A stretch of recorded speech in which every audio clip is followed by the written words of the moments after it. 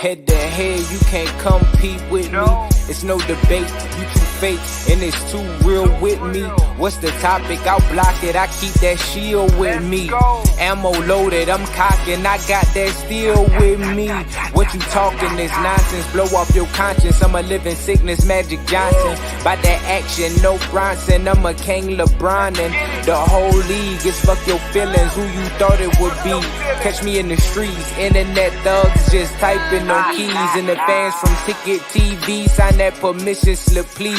That Max Ether gon' heat you, make you fall to your knees.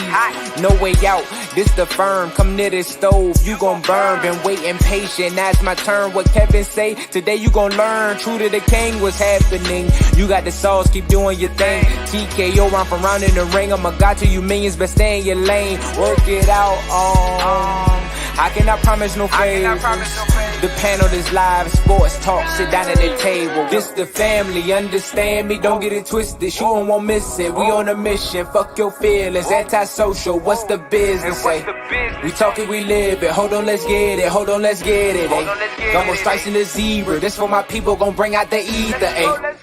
FYF, they know we too lit, they know we too lit. FYF, they can't do it like this, they can't do it like this. Fuck your feelings, it is what it is, it is what it is. We the real, let's get turned in this bitch, let's get turned in this bitch.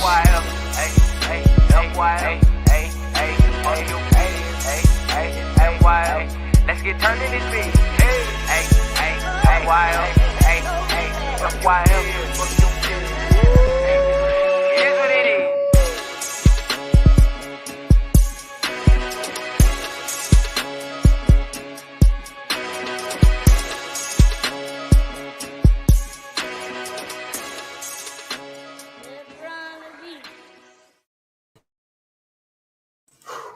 FYF Sports, man. It's Lamont, man. Appreciate y'all pulling up, man. Y'all saw the topic of the show today, man. It's Laker fans. Is something up with these Laker fans. I don't know what they need. I don't know what's going on. You know what? I believe that Laker fans need to just sit back and just go grab them a Fit Aid, man. Right? People don't realize, especially Laker fans, man. They don't realize that a drink like Fit Aid does more than just give you 200 milligrams of just pure energy. Right?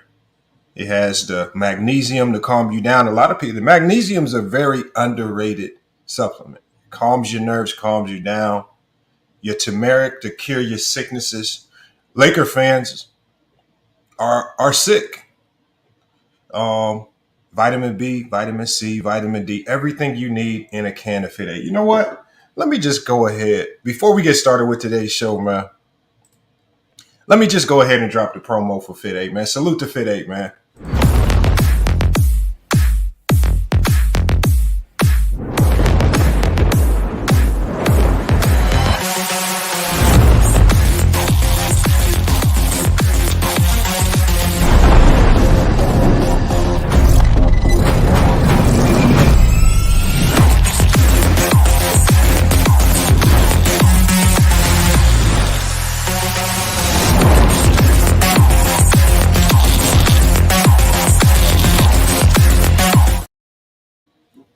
Today, man.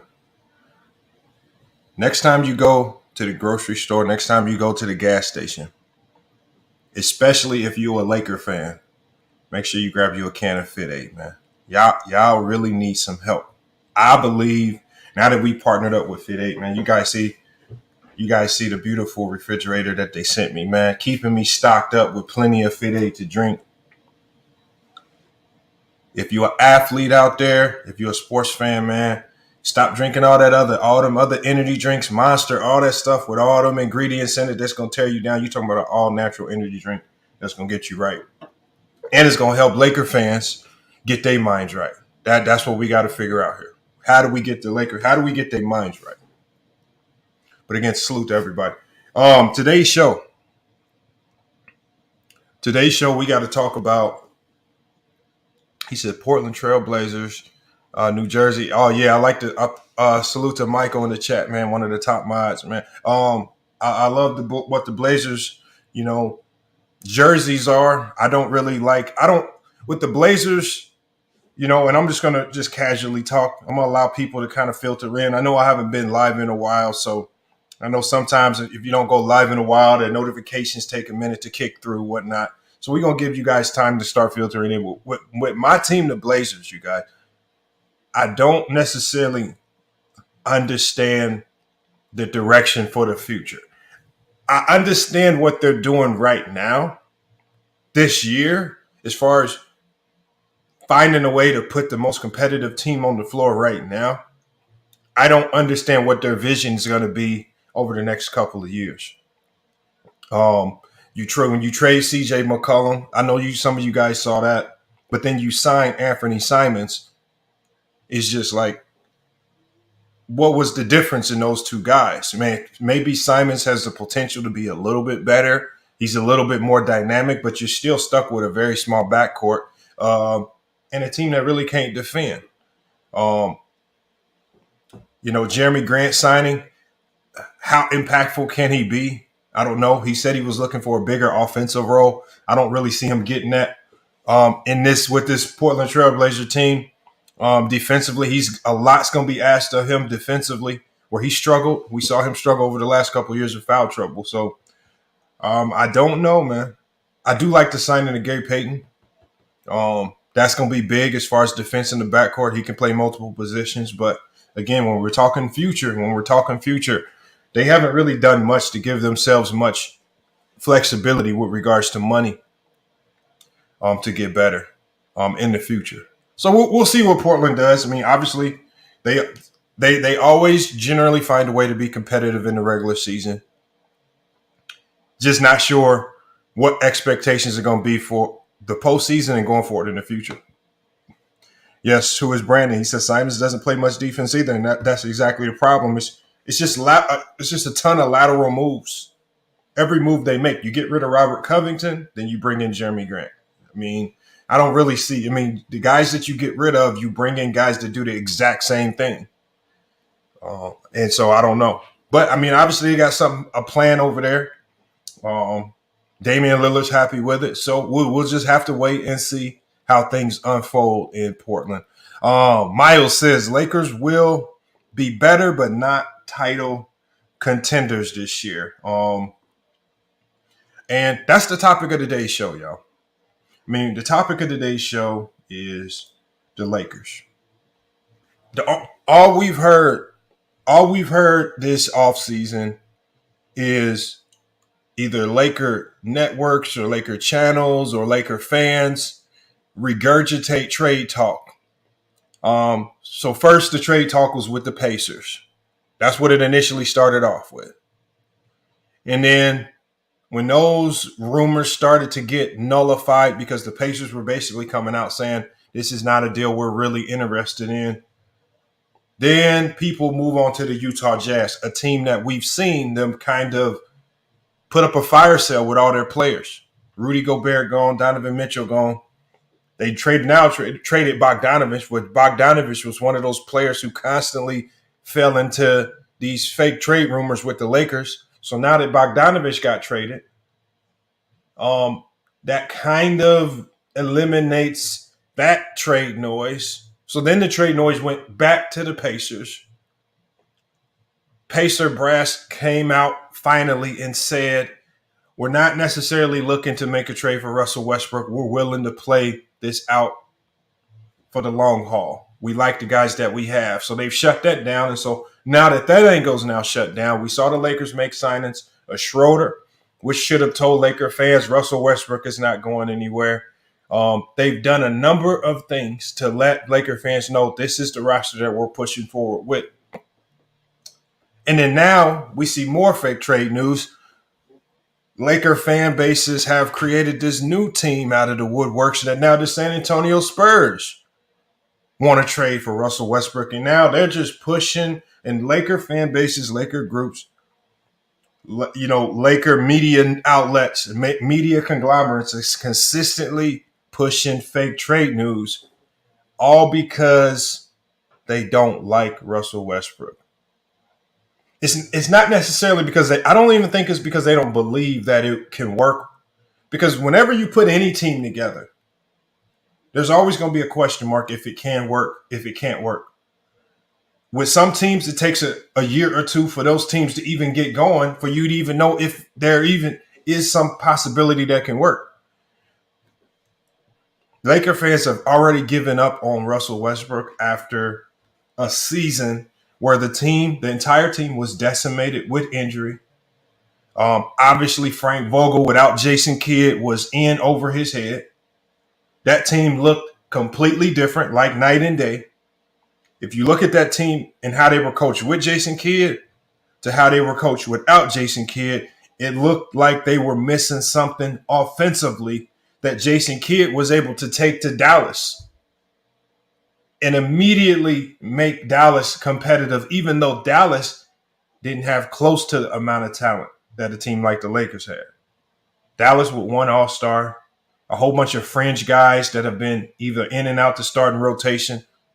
Brunson, who finally came, he came to fruition, but how good is Brunson? You got Dinwiddie, who's sometimey. He's very inconsistent. Their best shooter, Tim Hardaway Jr., was out, but yet when you remove Jason Kidd from the Lakers and you send them over to Dallas, you see Dallas thrive, you see the Lakers fall. I think that was one of the biggest differences. And salute to Hitman X. I see you in there. Salute to Starscream, Gary Neal, Anthony Murchison, man. Appreciate you guys pulling up, man. 200. Oh, man, the numbers shot up on me. I wasn't even paying attention. Salute to everybody. Nicholas Brown, I see you. Another great moderator of the channel, man. I'm gonna be dropping the link very early here. I'm just, like I said, I always like to set the groundwork for the conversation because a ton of people, I don't know why people are trying to convince me that this Laker team is going to struggle. I don't know. I don't know why people are trying to convince me that this Laker team is going to struggle. First of all, whenever you look at any team, we got to start from the top down. Nobody starts from the bottom up. And I think that's one of the things that Laker fans are doing. They're trying to start from the bottom up to try to convince us that their team is not going to be good. No, you always start from the top down. The Lakers have LeBron James healthy and Anthony Davis healthy. Now, does Anthony Davis have an injury history? Yes. But when you go into any season, when you go into any NBA season, you're not going into that season thinking, okay, my second best player is going to get hurt, so we have to think about how we're going to. No, you just go into the season thinking if we're healthy and the things are hitting on all cylinders, we're going to be fine. So you have to start off with Anthony Davis and LeBron James. Well, how did LeBron James do last year? LeBron James led the league in scoring. He does not look like he's taken. I don't know. There's so many Laker fans talking about LeBron James is getting old. First of all, LeBron James has shown no signs of aging whatsoever. Until he starts showing those signs, he close to leading the league in scoring last year. Should have won the scoring title had they not took their foot off the gas. Obviously, there was really nothing they were playing for. So it only made sense for him to not go out there and chase that. Anthony Davis, their second best player. Actually, Anthony Davis is probably their best player with his impact on the team. He was out the majority of the season with injury after injury after injury. So with any other team in the NBA, if you talk about the Portland Trailblazers, if you talk about any team that dealt with significant injuries, most teams that dealt with significant injuries to their top two players struggle. Most teams. And nobody on all these other teams. Like last year, when I watched the Portland Trailblazers play, I wasn't running around blaming Nurkic for the Blazers struggling. I wasn't going to run around out there and blame lesser players. Because if you understand the dynamics of what it takes to be a good team in the NBA, it has to start with health. The Lakers were never healthy. And it wasn't just health to the top players. It was they started the season with their bench decimated by injury. So how is that important? Well, when your bench is decimated by injury, those guys that are hurt, You have lesser guys trying to fill in for their role. Remember, the NBA and NBA teams thrive off roles. When you see teams without defined roles, those are the teams that struggle the most. Even if you look to the Boston Celtics, what did Udoka help do with that team? The only thing he did was he helped everyone identify what their role was, and they got better. The Warriors thrive because everyone on that team knows what their role is. Draymond knows what his role is. Steph knows what his role is. Clay, Wiggins now, a guy that everybody gave up on in Minnesota now has a role, and now everybody wants to call him an all-star. But people are just giving up on him. When you get into a team system and roles are doled out and dished out properly, you will thrive. When they're not, you won't thrive. I think last year Frank Vogel did not get enough heat for how bad the Lakers failed. And I know he had a really tough job because when you have Trevor Ariza hurt, Kendrick Nunn, a guard that was supposed to be heavy in your rotation, out for the whole year, that kind of throws things off. It changes people's roles. Now you have to take a rookie in Austin Reeves, who they never predicted to even play the volume of minutes that he did. Now you have to coach him up to play the role of a guy that would be normally an NBA vet. And he had his own struggles. He had his own struggles late game. Austin Reeves would get targeted by other teams for his defense. He would get targeted play after play. We all remember when Reggie Jackson came down the court and targeted Austin Reeves for a game. And he hit Austin Reeves with that spin move. Russell Westbrook tried to come over for the help, but it was too late. And Reggie Jackson was able to get the layup off for a game. That's a play where a lot of people, Laker fans, if you allow them to regurgitate that moment, they'll tell you it was Russell Westbrook's fault. No. Reggie Jackson went straight at Austin Reeves, the weakest defender on the floor. The only person that actually tried to help was Russell Westbrook, and his help was a little too late. The rotations were bad throughout the entire year, and they struggled over and over and over. He says, AO 2-time salute. He says, Lamont, how you doing? Salute, man. He says, that's not a nice troll title. That's a realistic title. That's a very real title. There's no troll in that title. Because if you think about it, last year, when the Lakers traded for Russell Westbrook, before we saw, when we went into the season, everyone went into the season knowing that AD was probably going to be healthy, or at least hoping that he would be healthy. Same with Bron, Russ. We saw the bench that they had. That team, even with them being old last year, they were a title favorite last year, primarily because of LeBron James and Anthony Davis. That was going into last season. Now everyone wants to be so down on the Lakers because we saw the Lakers struggle to a high degree, but they only struggled because AD wasn't in the rotation. LeBron was missing in the rotation sometimes. Their big three never really had time on the court together. And not only issues with the starting lineup, but they also had tremendous issues on the bench. Key role players that they expected to be in that rotation were hurt. Remember, they were searching.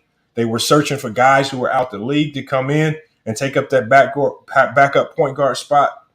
They were bringing in G League guys. They literally tried everything rotation-wise. They tried so many different lineups. Yet people want to blame Russ. I believe the Lakers looked their most competitive last year when they were allowing Russell Westbrook to go out and beat Russ at the beginning of the year, even though he was getting 6 and 7 and 8 turnovers. They were much more competitive. Towards the end of the year, when Russ started being a shell of himself, being more reserved with his play, not attacking, they were getting drubbed by 20 and 30 points by everybody because there was no threats on the court. And then Russell Westbrook tempered back everything that we normally see him do. So he wasn't applying any pressure to defenses because Laker fans wanted him to be much more of a shooter as opposed to an attacker. Rap Guy Reloaded says Westbrook has always been a terrible help defender. Yeah, he has always been a terrible help defender, but you also need to understand that if you go back and watch that play, Russell Westbrook was strong side help. First of all, strong side help in the professional level, strong side never helps. Russ only helped because Reeves got beat on one dribble. He got beat so bad and so quick that the only person that could rotate there fast enough was Russ, And even though Russ was one pass away, he still couldn't get there in time because Reeves, he committed the ultimate sin on defense. Every coach will tell you the ultimate sin on defense is getting beat in one dribble, on one move. He put up no resistance for help to rotate. And so that weak side help that's supposed to come over and protect the rim outside of the lane lines couldn't get there because Reeves didn't do his job appropriately. But these are the things, these are the type of breakdowns that you have when you're bringing in guys who are going to be the 14th and 15th man on your roster and you're playing them significant minutes. They make these types of mistakes. But see, when you have casuals watch that play over and over, they're going to blame Russ. But remember, what happens is if Russ was able to come over and even successfully stop Reggie Jackson on that play, the only thing that would have happened was because Russ was strong side, Reggie Jackson would have just kicked it to Russ's man, who also probably would have been wide open. And if that person makes the three, you guys are going to still blame Russ, even though Russ did what he was supposed to do. So if Russ doesn't help, Reeves still gets scored on. Russ at least tried to help to stop the play because Reeves was getting beat. So you guys have, that's what I'm saying. If you actually think through the game, if you actually stop and trying to point blame and everybody, understand how fast these players are. You have to understand where help is supposed to be, what players are supposed to rotate. Then you probably won't be so quick to blame Russell Westbrook for absolutely everything that goes wrong on a basketball court. Some of the things that people are saying about Russell Westbrook is asinine. This is a player that averaged 18, 7, and 7 last year. Was it his greatest year? No. Could he have been more assertive? Could he have done more individually to be a better teammate, fit better into his role? Yes. Those things he all could have improved on. Did he say some of the wrong things to the media? Yes. But at the end of the day, he's still Russell Westbrook. He's still one of the greatest players to ever grace the NBA court. Starscream says Austin Reeves and Dennis Schroeder should be started. If Austin Reeves is in your starting lineup, Starscream, I don't care what team you are in the NBA, you have problems.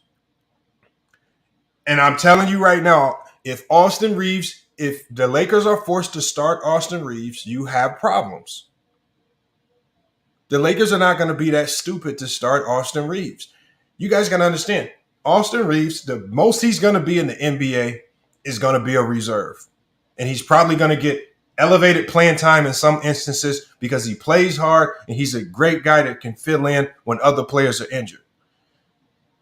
But I would much rather go with a small backcourt than start Austin Reeves. I don't know where people are getting this notion from. I'm not starting Austin Reeves. He will create more problems than you would have than if you had Russell Westbrook out there.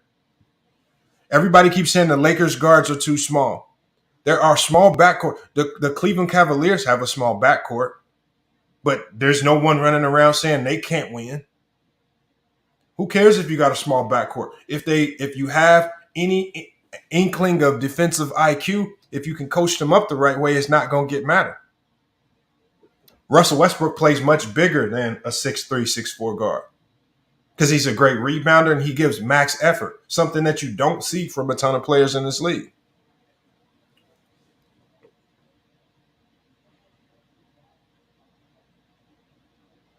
He says Cavs have better backcourt players, though. Yeah, that's fine.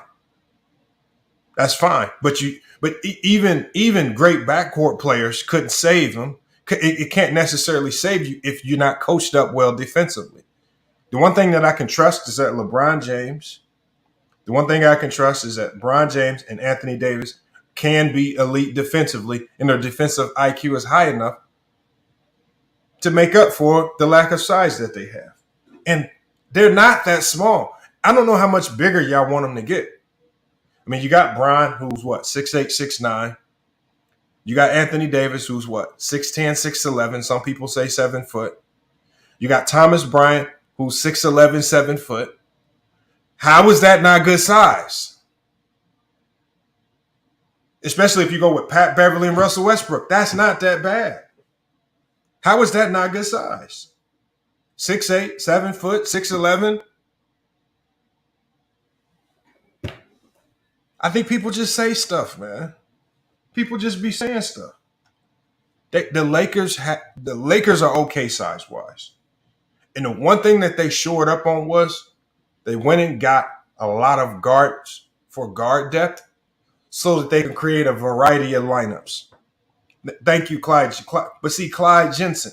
See, here's the thing: when people say the Lakers are not going to play well this year, that's really them telling us that LeBron James, they believe LeBron James is trash. That's what they're saying. Because if I can watch Luka Doncic carry a Dallas Maverick team with a bunch of nobodies into the playoffs, I can watch Jokic carry a Denver Nugget team with a bunch of nobodies into the playoffs. But you telling me LeBron, without the help of AD, Russell Westbrook, Patrick Beverly, and these guys can't at least be a 4 or 5 seed in the West after I literally just watched two other guys who aren't close to LeBron James do it with lesser talent? Do I really believe title contenders, any team that I believe is going to finish in the top 3 in each conference is going to be a title contender? Remember, I picked the Lakers to be top 2. I picked the Lakers to be number 2 in the West. And what we've seen is if you are a 1, 2, or 3 seed in each conference, depending on how the cards fall, injury here, and different things that happen with other teams, if the cards fall in the right place, that could pave a lane for you to get to the finals. We've seen it. We saw it happen with the Bucks when we saw Kyrie Irving go down with that ankle injury. We saw Ja Morant get hurt against the Warriors. I mean, we see a ton of different things happen. We see a ton of different things happen that pave the way for a team to get there. The Lakers at this point in time have one concern. How do they stay healthy? Darvin Ham has already talked about how he's going to be reducing the minutes of Bron and AD. The only way he can reduce those minutes is if he gets this team much better defensively. You get him out in transition, you play to your strengths, and you got a lot of these games sealed away in the fourth. That's really the only way. Can he do that? Can he start putting these games away? And he's going to have to coach the others up defensively. When some of those other guys came in under Frank Vogel's regime, it did not look like they were 100% prepared to defend in that system. Tackable says last season, Brown ranked 4th in PER and his true shooting. Yes, I mean, I'm not going for Laker fans telling me LeBron James is old. He ain't. I mean, okay, his age-wise, it might not look good on paper, but then I see him play, and when I watched LeBron James play against the Cleveland Cavaliers last year, and single-handedly look like one of the most dominant forces in the NBA. I mean, y'all can't keep coming to me talking about age. King KO says, I bet I'm excited for the Dennis Schroeder signing. Here, let me get the link ready. I'm about to drop the link to get you out here. Look, the Dennis Schroeder signing is not a perfect signing. Was it a necessary signing for the Lakers? Yes. It's not a perfect signing. But right now, the Lakers cannot be choosers. They have to look at what's out there on the market. They have to look at what they have salary cap wise. What can we afford? If you think about what's out there and your options out there, they could have went. Would you guys rather them got a Dennis Smith Jr.? Would you rather they sign Isaiah Thomas? I mean, who would you rather them? Would you have rather the Lakers went and got a washed up Rondo? For their money, they went and got the best available. And what makes it even better is that he's played with LeBron before. He's also played with LeBron in a season where AD was hurt. And so he's used to understanding that dynamic to a certain degree. Starscream says if the Lakers had Hield and Turner, they would have a legit title chance. I don't know when Buddy Hield and Miles Turner have elevated any team to title, to even a good playoff run. The last time I checked, I want you to tell me that. If you're going to tell me that these two players combined can make you a title contender, then tell me the last time those two guys were on a team and you said they got Buddy Hield. They're at least going to get to the playoffs. They got Miles Turner. They're at least going to. When have those guys even have impacted a team's chance to get to the playoffs, let alone get to the finals? See, that's how I know you just hate Russell Westbrook. Russell Westbrook has single-handedly gotten horrible teams to the playoffs, single-handedly. We've seen him do that. We've seen Russell Westbrook in 2020 when he got injured, his injury single-handedly eliminated the Houston Rockets from title contention because they were rolling in 2020. He was averaging 27, 7, and 7. They were rolling. And D'Antoni had got that team to play defense finally. That's just hate for us, man. To say Buddy Hield. Miles Turner gets injured a lot. Buddy Hield's consistency is up and down. Buddy Hield will give you 21 night. He'll come out the next night, just like Carmelo Anthony, and give you a good 4 points. He'll disappear. He's super emotional, and he really gets emotional when he has a coach that's asking him to play defense. That's when he starts to clash with coaches. Now, last year, the second half of the season with the Pacers, he played great. But I think Buddy Hield's getting to that point in his career, and he's starting to understand that, well, my longevity in the NBA is at stake if I don't get my mind right. Because there was high expectations for him in Sacramento. He didn't live up to them expectations. He even got benched last year. So we're talking about a Buddy Hield who was so inconsistent that he got benched last year and wasn't even starting. But this is the guy y'all want on the Lakers starting instead of Russ. Y'all need to do your research on these players before you start crying for anybody to replace. Even though that trade is fake trade. Remember, it's a fake trade. If y'all go look back, the Lakers, and I'm about to drop the link. Y'all. The Lakers back in late June, the Lakers front office said the Lakers are planning on starting next season with Russell Westbrook on the roster, right? The Athletics, Jovan Bua reports the Lakers brass are planning on the 2022-23 season beginning with Russell Westbrook in purple and gold. This was said back in June.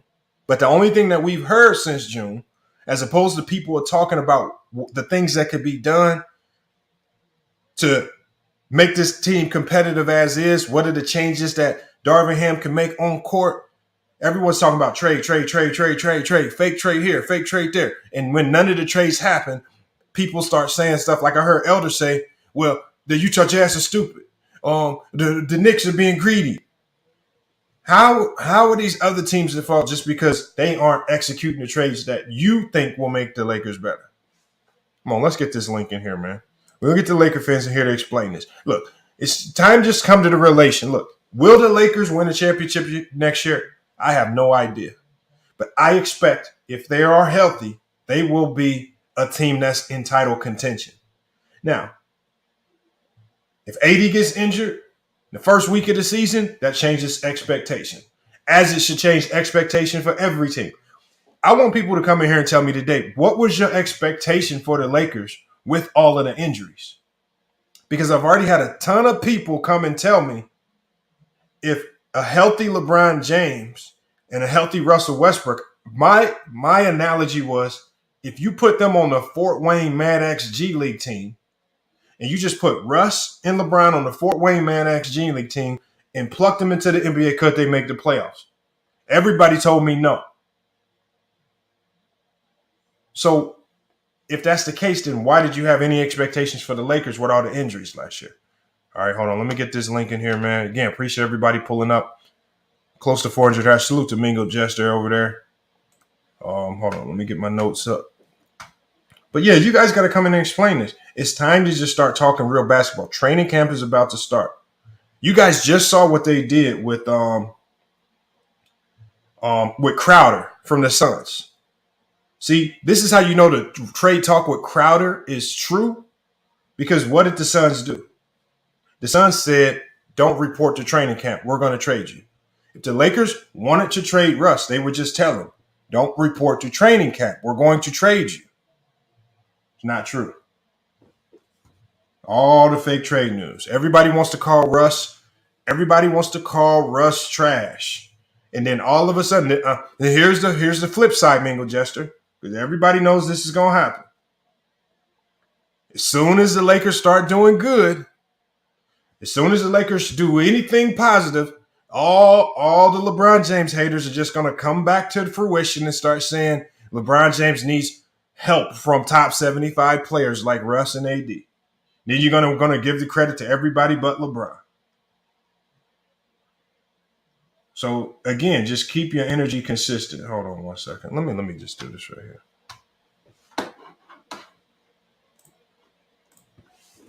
Yeah, hit the link to join the live conversation.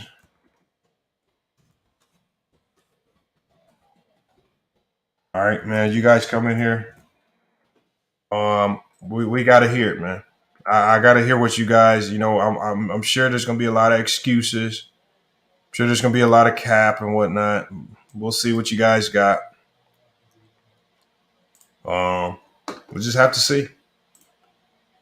All right, we'll have to see, man. Appreciate everybody pulling up today, man. Remember, make sure, man. One of the new sponsors of the show, Fit Aid, man. Fit Aid is one of the most powerful, one of the most potent energy performance drinks on the planet. And what is the best thing about Fit Aid? And I see you, Wilt, is the goat in the backstage. What is the best thing about Fit Aid? What is paleo friendly?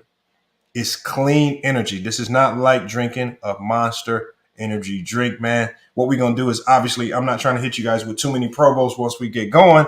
So as you guys come into the backstage, make sure you hit that link to join the backstage. As you guys come into the backstage, man, we got to run a promo for Fit Aid energy drink, 200 milligrams of clean energy. Appreciate you guys pulling up in the backstage. Let me run the Fit Aid promo, and we're going to get right into the conversation.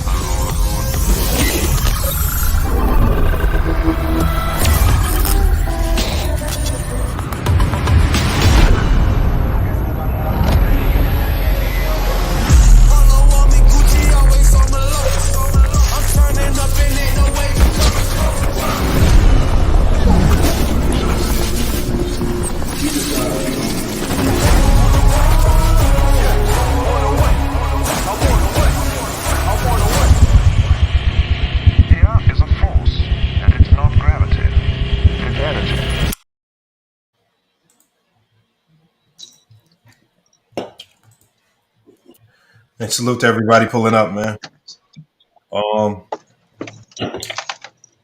We got Wilt is the GOAT. Is that Ralph? Wilt is the GOAT. Yo, what's up? What's up, Ralph, man? What you been up to, man? Chilling.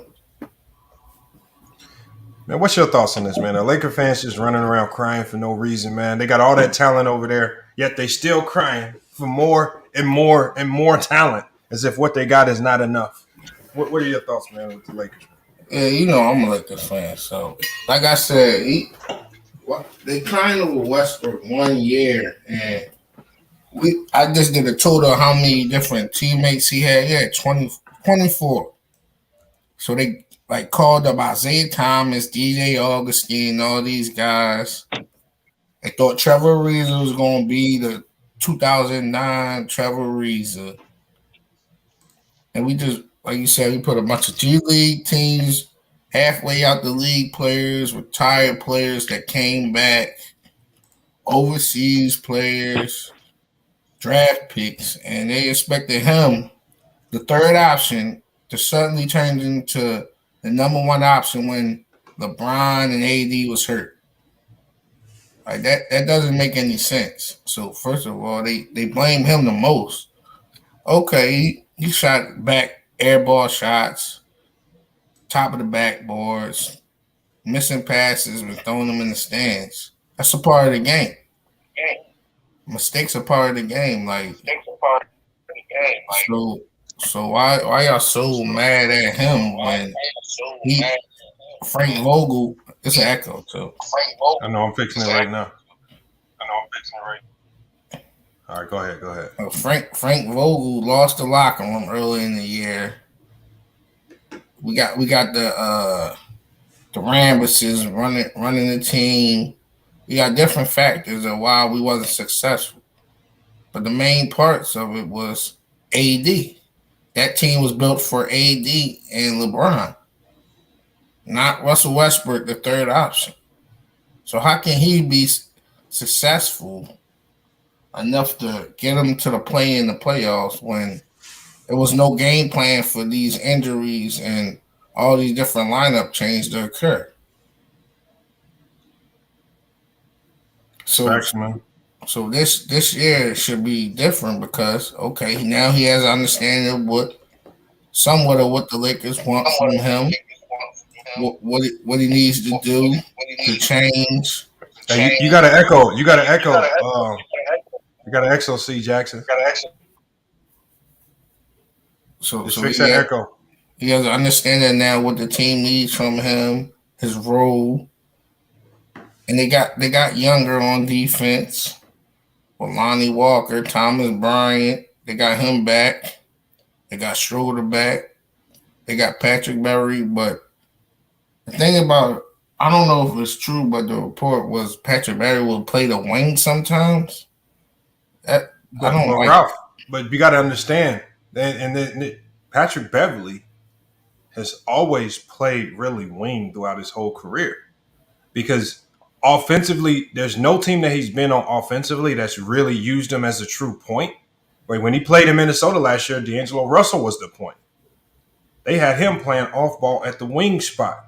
Defensively, he's used to kind of change up and defend teams differently. So one night he might have to guard Trae Young, then another might have to switch up and guard a wing like a Paul George. He can be switched around. So he's I consider him like a utility player where you know what he is offensively. You're not going to have him run your offense, even though he's listed as a point guard. But defensively, you can kind of use him all over the court. So I don't know why people are talking about his size. We've seen this man successfully guard players bigger than him throughout his whole career. And now, all of a sudden, his size is coming into question once he becomes a Laker. My point was, we know, we see that from him and know that, but don't put the game plan out there. Just let it rock out. I trust in Darvin Ham. I think Darvin Ham can put together a defensive scheme using great defenders to slow teams up. I mean, Pat Beverly, irregardless of size, great defender. LeBron could be a good defender at times. AD is still one of the best defenders in the game when healthy. You got all these defensive weapons, but all of a sudden they can't be a good defensive team when healthy now. Man, I don't get it, man. Laker fans are just underestimating their own team. Yeah, we do need more 3-point shooting. We got a bunch of low 31% and 20-somethings. Hold on. Salute to Dan Worley from Caesar Sportsbook, man. Appreciate it. Yeah, it's been a while, man. We got to get y'all back on, man. It's that time of year where sports kicking back in, man. I'm going to put the link to Play Super Sports and download that link, man. Make sure you guys check it out. But, man, salute to Dan Worley, man. Appreciate him pulling up on the Facebook stream. Nah, you right, Ralph. Everybody said you was cooking on this, man. It's just Laker fans are crying. They want everything. They want the most ideal, perfect situation. When they won the championship in 2020, was it ideal and perfect? No. Laker fans were crying about Russ the whole season. I mean, not Russ. They were crying about Kuzma the whole season. Trade Kuzma. He's no good. Laker fans were crying about KCP. Trade KCP. He can't make a shot. Laker fans, even in years when they win the championship, Laker fans spend most of the season crying and whining about anyone not named LeBron and AD. That's all they've done. They blame the others, and then the others end up being the ones that help them get to where they need to be. And then they just shut the hell up crying about them. And then they trade the guys and then see the team is looking crazy and then want them back. Yeah, you trade Kuzma, now you want Kuzma back. Trade KCP, now you want KCP. Right. So the guys that you was that's another thing I don't get. These players that they literally call for everybody to get traded as soon as these guys have a bad game. Right? Laker fans are the ones that gave Danny Green death threats because he missed a shot. Come on, man. Now we want Jordan Clarkson back after we traded him to LeBron to Cleveland. It doesn't make sense. Manny says nobody wants Kuzma back. They see Ingram doing good. Now we want Ingram back and all these guys. Larry Nance. And Robert West. Robert West. I think Laker fans are very unappreciative. Thank you.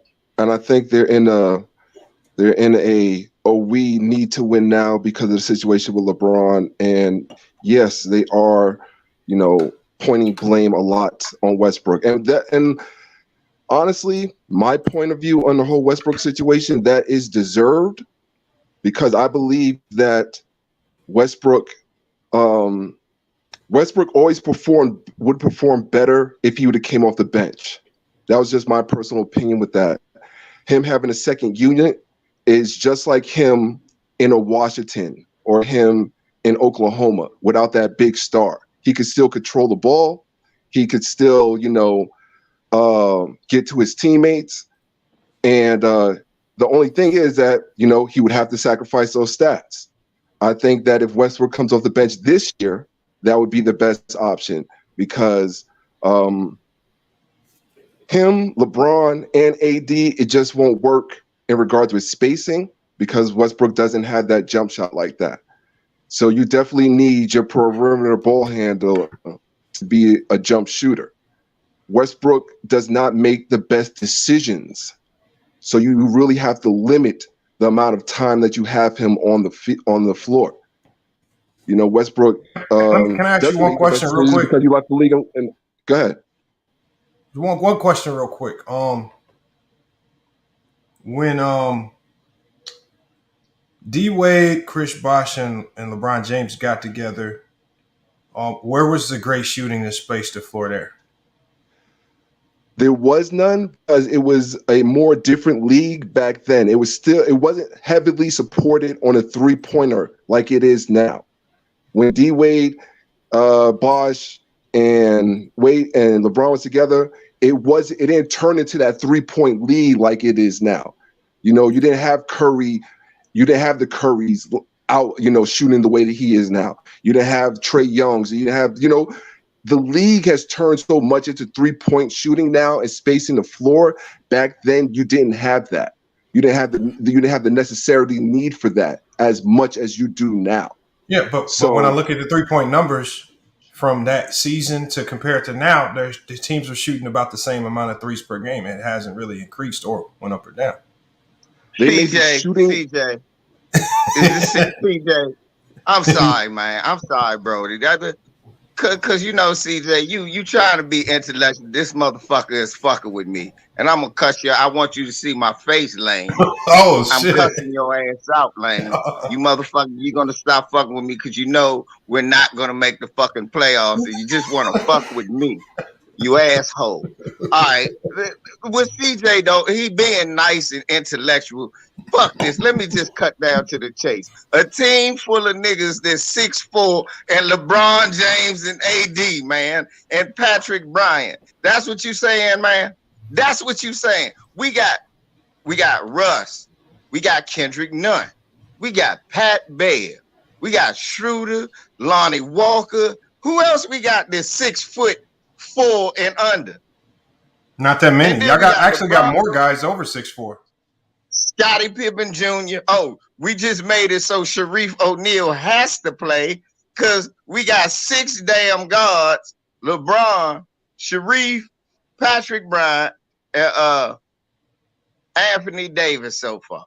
Now, who else we got this good? So hold on. I'm gonna tell you a height. And Troy Brown is 6'6", Thomas Bryant 6'10", Christie 6'6", Anthony Davis 6'10", Gabriel 6'9", Jay Huff is 7'1", LeBron is 6'8", Damian Jones is 7 foot. Kendrick Nunn, 6'3". He's under that 6'4". Did you say, hold up, stop naming a bunch of niggas that's going to play on the G League No, I'm just team. running down. Did I'm you just running say down the whole. Gabriel? No, But hold on. Gabriel, big black ass ain't playing. And Yeah, you know he will play. You going to get more minutes than Gabriel. No, that's not. You will be on the floor more than Gabriel will. Stop with the bullshit. Hold on. You got Washington Anderson.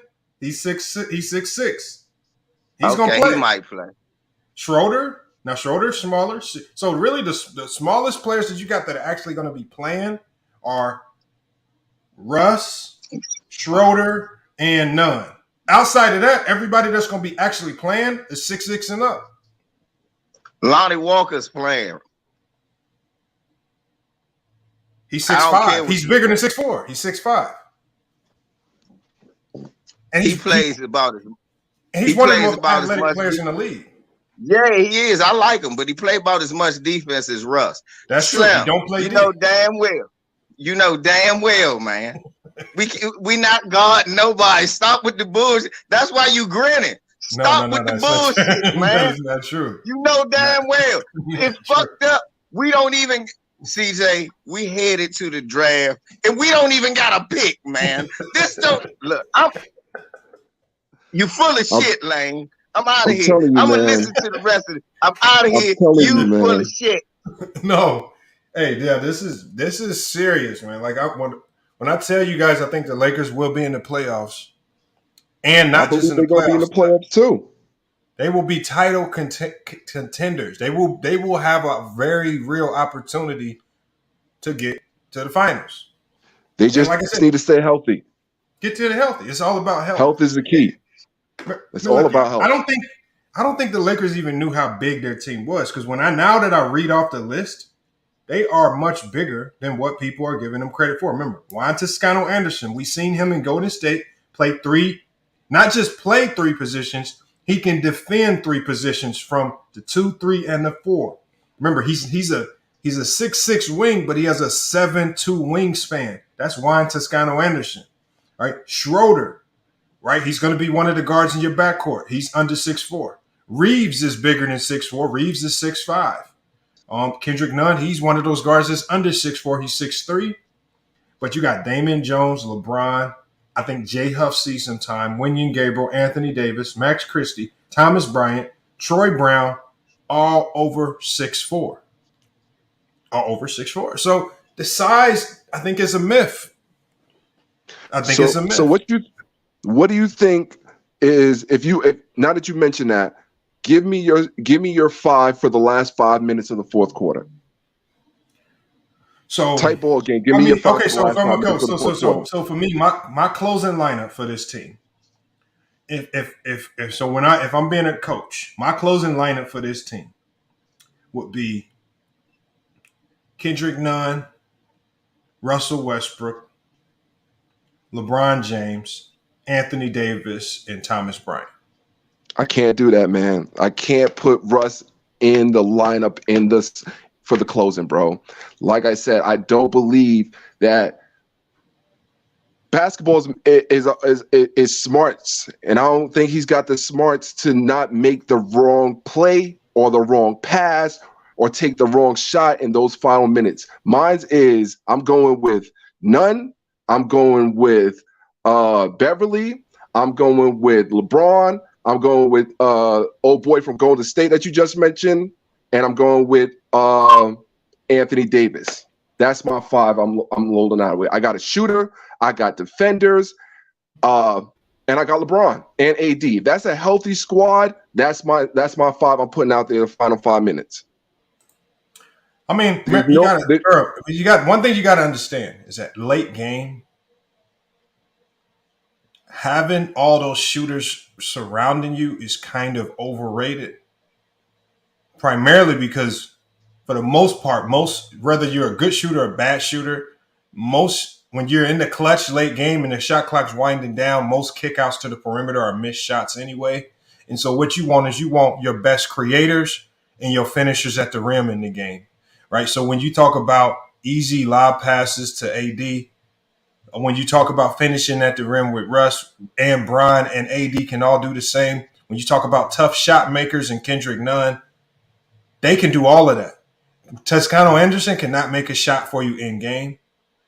Austin Reeves, same thing, will not do anything. Pat Beverly, late game, will not be able to do anything for you with regards to making a shot. So what you're doing is Austin Reeves hit a game winner this year. Last year. making He a made game winner last year. Okay, Austin Reeves made a game winner last year. Making one game winner does not make you a late game shot maker. Okay, but Austin Reeves was really only in the game by default because of injuries. Does not mean he's a guy that I'm going to consistently put in the game in the clutch, because you have to take in consideration offense and defense. And we saw late game how teams targeted him, specifically him, even when Russ was on the floor. Ain't no team targeting Russ. They targeted Austin Reeves. We're going right at him late game because we know he's the weakest link. Who do you think's a better weak links like that out there? Okay, who do you think's a better defender, Russ or Patrick Beverly?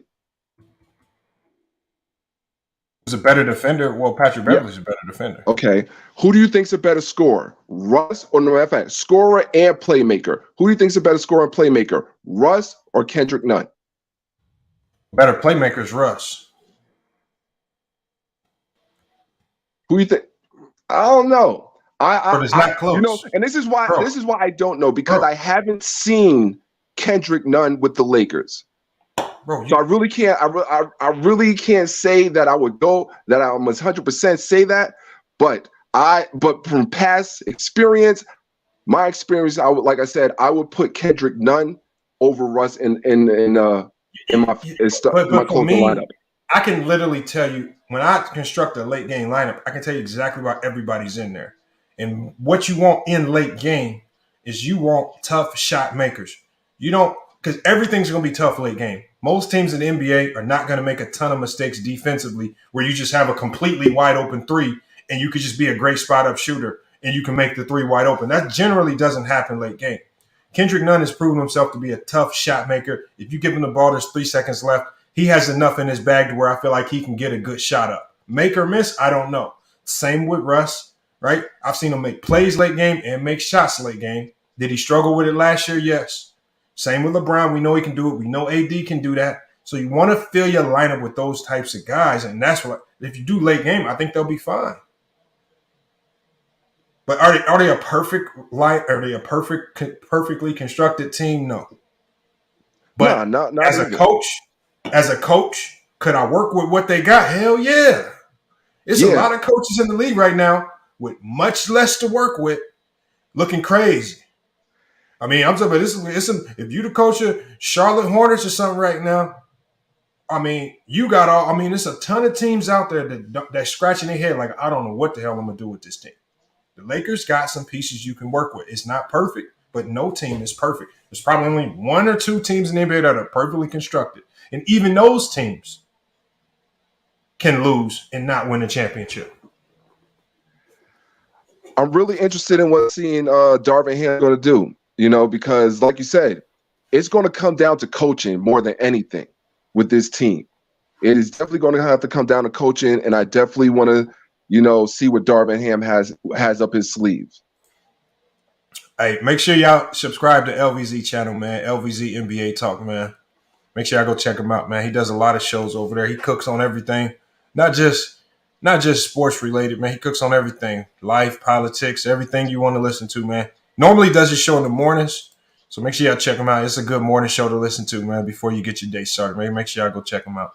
I see a couple of new names in the chat. We got Dirty Rotten Insane Sales. He says Westbrook will win you 10 games each season just by his effort and possess to try and win. And Dirty Rotten Insane Sales. As a coach myself, the one thing that I can say why this is true is because the easiest player on the court to coach is a guy that's going ballistic, giving effort every time up and down the court. One of the hardest players to coach are guys like Buddy Hield because their effort is inconsistent. Sometimes they trying, sometimes they not. It's easy to coach a Russell Westbrook and deal with his mistakes as opposed to a guy that's not out there giving no effort. Y'all Laker fans want these guys with this inconsistent effort like Bogdanovich. Y'all want guys like that. That's why I was saying I hope y'all get one of those guys so you can see the difference. because y'all will miss Westbrook's effort, especially when his team is healthy. He says we can't say Westbrook was afraid to take big shots. I mean, he wasn't afraid to take big shots. I mean, he made some of them. Let's not act like Westbrook didn't make some of them. We saw him, get the steal late game and then make the 3 to send the game into overtime. So let's not act like he didn't make some of those clutch shots as well. He did. And that's what clutch shots are the hardest shot to make in a game. LeBron doesn't make them all. LeBron shoots under 50% from his career on those. So, I mean, it's crazy. We got a troll account in the chat, man. I want to give Sister T this. He says, FYF Sports, I'm greased up, man. Come on, y'all, man. Mods, can y'all handle that, mods, man? And you don't even got to block him. Just time him out, man. Maybe he can change his profile name up to something more reasonable. But, man, come on, man. We got to do better than that, man. What we doing all that for? All right, I'll put him in timeout if nobody else did. We got 90. Hey, and look, hold on. Here's a misconception right here. He says Russ shoots 29% from the 3. So if I'm Darvin Ham and I'm a coach, and I want you guys to go look this up for yourself because it's all out there. Russ's shot chart is out there. Russ did struggle from the 3. But if you look at Russell Westbrook's shot chart, you will see something that is a very strong positive. From the corners, Russell Westbrook shot 43%. From the 3-point line. I can work with that if I'm a coach because coaches can't run around crying about what guys can't do. You have to play to their strengths. Okay, so Russ is not good at shooting threes from the wing. I'm going to find a way to get him shots from the corners where he shoots 43%. That's coaching. That's coaching. So that's Darvin Ham's job now. Understanding that is, how do I get him to not take these threes? Because teams are going to probably sag off if he's on the wing, but teams are probably going to contest more of those corner threes. How do I get him more corner threes? Because that's where he thrived last year, and that was when everything was bad. All I'm telling Laker fans is there were some positives to take from last year that you can build off of with a healthy roster. There are positives. Russell Westbrook, I've always told you guys just from last year, it was going. The Lakers never showed any interest in moving him, and all of the trade talk was all fake news and speculation. He says, Lamont, Gary Neal, former San Antonio guard, want to get on the panel. Right? If it's really Gary Neal, I'll drop the link. I love it when NBA guys come in here and cook. Let me get it in here. Hopefully, is a real person, but I want to cook. I want to hear this from all angles. Hold on, let me drop the link. I don't think Action will lie. No, Action Jackson's not a liar. So, let me drop this link for Action Jackson. Action Jackson, you can pull up too. Right? I haven't seen you on in a minute either. Hey, the link is right there. Link is in there. Join the live panel link. Just hit that StreamYard. Pull up, man. We got to talk about it. Because, again, look, y'all, the only thing I'm doing here, y'all, is I'm just trying to look at what the Lakers have, and I'm working with that. I'm not going to waste any more time coming up with imaginary trades that don't look like they're going to happen at all, and then trying to say this is what they'll look like after the trade. And then use players that have never done anything to influence a team winning-wise and act like that's going to happen. He says, no, I think you're actually on point about what you say, not disagreeing with you. No, I understand. Hey, the link is in there. If you want to pull up, man, just pull up. That link is in there, man. I want to hear everybody's thoughts on this topic right here. Right? Because, again, there's positives. If you look at this Laker team, and now this is just a strict message for Laker fans. There are positives you can take from this roster. Their team is not as small as you think they are. Player like Troy Brown Jr., do you guys know how good of a scorer he actually is? When he played with Chicago, when he played with the Wizards, he's a good player. He's very underrated. But because he's not a household name, he's just Troy Brown. Y'all, you guys see, only reason I know who Troy Brown is, and I can be honest about it, I had to do my homework on this guy because I play a ton of FanDuel. Right? I play so much FanDuel. When the Wizards were decimated by injuries, I'm watching this guy, Troy Brown, get 30, 35 minutes a game. He out there cooking. And I'm thinking, hold on, who is this Troy Brown? Then he goes out and does the same thing with the Bulls when they were dealing with injuries. It's not a fluke. When he gets opportunity, when you put him in the right system, he can thrive. Troy Brown Jr. is a great player. He could be a great role player coming off the bench. But Laker fans don't know that. They've done they'll just pull up his points per game and say he's trash. Oh, yeah.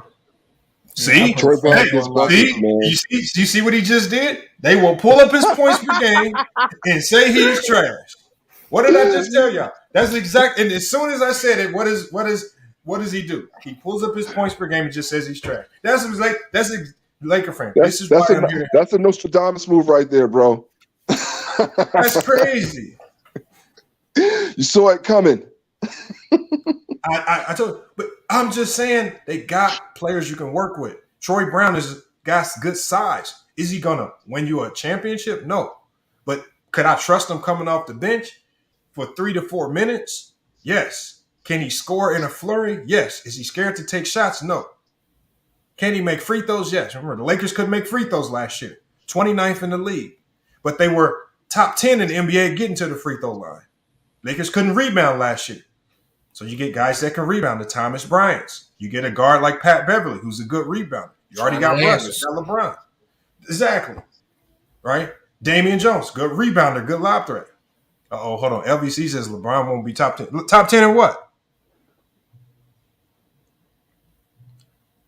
I don't know. Oh, we got Lakers in 5. You know I got to drop the link for Lakers in 5. And then they look at Juan and Tashano Anderson and say, oh, he barely played in the championship. But during the season, and the season before that, he was playing well. And the Warriors never asked Juan Toscano Anderson to go out there and be Captain America. If they were dealing with just injuries, play a role. Injuries to Draymond, injuries to Clay. He's coming in giving valuable spot minutes. Right? Did he have to go out there and score 30 points per game to prove anything to the Warriors? No. He just had to show he could play his role and do it at a decent level. That's why he has stand power with that team. That's how he got his contract. He played the Warriors didn't just hold on to this guy for no reason. I think we got to. Right. Damon Jones was over there. Another one. I don't know. I don't know what more the Lakers want, man. You got what you need to win. You just got to go make it work. You just got to stay healthy. 15 to 17 points a game. Hey, Nani, I think that's how you say your name. Pull back up. I was about to let you cook, man, but you fell out. You fell out. We got to get you back in here. Here's the link right there. Oh, hold on. That's the old link. Hold on. That's the wrong link. I've been giving y'all the wrong link. My bad. Some of y'all might have tried to get in. I gave you the wrong link. Here's the correct link. Sorry about that. The difference Russ made to the Wizards. Yeah, if you're trying to get in, click the link that I just put in. I think the last link that I put in was the wrong link. Click the new link that I just put in. So if you're trying to get in, click that new link. Jermaine Berry, he says, salute, man, rock and rolling. He says, who will be the next NBA star with? Oh, come on, rock and rolling, man. Stop it, man. Stop it. Well, we ain't having a discussion.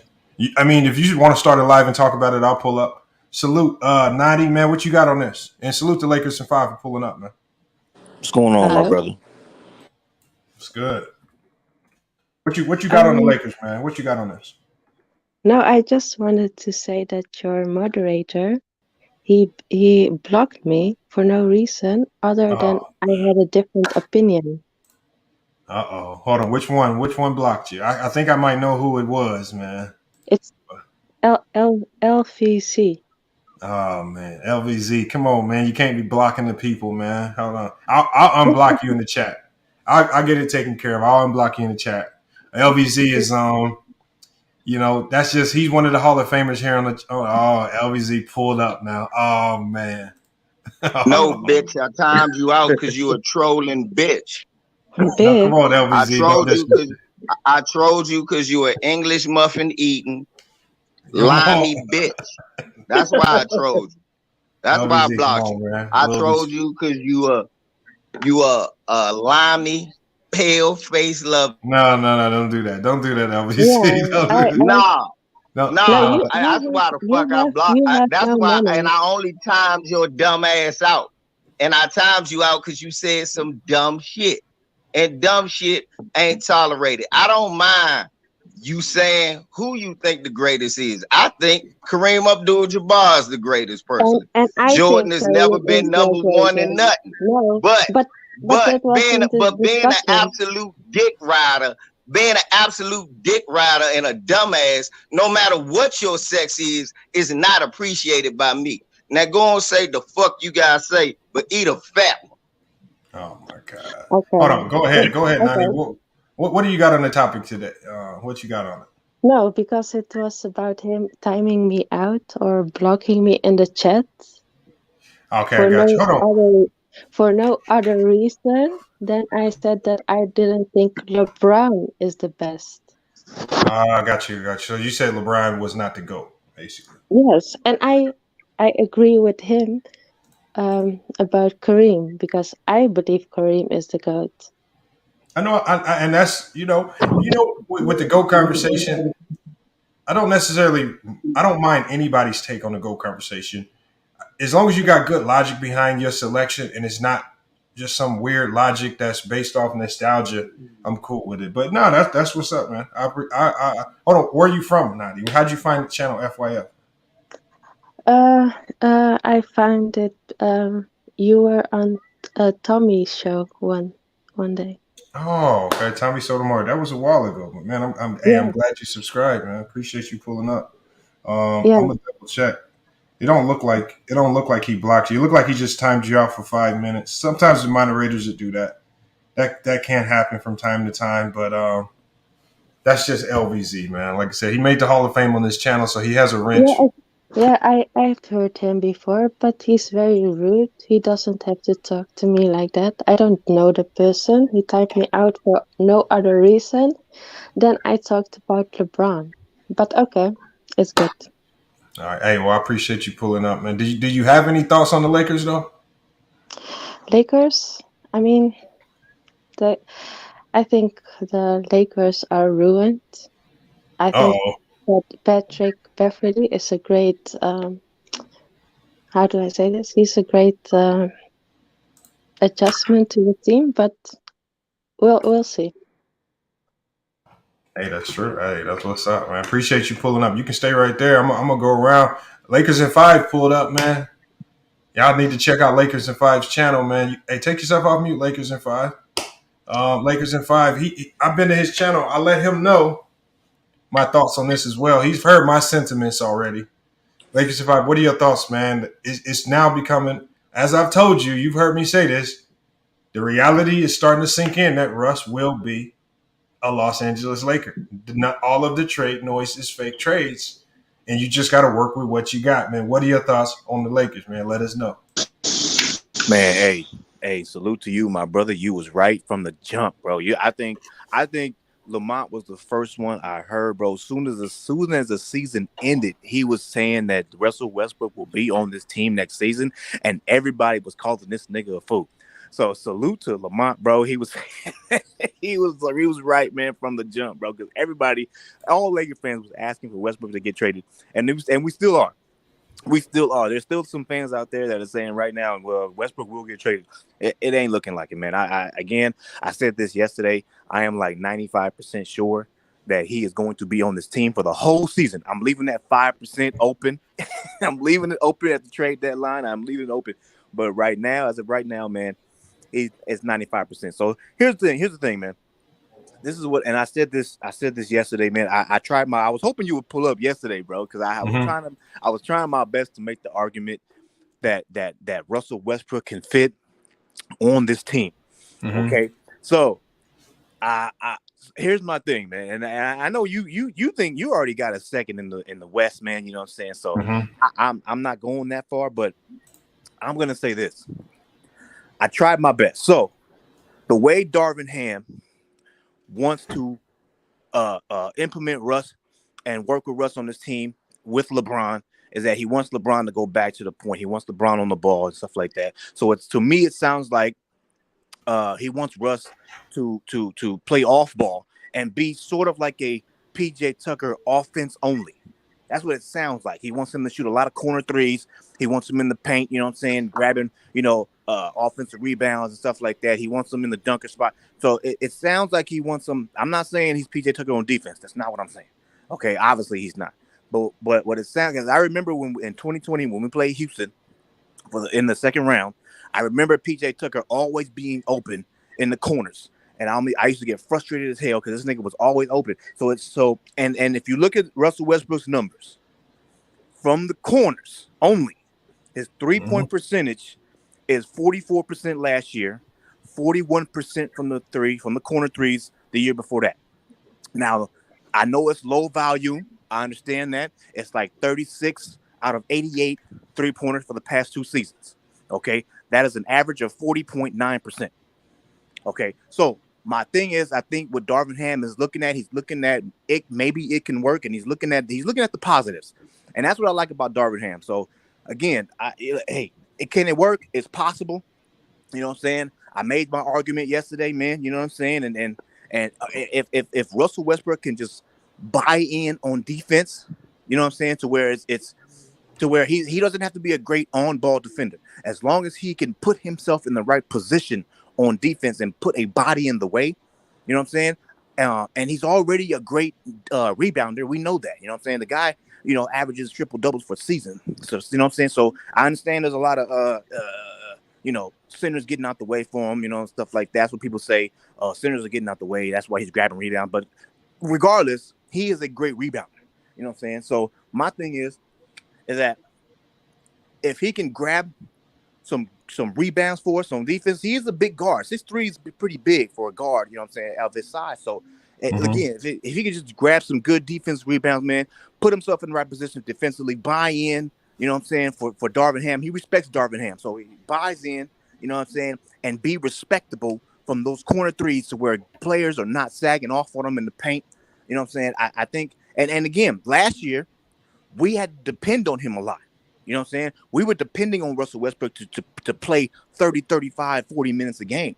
We don't have to depend on him this year. We have other guards like Schroeder, you know what I'm saying, like Patrick Beverly that can play the position, you know what I'm saying, and Kendrick Nunn as well. So all he has to do is give quality 20 to 25 minutes a game and buy in like that. I think we will be straight. He's not going to hurt us too much if he's playing 20, 25 minutes and he's being respectful from the corner threes and he's buying in on defense. So again, I hopefully I'm right. Hopefully you right, because you've been calling it from the jump, my brother. And look, it's, what, with any team, right? If you look at the KD Kyrie combination, that hasn't panned out and worked. I mean, they haven't won a championship. I mean, obviously for a number of different reasons it hasn't worked, but either way, it still hasn't worked. I mean, it's sometimes for teams to win, it takes more than 1 year. It's rare that teams get together and they just win a championship their first year. I mean, even if the Lakers and the super team they put together with Carmelo and Gary Payton, they didn't win. They fell apart. They had chemistry issues, even though they got to the finals still, but it didn't work. So I just think they just need another shot at being healthy. Man, Russ is one of the top 75 all time for a reason. So I just think he can make it work. I think the biggest indicator in Lakers in 5, as you watch the games as the season starts, this is a weird assessment, but if you see Russell Westbrook's rebounding numbers go down, and he's getting like 4 to 5 rebounds a game, that's going to be a good indicator that he's more locked in on defense, because his biggest flaw as a defender is that he cheats in too much to go chase those rebounds as opposed to staying on the perimeter protecting the three-point line where he would get burned a lot. So if you see that early on, you'd be like, damn, we good. Because this man's actually making a concerted effort to buy in defensively. And that's all you need to see is small stuff like that. But a lot of people ain't gonna tell you that, man, when we come to the Lakers. Hold on, we got We got Alento Jackson Jr. You can take yourself off mute, man. What you got on the Lakers, man? What you got on this? I got basically something wrong. Something is wrong with LBZ. I got an issue with him. Uh-oh. Because old boy has switched sides, you know? Well, hold on, what'd he do? Switch sides. Ooh, he switched sides, so you calling this takeout. What did he switch sides about? No, I'm not talking about sports.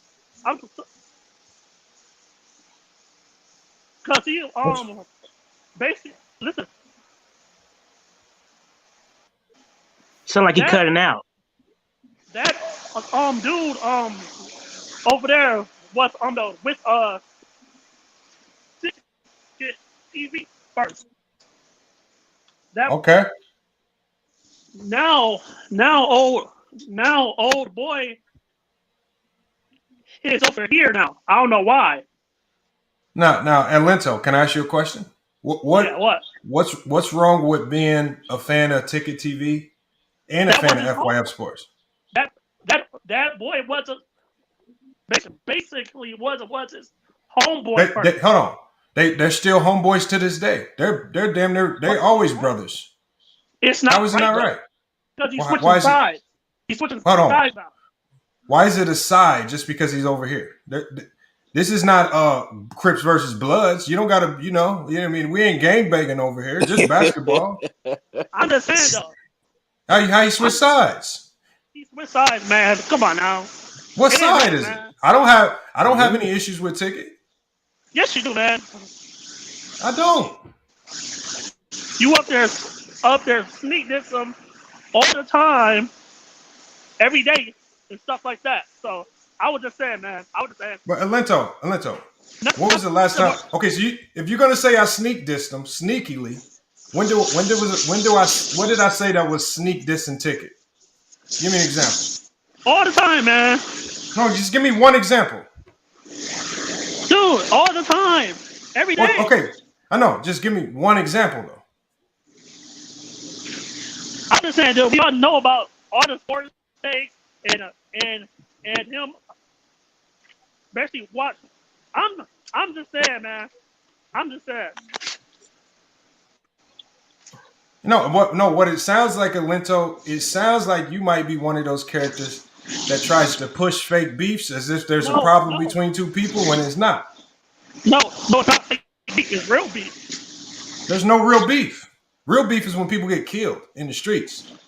Talking about basketball and having basketball disagreements is not beef. It's called FYF Sports Debates. That's called a basketball debate. That's what we do. But it's not, man. You up there talk about his takes on basketball and about. That's what we do here. Hold on, Lento. Do you know what the name of this channel is called? FYF Sports Debates. All we do is talk about other people's sports takes. That's all we do. No, I'm saying though, dude. You said Draymond Green isn't a role player. Yes, he is. Ticket TV. Hold on. So you saying LVZ shouldn't come over here because I like Draymond Green and Ticket doesn't? No, I'm saying though that was his boy first.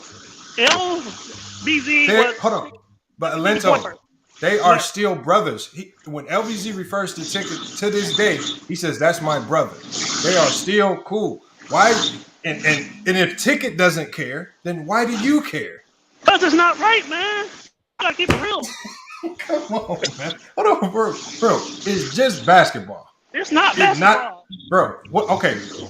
First of all, you struggle to tell me anything sneak dissing. 1, 2, you trying to perpetuate some fake beef between me and Ticket when there is no beef. And then 3, you trying to say, let me drop I'm gonna let LVZ explain it for you, man. I want to hear this. Man, come on. Hold on. See. Hey y'all, when I drop the link for LVZ, this is why. See, as a grown man, this is why you should never come speaking for another grown man. I'm just saying though, bro. I'm just saying that was his boy first though. Bro, hold on. This is just basketball. They cool. Everybody cool. There's no beef at Lento Jackson Jr. I never heard of. I didn't know it was a beef no more.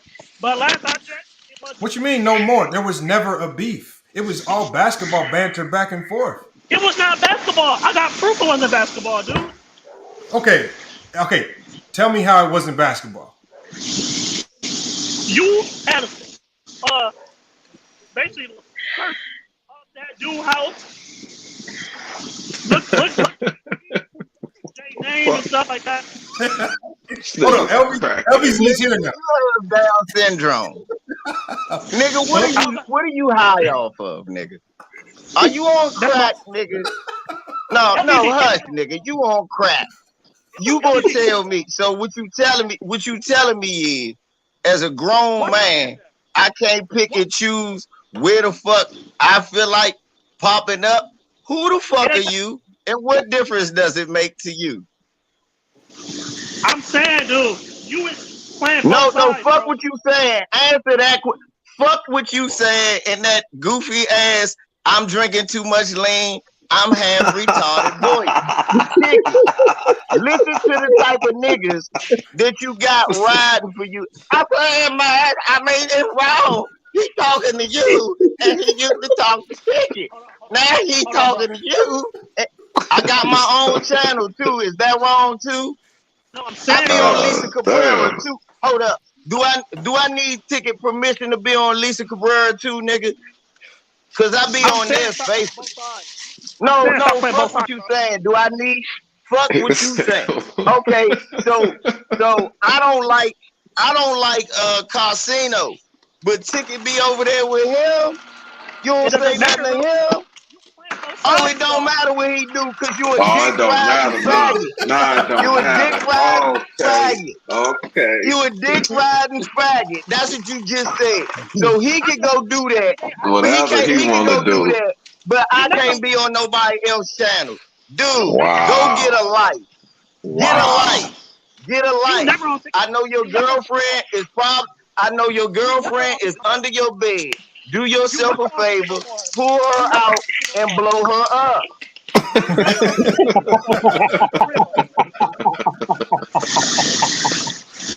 Take her out of that box, dust her the fuck off, pull her out, pump her full of air. Nigga, I am a grown. You want to see a boy? Here goes the boy right here. That's the boy. And when he grow up, he ain't gonna give a fuck with a dumb nigga like you got to say either. Champ, eat a dick. You can't tell me what channel to be on. God damn. Who are you? A grown man playing both sides. Yeah, you are. I am a grown man, and a grown man is telling you to eat a dick. Mind your business. Mind your business. You shooing and gossiping like a bitch. What you doing over there? Oh, Real life. Exactly. I can't believe you over there. You gossiping and shooing like a bitch. You don't know what me and Ticket do or talk behind the scene. You don't know shit. Exactly. All you know is to shoot like a bitch about what is or isn't between. And it ain't no real beef. How the fuck is a real beef? We both talk about LDBC, we brothers, whether we agree or not. But I don't have to be on this platform arguing back and forth because that's not what I like to do. I got my own shit going on, champ. Get a breast. Other than that, keep your name out my mouth. Keep my name out your mouth and get like me. Cause you damn sure can't get with me. I'm not trying to get with you. I'm just saying, stop playing both sides.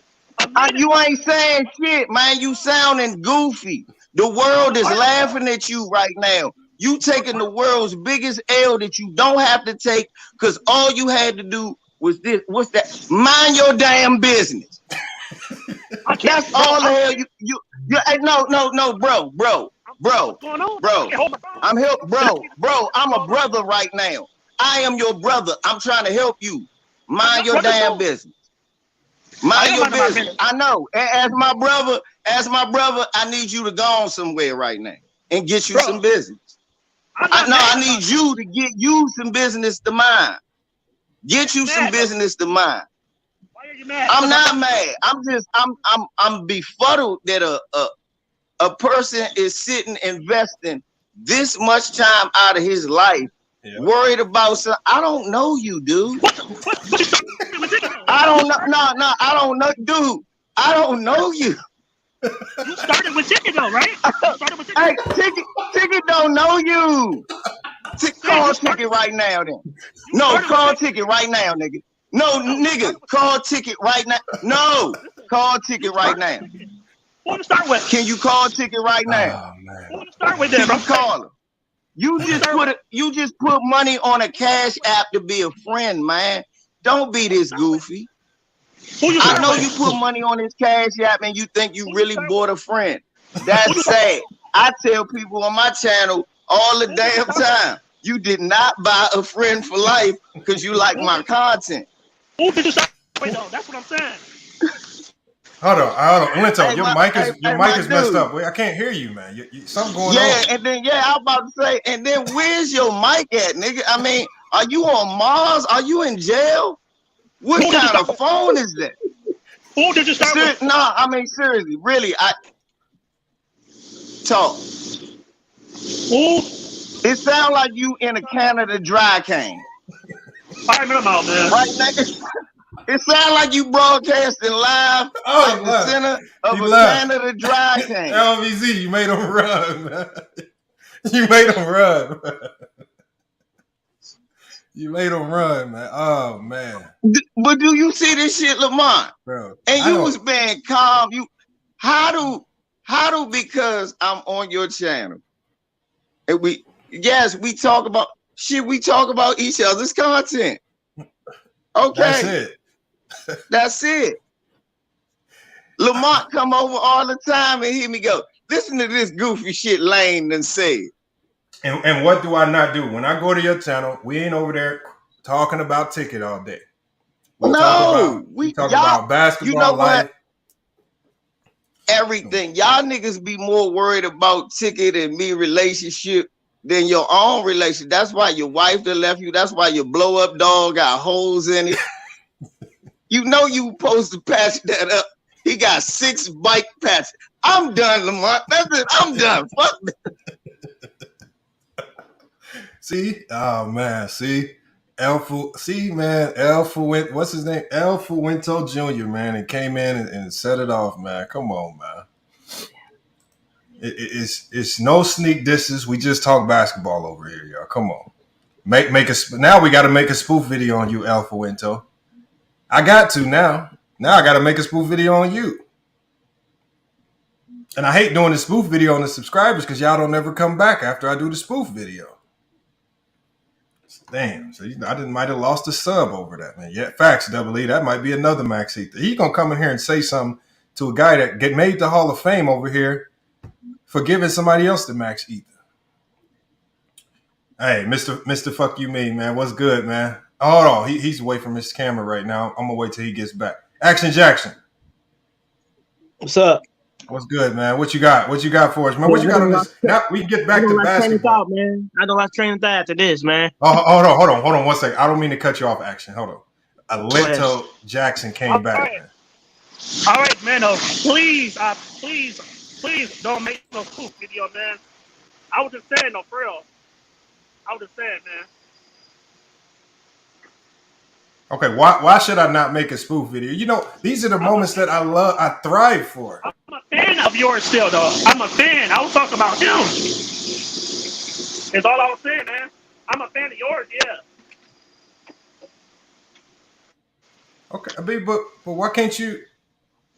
I'm a fan of yours. But why was you going to LVZ? He ain't switched sides. There was never no size to switch to. I was saying though. Oh really? You was just talking about me. Why are you talking about me? Stop talking about me. Get my name. Wash my name out your mouth. Let my name taste like dick when you speak it, nigga. I'm not talking about Don't you. do. All right, but it's no need for you to don't ever bring this up again. All right, I'm gonna let you know, nigga. I'm gonna do a live. I'm gonna light your goof ass up. I'm gonna listen to this at work, and I'm gonna take snippets of this shit, and I'm gonna light your goofy ass up. You know why? Cause that was some goofy shit. No, the problem is that I need to let everybody understand never to do this shit again. Cause too many fool ass niggas. You should have saw when the last nigga tried that, what I did to him. When this dude named Will on Ticket's channel tried that shit. And I had to get in him like that. I'm not playing with y'all little jokers like that. Y'all not gonna foster no fake beef between black men because you niggas don't have a life. No, you don't have a life. Go play with your fucking kids. Go outside. Take them somewhere. Where did you go this summer with your kids, champ? Bro, I'm not disrespecting you, bro. I'm just saying. Do you got no, bro? I'm asking you some real life shit. Where did you go with your kids this summer? Bro, huh? Listen to me. I'm not talking about kids, bro. I said no disrespect to you. I just said you. Okay, well then, all right. Well, all right. Look, you meant no disrespect. Drop the shit. But we gonna laugh at you. We gonna laugh at you. That's what we gonna do with you, nigga. Cause that was wrong. You was wrong. Your mama taught you better. And another thing, nigga, where the fuck are you? But where are you at though? Where are you calling from? Where are you calling from though? Are you on earpod? I'm at work. It sounds like some niggas flushing you down the toilet. Are you being waterboarded? Like I said, bro, there's no beef, bro. I was just saying, I think besides all I said, bro. No other beef, no disrespect to you. I don't want to talk about people bad or nothing. I was just saying, I thought you were fine. That was all, bro. I said nothing bad about you. I said I thought you went fine. If I'm wrong, bro. Hey, Lamont. That's all good. Yo, what up? And look.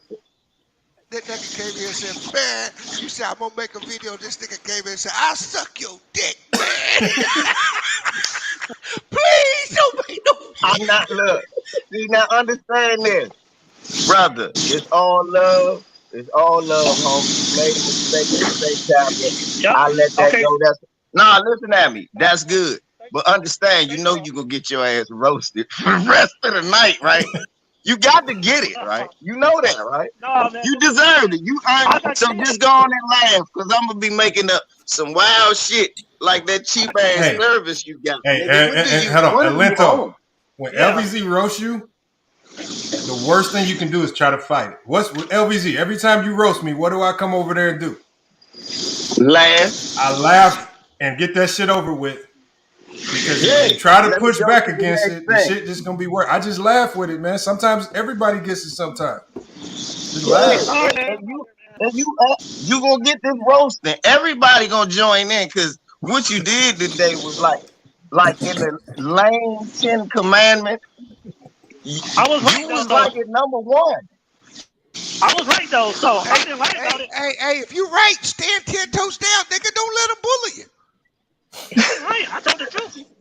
Stop it, Stop it, you know he's not right. You just stop it. No, don't escape. You just doing that because you want to hear me Joan on that T-Mobile slide he talking to us on. That's why I ain't got no icon. They ain't even make cameras. Do you got us on a flip phone, nigga? My switch side too. So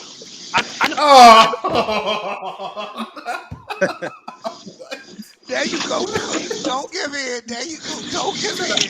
LVG just on the train right now. Tell the truth, bro. I lied, bro. I lied about what? He on the train right now. I lied about what, nigga? About y'all beef. Y'all had beef. What we had beef about? Hold up. No, if everybody know what we have beef about. CJ is in that girl. What her name again? Talk about that one girl. About those messages they have sent out about her. What? He talking about Hey, dude. He talking about the video I I made. have. He talking about Hey, yeah, I'm about to say, dude. Hey, dude, hold up, dude, shut the fuck up. Shut the fuck up. I have no idea what. Dude, shut the fuck up. I don't know what you talking about. What girl? I don't got nothing to do with no messages. That was between Lamont. No, shut up. That was between Lamont and Ticket. And if you go back to that broadcast, for some reason, Ticket called my personal phone and asked me, "Hey, bro, what's my name on Facebook?" I said, CJ Moore, and left it at that. But I don't even know what that's about. Now, Anna, Ticket let me on there to flame her and bust out laughing and called me behind the scenes and said, "Bro, you crazy, man. You lit that bitch up." I said, "Yeah, because that bitch had my name in her mouth. And I don't play with you niggas having my name in your mouth." Now, see, what I want you to do, dude, is shut up. This not WWE. No, see, nigga, this not WWE. Ticket really ain't Hulk Hogan. No, nigga, I'm not Kevin Nash. Leave me, nigga. Go take your Hey, look. Disney World open. Take your kids, nigga. It sound like you at work, your boss about to fire your ass. You better shut the fuck up and make the French fries, nigga. Hold on, Alento, did you just say Ticket runs YouTube? Yes. Oh my God damn! I'm not lying about it. God damn! I'm lying about it. I'm lying about it. No, hold on. Alento, you got to explain to us how Ticket runs YouTube. Please explain. Look at the shows are all good. All the shows are all good, bro. Everything you talk about. Every day too, and it's non-stop. And the show, it is on all day. It's non-stop. It's about this good nigga things. don't got no job, is what he saying. All you saying is you don't got no job and you make the fries at night, nigga. So you can be there to see all them videos. Nigga, I'm Ticket. Hey, nigga, I'm Ticket, one of Ticket aces. I don't see all his videos. How the fuck do you? Nigga, because I work get a job. Stop sleeping. Your mother. You at work. I know you at work. You making the fries. You in the drive-through right now. You got one. That's why I can't hear you. I make $18 an hour, bro. I will park. You making $12 an hour. 18. I will park. But all you niggas. I know what you don't do. You don't got good service. You don't get good service. I know that. And look, you need to pay attention to your job and stop dick riding a man like that. He's got the best show. You sound moist. Is that what you would want your son to be saying when he grow up? Dad. Jimmy Johnson runs YouTube. He's got the best show. I had a man like that named Ticket TV. I'm just trying to say, shows was on all day, and you could watch all of them, huh? On repeat. You don't miss them. More power to you. Go for yours, dude. I'm proud.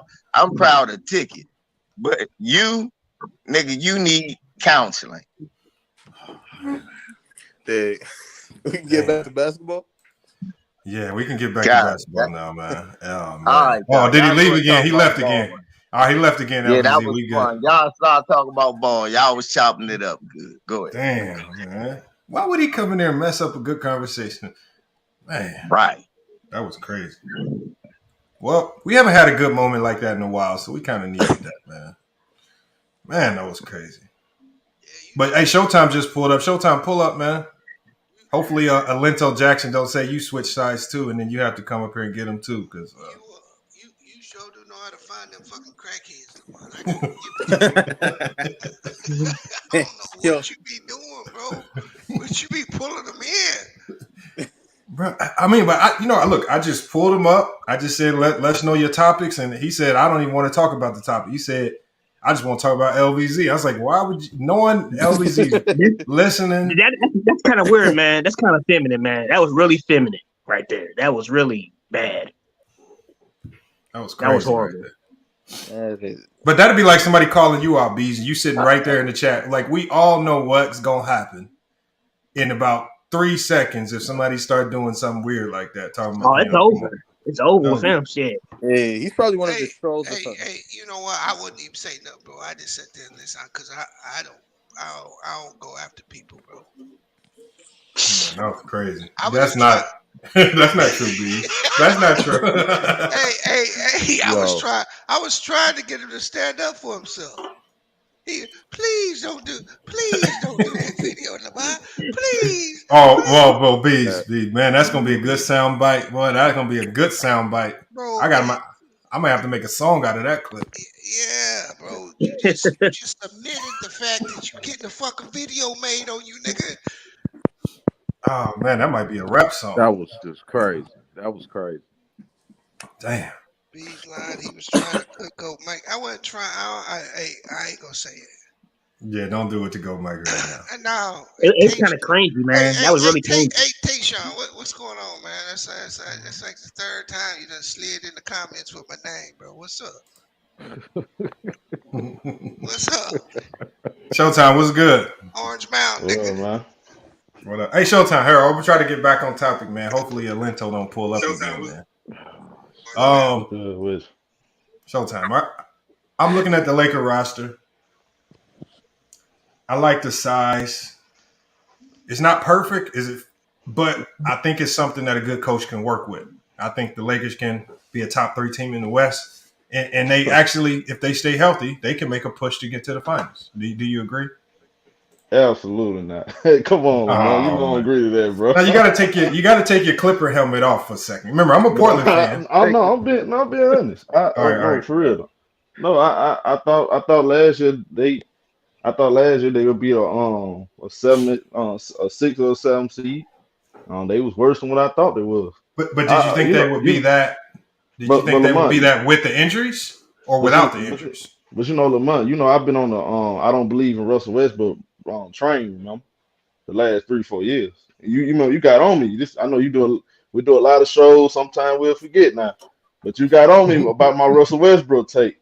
Now, what I said 2-3 years ago, everybody's saying it now. I just think it's funny. But I'm gonna tell you this though: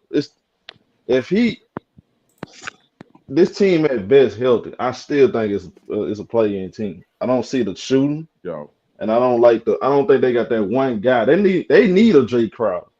If they had a Jay Crowder to go along with what they got now, I would definitely book them a 4th or a 5th seed. But I think do so. He called his name Pat Bell. Well, you have that, but the problem is, it's 2 things. Pat Bell is small, and number 2, you got to worry about him with these knick-knack injuries. I love Pat Bell. No, I'm a Pat Bell fan, but other than him, you need other guys that's going to go out there and do the dirty work. See, he wasn't the only one on Minnesota that was getting it done. They had Jaden McDaniels, they had Vanderbilt. See, they had pretty nice defenders over there. Ant-Man was doing this job.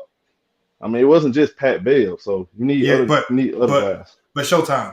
But last year, the one thing that propelled the Minnesota Timberwolves to the playoffs was the presence of Patrick Beverly and him energizing those young guys on defense. Now, did it get them to the championship? No. But it got them much farther than they were getting, even when they had a Wiggins, even when they had other guys that was talented. Right. Beverly, I agree with you. And their defense was much improved numbers-wise from years prior. I mean, he did change them. He changed the culture to a certain degree. Somebody has a background feed too. I got a question for y'all. I'm gonna see this because this is another question I got. The games that Bron and AD don't play, who's gonna come up in there and like at least give you, a big game in their absence? You feel me? So you're talking about any game where Bron and AD both don't play? Like one of them don't play. Okay, gotta be Brooks. Because I'm telling you, Russ, then. Them two. The impact. I understand Russ still got game, but it's the impact. Even at this age, LeBron, he's still a big factor out there. Still a top 10 player. AD, what AD is we gonna get? If we're gonna get AD on top of his game, that's a plus. Now the games that they don't play, this is what I'm saying. They don't have nobody else like an AD that can do the thing, the bring things they can bring. Same thing with LeBron. See, I thought last year the elite months of the world, they stepped up big when one of them was out. They just couldn't get no wins because they couldn't defend. So I question the shooting. They need that one guy that can go out there and guard the other team best wing, and I feel like they need the other piece that a reliable piece that can really score when LeBron and AD is not playing or they not having good games. Hey, so just say at the end of the day, them niggas they ain't got no dogs, man. That's all it is. Bro. They do not have no dogs on their team. I don't believe that. I don't. But I want you to think about this. Lamont is. I think what Lamont is doing, he's going out. Okay, what happened 2 years ago? And there's nothing wrong with that. But I'm just being realistic. Are they better than? Now Phoenix have problems. Don't get me wrong. But I still think. Do you think they're better than Phoenix, Lamont? Well, coming up in this year, based on the issues that Phoenix has chemistry-wise, based on the chemistry issues, I think Phoenix could potentially have a down year because they got much more going on internally than a lot of people believe. Yeah, they got agree issues with Monty coaching. There's actually more than just Ayton. There's a number of players that are not getting along with Monty Williams. Yeah. Now you got the organizational issues. I mean, they could fully implode or they could do well. But again, that's true. All of those things come into factor. When you talk about you can't fight that. My bad. So, go ahead. No. You can have it right back. I just want to add Lamont. With all that being said, okay, go ahead. My bad. Go ahead. Yeah, with all that being said, Lamont, do you still think the Lakers are better than the Suns? Do I think right now they're better than the Suns? Yes. And the reason why I think they're better is because of the two best players. I think the Lakers' two best players are better than the Suns' two best players. And it starts from there down. Even without Jay Crowder, Cam Johnson, he's better than half of them role players the Lakers got though, bro. Is he? I think so, bro. Cam Johnson, yes sir. I think he provides that shooting, that floor spacing. That was legit. I thought he was very productive. He was more productive than Jay Crowder in some of them games I watched last season. And if that's the case, because there was a myth last year that Phoenix had good shooting when they actually did not shoot very many threes at all. What I'm saying is that all of that stuff, the myths around the Suns came back to haunt them when they played the Mavericks last year. And a team like the Mavericks, a team that actually could shoot the ball well, and they shot the ball well with guys without the big name. If you look at that Dallas team, they didn't have outside of Spencer Dinwiddie, they really didn't have no household names that you just know. Even Jalen Brunson before he had the big playoffs, nobody was talking about Jalen Brunson. Nobody was talking about him like that. He was just a solid guard coming off the bench. But they had a whole bunch of basic players that didn't impress you on paper. But as a team, Jason Kidd, who came from the Lakers, because I think he was the individual reason, one of the main reasons why they collapsed so bad, he was able to get those guys to play better than what they look like on paper. And he got them to what? Were they a 5 seed? Or something like that? Right. They got Dennis Smith Jr. that was balling. Yeah, but Lamont, a lot of people down on Jalen Brunson more than me. I actually think he's a very efficient player. I think he can really. I think him going to Knicks. No, he's not going to be Walter Spire Frazier. I'm not saying he's going to be an all-star, but I think he's going to be a very productive player this season. Now, what does it get them to the playoffs? That's going to be tough because the Eastern Conference has become just as tough as the West. So I just think a lot of people just look down on him. I'm not saying he's worth that money, but he's better than what people trying to say he is. Dude, let me ask you this. Do you agree that the Lakers roster right now is better than the Dallas Mavericks roster that made the playoffs last year? Hold on. I thought you were going to say something else. Hold on. This roster, but is the Lakers roster right now better than the Dallas roster that made the playoffs last year? To me, the Lakers got a fit. They got an identity issue. I don't think. No, I'm just talking about on paper, player for player. Oh, okay, player for player. Yeah, because it's your top 3 best players.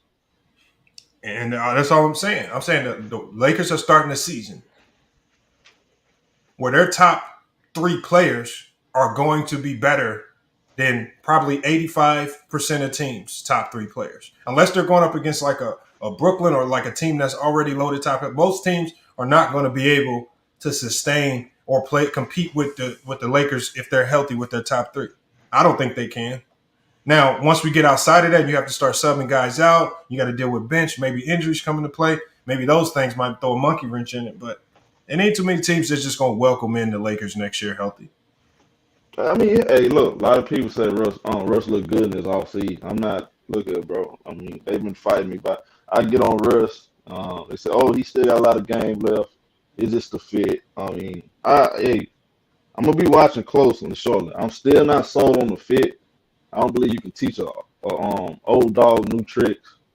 Maybe I'm wrong, but he did come. Now, this is what he said. What I read in the press today. He said that he's willing to take whatever role. Now we know why he's saying that because it's a big year for him because he wants that last contract. So I think maybe I'm gonna give this a chance because I actually like Darvin Ham. I think he's the perfect coach for the Los Angeles Lakers because of him, and I still believe LeBron is a fact. I know I'm not, and some people some people might have that bias. I'm not biased. I'm not a LeBron fan, but I call it how it is. Yep. Something's going on with your mic, Showtime. So your mic sounds like a little staticky. I don't know what it is.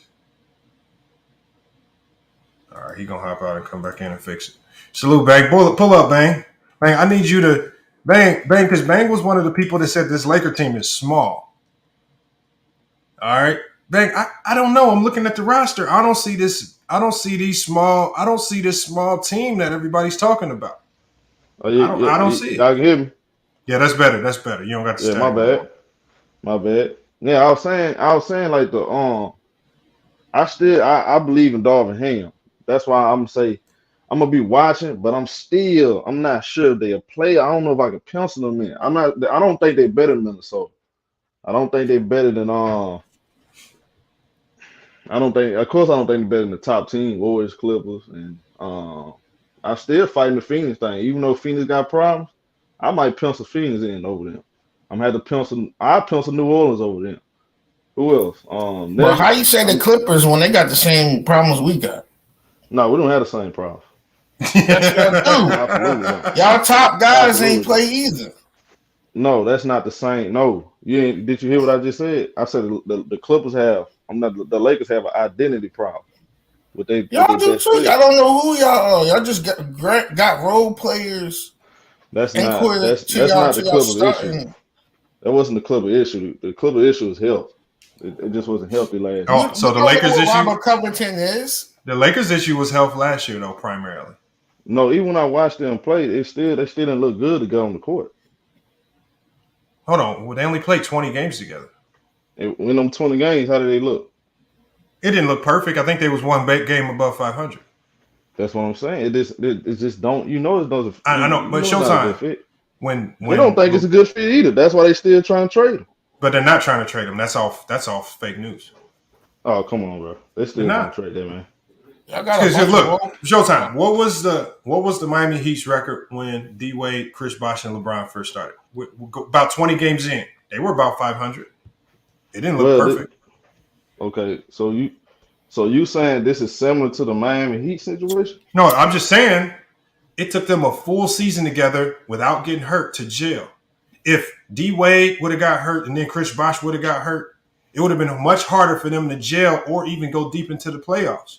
They wouldn't have had the same success that they had their first year, even though they didn't win a chip. They lost in the finals, but they don't get to the finals. If Wade get hurt, he's out most of the season. If Bosh get hurt, he rolled his ankle, he missing 20, 30 games here or there. it don't look the same. And then if they're role players, all the guys that help do the other stuff, if those guys are getting hurt as well, that changes everything right there. And they were healthy for the most part and still struggled the first 20 games in. Okay. I'll tell you what, Lamont, I'm going to hold, you know what, Lamont, I'm going to hold you to this. I'm going to get him another year. Matter of fact, I'm going to pencil him in. The expectations for the Lakers is top 4, y'all. Now, we got this on record. Lamont, they say top 14. I'm there. You know I'm be on your channel. I'm be right here, and I'm be calling you out on my channel. Now what's up? Now, deal with FIF. What's going on with the Lakers now? All right, I'm penciling them in. I'm going to give you guys a chance. The Lakers are a playoff team. Matter of fact, they got championship aspirations. Let me just boost them up some now. New coach, new role players. We got Pat Bev. Okay, cool. I'm with it. But I'm truly a Blazers fan, so. Oh no, I know that. And speaking of them, do you? I like Chancellor Bill. I thought Chancellor Bill actually did a good job.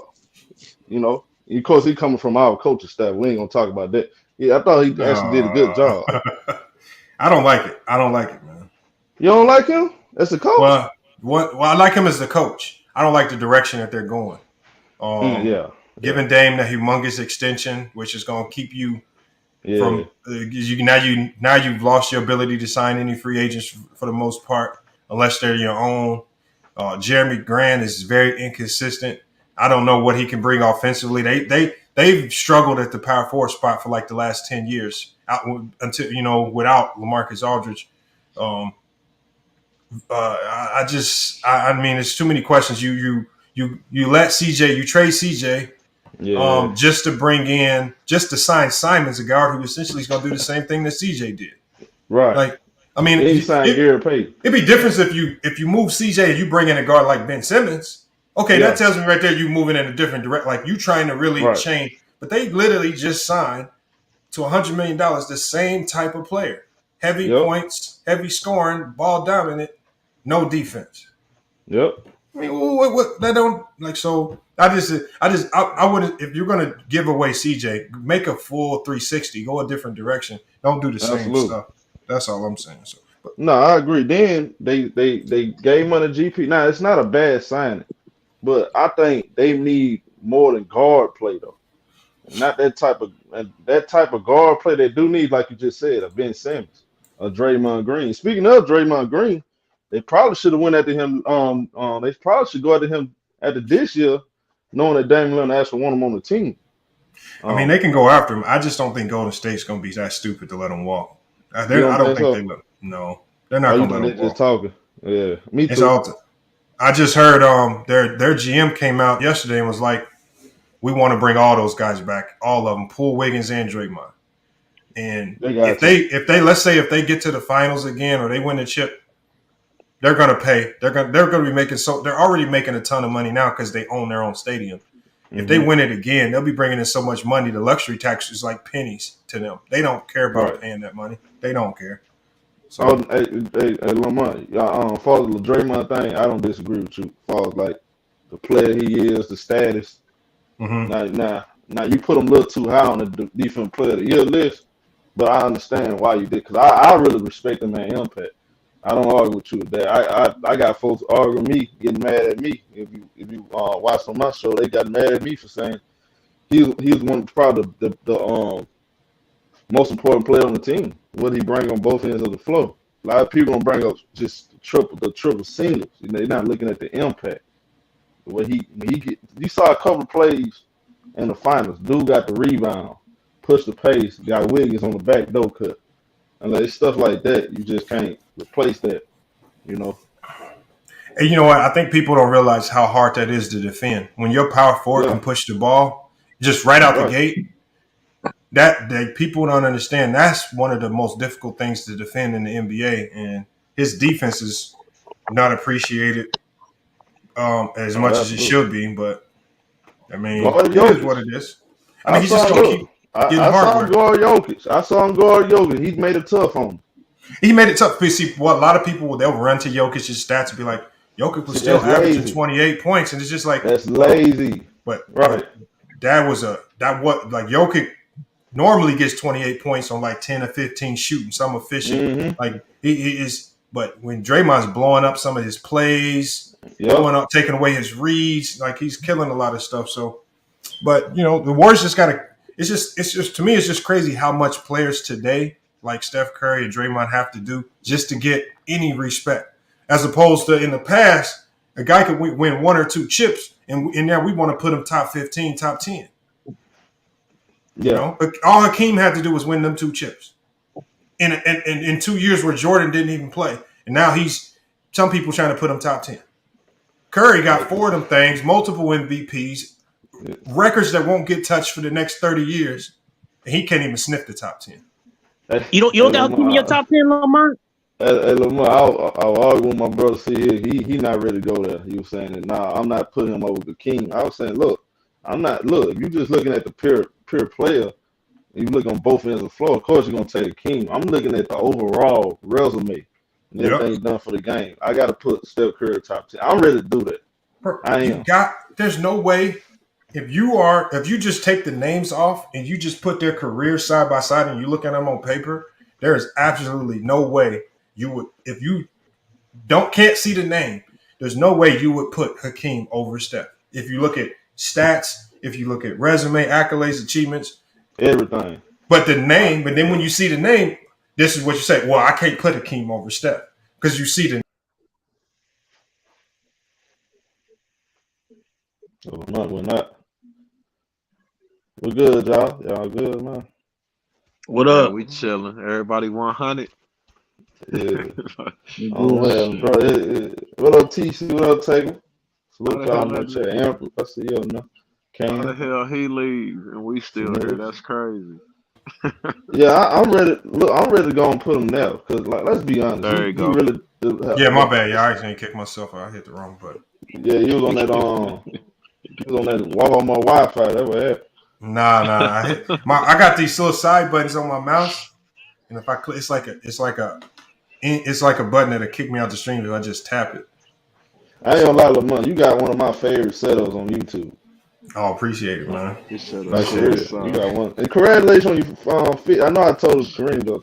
You got salute to you on your 50K, bro. You work hard, bro. Man, I don't even. It came so fast because I've been working with the team a lot last week, so I'm thinking I'm probably gonna hit 50K. I wasn't thinking I wasn't gonna hit it to like next weekend or something. Next thing I know, I didn't hit 50K, and I'm not even really posting like that. I'm like, damn. Bro, you deserve How many years you done it, Lamont? How many years it been?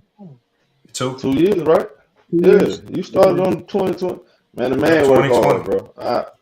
We don't root for each other enough, bro. I got bro. Salute to you, my bro.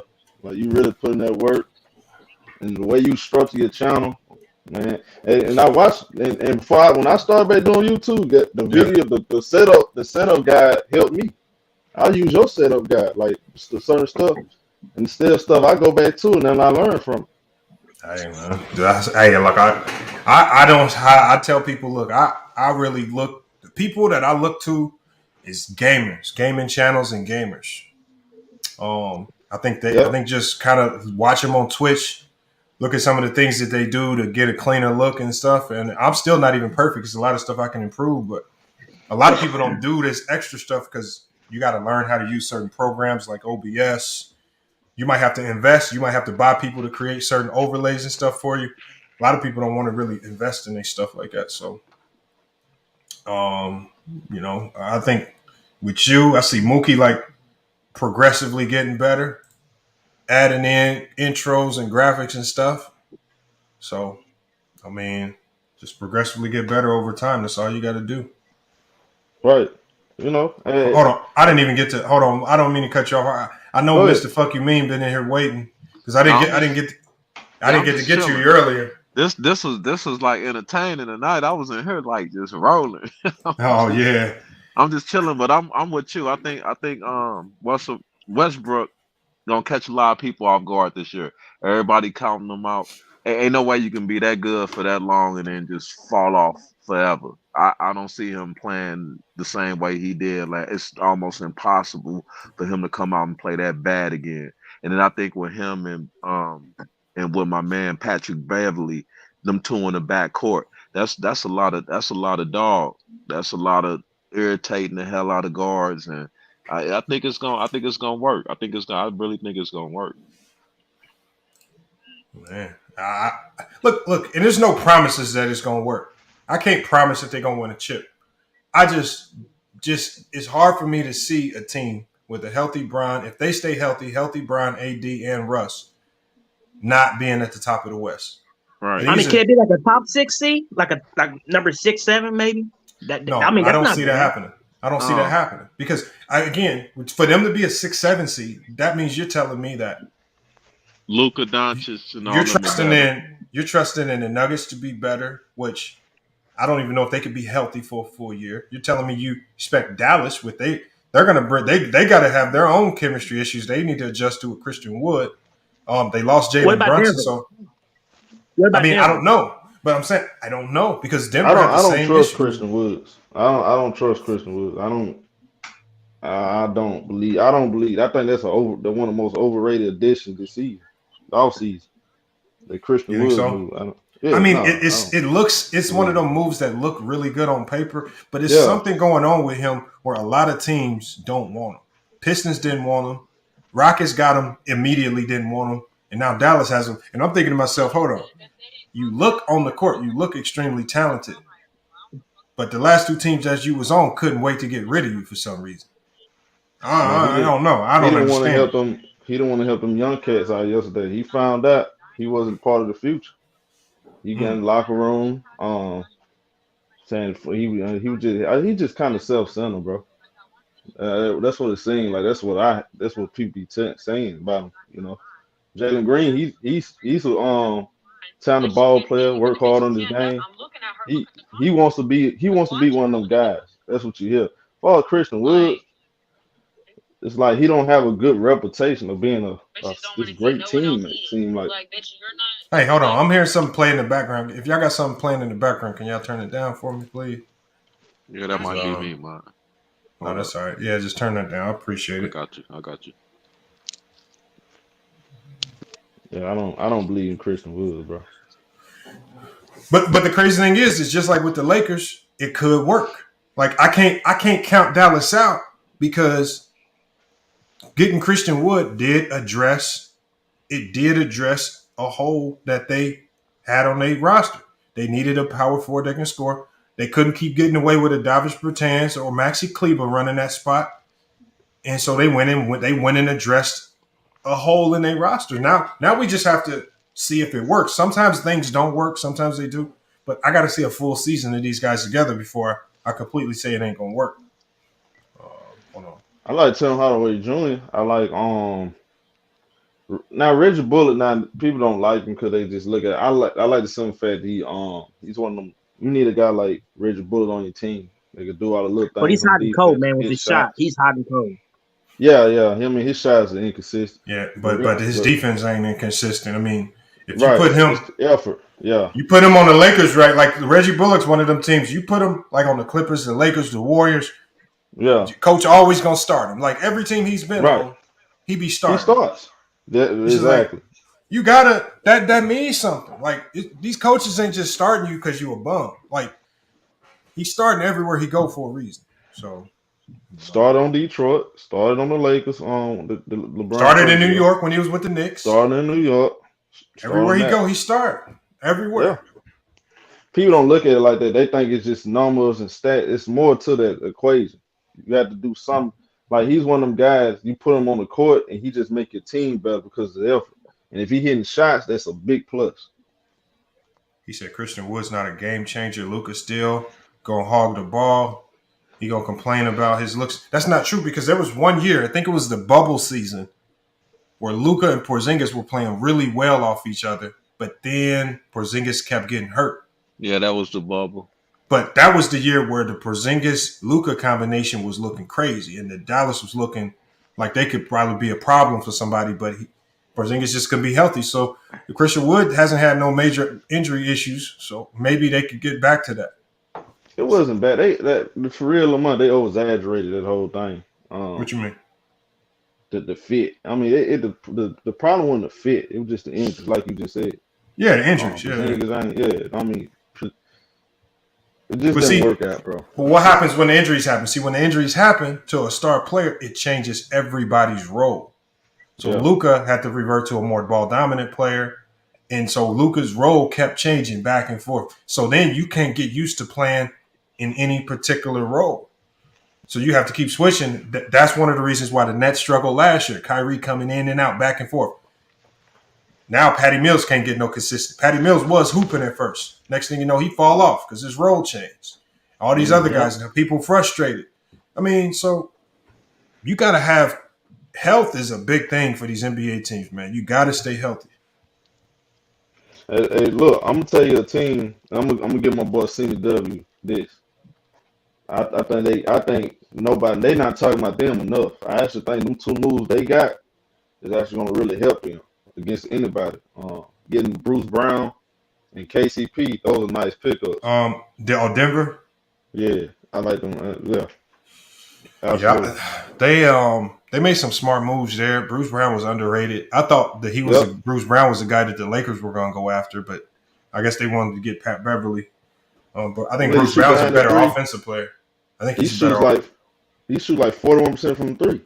Yeah, he's solid. But that's perfect for Nikola Jokic, who I think he can rebound. He can rebound a little bit too. He can rebound. Absolutely, it was great rebound guard. And Nikola Jokic, I think he's the best big man center in the NBA right now.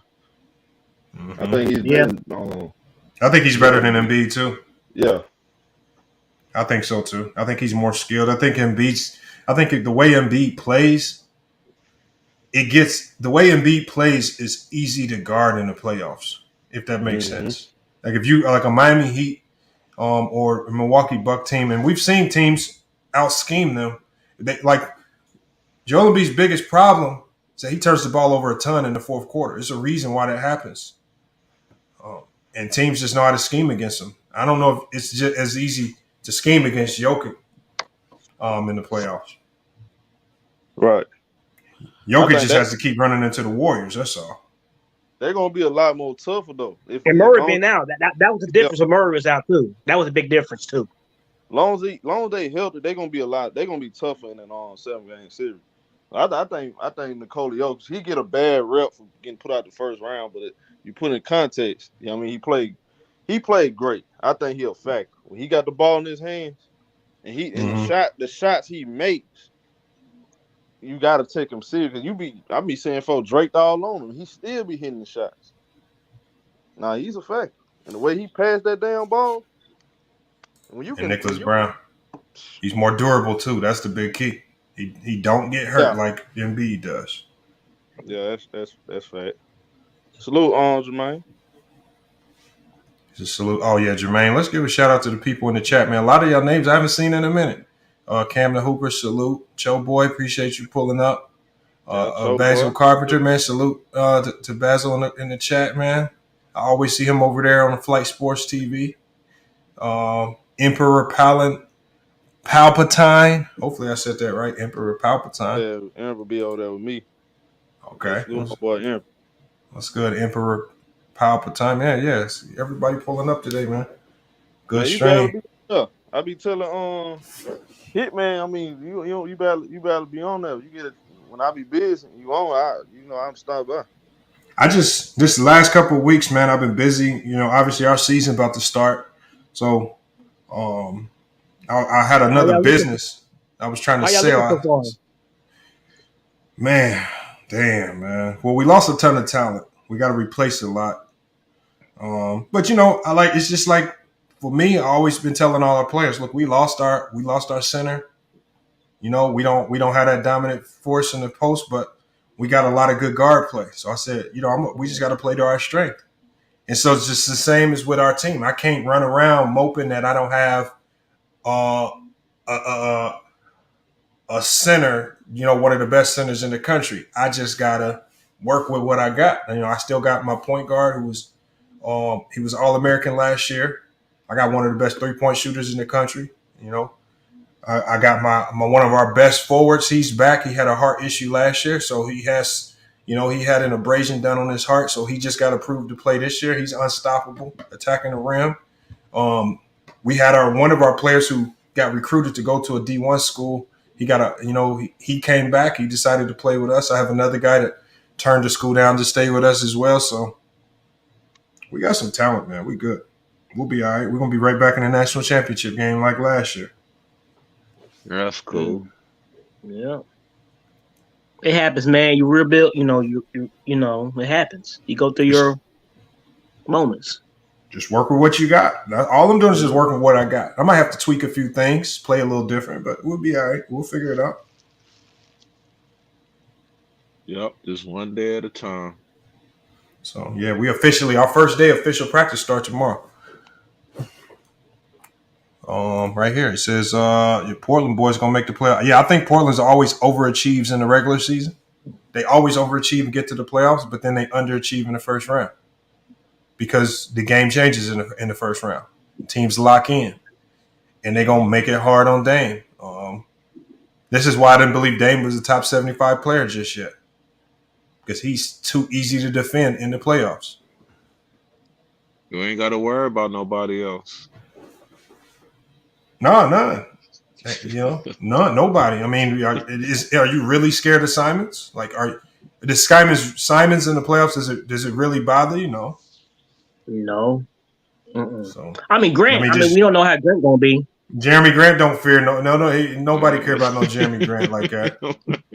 I mean, you know what Jokic gonna be licking his chops when he sees Jeremy Grant walking in the game. Like, this all you got? Come on, man. Come on. Said licking his chops. Bro, they're going to be – I can't wait to play Portland in the first round. We getting warmed up. So that's what's going to happen. But, yeah, they ain't really talking about y'all. He said licking his chops. He said he'd be licking his chops. Bro, man. Like, eat your ass up. Bro, y'all can picture it in y'all head. Just picture the Jeremy Grant trying to guard Jokic. That's not happening. Like, come on, man. It's just you will be in foul trouble. I don't. I mean, I understand that they're trying to put a team out there that can compete, but yeah, I don't see it. I don't see it working. Give them some success this year, but going out every year after that, it's not going to work. Who's going to have a breakout season this year? T Streets. I had two teams selected. I had Dallas and I had New Orleans as my two breakout teams. That's who I had, Dallas and New Orleans. I like New Orleans because they made the playoffs last year and was a tough out without Zion. They bringing Zion back. This is a guy who averaged 27 points per game out of shape. They bringing him back into this. CJ under contract. You still got Ingram. Much better role players, good size. Shit. Yeah, that might be a problem. You think him and Ingram gonna be able to work good together? Who, Zion? And Ingram. I don't know. Ingram did a good job last year. Well, he was, but then remember when CJ got there, it's just like he did a 180. He's moving the ball. He's trying to play defense. So sometimes one player can change the culture. So I think CJ might be that dude. So we'll see. It should be very interesting. I mean, I look forward to it. NBA is going to be fun to watch this year from start to finish. I know everybody can't wait for the season to start. It can't come fast enough for me. Yeah, I'm just trying to figure out this Lakers situation. That's what I'm trying to figure out. This whole how these pieces are going to fit together. Like, and so, Action, you hear what you just said? That's the exact reason why these media outlets keep pushing the trade talk. Because now it makes you wonder more, even though I think the media outlets know more than anybody that Russ ain't getting traded. But they putting so much doubt in people's mind. They can't wait to see the Lakers play. So you know what's going to happen every time the Lakers play? Because the Lakers got, I think, some of the most, right behind the Warriors, the most national televised game. They keep talking about the Lakers because they want everybody tuned in every time the Lakers play. I want to see if this is going to work. There's people that say it will work. People say it won't work. So everybody's going to be all eyes on the Lakers. What you got, Joe Boy? I can't see Russ having another season like that again. It's impossible. I don't either, man. I don't know, man. I mean, I don't think he will. Ain't no way, man. It's no way. He's too good of a player to do that twice. I just can't see that happen. I saw a post that said the Lakers were that LeBron reached out to Boogie Cousins about joining the Lakers. I don't know how true it was. No. I seen that I too. wouldn't want. I don't want that. Oh no. Mm-mm. Boogie was balling last year though. That's a nice little person off the bench, and that's some good insurance. Yeah, Boogie was balling last year. I gotta give him his props on that. He was hooping.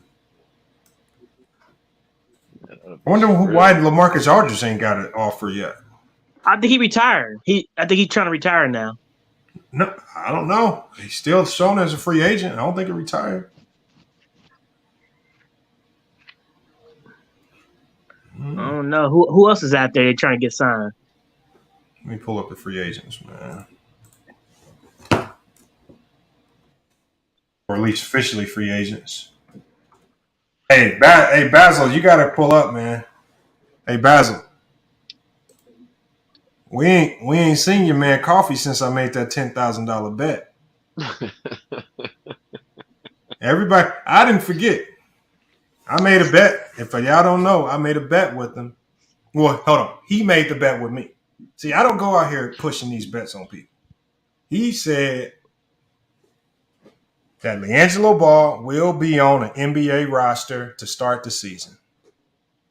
That's what he said. He said he threw the number out there, 10,000. I said, wow. I said, if you do 10,000, that number's so big, you're not going to come back and pay.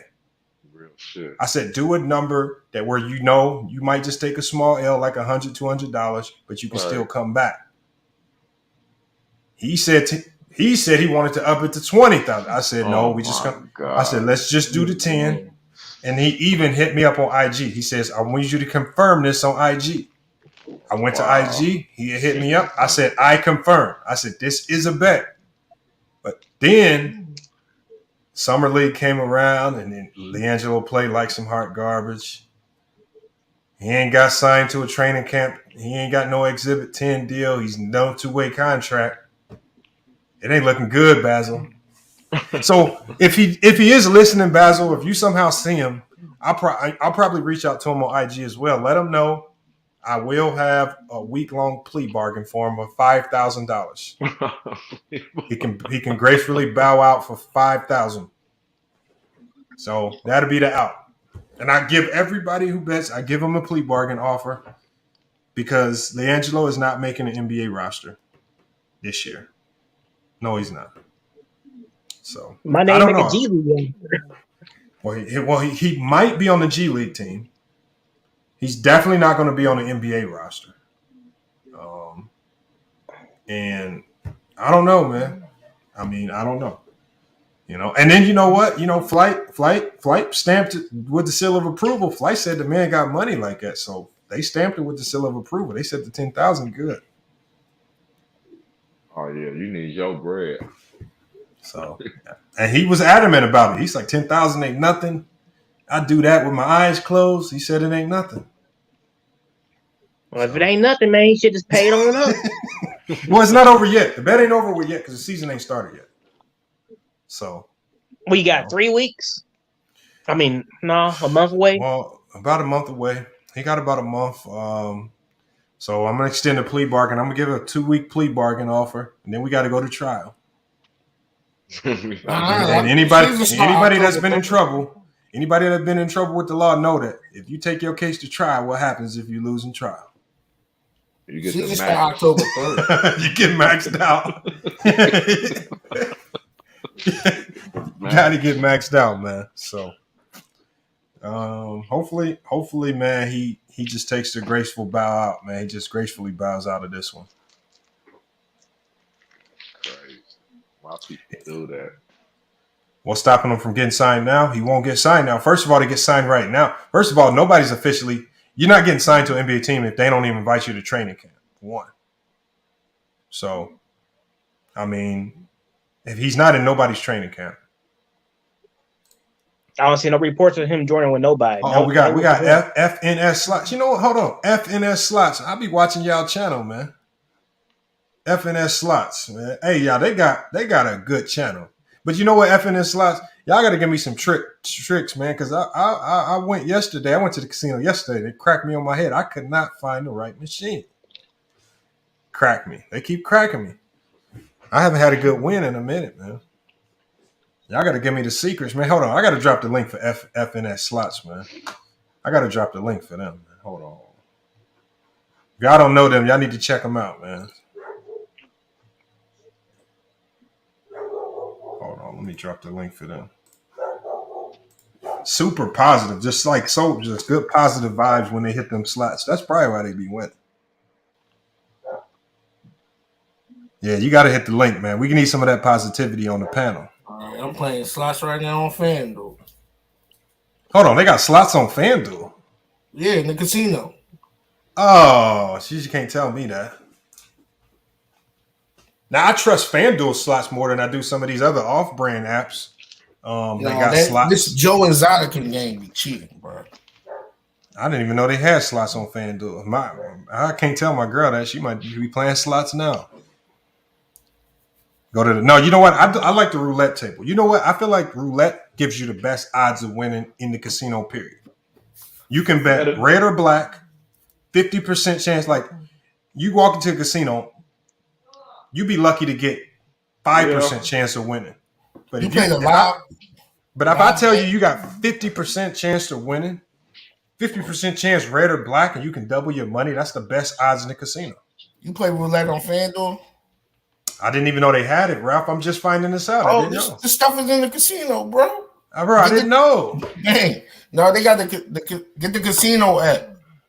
I'm about to, as soon as we get off now, because you got to think, Ralph.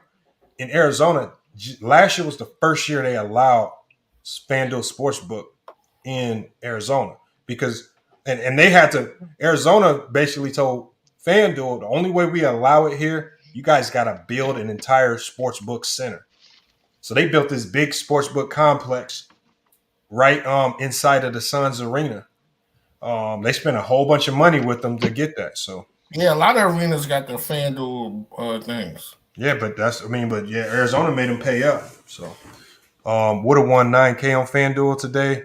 Hey, I told you that when I had a $10,000 win, but it wasn't accident because I picked the lineup. Well, my girl picked the lineup for the most part, but she picked a whole bunch of light-skinned players. She picked the Lonzos, the Jordan Clarksons. She picked think of this, like, think of these players, y'all. Lonzo, Jordan Clarkson, Kuzma. I mean, Blake Griffin hit first place. I had 3 entries. I was supposed to go in and kind of change 2 of the lineups up so they weren't the same. I forgot. So I had 3 lineups, all exact the same. 1 first place, won $3,000 on each one. Just like that, man. Cashed out. She said, all I want is a new bed. So I bought her a bed. Kept her. And Lamont, they got the option where you can, like, say you win, you can get a check and get a mail to your crib. No, I just do PayPal. PayPal came just like that. Boom. Next day. So I don't even do check no more. Mom, have you checked out Bigo yet? Yeah, Bigo Live. Yeah, I did try to Bigo Live, but you know what? Bigo's starting to, and, for me, that community over there was more tailored towards sex workers or it's like OnlyFans. It is, but it ain't. I see they're trying to. I feel like they're trying to bring in different content creators, but the only way I would go over there full time is if they gave me a partner deal. Period. If they partnered me and said they would push my content and put me at the top, yeah, I would do it. But there's really no real reason for me to go to a new platform unless there's an incentive right now. Yeah, they make you do your own work. That's why I stopped going over it. So, yeah, FanDuel is addicting, AJ. It's not even addicting. As a matter of fact, you know what? I got a little baby partnership with FanDuel. Let me drop that link in here, man. Anybody that's new to FanDuel, let me find it. I just seen it in here. You can sign up with FanDuel right here. They give you $50 free. Sign up for FanDuel right here. FanDuel Sportsbook, man, they give you $50 free if you click that link and sign up today. FanDuel Sportsbook. Everybody get that, bro. Hold on, they ain't giving everybody no $50. No, I'm talking about when you reference when somebody reference. But Ralph, they give you $50. What do you think they give me? No, I get $100. You ain't getting no $100. Okay, then give me your link. I'll share it for you so you can get some more $100. And every time you get $100, I need a cash out. 20. See, that's how you know he ain't getting $100. Well, I'm playing Wild Hot Wasabi right now. Quiet crickets. Now, FanDuel is fun to play, man. FanDuel, it's fun to play. I like that they expand into other things. The casino, I'm gonna have to go check that out though. If they do got that casino portion of it opened up, man, that's gonna be pretty neat to check out, man. You ever betted on like a Chinese game or like any other? Recently, I've done better betting on non-basketball sports. I did baseball. Actually had a pretty good win. I did the Super Bowl, or not me, but my girl did the Super Bowl. She picked Odell Beckham Jr. to score the first touchdown, and she won big there. I think we won about 500 there. So I've had recently. Some of my better wins have been non-basketball stuff. My better wins was I played like a foreign basketball joint. I don't know nothing about these guys. Hey, I bet like $50 and I got like $350. Let me give y'all a snippet. I'm gonna tell you guys what the topic of my next live stream is gonna be. We could talk about it because we only got about 20 minutes left on this show. All right. I'm gonna give you, and I want to get your panel. And if you want to pull up and talk about it just for a little bit, I'm gonna tell you just the premise. I'm not even gonna break down my thoughts on it or where my information is coming from. But I have summarized. This is my summary, you guys. Magic Johnson is just a flashy Draymond Green without defense. Wow. Whoa. They gonna try to kill you. That's a troll. You better have a bulletproof vest on that night because they coming for us. Do you agree? You said a flashy Draymond. No. You said Magic Johnson basically a Draymond Green without the defense. No, Magic Johnson is a flashy Draymond who can't defend because Draymond can defend. Wow. That's a rough one, man. Magic got a higher IQ. But hold on, there's no measure for IQ. I can say anybody has a higher IQ. There's no measure for that. We can see it on the court, bro. But hold on. So are you saying Draymond doesn't have a high IQ? Draymond's one of the highest IQ players of the game right now. He does, but he's not one of the highest ever. We seen Magic. I think they're different. I think him and Magic Johnson are kind of different, man. I don't see No. Only difference. Magic was flashy. Draymond's not flashy. And one of the things that helps is if you adjust Magic's numbers to pace for this era, which this era is a slower pace than the 80s, they averaging close to the same thing. Who's the better passer? Huh? Who's the better passer? Magic. No, the better finisher.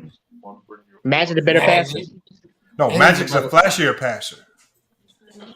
No, Magic's a better passer. Come on. No, he's a flashier passer. And the reason why we know he's not a better passer, they're about the same, is because when you adjust Magic's numbers for pace to this era, they average about the same assists per game, which is about 7 to 8 assists per game. You crazy with that pace, bro. Well, the 80s had a faster pace. They didn't play no defense in the 80s.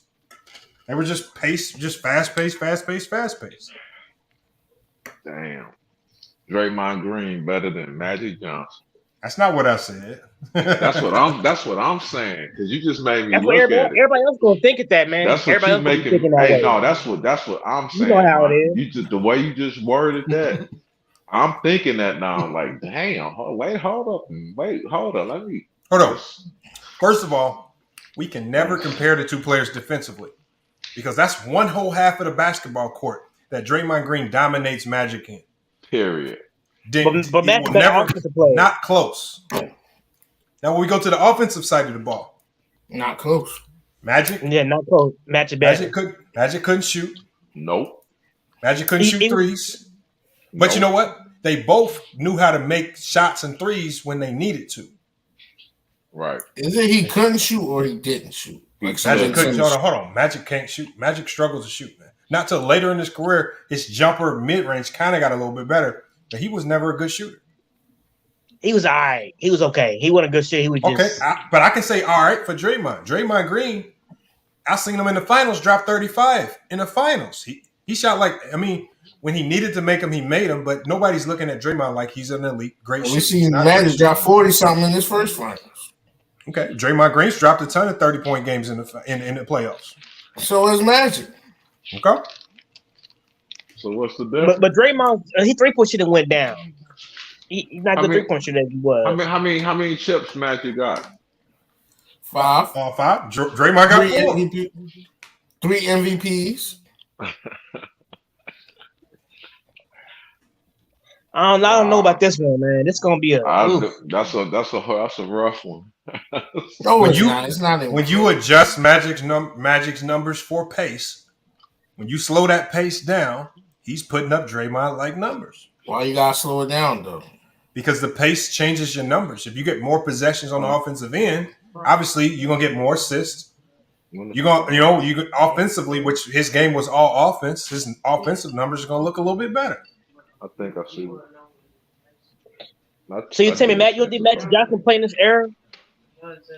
Magic Johnson can play in this era. Nope. He would be Draymond. Okay. He would be a flashy Draymond. No, he wouldn't. Okay. Yep. Yeah. The only thing Magic really did better offensively than Draymond was shoot free throws. He a better finisher at the rim than him. Stop.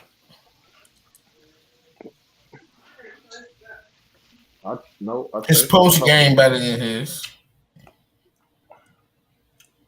Probably slightly. I think Magic's a better rebounder. Not if you pace adjust his numbers. Come on, bro. You keep talking about pace. Then. Hold on. And look, Magic's best season rebounding the ball was 9.6 rebounds. Draymond Green's best season rebounding the basketball, 9.5 rebounds. Go to their best player. Now, and then if you pace adjust Magic's numbers, his best season rebounding the basketball is more like 6, not 9.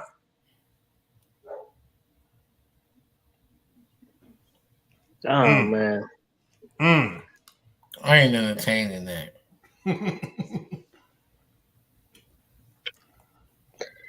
I don't know, man. They gonna jump on you, man. They gonna jump on you about this one. Magic Johnson might just be a flashy Draymond. I believe so. Draymond wouldn't even agree with you. Like put it like this: Magic Johnson's best season defensively, he averaged 3.4 steals per game. Yet no one's willing to say he's even a good defender. That tells you right there the pace affects a lot of numbers in the 80s. I'll be like he'll be just getting fried on defense. Who? Magic. He don't get fried, bro. How you know? Come on, I watched the Lakers. All right, so tell me some players, matchups that you remember. I remember Pippen. Pippen in the 1990 finals gave Magic Johnson the goddamn business. So you telling me, what's his name? What's this? Mo Cheeks used to be frying him? Yeah. No, he wasn't. But Mo Cheeks wasn't an offensive player. He's defensive. Bro, he's the point guard. Mo Cheeks was a defensive player, not offensive. Now, give me somebody like Adrian Dantley. Let's go look at them numbers when they matched up. Somebody that I know was offensive. Bet it don't look right. I bet these dudes was cooking. So you said George Gervin was cooking him? We can find out. I'm gonna type it in right now.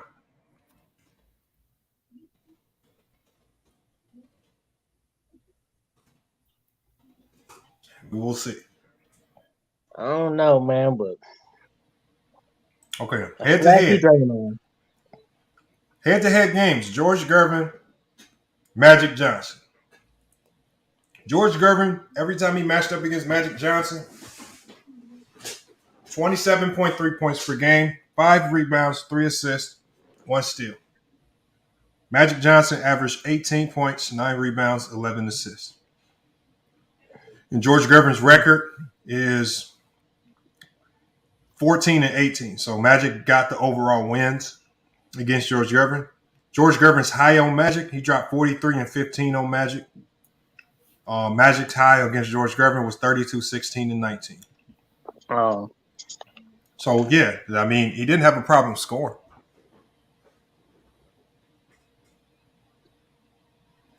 But the defense just wasn't up to par. But you know what? It doesn't surprise me that Magic was able to get a ton of rebounds as a bad defender, because when your guards are getting a ton of rebounds, just like Russell Westbrook, it means that they're cheating in a lot, sneaking away from their man to get those rebounds and exposes your defense. It's the same as Russ. He's out there chasing rebounds when he should be on the perimeter defending. That's all. But see, nobody talks about Magic in that light. Nobody even cares that Magic was a trash defender. So,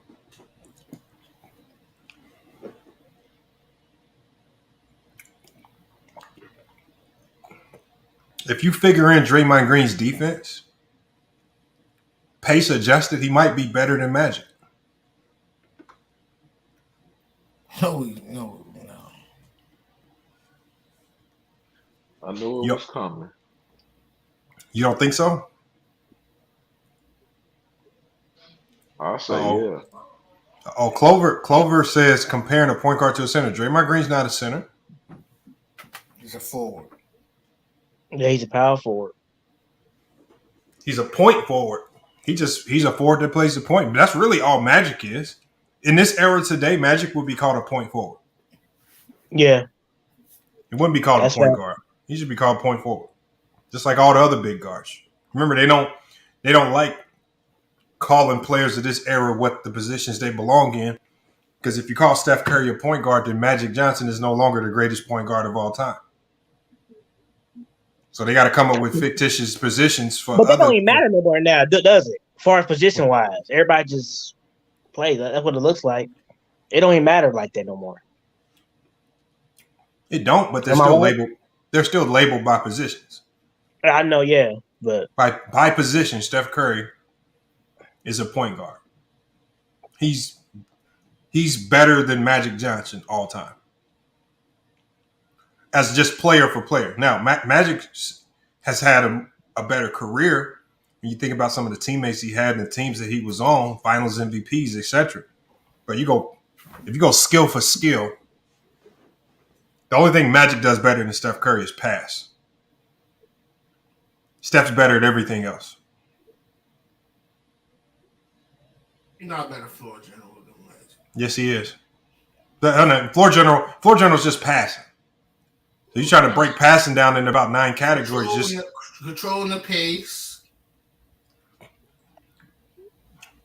Magic couldn't control the pace. All the timeouts at good time.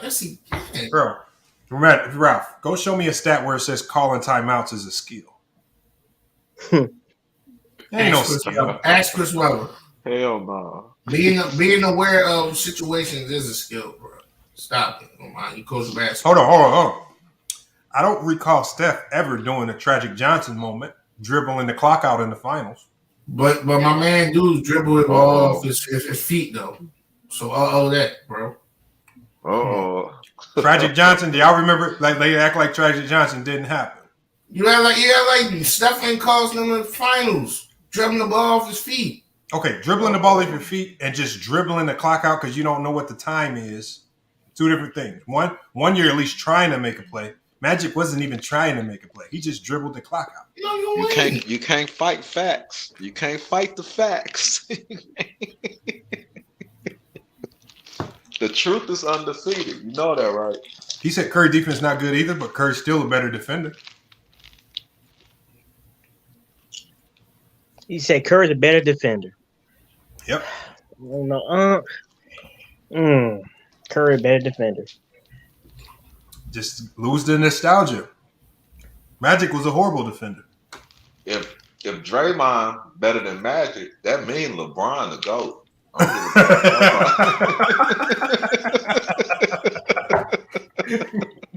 Okay, where I'm you got just Magic saying. Johnson rank? Where you got Magic Johnson I'm rank your just top saying. 10? Is he on your top 10? Is he in my top 10? Yes, but the guys that I want to bump ahead of him are still playing, and I have a policy. I don't really like to bump active players over anybody in the top 10. The only player that made an exception to that is LeBron, but that's because he's like an exception to the rule. Okay. Like with the GOAT conversation, a lot of people don't like to admit this. The GOAT for the NBA generally changes about every 10 years. 10, 15 years or so. But all of a sudden, when Jordan comes around and the crazy, weird, nostalgic fan base comes around, all of a sudden, the GOAT changing, giving the crown up, it stopped happening. Yeah. All of a sudden, when the 90s hit, because no other era tripped. Remember, it was George Mikan, then it went from Mikan to Dolph Schayes for a period. A lot of people don't know this. And it switched progressively. And then Bill Russell. Was it Russell? And then Bill Russell lost it because then Wilt took the crown. But then Wilt lost the crown because Kareem came around. Then Kareem lost. Who? It was Magic and Bird. Russell never was no GOAT over Wilt. Wilt was still dominating. Okay, hold on. Right. I got a chart. I'm gonna show you. I'm gonna show you guys a chart then, because so this was actually calculated from votes from people in the area. Let me show you this. That's because you got the better team. Don't mean you the GOAT, bro. No, that's not.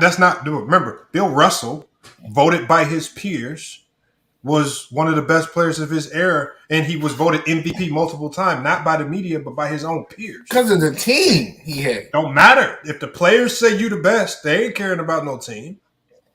That's the is, bro. So here we go right here. Let me share my screen. Let me go do a little teaching lesson for Ralph. Hold on, let me show you. So I consistently put up 50 against you, and you got the better team, and you put up 7 and 22 boards. You're better than me? Hold on, Ralph. We're just gonna show this. Hold on, let me hide it. Okay, so this is a GOAT progression chart. 1950, George Mikan. You made that yourself. I didn't make this. Where's the zone? Oh, hold on. I'm gonna show you the website. So you got George Mikan. So I'm showing you how the GOAT progresses and how the after Jordan, how it should have how it should have properly got transitioned into LeBron. But because of the nostalgia of the 90s, it's their refusal to hand this GOAT crown over to anybody. For people in the 90s, the GOAT stops in the 90s and it never changed. But in any other era, it changes. So in the 50s, it was George Mikan.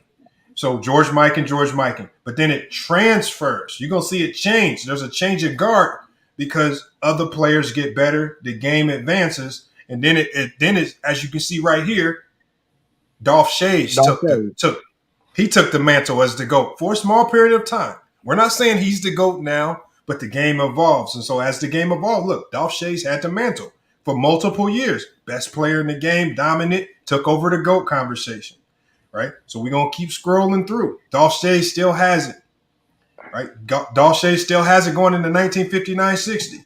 He still has it. We'll keep going down. But see, this is why Dolph Schayes is underrated. But then there's going to be a change right here. What happened in 63? Oh, Bill Russell took the mantle. Bill Russell took the mantle. Bob Pettit is up there. Dolph Schayes is still in there. You got Wilt creeping up now. Wilt is creeping up. So we got Bill Russell. Been number 2. He should have been number 2. Hold on. Now look, by 1964-65, we got Wilt Chamberlain. He didn't crept up right behind Bill Russell. Even though Bill Russell's winning all the chips, everybody knew Wilt is coming, irregardless of wins and losses. And what happens eventually? What happens eventually is Wilt takes over the GOAT by 1967-68. Wilt is now considered the GOAT universally over Bill Russell, over Bob Pettit, over Oscar Robertson and Dolph Schayes and Jerry West and them other guys. See, this is what I'm saying is I'm showing you guys how the GOAT progression is supposed to happen. No one player is supposed to take a grasp on it and just say, I got it. And for 30, 40 years, like we've seen with Jordan, and can't nobody else get it. This is what 90s fans really want you to believe. They want you to believe that Jordan has it and it ain't changed since. That's a lie. That's not the way it's supposed to happen. But in any other era, they willingly just let it move on to the next player because the game gets bigger and better as as years go by. And so after Wilt, well, we all know who it was after Wilt. When we scroll on down, well, let's find it. So and you saying go and look, you can see a time. By 76 and 77, the GOAT you see the GOAT about to change. Because who came into the mix? Kareem came into the fold. So now Kareem is in the mix. Even Bill Russell starting to drop in this GOAT conversation. And then next thing you know, we're going to get to it here in a minute. And look, showing you year by year. I'm going to show you right here. By 1980, 81, Wilt is pretty much looked at as the GOAT of basketball. That's the 1980 is when it started. And so the good thing about this website, it doesn't take into account championships. It doesn't take into account all the little finicky things that people like to try to throw in to skew their own narrative. Hold on, let me move this comment off the screen so y'all can see it. So all the things that we like to use to skew the narrative, it does not consider that BS. It don't consider that dumb stuff that we like to try to throw in just to try to discredit other players. So it didn't hold against Wilt Chamberlain. He ain't winning all the championships, so he can't be the GOAT. It's just he the best player in the game right now. Bill Russell might be on a better team, but he not the best player in the game. Wilt was, like Ralph said, Wilt was a better player. It became to a point in time where Wilt was just a better player. And then for Wilt, it came to a better time that Kareem was just a far superior player. And so Kareem, from the 1980s on, he has the mantle. Nobody in 1985, nobody was going to argue with you that Kareem was the GOAT at that time. Nobody was going to argue with you. Even though you had Bird and Magic, because as you can see on the list, you see Magic and Bird coming. They coming. They on their way.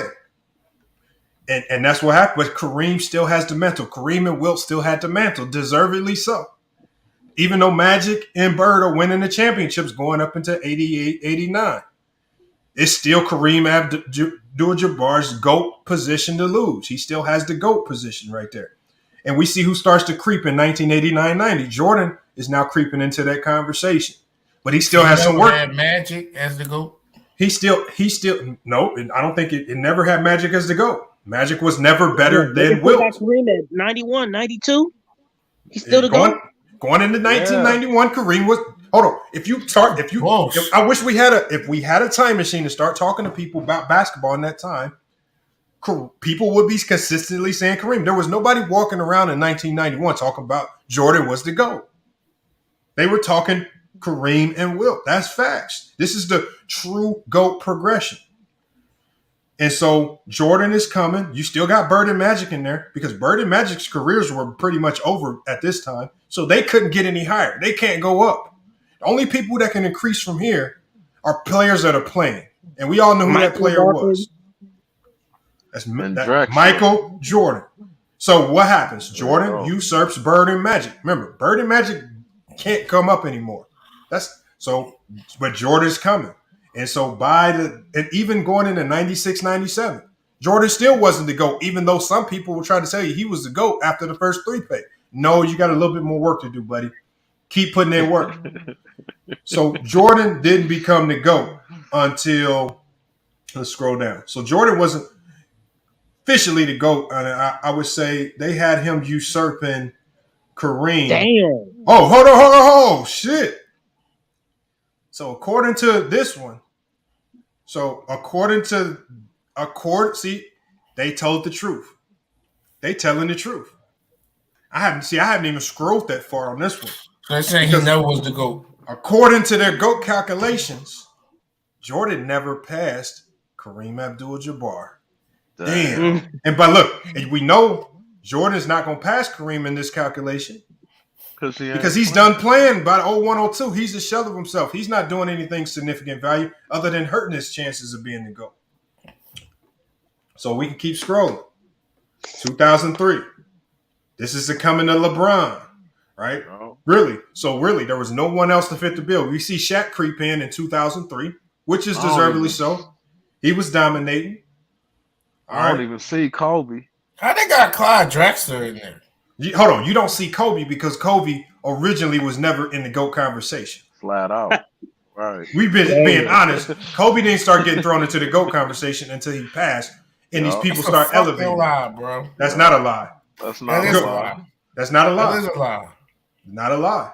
So it's right here. According to the GOAT calculation, that's a man-made website, bro. Hey, according to the GOAT calculation, hold on. I'm gonna scroll back to the top after I'm done, and I'm gonna show you the metrics that they use. And one of the best things that I read is this does not take into consideration teams, because your team can win you six.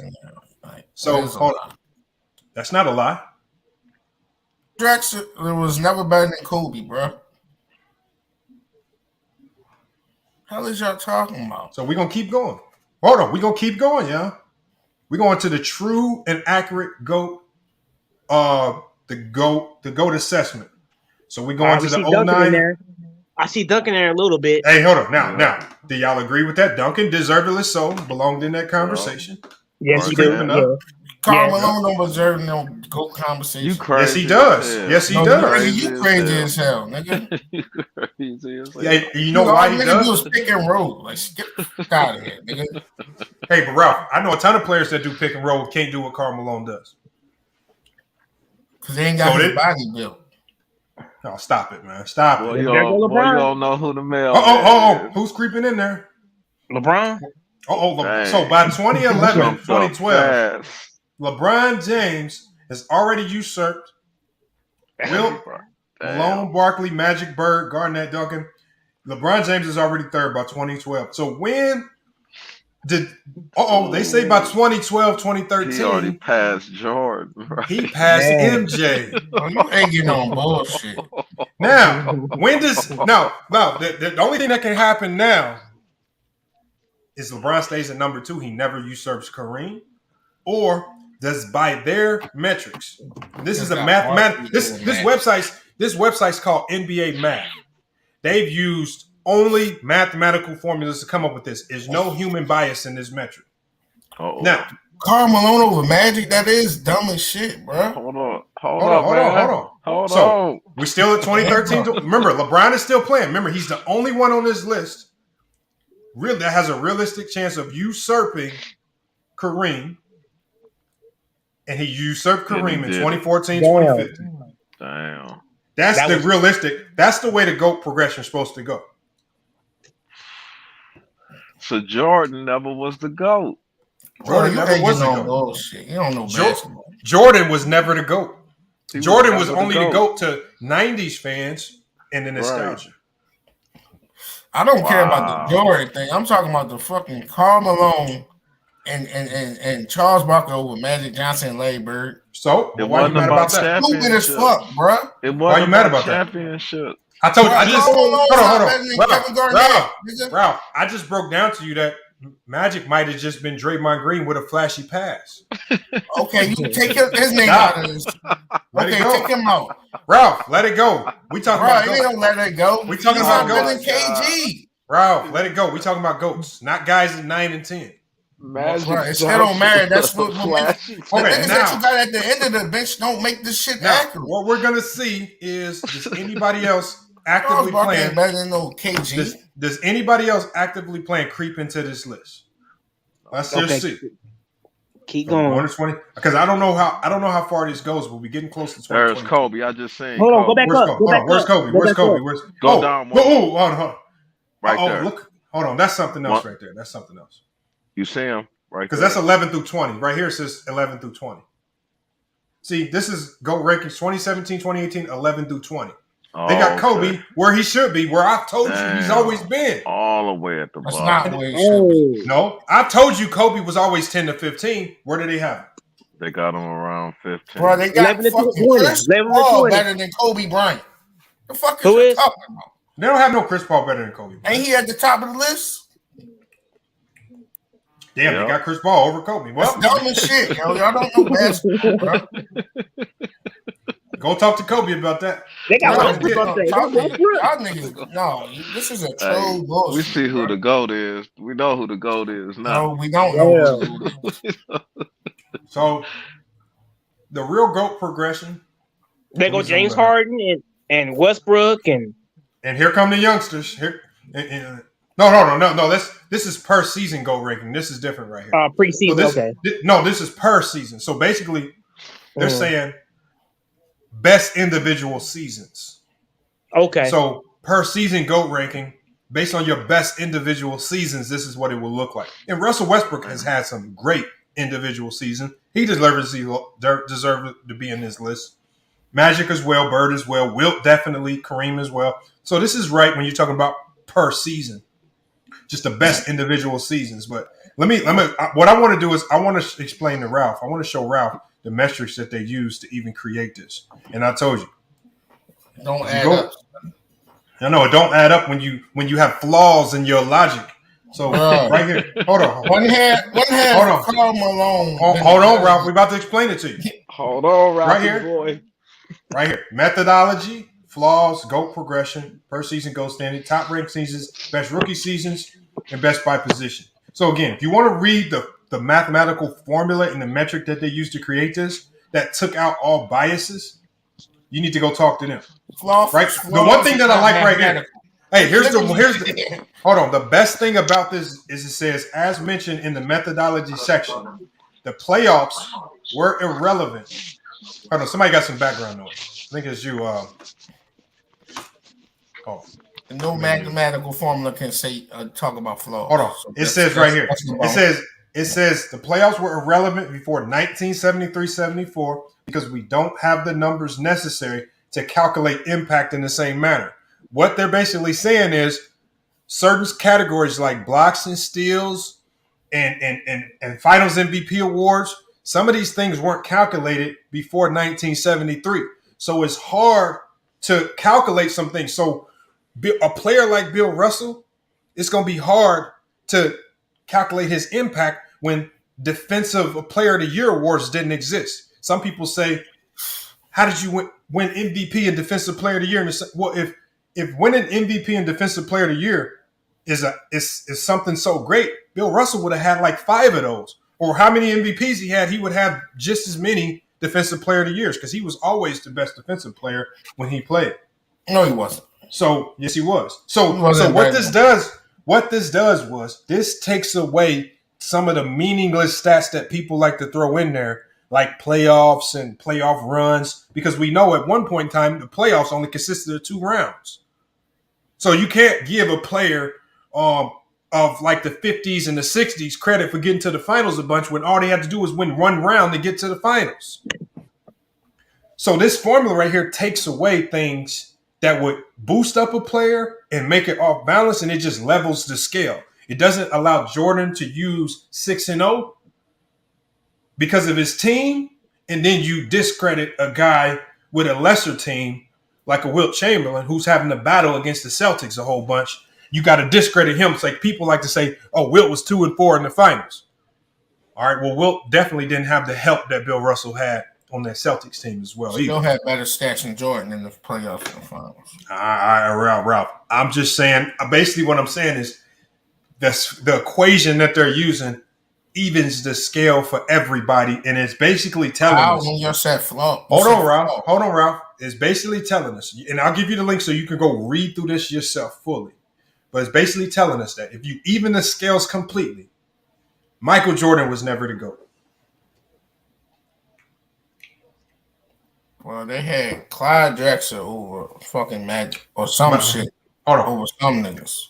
Well, Ralph, come on, bro. You still worried? You still worried about the 9s and the 10s on the list? I'm talking about the 1, 2, 3s.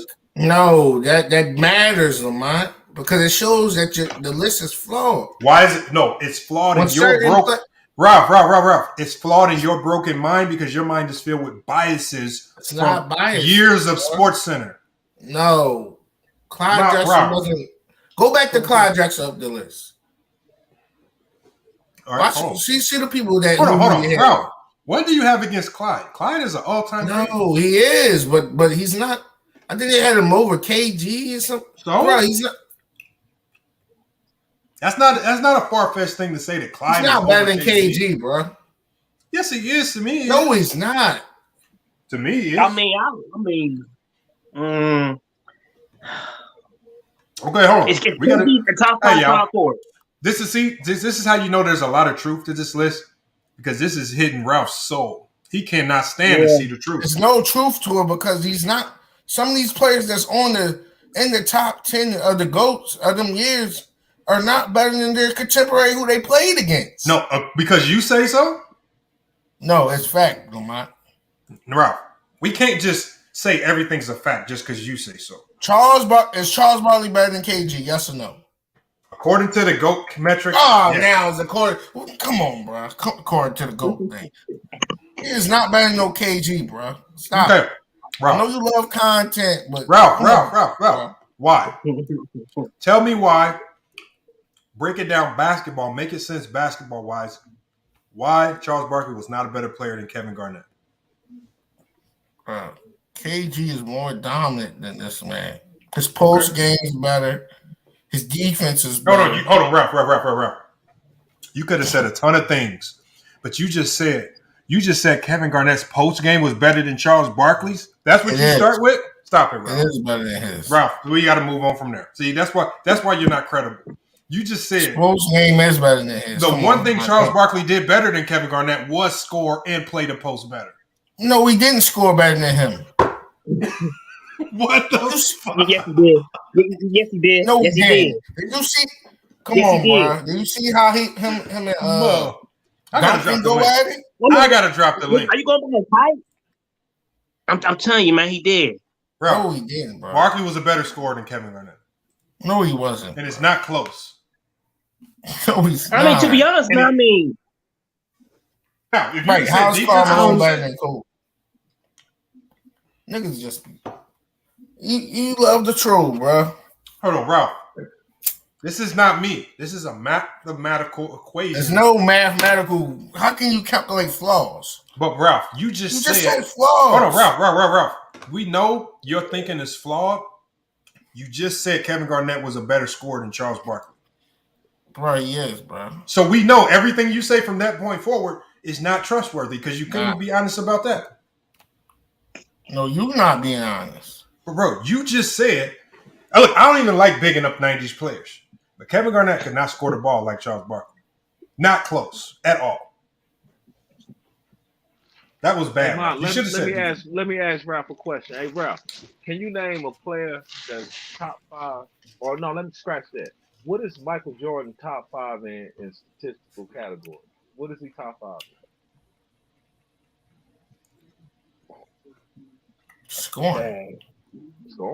Are you sure about that? For me,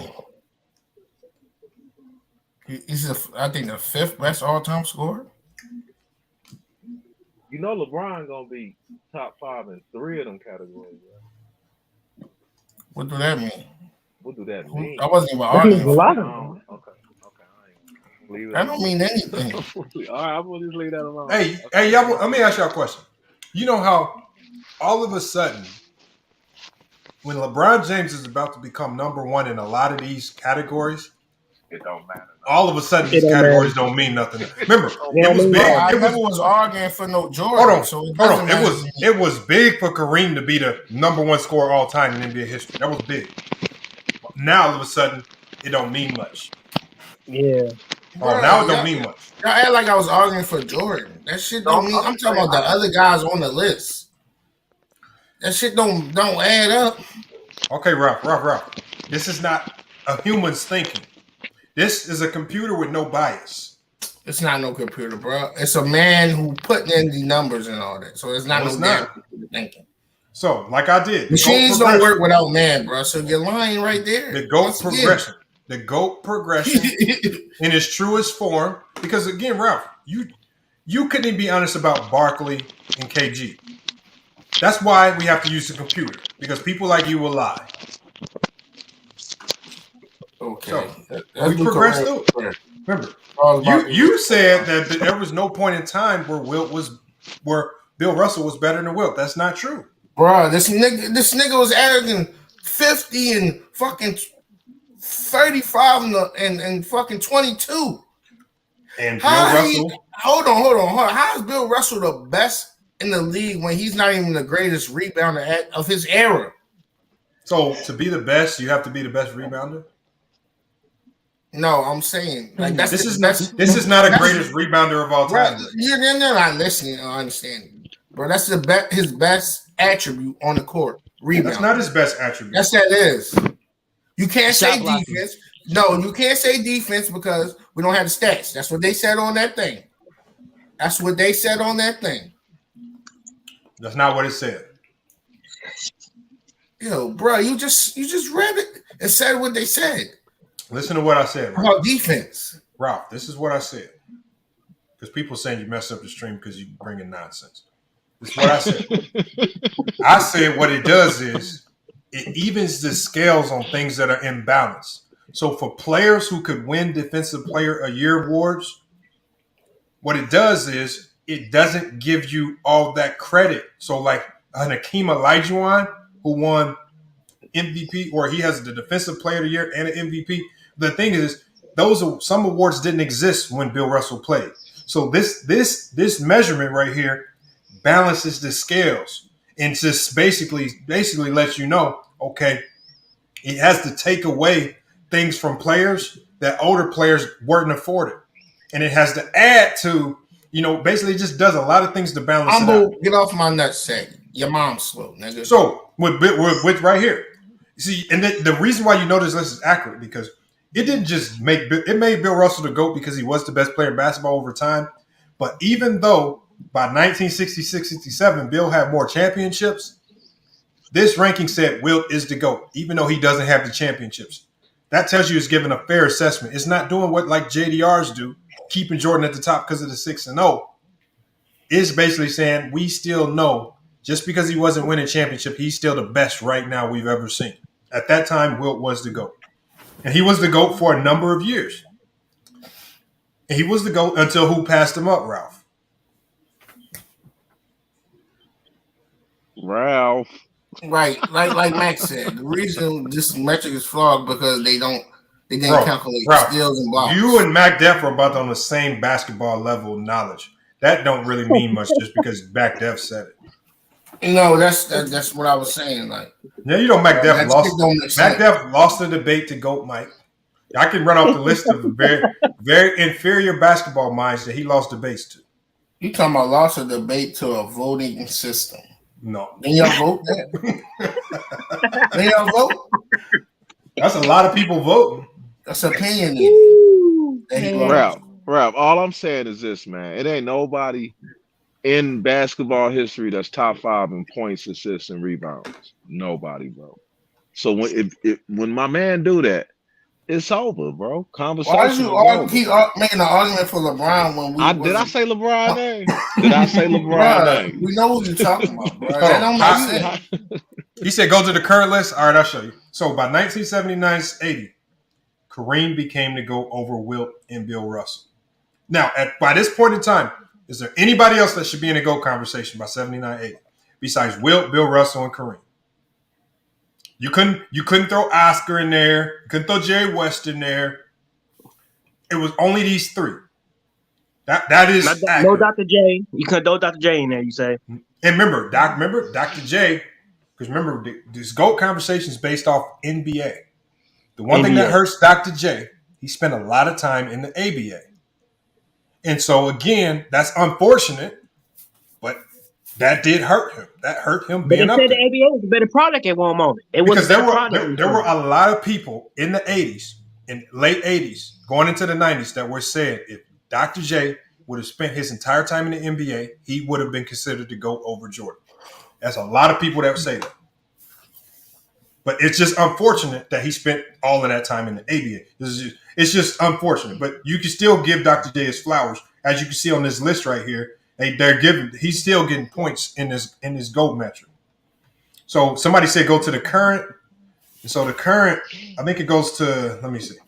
Because I think currently. I think it goes to like 2018, I think. 2017, 2018. We know who the current GOAT is on here. We already. So basically, according to this list, see, this is where they get mad. According to this list,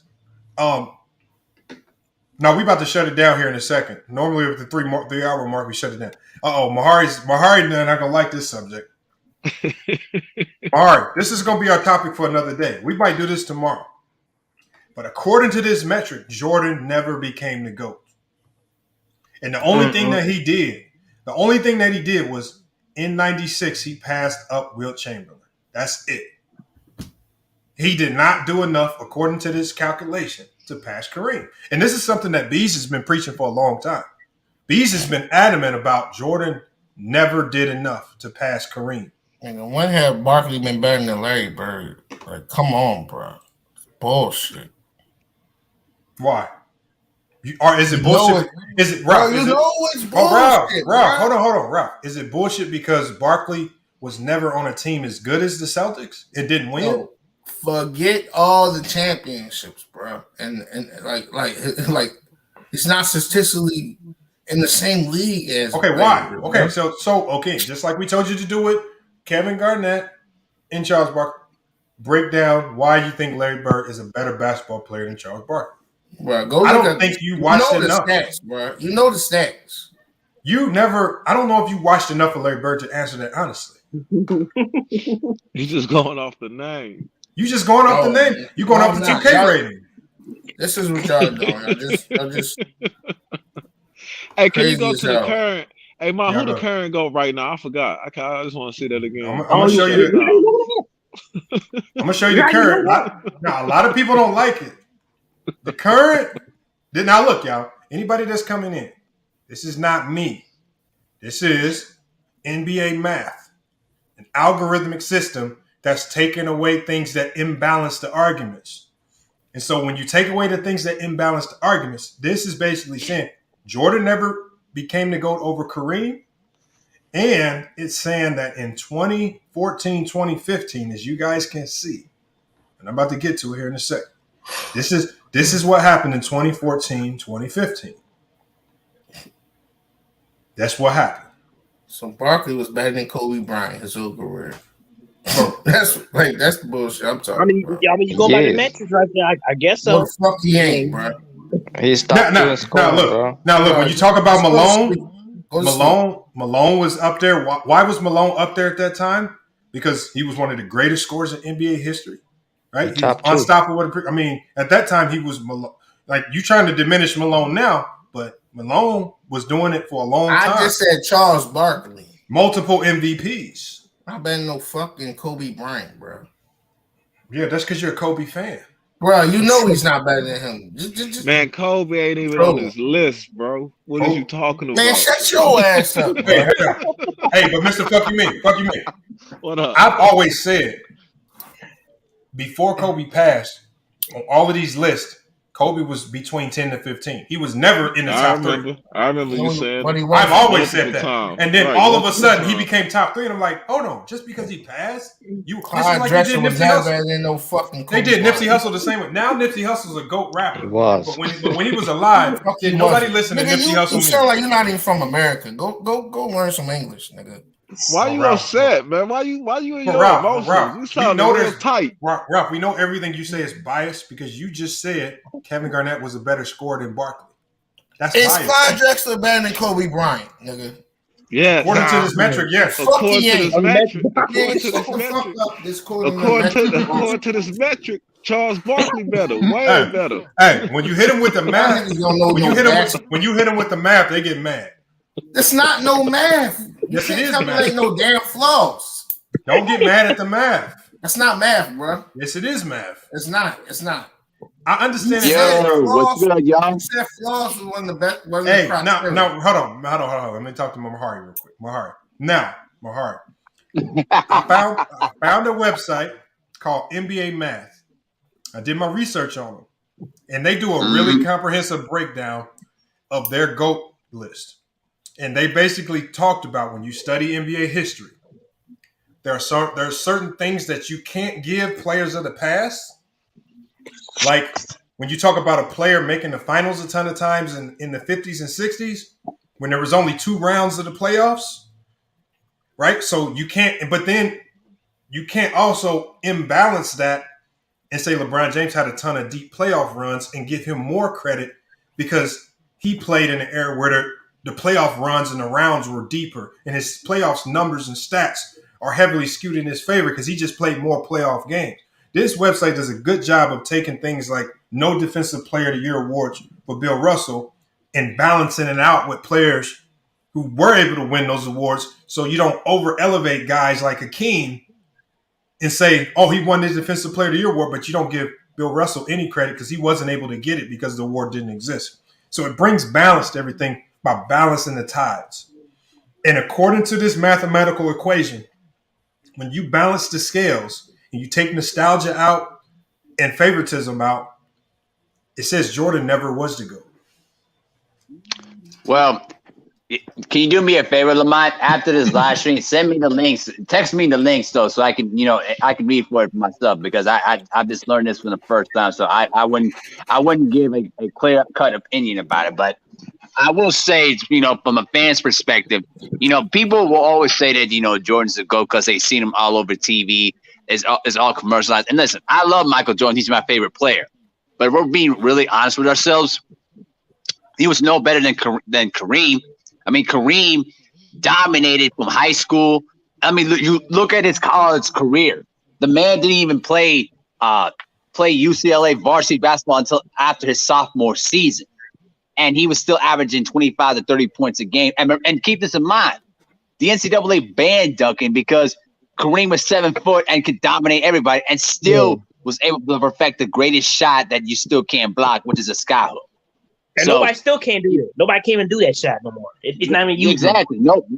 Yeah, that shot doesn't even exist in today's NBA. Let's forget about that. It's more of just a turnaround jumper or step into the left or step into the right and then try to go for the dunk or 3-point shot. That shot don't exist no more. So I can understand why people will still give Kareem his props. And he's still the all-time leading scorer until LeBron breaks it. So, but do me a favor, Lamont. Send me that.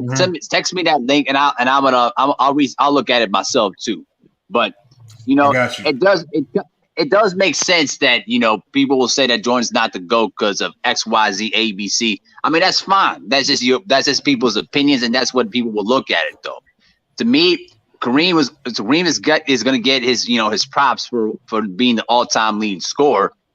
People will say Michael's the greatest. People will say LeBron's the greatest, and it's just subjective. But I think that sometimes as fans we take a lot of what we see on television or on YouTube, and sometimes we let that be the one that influences our opinions. If you don't watch the games from start to finish, you get caught up in the nostalgia. That's what I kind of think. And by the way, too, Lamont, one more thing. Don't try to sit here and say that I won't like what you got to say sometimes because, bro, I know what you're trying to do. You're trying to get me fired up like you normally do with Ticket TV, and I'm not falling for it, bro. You think I'm just going to come in here, all cuts, tirade, and everything? No, bro, I'm not like that. You try to do that with LVZ, and that don't work either. Nice try. Hey, LVZ came in here and cooked somebody earlier. It was bad. Damn, bro. It was bad. I gotta rewatch the live stream then. You gotta rewind it, because the guy came in here trying to peddle that fake narrative like it's a beef with Ticket TV and stuff. Oh, LVZ came in and fried him, man. I mean, he brought the move between LVZ and Ticket. They've been together for years. I know that for a fact. There is no beef. It's just that LVZ doesn't talk to the people on the panel that say the dumbest things that you could ever hear of. That's it. I got a question for everybody in here. This is Slim. What's good, Slim? Listen, man. Okay, I respect everybody has the right to have their own opinion on what greatness is, right? Or who they think the greatest is. But I just don't understand why people just refuse to think for themselves. I don't know why you have to choose a narrative. Like, you got people who create narratives based strictly on numbers. And you got people that create narratives strictly based on what they see or hear on television shows, right? Which are BS media created narratives. Like, greatness on any level, whether you're playing golf, football, baseball, basketball, the fans are not cheering because of the box scores. You know what I'm saying? fans aren't cheering because you get a certain number of rebounds. The fans are cheering based on what they're physically looking at, what they're witnessing on live, in color. They're live at the stadium.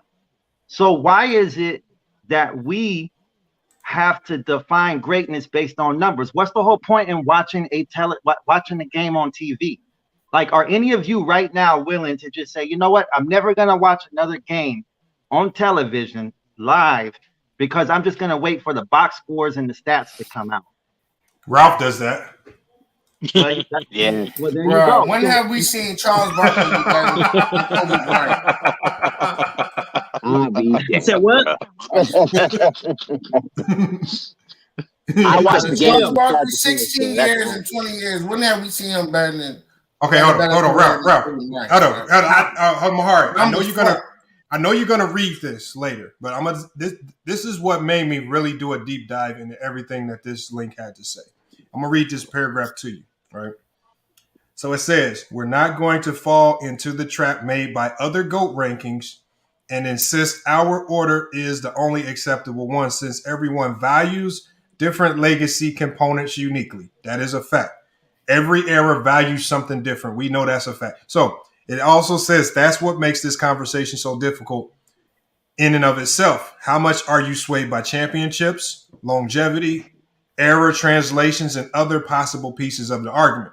So with Bill Russell, people talk about the weak competition. With Jordan, they talk about the championships. With LeBron, they talk about the longevity. We see it, the bias in a lot of people's.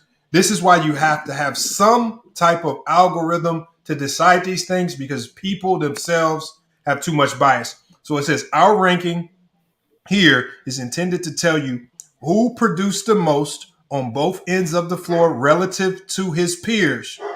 The longer the higher level production was sustained, the better.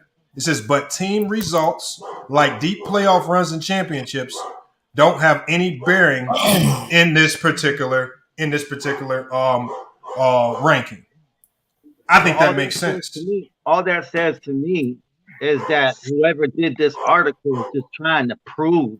They're trying, like they've been doing in the media. They're trying to disprove. They're trying to devalue what Jordan really was and how much of an impact he really made. So they created a mathematical equation to show that somebody is actually better than him. They probably did it. No, but hold on. But Slim, that's not true, because if it was about discrediting championships, then Bill Russell would have usurped. I mean, based on what you're saying, if it's about championships, then Bill Russell usurps everybody, because he did championships. He did championships better than anybody. Right. They're not saying it's just about championship. They're trying to eliminate the championship out of the conversation. No, part of the conversation. What they're saying is the championships, because of how they've been won over time, can imbalance the argument greatly. So, for example, can the stats. Hold on, but this is why. Hold on. Listen to what it said. It said our ranking, because remember, there was a point in time where this list put Wilt Chamberlain, when they were both actively playing, they put Wilt over Bill Russell. Because he was better than Bill Russell. But Wilt was better than Bill Russell. What? Not because of the championships. No, because of his individual greatness. His individual greatness was better than Bill Russell. Thank you. And what they're basically saying is, when you see LeBron usurp Jordan on this list, they're basically saying LeBron's individual greatness, irregardless of the championships, is better than Jordan's. But see, that's what I'm trying to say. They had to create a way to show that you can. It's like saying, okay, we want to create the number 8. How do we do that? We can create an equation that comes out with that outcome. 6 + 2 is 8. Yes, it is, but so is 4 + 4. So it's 5 + 3. Yeah, but what you're not saying is, no matter how you slice it, however you play with the numbers, it all comes to the same result. Okay, that's what I'm trying to tell you is they're looking at numbers, but that's not showing you. No, that's not what it says here. It's not just using numbers. What are they using? All right, so remember, they spend 3 pages explaining the algorithm. I just don't want to read all 3 pages, but I will read certain portions to help understand the thinking. Like when I read the postseason part, it says, as mentioned in the methodology, the playoffs were irrelevant before 73-74 season. And this is because we don't have the numbers necessary to calculate impact in the same manner. He says this doesn't prevent early era players from operating on the same scale as modern contributors because they're still only being compared to other men from the same season. So it's much harder to compare a Bill Russell, let's say, to a Michael Jordan, because Bill Russell's playoff runs weren't as lengthy as Jordan's. There's a difference in how Jordan got there, and it's giving Jordan credit for that because as you can see on this list, as we scroll down, Jordan did pass Bill Russell and Wilt. You see it right here. He passed them up. Yeah, I agree with that, but I also feel like Magic and Larry surpassed what Bill Russell and Wilt did. But why do you feel they passed them up? Because of the dynasties that they created. No, hold on. I'm gonna let Bees go. No, Slim. But you said one word that's gonna kill you. You said dynasties. When you say dynasties, but when you say dynasties, it already said we're taking away the team. We're not giving you credit for just being on a better team. Getting drafted to the Lakers, you shouldn't get rewarded just because you were drafted to the Lakers, a great organization. That question that you asked me is not a one. It's not a one thing answer. So it's a combination of the entire impact, bro. It's a combination of what they did in their time. Hold on, bro. Here's your problem. Generally before 1 a.m., but after you said Magic, right? Let me give you a problem with the Magic code argument. All right. You can't be the GOAT when you got another top 2 player on your team. No. I give you that. I no, but you got to understand. Time out. Kareem was in the league over a decade with only one chip before Magic showed up. See, everything that you're talking about is all about chips. Yeah, no. Hold on, bro. Was Magic the leader of the Lakers before '86? Yes or no? Before 1986? Yep. Yes. Yeah, he was. No, he wasn't. Yes, he was. The MVP say otherwise. No, he was not. MVP say otherwise. Who got the most MVPs when they was together? Bro, what I'm trying to tell you is that Magic was not the main guy on the Lakers until '86. That's a lie. That's a lie, bro. You got right. Hold on, why? No, it's not How right. you guys gonna say it's a lie? Who had the most MVPs when they was together? Look, see, hold on, I'll tell you. Y'all gotta let Bees cook, and then I'm gonna go back to Slim because I know he was talking to Slim. Just let me. I'll wait. Let me finish talking to him without you interjecting, please. Magic is a great playmaker, floor general, but does his playmaking and his ability to control pace and space make him better than any one of these guys on this list, especially Larry Bird? How can you say Magic is a better player than Larry Bird? Larry Bird is better than Magic in every category other than passing. Okay, let me explain, man. The skill-wise, as far as the physical skill that Magic and Larry had, Larry was the better player. Bro, I'm asking you a point-blank question. I'm saying you said that Larry and Magic passed up Bill and Wilt. That's what you said. Right. Neither one of them athletically can hold a candle to either one of those dudes, bro. Okay, so now watch this. I don't know if you ever listened to any of Wilt Chamberlain comments, interviews, or anything like that. Now, I've studied the history of the game, okay? And I'm older than I probably look or sound. But hold on. Let me explain. Wilt Chamberlain is on record as acknowledging Larry Bird at one point as the greatest player ever. Okay, he's on record. You can find that on video. You can hear it come out of his own mouth. Okay? Magic is on record stating that Larry was the best player ever. You understand? You can see that come out of his own mouth verbally. You don't have to rely on those stats. What comes out of your mouth? What comes out of my mouth? What comes out of my mouth is Michael. Michael comes out of my mouth when somebody says, "Who do you think is the greatest?" But Michael ain't my favorite player. Don't get it jacked up, bro. You talking around in a damn circle, bro. Circle, yo. That's all you doing. That's all you doing. You ain't say all that whole soliloquy you just went on. You didn't say No, shit. no, you gotta listen and comprehend. You don't Hey, gotta let him listen and finish, B. comprehend. Let's just let him finish, B. So I then we said can Magic go. and Larry. I said Magic and Larry was better than Will and Bill Russell. I didn't say they were the greatest to ever play the game. Look, what you said. And then you asked me who's the greatest, and I said, hold on, bro. what comes out of my mouth is I did not Michael. ask you that, nigga. What you said was Magic and Bird. You attach Magic to Bird. Magic ain't on Bird's level. I didn't hold on. I said Magic and Bird were better than Will and Bill Russell. That's not attaching Magic to Larry. They're two separate people with two separate legacies, bro. I'm just saying there's more people. There's more people that are greater than Bill Russell. Okay, what makes Magic better than Bill Russell? Explain that to me. He went to the finals 10 times, right? But in a level of competition that had more teams with more great players in the league. Bro, see, hold on. The more teams you have, that means you have less talent. You don't get better talent. No, time out. Bro, stop it. No, what you're saying don't make no sense. The fewer teams, the more concentrated the talent. No, that's how it is. Bro, that's how it is in any era. No, stop it, bro. Stop it. You don't understand that there was only 10 teams in the freaking league back then, bro. And these people were not growing up their whole lives playing basketball. Do you know what that means? Do you know what that means when you what say? That means is they brought in. No, bro. Let me. How you gonna ask me a question and then tell me no before I answer what it, bro? Means, because you don't know. What it means is there's only 150 jobs. That means to get one of those spots, it's even harder. It's harder to get a spot when there's only 150 compared to 450.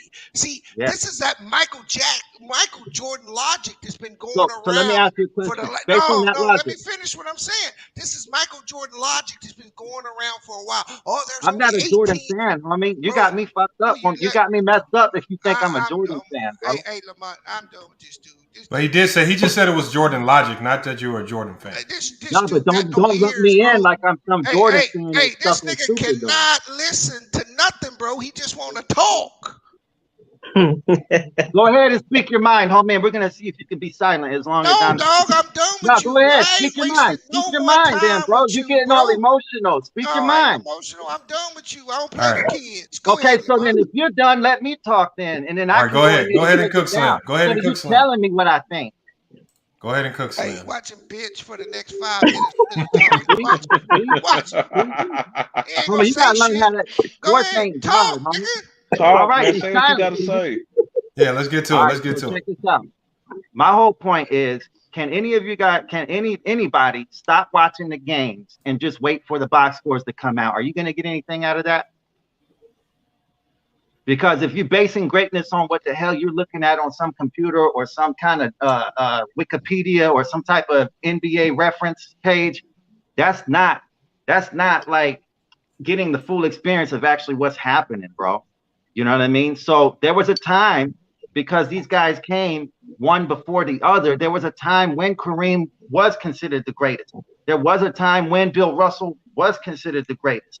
There was a time after that Magic and Bird came and they were held up and acknowledged as the greatest, right? Michael came after that, but he lived up to the previous standard of what was already established by those that came before him, right? And so that's why you have such a controversy when you have fans that get upset about LeBron when they try to acknowledge him as the greatest, because that standard that Michael established has not been surpassed, not by Bron. Bro, it has not been surpassed. First of all, now let me educate you, bro. The only reason why this whole greatest narrative that you're talking about, it didn't used to be an argument. To the media, the players used to determine this. Mike, LeBron, Larry, Mike, Kobe, all of these dudes have been pushed by the media, bro. It ain't about creating no standard, because if you go to ask Dr. J or any of them players, they won't tell you Michael is the GOAT. But why is that though? Because they don't see him as the GOAT. Because they don't think he passed the standard that Kareem set. Because they saw somebody before that. Because hold on. It's just what B said, what you're doing. The players of the old don't believe Jordan met any standard that Kareem set. They still feel Wilt and Kareem are still the GOAT. They see Michael Jordan as nothing more than a blowed up media creation. Just like people see LeBron today. See, you're talking about a standard. The guys before Mike, the guys that played with Mike, not all of them dudes say Mike is the GOAT. Just like Magic Johnson being a glorified Draymond with a flashy pass. But my argument right now, let me get my rocks off too. Hey, Lamar, let me get my rocks off, brother. Go ahead, Mahar. See, listen, I'm a Jordan fan, and I always like Michael Jordan as a Pacific player. But here's the truth. I wouldn't be lying to you if I say how many games that NBC broadcast the Chicago Bulls games. It felt like I was watching the Bulls network on national TV, which clarifies to the point that Michael Jordan was more than a media creation. And if you talk to guys like the old timers back in the 70s, like the Dr. J's and the Oscar Robertsons, they will tell you with a straight face that they believe that either Wilt Chamberlain and Kareem Abdul-Jabbar were far superior players than Michael Jordan. And I'm telling you this as a Chicago Bulls fan and a Michael Jordan fan. And I love Michael Jordan as a basketball player. He's my favorite player of all time.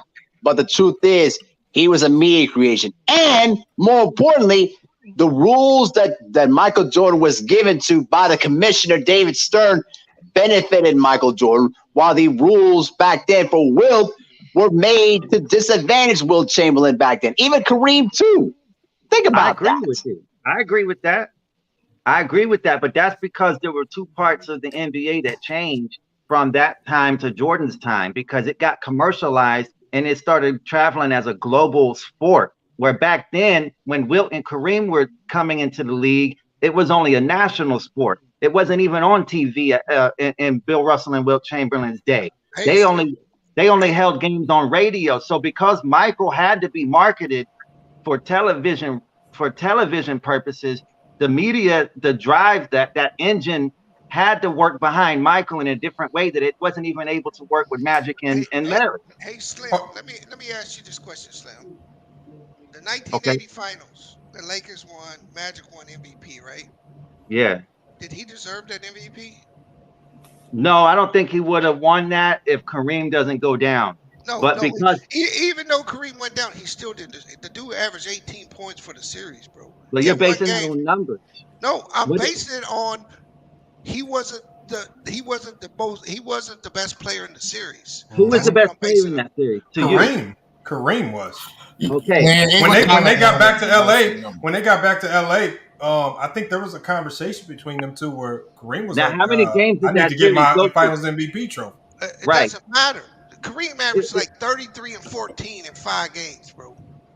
Yes, I agree. But he was not the reason that they won on the same level that Magic was. Magic dominated the deciding game. Magic dominated that deciding game. That's why there is no deciding game without Kareem. Yeah, right. There was a deciding game without him because he got injured and didn't make it to the deciding game. There was a deciding game. I'm saying they're not even in a position if it's not for Kareem. The Lakers was ass without Magic, bro. Stop it. Yeah, come on. Let me just say this made about the fucking difference. Let me just say this. Here's the thing too. Yes, they Here's was. the thing too. How many finals the Lakers made without Magic? I'll wait. Here's the thing too. After Kareem retired too, they only made it past this. They only made it to the second round in 1990. But that's after They still 10 made to the NBA finals without Kareem, bro. though. Yeah, they did make the finals without Kareem, but were they better without Kareem? Of course. Or did they win? Hold on. Like y'all said earlier, did they win it? It don't matter if they don't win it. Y'all said earlier. It does matter because Kareem ain't make nothing without Magic getting drafted, bro. Hold on. Let's get this back on topic. Everything that y'all saying, when y'all talking about teammates and things, the reason why this particular GOAT ranking was created, because it takes away the greater team aspect, and it balances the scales, and it goes player for player. It's more of a player for player comparison as opposed to what you did with your team. Or this list right here is not punishing Karl Malone for being on the Jazz, right? A team that never went out and tried to get free agents to really compete against the Bulls. It's just saying Karl Malone himself, his impact offensively and defensively made him one of the best to ever do it. The same thing for Wilt, Jordan, and all these other guys. It's not, remember, LeBron couldn't control getting drafted to the Cavs. He didn't have the luxury of going straight to the Spurs and just being great winning wise right out the door. It's still giving LeBron credit for all those years based on his impact on both sides of the ball. That's what this list is created for, to balance the scales. So everything that y'all talking about is all the biases that this list was trying to get away from. Okay, let me ask you a question, man. And when you remove those biases, what you said about LeBron not passing MJ's standard, this list is basically saying if we scroll up, that Jordan, like if we scroll up, it's basically saying Jordan never passed Kareem's standard that he set.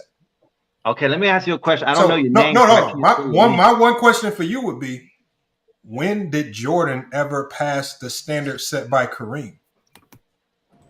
Because what he did is he was able, without another all-time legend, Here he we was go. able to go to 6 finals in 8 years. Bro, TV logic right there. Bro, without Pippen, Jordan was 2-9, bro. No, Pippen was a great player, but it was You Pippen just on said your without top a 10. great player. Is Pippen on your top 10? We ain't talking about my top 10. I'm saying without another legend like top 10 legend, he made Cut 6 it out out. of 8 6 Cut finals it in 8 out. years. Scott Pippen is a legend. Slim, Cut it out. the problem here is that your argument doesn't support the facts. The facts Okay, are, so 3-2. Hold on. hold up, bro. Let me say what I'm. Okay. The fact is that they named Michael Jordan the GOAT in his 3rd Oh, championship. Hold on. Let me help him out. So when you talk about Pippen's greatness, as far as having, remember this calculates GOAT caliber seasons. Pippen he's been in the running. He's never been first. He's always in the running for having a GOAT caliber season. When you talk about Pippen right here in 91, 92, and when you scroll all throughout this list, Pippen is going to find himself on a year by year, 92, 93. He's in the conversation. So Jordan played with this caliber of player. It wasn't just some all-star. This tells you the caliber of player that he was playing with. Dog, I know Pippen was a top player in the NBA. Pippen was not a top 10 player in NBA history at any point in his career. No. Hold on. That's not what we're saying.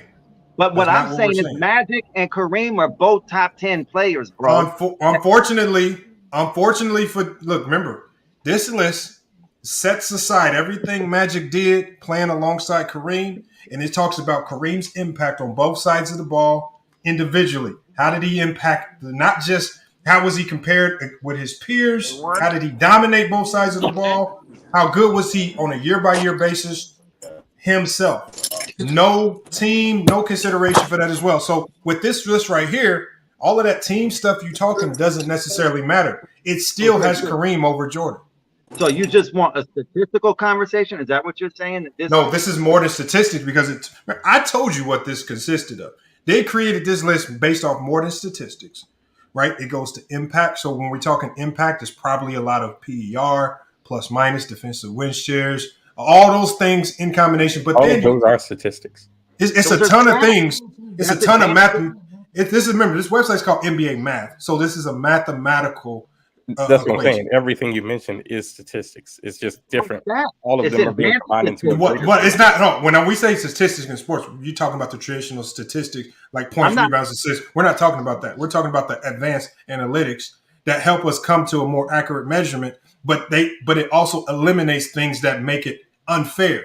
Yeah, I'm saying from a collegiate standpoint. Like it's not giving Bill Russell all this extra weight because he won 11 championships. But the road to get to the finals was much easier than a Jordan's. It's not punishing Wilt because he didn't win 11 championships, but Bill Russell won them all. But it didn't punish Wilt for doing that.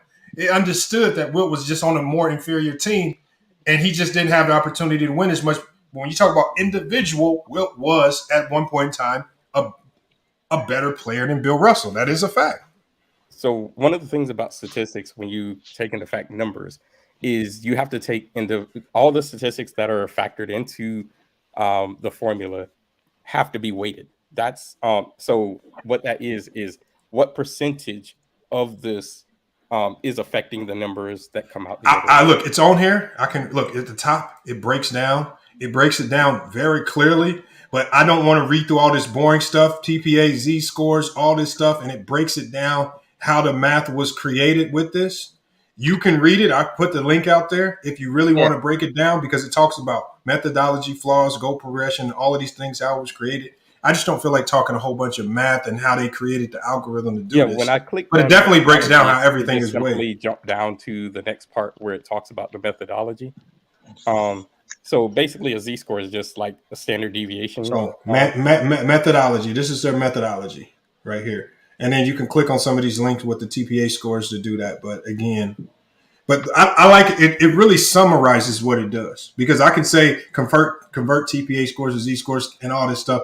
I wanted to get to the root of the thinking behind this. And the root of the thinking behind this is here in some of the flaws. When it talks about, they're saying above or below the average. So that's what I know, but I'm not trying to sit here and bore everybody talking to math, bro. I'm not going to sit and do that. I'm just talking about the standard thinking behind why this GOAT ranking was created. It's because of things like they see here at number 2, the postseason conundrum. When you think of some of the things that when people have these GOAT debates, Jordan 6-0, well, the 6-0 don't matter. LeBron longevity. It does a good job of balancing these things out, and we know that they're balanced out equally, because when you look through the list, you can see how it's not really giving a ton of bias towards guys who win a lot of championships. Math of itself, like that's not possible. If you want to go to the website, if you find flaws in the math, you can come back and break the math down, and we'll do a math show. What's the website, man? It's called NBA Math, Progressive GOAT Ranking. Okay. Here, I liked it. I think it's awesome. I'll put the link in the backstage, or I'll also put the link in the chat. Let me ask you this, bro. So you're saying that so it don't matter when you compare somebody who had a three-peat to somebody who might have just won one title. You're saying that there's no impact at all whatsoever. It's individual. It's individual because to win championships, there's no one player. I don't care how good you are. As good as Wilt was, he cannot win championships without a good team. He could score when Wilt scored 50 points. He averaged 50 points per game. Did he win a championship that year? No, but was he? So no matter how good he is individually, if he don't have a good team around him, which is something he can't control, so he can't. There's certain things as a player you can't control. Hey, Lamont, but the argument to include like three-peats and stuff like that. Mm-hmm. The problem with that is that if that is part of the metric, then Bill Russell has to be your GOAT. Yeah. No, because it's only one part of the metric. It's not the whole conversation. No, see how you moonwalking now? What I'm saying is, if let you me finish, sir. right? Three-peats don't mean nothing if a nigga win 9 in a row. Yes. Yeah, what is a three-peat? If I win 9 in a row, why are you up here arguing? Because I'm trying to explain what I'm watching. Facts. I don't get that, bro. If you don't get it, let somebody explain it. And hold on, and you know what? We're not trying to get on you, but basically what he's saying is the three-peat is a lower standard than what Bill Russell said. Yes. No, but you're saying that. But what you're saying by saying that on the low end of the scale. Hold on now. What you're saying is when you try to use that argument is that is the only part of the conversation.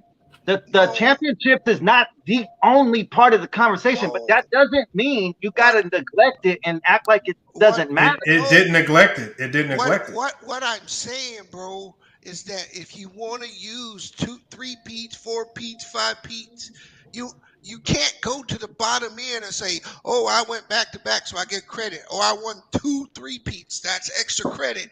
When a nigga wins 9, you just take that shit off the table because whatever that is, it's going to be unfairly weighted to Bill Russell. Now, let me ask you this then. I don't know your name, so I can't say your name. I don't know who I'm talking to. I'm just saying, when you talk about Bill Russell and when you talk about, let's say, a Robert Ory, Robert has 7. What?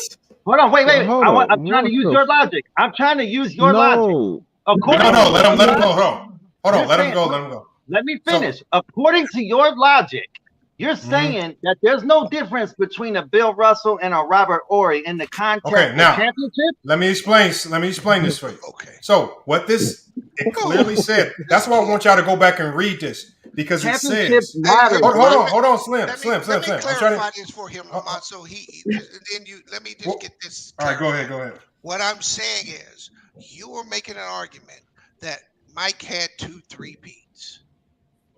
And I'm saying to you that you can't use that because the guy that won fucking 10 or 11 rings is going to get it's going to be overweighted in his favor.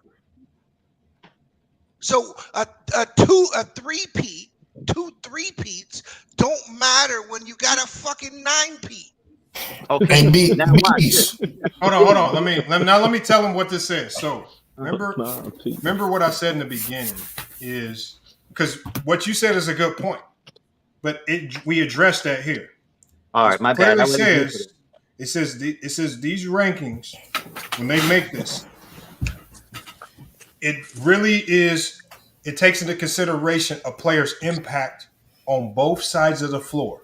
So when you compare Bill Russell's impact on both sides of the floor, and then you compare Robert Ory's impact on both sides of the floor, even with all the championships, then that's what really separates the two. So a player can't just sit on the bench and win a ton of championships and say I'm top 10, because this is going to take into consideration your championships. It's not going to give it as much weight, because we also know that some players win a ton of championships just being sidekicks on the end of the bench, coming in at the end of the game like Robert Ory did. So when you compare what Bill Russell did on the court on both sides of the ball and what Robert Ory did on the court on both sides of the ball, who had much more of an impact on the basketball court? Hey, Lamont, That's my whole point. That's why I'm saying. Lamont, really quick. I just noticed something. I'm a young dude, right? So I had to look up my history. We just talked about Bill Russell having all of these championships. So I did my research, bro. Do you realize Bill Russell was the 3rd leading scorer? There was 6 players on that team. There was 6 players that averaged over 16 points. He averaged 16 points in those 1960s playoff runs, bro. So there's a difference when you're Michael Jordan and you're the number 1 guy.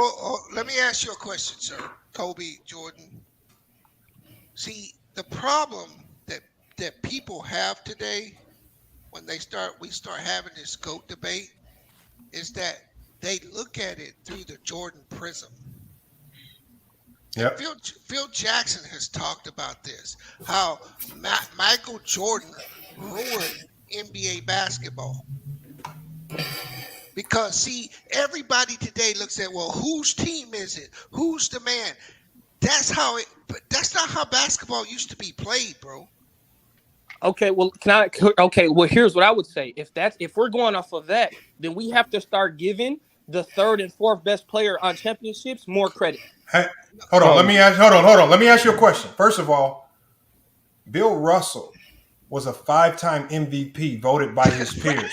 So I want to ask you this: how when he was if scoring alone makes you the number 1 player on the team, then how was he voted MVP of the league 5 times by his peers? Because he was obviously doing stuff other than scoring that dominated the game. When you talk about defense, he's arguably the greatest defensive player of all time. He's arguably the greatest rebounder of all time. He's arguably the greatest offensive rebounder of all time. Hold on, Ralph. Everything that I said arguably, but he's still in that conversation, however you want to slice it. So what I'm saying is, why is Jordan scoring make him the number 1 guy on the team? Okay. Well, but Bill Russell's hold on 1 second. Let me finish. Go ahead. But Bill Russell's defense, rebounding, and everything else, his ability to be the first center to push the ball and lead the transition, how come these things can't make him the number 1 guy on the team? Why is it only points? No. Okay, well, here's my argument to that. Jordan wasn't just the scorer on his team. Jordan was arguably the best defender on his team. He was the most. So Jordan wasn't. So you're telling me No, it was Scottie Pippen Pippen. was better than Jordan? Jordan wasn't the best defender on his team. It was Pippen. Defender than Scottie Pippen. Stop it. And it was never close. How many defensive players a year does Jordan have, and how many does Scottie Pippen have? Hold on. See, here we go again. See, how many defensive players? You just did that with the does Scottie MVP. Pippen No, have? So you can't do that. No, I did with the MVP to show you that when you argue awards like that, it's all media based. You're gonna tell me. I'll give you an example. Kareem's got 5 MVPs, right? The last one he won was the first year the media took over. Kareem never won another MVP. He got robbed of an MVP in 1980 and never won another. Now, as you guys probably know, Kareem wasn't very well liked, was he? No, I agree with him on that. So my point is, when you make these arguments, we saw LeBron lose a defensive player of the year to a guy that didn't even make first team. No, I agree with you on that, on the awards and So accolades, when you because start anything telling that goes outside of the court is That wasn't his reward to biased. lose, dude. It Stop doesn't matter. So when you start throwing out how many defensive players of the year, and this and that, bro, that is all media driven. Okay, That's all but narrative driven. But you have to put it in context. No, though. context I'm not. hold on. Hold on. Context is Andre Iguodala, was he a better player than Steph Curry in 2015? No, he wasn't. But He got won Finals MVP. See, that waters down all these accolades because the media is pushing narratives. Well, I don't really say it's just narratives. I think you look at it, there's impact on winning, and you can't really. Sometimes statistics don't tell the whole story because you got to look at guys like Iguodala, who's they're playing the 50-50 game, right? You're talking about guys who's mentally able to stick on the best scorer on your team, a LeBron James, and get inside his head and slow him down. Those are things that you not necessarily slowing Hold down. Hold on, y'all. Let him finish. Hold on. No, let me finish. I'm telling you that when you talk about it, this is why I have an argument when people talk about the GOAT, because they only go to statistics and you don't understand. People don't really put in context. Well, what is a player's? What is his charisma? What is his attitude? What is his killer instincts like? What are these things that are actually putting other teams in vulnerable positions?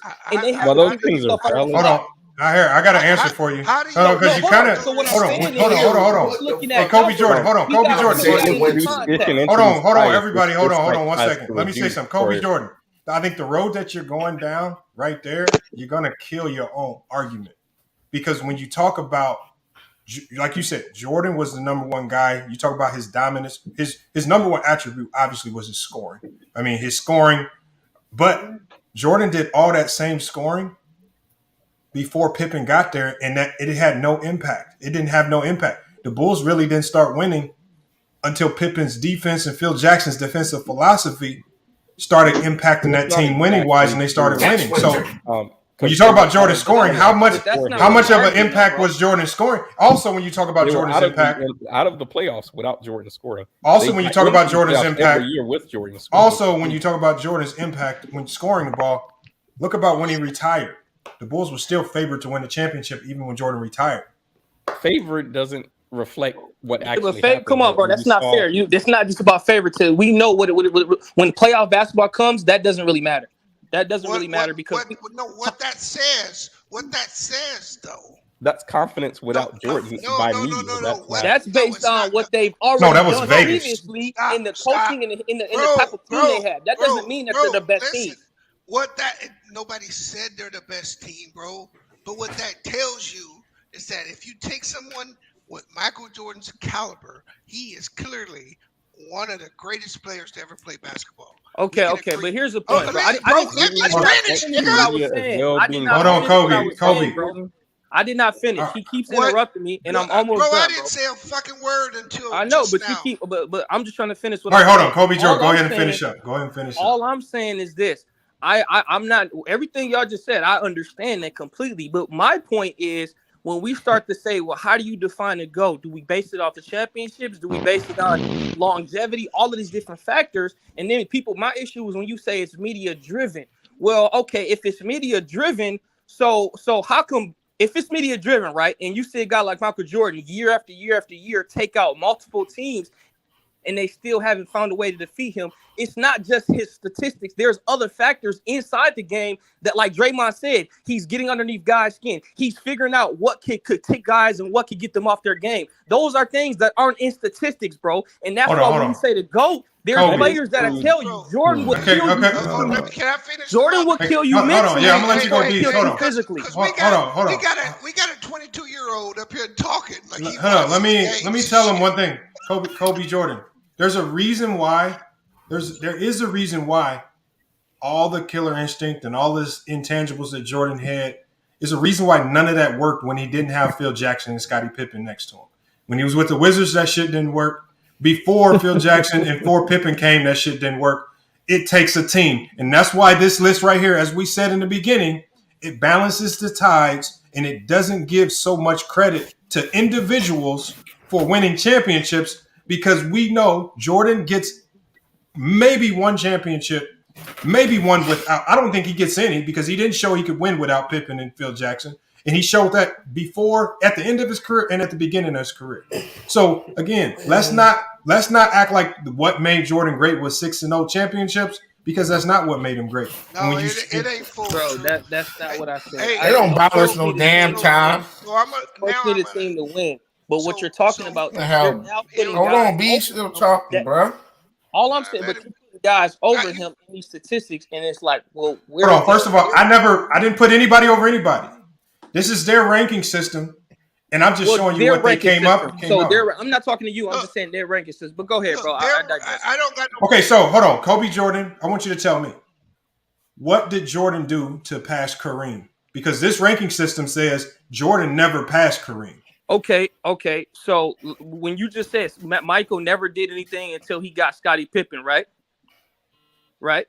So what did Kareem do without Oscar or without or Magic? Like that, that's what I'm saying, because that argument could go. Hold on, that argument could go across the board, because he played with another top player most of his career. You don't got nothing, bro. So did he play with a top player most of his career? Hold on. What I'm saying is this right here. What I'm saying is, outside of who they played with, because again, Jordan still, even though Jordan played with the all-time great in Pippen and had one of the greatest coaches of all time, it still balanced it out and says even if you put those things, when you put those things in the context, Jordan's still number 2 right behind Kareem. But why does this list still say that even when you balance the scales, Jordan never did enough individually to pass Kareem in the NBA? What made you in your mind put Jordan past Kareem as individual players? Not team. I know you know, Bees. I'm asking him. I want to ask him as an individual player. We talk about impact on both sides of the ball. Okay, so we're talking about. Okay, well, hold on. He's gonna keep talking, or did you ask me? Did you ask me, or is he gonna keep talking? The white man told him to argue with his own. But see, this is the thing. Like, you got people who are saying dumb stuff like that, bro. He's the dudes out just here talking. arguing this shit every day, bro. Dudes is just talking, man. They don't have any, like, he has no common sense. So to answer your question, clue what Kareem's resume. That's crazy. I can't even answer the question. Go ahead. Hold on, let him go, Bees. Let him go, Bees. No, I don't. Dude, Bees, he's just talking like he's not really making. Man, answer the question, man. Just answer the question. No, I'm gonna answer the question, but tell bro to relax. So when it comes to talking about white people watching me, bro, what are you talking about? You just sound stupid. But basically, to answer the question, yeah, this nigga's old. He's just an old bum ass. Man, nigga, just answer the basically, question. what I'm saying is, when you talk about Jordan, if that's the case, 5 niggas look just like you. Bitch. You talking about? Yeah, all right. All right, come on, let's go. Yeah, you wouldn't see me in person though. Keep you. That's what I'm saying. Oh, man, cut it out, man. Come on, man. Come on. Why would I be scared Niggas of a in nigga person ain't doing shit when they see me, bro. Yeah, you ain't on the internet. All right, hold on. Let's hear it. You an old Come on, let's hear it. All these internet gangsters What's the point? Man, come on, man. Respect Motherfucking the YouTube streets is platform, dangerous, man. nigga. After you old ass. Hold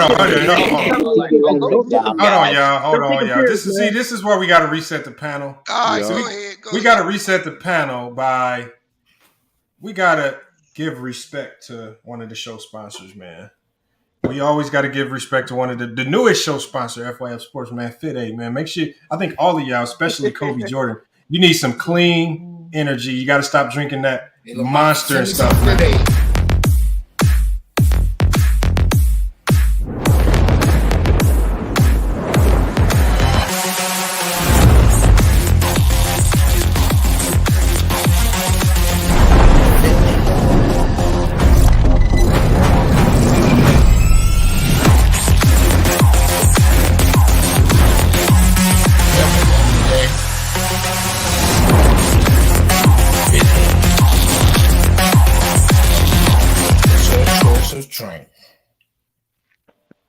Hey, man.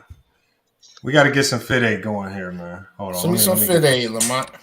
Yeah, Hey, send me some too. True trying to get in, Lamont. All right, hold on. Let me fix it right here because my screen froze. Give me 1 second. Yeah, a long day at work or in the gym, Fit Aid is your drink of choice.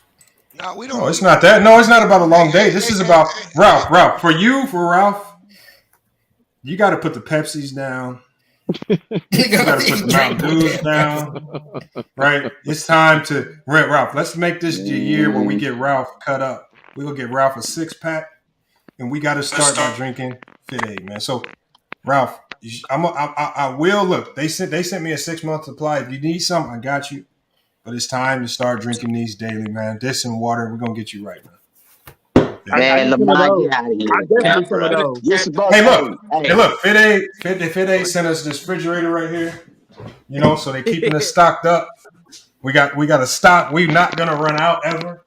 So, I mean, if you need something, you got to let us know, man. We got you. I like the deflection. Hey, Lamont, you forgot one more thing, man. There's one more thing you forgot, too. How is that a deflection? No, I'm playing with Hold you. on. You ain't got a sponsor. Hold on. You forgot one more thing, man. You forgot one more thing. You're supposed to advertise our podcast, though, bruh. You forgot that shit. Oh, no, I got it. Hold on. I didn't upload it yet, but I got a special promo video that I'm gonna have on the rest of the streams for that. But yeah, if y'all don't know, man, I'm gonna put the link to the channel in the. Hey, you and Mahari got a podcast on Spotify. Yeah, we got a Spotify show. All right, congratulations, Mahari. Yes, sir. Now that I sold my other business, I'm gonna have more time to do the Spotify shows. So we're gonna be dropping a lot of content. So I'm gonna drop that link to Spotify. I'm gonna drop that in the chat, man. Y'all make sure y'all give us a follow. Is it sports show? Do them okay. Yeah, sports show. Sports. We do all sports stuff, everything. Yeah, basically, what we do, I'll explain it real quick. Basically, what we do is we do our own individual, like 15 to 20-minute episode on anything involving around the world of sports. I'm going to be taking the responsibility of boxing and MMA and try to, get you guys on all the stuff that's been going on around boxing too. So I'm actually going to start working on the episode about Shakur Stevenson moving up to 135 and then Devin Haney being avoided by Vasily Lomachenko. You know what I mean? So stay tuned for that, guys. All right, Michelle. Okay. All right, man. So back to what I was saying. To answer old bro question, Lamont, due respect to your panel, I want to answer the question that was directed. All right, go ahead. You good? So here's what I gotta say. See what I'm saying? Here's what I'm gonna say. When you talk about Jordan, Kareem, respectively, you can argue who's the GOAT. That's fair. That's cool. All I'm saying is when you talk about the GOAT, when you look at dudes like Jordan, who's 6'6", a dude like Kareem, who's 7 foot, right? This dude has more defensive player all team or defensive first teams than him. So when you look at stats, it matters because you're talking about a dude who's a shooting guard having more defensive titles than him, who has more Finals MVPs than him, right? And you're talking about a dude who has more scoring titles. I think Jordan has 10 scoring titles. Kareem has 2. I think what Jordan has. So Jordan got 5 rings. Kareem got 6. Jordan has 6 Finals MVPs. So it's like he's beating him in almost all of these categories except for all-time scoring. So the way I'm looking at it is it's the same conversation when you talk about a guy like Kobe and Tim Duncan. People argue who's the better GOAT. That's not up to me. What I'm saying is a guy half your size is getting more defensive titles and doing exactly what you're doing on offensive end. So that's what I'm telling you, that they're fearing this little 6'6" dude in a dominated center generation over Kareem, right? Man, he That's was my playing argument. against little guards. What are you talking about? You said what? He's 6'6" playing against the little guards that he was guarding. No, I'm talking about him doing what he's doing in a center He dominated wasn't down there generation. playing with no damn Jordan. Wasn't down there playing with no damn centers. What the fuck is you talking about? Bro, You don't understand I'm what talking he's about saying, in a generation that was dominated by centers. Hakeem, David Robinson, right? You talk about Shaq. These dudes are dominating the league at this time, and this dude is doing it on both sides of the court and winning championships, right? That's what I'm trying to tell you is like, why is he outplaying not? them niggas. You said what? I said you right. He outplaying them niggas. He's outplaying them on both sides of the court. Boy, do you see that? Do you see that? Do you see that? The most goal points in a single season. Bro, nobody give a fuck about that. Hey, Yo, put them sausages down, bro. Ralph, I got a question for everybody on the panel. We'll start with you, Lamont. Yeah. The last 50 years, what's the weakest decade? Give me 90s. the top. Give me the okay. What about you, Mr. Fuck you? 90s got to be the worst. It's the 90s, without a doubt. Okay, Ralph. Come on, bro. You don't even gotta ask. You already know the 90s. No, we don't know. Answer the question, bro. It's the 90s, man. Okay, Action Jackson. 90s. Point blank 90s. All right. You asking me? Yes, sir. Okay. There's two in mind. I would say the early 2000s, and then I'll say weakest? No, hold on. Weakest, you say? Weakest. Oh, my bad. I messed it up. I messed that up. My bad. 90s. My bad. I messed up. I didn't hear that. All right. Kobe Jordan. Go ahead. I'm listening. What's the weakest era? What's In the last weakest 50 era? years. In the last 50 years. In the last 50 years, let me see. So that's considering the 70s too, right? Yep. Yeah, I would probably say the 70s. Okay, who's second? You got True to King. You got everything. Well, still. I mean, when you say, hold on. Well, quick question. When you say the worst era, how are you? I said weakest era, bro. Yeah, because I look at I'm looking at how many great players came out of these eras. I'm talking about the 70s. Bro, I'm answering the question, bro. Chill out. I said the 70s. The 70s to me would have the less amount of greats coming out of that era. You know, I ain't take my woman pill today, bro. So forgive me. I don't have that much patience. Hey, Everything STEM. Look at the chat. Even the chat is saying the 70s, bro. You're cat. Hold on. First, hold up. You can't believe everything in the chat. It's hands down. Okay. In the 90s. Okay, let's compare. How many? Hold on, let Bees finish. And how many legends came out of the 90s? Let Bees finish. Question, bro. Everything. No, let's compare the two generations. The 70s versus the 90s. Who has? Hold on, Kobe Jordan. Let Bees finish first, and then we can come back to that question. Hold on, I want to hear what Bees is getting to. Everything STEM. I'm just asking what people think. I'm more of like a statistics analyst. Like my degree is in computer science and engineering, so from my perspective, I don't really have the perspectives you guys have in regards to the players and their accolades. And that's fine. Just which era is the weakest? What's your weakest era in your opinion? I don't really have a weakest era. I think it's hard to judge what era is weak given the dynamics between generations. I think that what I consider modern generation started about in the 80s to now, because there were rule changes, but the rule changes were so minor comparatively. So versus from the 80s to now, what's your weakest era, bro? I would say when basketball first began. I would say when basketball first began, but other than that, okay. He said. So he's gonna. So basketball started in the 80s, right? Bro. No. Basketball started well before then. He said in the 80s or 40s. No, nobody picked it. He said he didn't know much about basketball before. No. But the way you constructed your question is already capped, bro. Because you got to realize, bro, the basketball. Okay, I'm saying the 70s, and you're saying from the 80s now, bro. The 70s was the weakest basketball in history. Stop. Can you prove that? When they were playing basketball in Canada in, what was it, 1939? Do not let him change the question. The question did not change. The only thing I I thought said that was for me. everything STEM was if you don't have. He said he didn't know basketball like that. I said so from the No, I'm 80s saying I for can't him. judge certain eras So based on Right. He just giving you the eras that you watch. I was giving you that. I wasn't saying the whole question. And then Kobe Jordan tried to run off with that. So thank you, sir. And how about you, True? The 90s is the weakest era. The 90s is the weakest era.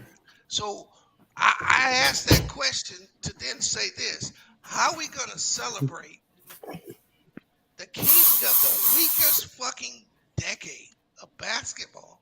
Wait, before you go into that, you got to prove Let him to me finish, that bro. Come let him finish, prove bro. to me that the 90s is the worst generation. Let it finish, bro. Let him finish, bro. No, because, so I'm not. I can't contest his argument. To prove Bro, to you me let him that the get his 90s is argument. the You don't even know his worst. argument. Hey, raise your hand before you speak, nigga. I'm just, bro. You gonna say the 90s, but you didn't Bro, tell me Kobe, why. let him finish, bro. Just let him finish. You can argue that why later. he said the 90s, bro. I'm done, bro. I'm done. No, go ahead, Bees. I got you. I'm done. I'm done, bro. This nigga's in his emotions, and he can't just sit and listen to an argument without. It's cat, bro. You know it's cat. Okay, hold on. Kobe Jordan. Why do you say the 70s is the weakest? Bro, hold on. Y'all are older than me, and y'all asking me He this asked you a question, man.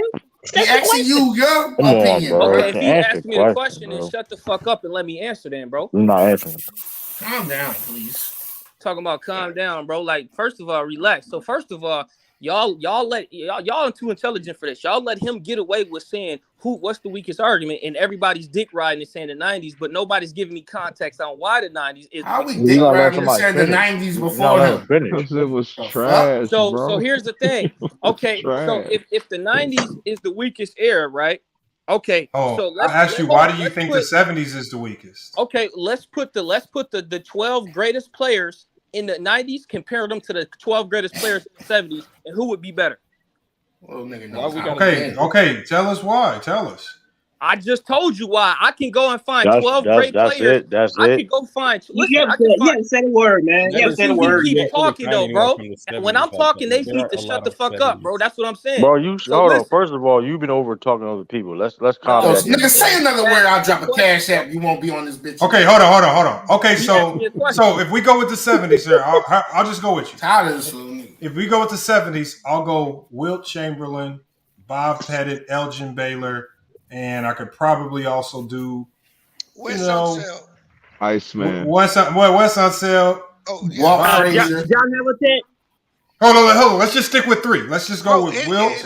Hold on. Let's just stick with three. Wilt, Elgin, and let's say Bob Pettit.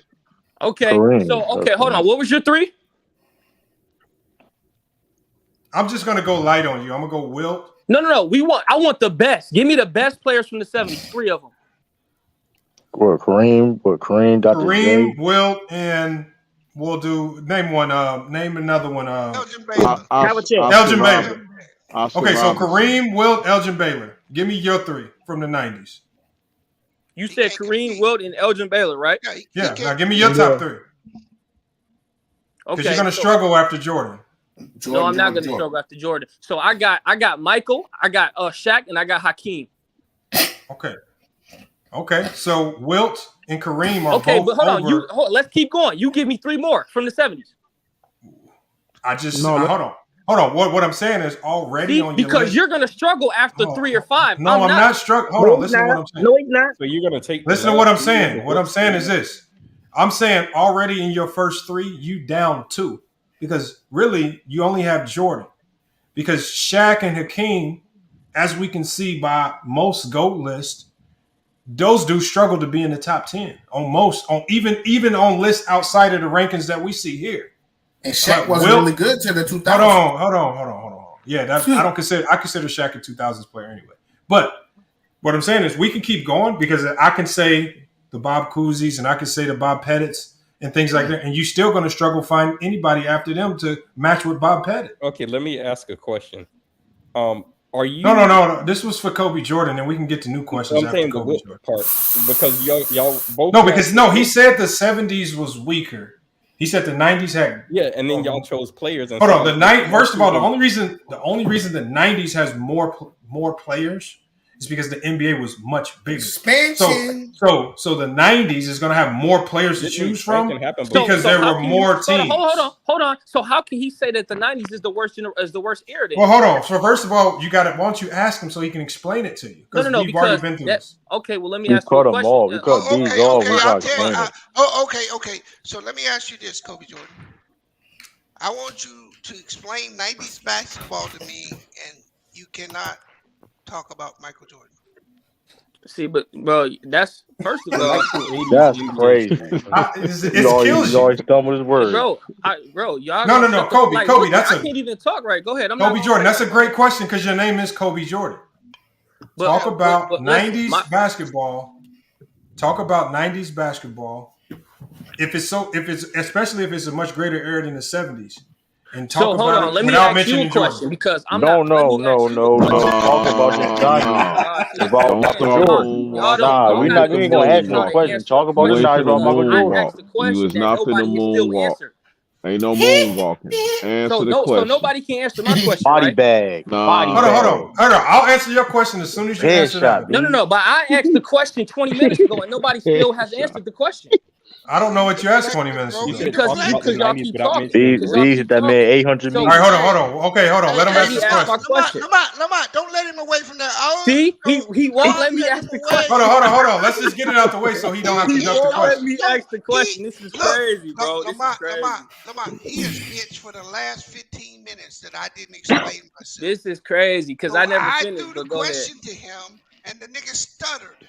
He did. Bro, 30 seconds. Bro, he's not answering my question. Now he's going back to a question from 20 minutes ago because he ain't got shit to say. Bro, how am I gonna answer your question if I don't have context? Can't say anything about 90s basketball. What context is it? He asked you a simple question. What context is it? Can you First talk of about all, the 90s bro, about Michael Jordan? get the glizzy out your mouth, bro. He's not talking to you. He's talking to me. So shut up. Hey, real quick, Lamont. My question is, let me ask Lamont. You're telling me we're gonna name these players. We're dictating. Now you're adding more context. Well, it was an expansion league back then. No, we didn't start off by saying it was an expansion league. He asked a simple question and let me relax. He said, "Yo, what's the weakest generation?" I instantly thought of the 70s. Everybody's telling me the 90s, but they can't tell me why. Now you want me to answer the question on explaining 90s basketball. Say you can't name nothing without Jordan, bro. That's why the 90s weak, bro. Okay, without Jordan, without Jordan, I got 10 players that I will play any players in the 70s. And you right talk now. about the 90s without talking about Michael Jordan. We can go with Shaq, Charles Barkley, David Robinson, Hakeem Olajuwon, John Stockton, who else? Karl Malone. Like, what are we talking about? The 80s to 90s had. But can you please talk about the 90s without talking about Michael Jordan? Bro, I didn't even mention Michael Jordan's name just now. No, that you didn't talk about the 90s. You just named players. Let me just answer his question so we can move past it. So tell me why the 70s is no. better than the 90s. No. First of all, we've talked about what happened with the 90s and why it got watered down and why it wasn't as strong as it could have been if they didn't try to add 6 teams in a small amount of time and thin the league out. But to summarize it, the 90s really got watered down because with the addition of 6 expansion teams in a small amount of time, it took resources away from other teams that could potentially compete. And it gave those resources, not just with players, but with multitude of draft picks to the expansion teams. And it gave so much compensation to most of the expansion teams that the expansion teams were able to get competitive faster than the teams that were already established, like the Sacramentos and the Clippers and the Celtics, all these teams that were struggling throughout the 90s. So this is why you saw the Miami Heat, Charlotte Hornets, Orlando Magic. These teams were able to get good really fast. Remember, we talk about look at how quickly Orlando got good with Shaq and Penny. They got those. I was just about to say that. With all the draft compensation, when you look at the Miami Heat, with Tim Hardaway, Alonzo, and all of the players, Rashawn Leonard, all of the players that helped make them stronger, with all the draft compensation and expansion drafts, that's why they were able to get stronger. But again, even with the expansion teams getting stronger, because they haven't been in existence long enough, they still were never strong enough. Hold on, you got to let me fit. You asked me a question. You got to let me finish. They still were never strong enough to compete with the top of the top. So as good as these expansion teams were in the West, they were never going to be able to compete with the Houstons or the Utah Jazz. And in the East, they were never going to be able to compete with the Bulls, Knicks, or Pacers. But the Knicks and Pacers were never able to get good enough to compete with the Bulls. And other teams in the West were never able to get good enough to compete with the Bulls as well. The Bulls were always one step ahead because of the horrible contracts they doled out in the late 80s that carried into the 90s. So that's one of the reasons why. They were a step ahead because they just shysted their players. Okay, They just simple cheated. question. You're really overdoing agree it, but let with me ask you that. this. So here's a simple question. Hold on, you don't have to agree with me on this. This is not something that I said. No, I mean, if you don't agree with me, then I'm saying I want there's you. evidence to. If you don't agree with me, then you need to talk to players like Dr. No. J. I'm asking You told to talk to. Hold on, 1 second. Hold on. What I'm saying is this is all reference back to Jerry Salone, not after the fact, but during that time. These are things that Jerry Salone talked about, Charles Barkley talked about, Dennis Rodman talked about. This was an active conversation in the 90s that people talked about as to why teams could struggle to get better. And all you have to do is look to the best teams. When you look to the best teams, tell me the big draft pick or free agent signing that the Houston Rockets were able to get, or the Knicks, or the Pacers. I want y'all to tell me when we're able to make themselves better with the draft. All right, but when you look at the Charlotte Hornets, a team, the year that they drafted Kobe, how many? They had 2 back-to-back picks. They had those back-to-back picks because of draft compensation, because they were an expansion team. So they were able to double dip in the draft and pick Kobe as opposed to allowing another team to draft him. Imagine if Kobe gets drafted to another team and Charlotte doesn't get the double dip in the draft because they're an expansion. Yet they dealt him to the Lakers, though. It doesn't matter. What I'm saying is they don't even have the opportunity, because remember, when you only have 1 draft pick, you can't get it wrong. They drafted another player ahead of Kobe. They drafted a guy ahead of Kobe. The ball-headed guy out of Kentucky, I forgot his name. Nobody else. Well, listen to what I'm saying. If all I'm saying is this, if they weren't afforded that extra draft pick, they would have had to just take Tony Delk. And another team would have got Kobe, and they wouldn't even have the opportunity to deal Kobe to the Lakers. And Kobe could have found himself playing his career out on a completely different team, on a completely different trajectory, and he potentially could have made another team great that was a bit more established. Then we're talking about whataboutism at that point. We're not. What I'm saying, it's not about what actually happened so far to try and measure things. Once we get to whataboutisms, we can enter in. Look, we're not talking about whataboutisms. What he's saying to you is that the rule, like the Jazz could not make any moves on their team. When this came in, it restricted all of these other teams. Now, listen, the NBA was so shut trash your in the fucking 70s. mouth, bro. Go ahead, B. God damn. So I'm not going to say that the Bulls' greatness was because of expansion. That's not. See, the Bulls actually were building their team to compete with the best team of the 80s. And so as the Bulls got to that level, the rest of the league is what failed. That's why the 90s is the weakest era. The league, all the teams in the league came down. I mean, the Bulls team also changed drastically throughout those years as well. Bro. Well, throughout the 90s. Tell me how they changed drastically. From like 1990 to tell me players. Steve Kerr, Paxton, I could look up the entire. You said Steve Kerr and Paxton was a drastic change. Yeah, no, I'm saying a lot of these players. If you look at the Bulls from the 1990s list versus the 97-98 list, it's a completely different roster except for a few players. Right, because what they say LeBron did, they went and cherry picked. They got the best foreign player. They got the best rebounder and defender. Bro, they got Ron Harper. They got the best. The second three-peat, they got Ron Harper. They got the best three-point shooter. They got Michael Jordan West, because that's what we call Ron Harper. When he averaged 20 points per game the year before when he got, people don't even realize he averaged 20. They got a 20 point per game score the year before he went to the Bulls.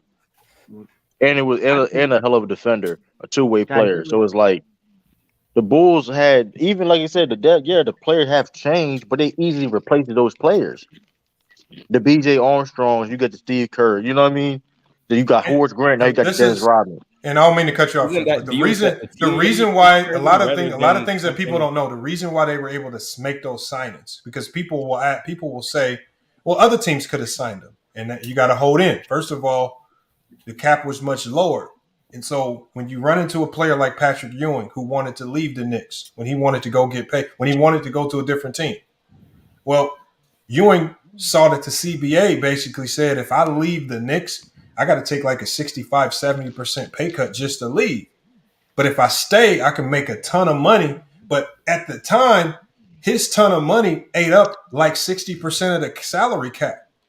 And so because the salary cap was so low, and because the money structure and the cap structure favored players like Ewing staying on their same team, he could stay, get max money essentially, but there would be no money left to really go out and go get Duran Harpers or guys like that who might have been on the market.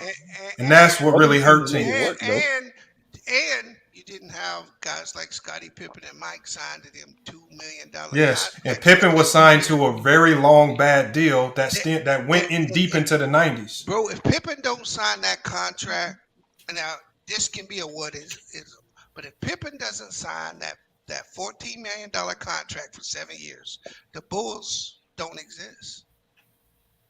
No, Pippen would have left for sure. Yeah, my only comment is this, bro. Like, I thought in the 90s, there was only 3 or max 4 teams that were considered expansion. And the ones I remember is Memphis, Toronto. Yeah, there were 23 to So Memphis wasn't an expansion team. It was Vancouver, Toronto, Orlando, Miami. Those were the 80s. Orlando and Miami came in 88, 89. 89. I mean, it's still going to the 90s. It's still going to Hold the on. 90s. First of all, when they came, remember, when you're a draft team, you get 5 years of compensations. So they had 5 years of compensation after they came in. So their compensations started to kick in from 1990 on forward, and they kept getting benefits from being an expansion team all the way to 95. And then every what was it? I think you could only protect your roster to 8. Was it 8 or 9? 9. I can pull up the rules. It was 9. So I can plug. I got this draft compensation, and I can plug your 9, 10, 11, 12th player right off your fucking team. That's how the Pistons lost Rick Mahorn. Yeah. That's how Greg Anthony got snatched from the Knicks. But But you got to remember back then, the players, most of the players that were coming into the league were 3 and 4 year college players. They weren't just some randoms or some risk that people were taking on raw talent. And Bees, you can only protect 8 players. These guys had to come in. These guys were real players. Players off the bench in the 90s, were better than some starters on today's rosters. Like who? You know what I mean? I mean, you got bench players like the dude said earlier, John Paxson and Steve Kerr would have shamed my man Kyle Korver and guys like that. John Paxson and Steve Kerr probably wouldn't even make the NBA today. Real life. Steve Kerr before Kyle Korver existed. Bro, you gotta stop, bro. 3-point shooter ever. Hey, you gotta stop. Hold on, Steve Kerr would definitely make the NBA today. Salute. He would struggle mightily. Steve Kerr had the highest percentage before Steph existed. Steve Kerr was the greatest 3-point shooter ever. Who said Steve Kerr? Before Ray Allen took that title. Okay, first of all, it would be different because the 3-point line today is farther back. One, and the game is more spaced out with bigger, longer defenders. No illegal defense won't save them. Zone teams can zone up and really eliminate great. The 3-point shots you see made today are not wide open shots. You see a lot of contested tough threes, something that John Paxson and Steve Kerr never did. The great players are doing contested threes. He also but made. Overall, you got so many wide open shots today because the defenders can't really get up and take up your space like they were doing. That's a lie. That's a lie. It's not true at all. Go tell that to the Boston Celtics just in the finals. Why don't you go tell that to the Boston Celtics? Because I feel like every time they took them, is there hand checking in today's game? Is there hand checking in today's game? Hold on. First of all, hold on. Who said hand checking? Please, who said that? Slim said that. Slim. Now, Sim, when you talk hand checking, it tells me right there that you might never have played basketball before. Because, and the only reason I say that, Slim, is no disrespect. Because the best thing you can do with a good ball handler is put your hand on them so I can feel where your weight is. And this is how you get dropped to the floor and embarrassed. When you start sticking your hand out, putting your weight on a guy. So hand checking would have got a lot of those 90s players turned into highlights on the ground. Yeah, you looking gotta crazy. be careful with that. You gotta be I careful. want you to try to hand check. You really think hand checking Kyrie would have worked in your favor? No, You think that's hand certain checking players. Derrick Rose would have worked in your favor? Hand That's- checking somebody, a Ja Morant is going to play out in your favor. Hand checking will get you embarrassed. I'm gonna tell you why. Showing your Yes, weight will get you Ron embarrassed. Lou when he tried to hand check Allen Iverson. Thank you. Try to hand check Allen Iverson. The next thing you know, he's on the ground getting stepped on. No, you exactly. gotta be careful hand checking all that 94 feet. Ask Jordan how that hand check worked on Allen Iverson. Like the arm guard. I want you It to didn't ask even work Jordan. out though, bro. Like it's like Teron Lou trying to like Y'all hand don't check Allen realize. Iverson on the Do y'all sideline, realize how and out of Allen Iverson position you was are able to get a defensively step when up, you hand check? 1-2 step back. Come on. I don't know why y'all act like hand checking. Yeah, I'm hand glad check they is not removed it. all that. First of all, it was a built-in foul, and first of all, the people who could destroy it destroyed it. The Tim Hardaways destroyed it. Muhammad Abdul-Rauf destroyed it. All the good ball handlers who had a handle similar to what you see today embarrassed anybody who hand checked. Yeah, like you hand Exactly, check, bro. like You were forced to have. You were Derrick forced to have talent. That's what my point is. You were forced to have skill and talent Oh to my overcome God. hand checking. What? Hand checking is nothing to overcome. it's not. Let me ask you a question. Let me ask you a question. Hold on. I don't want to hear that, bro. Let me ask you a No. question. Hand checking really only for for the post, maybe for like dribbling the ball. It's Like, come legit. on, This is bro. Like, legit it's not even. capping, bro. Hold on. Let me take over Hey, this. and you get know this Mahari right. played in the Olympics too, so Mahari, tell us Listen, how. bro, I'm gonna tell you straight up, bro. The only people that will hand check is literally motherfuckers that cannot defend anybody, who can't move their feet, who can't position themselves to stop dudes from crossing over you. And more importantly, to that, if you can't even move your feet defensively, what the fuck does hand checking gonna do? Bro, I'm gonna tell you something. I'll tell you what it did. I'll tell you what it did. Hold on, let me ask you a question. You know, if you can't hand check, dude, know what they doing. Bro. You know, if somebody know what they doing, bro, it's not gonna John work. Moran or Steph Curry today, he would have got embarrassed, bro. Cut it out. You couldn't even hand check you know Tim that- Hardaway. you know that hand If you checking- playing against a dude that know how to get busy like that, man, I mean, you couldn't even hand do check not Tim try Hardaway. hand check somebody to hold like that. That's not gonna work, bro. Can I speak on it real Hey, quick? Lamont. Go ahead. Let him. Hold on. Let him go. Guys, Kobe Jordan, go you ahead. can come back in. Kobe Jordan, you can come back in. Just hit the link. Guys, let me just ask you a simple question, bro. If you are trying to get from one spot to another with the basketball in your hand, and somebody is standing 1.5 feet away from you, or somebody is bumping you the whole way, right? I don't care how they're doing it, whether it's making contact with their hands, That's whether not it's hand contact checking, with though. your hip. No. What I'm saying is hand checking was just a point of contact that was allowed, that is no longer allowed. Okay, but the hand checking, when they could take it and change your direction, that's why being able to take away a person's left hand or take away a person's right hand checking played a major role in doing that. It forced you to be able to change direction with your skill. These guys have so much freedom of movement today. They're not challenged on a physical level to Not get from true at one all. spot They to the next. explain it's not true at all, bro. Hold on. Did you watch any NBA game last year where the refs let the game get super physical? No. They were You're calling that saying bullshit A favoring game. the offense. Did you watch the playoffs? I'm with you. You're saying Did you watch the Boston Celtics play at all? Hold on. But you're saying a game. I'm talking about what like in the Look how they entire play. league. Look at. I'll give you an example. Look how Marcus Smart. And now, contact and hand checking is two different things. Hand checking, this is like when you put your hand on your hip and you try to guide the offensive player. That's hand checking. That don't really work. Doesn't really work at all. Especially if somebody know what they're doing. Like, So you put don't your hand think on hand their hip. checking? You don't think hand checking plays a role in forcing the player to It give up his don't. rhythm, to give up a ball handler's Nobody rhythm? complained about it. Hold on, let me ask you a question. Who the greatest hand checker of all time? The greatest hand check, if I had to, I would say, look, hand Exactly. check. That's why it's Joe always been Dumars, there. maybe Joe Dumars, Dennis Rodman, maybe Scotty. No. Oh, come on. How do you Both think of them Scotty dudes, stopped both of them Magic? dudes never hand checked. False. How do you The think greatest that hand Scottie checker of all Pippen- time is Derek Harper. Okay. Hold I can give you Derek on. Harper. Slim. The best defenders of the 90s had their hands out and it was sliding their feet, defending for real. They didn't waste time hand checking. I When didn't you watch say Pippen that. defend, you don't see Pippen up there because he hand checking, putting the forearm on a guy. Pippen has his arms out I and saw he's Pippen locking do you that. up. I saw Pippen do that to Magic in the You saw finals. Pippen do when that to Michael Magic couldn't because Magic handle would him. put his Pippen only used that arm bar because Magic would turn his back and try to back him down. But you can't use the arm bar today. Yes, you can.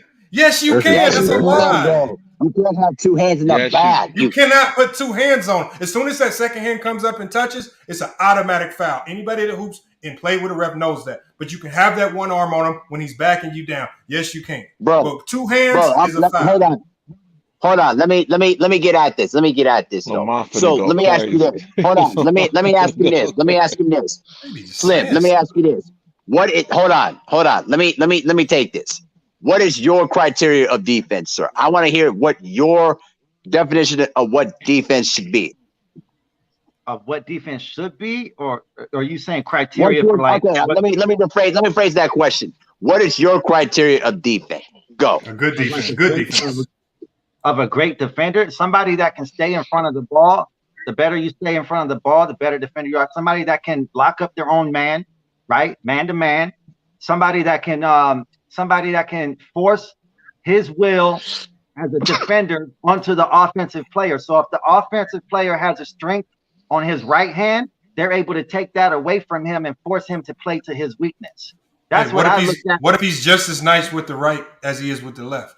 There's only a handful of guys in the league. That's not true at all, bro. That's Come like on, bro. that's like 75% of the league today. If are you saying that if you're hold on, no, stop, man, because the rules are allowing them to make you think that. I literally because they're I not watched being Patty challenged. Mills. I watched Patty Mills do a ridiculous spin move left and finish But like could with he the play left. like that for a whole? Could he play like that 82 games? Bro, man, Could he, come on, man. If you Stop took away his ability to move to his right hand, could he play with his left hand for 82 games? Bro, my question was, in today's NBA, most of these players are proficient with both hands offensively.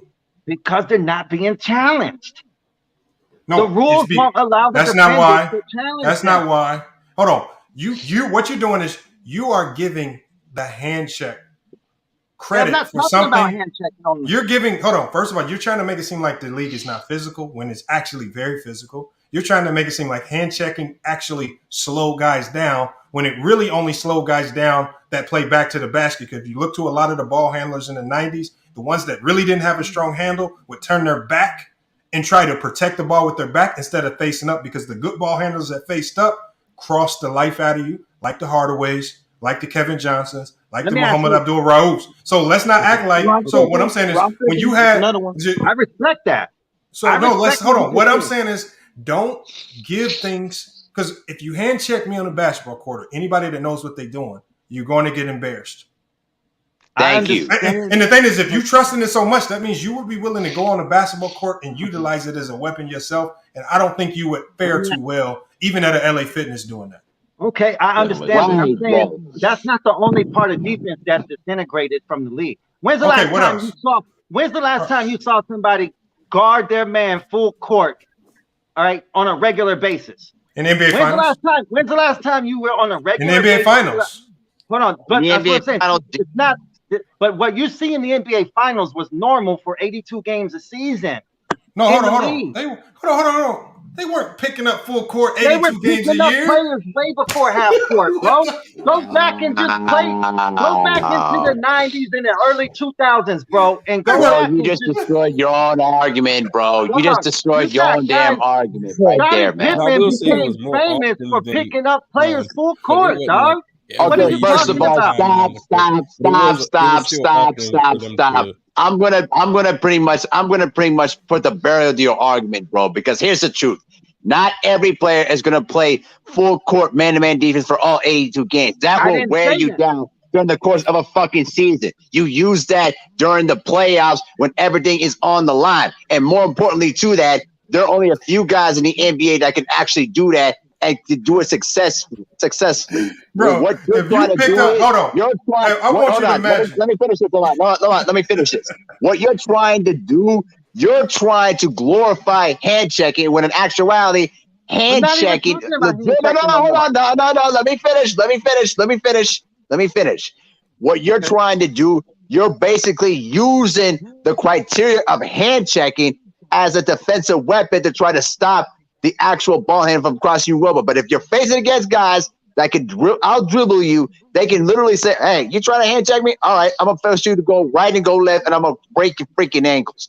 Great ball handlers will actually do that. So nice try. You just destroyed your own argument. No, when you asked me the criteria for defending, I didn't mention hand checking one time, bro. How come when we talk about 90s defense and the difference in the NBA, we don't talk about illegal defense and not how we're going to get to that as well. Yeah, let's go, bro. Talk about it, bro. Talk about it. Because illegal defense also made it really watered down the league because if you were any semblance of a good ISO scorer, you could have success in the 90s because teams really couldn't do nothing about it. With the legal defense, you handicapped a team defense, and you turned team defense into individual defense, and it really handicapped a lot of teams. The best teams in the 90s were the teams that could disguise their zones. For example, the Houston Rockets, because Hakeem was so fast, the Houston Rockets could zone up because Hakeem was so fast, he could always recover and get back to his man very fast. Even with David Robinson, extremely fast, big. Some of these teams could fake a zone, but you had to play some level of zone defense to have success and try to sneak and get away with it. So you're always handicapped because in the back of your mind, you're thinking, damn, if I don't hurry up and get there, illegal defense. So you're handicapped to a certain degree. They freed all the guys up today. You can play whatever you want now. Thank you. So in your opinion, is more complex, right? The defense is more complex because of that. Defense is way more complex because of it. This is why Jordan told the league, if you allow zone, my individual statistics will go down. It will slow me down. He admitted it. Tracy Grady, when the zone first implemented, Tracy McGrady said there's a video. He said he called Jordan and asked, man, what do I do about these zones? And y'all know what Jordan told him? This is a video. He said, shit, I told the league not to put it in. I got no answers for you. Because extremely at the NBA level, dealing with some of these intricate zones was tough. Tracy McGrady struggled with it. Grant Hill struggled with it. No, we're not talking about LeBron. We're just talking about the 90s, bro. And because the thing is, one of the reasons why the 2000s was so great, because you got great high-level prolific scorers like a Kobe, right, who was able to do what he did against some of the toughest defenses that we've seen in NBA history. Facts. But to me, the 2000s was a watered down version of defense. What? Of what the 90s was. No, the 2000s. Why do you think that? What? I agree with you. The 2000s was the greatest defensive era of all time. Exactly, bro. They were averaging 80 points a game. Exactly, bro. They took away the illegal defense. They allowed the teams to go zone. In the 2000s, man, is when you started seeing all the great centers get away from dominating inside. So there was a lot of hold on, Slim. Now why? Really? Because they why? That's what happens when you implement the zone. You can't go ISO on the post no more. Because the big man didn't want to bang like that, and they started shooting. Come on, bro. You're gonna tell me Dirk Nowitzki wanted to go down and bang? That's that Ticket TV logic that I be talking about, man. That this dumbifies these people. The team and those boys, listen, in the 90s, you had big men in the 90s, bro, that weren't even no-namers that were willing to bang, bro. You don't have none of these guys Why do you think now you got Anthony Davis refusing to play the fucking center? Slim, let me ask you a question, Slim. Slim, how do you post up when a team zones up on you? How do you post up? You could post up at the elbows. And you got 3 seconds. You got 3 seconds to post and make your move and get your shot up. You got 3 seconds to back your man. Hold on. Okay, hold on. First of all, how do you post up? How do you post up 3 defenders? Where in today's game? There ain't no 3 defenders. When's the last time you saw a triple team on somebody today? When's the last time, bro? Stop it, man. Come on, you don't know shit about basketball. You're literally just exposing your. You ain't answering. Show me one example. Show me one example. Okay, hold on. Okay, so hold on. We're gonna dumb it down to. Okay, so if I have a middle school team, and I have a whole bunch of very small players, and then some other middle school team walks in and they got one of those humongous 5'11" kids that's just bigger than everybody else, just sitting in the paint scoring all the layups. As a coach, I'm going to tell my team to sit into a compacted 2-3 zone, and we're going to pressure the ball so it's not an easy pass in, and when that ball gets dumped in, we're going to be closing in on that man trying to post up, and we're going to make him score over 3 players. The solution to those post ups on the block is zone. It killed it.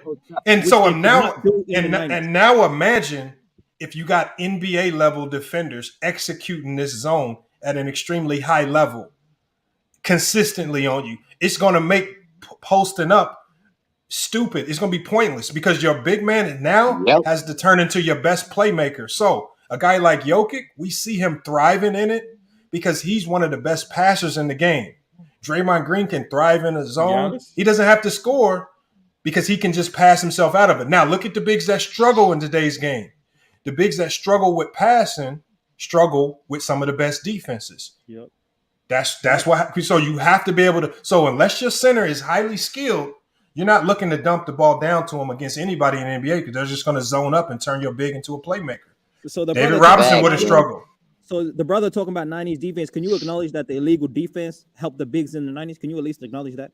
Yeah, I can, bro, but I'm not saying that it's that much greater than. I think the 2000s was up there too. I can't. If you say that the 2000s is the greatest defense ever, I'm not going to argue and make a big deal out of that because I would actually I would understand it. But if you come telling me that today's game is harder than the 90s or the 2000s, there's a big difference between those 2 decades and the ones that we're in right now. You know what I mean? And when it comes to the impact, we just gonna have to disagree. I can agree to disagree. I just feel that it's easier to score from any position today, whether it's the point guard to the center. It's easier at every position on the floor to score today than it was in the 90s. Because they're highly skilled. Because they're more skilled than they were in the 90s. That's just the facts, man. Okay, but let me ask you this: if, as an analogy, I'm gonna ask you through an analogy. Okay, is it easier to hit a punching bag without it hitting you back, or is it easier to hit somebody in the ring who's skilled enough to hit you back? Hold on, let me let y'all listen to Gilbert Arenas break because Gilbert Arenas is one of the few players that played a little bit of both. He saw and played against 90s guys, but then was also part of that transition as well.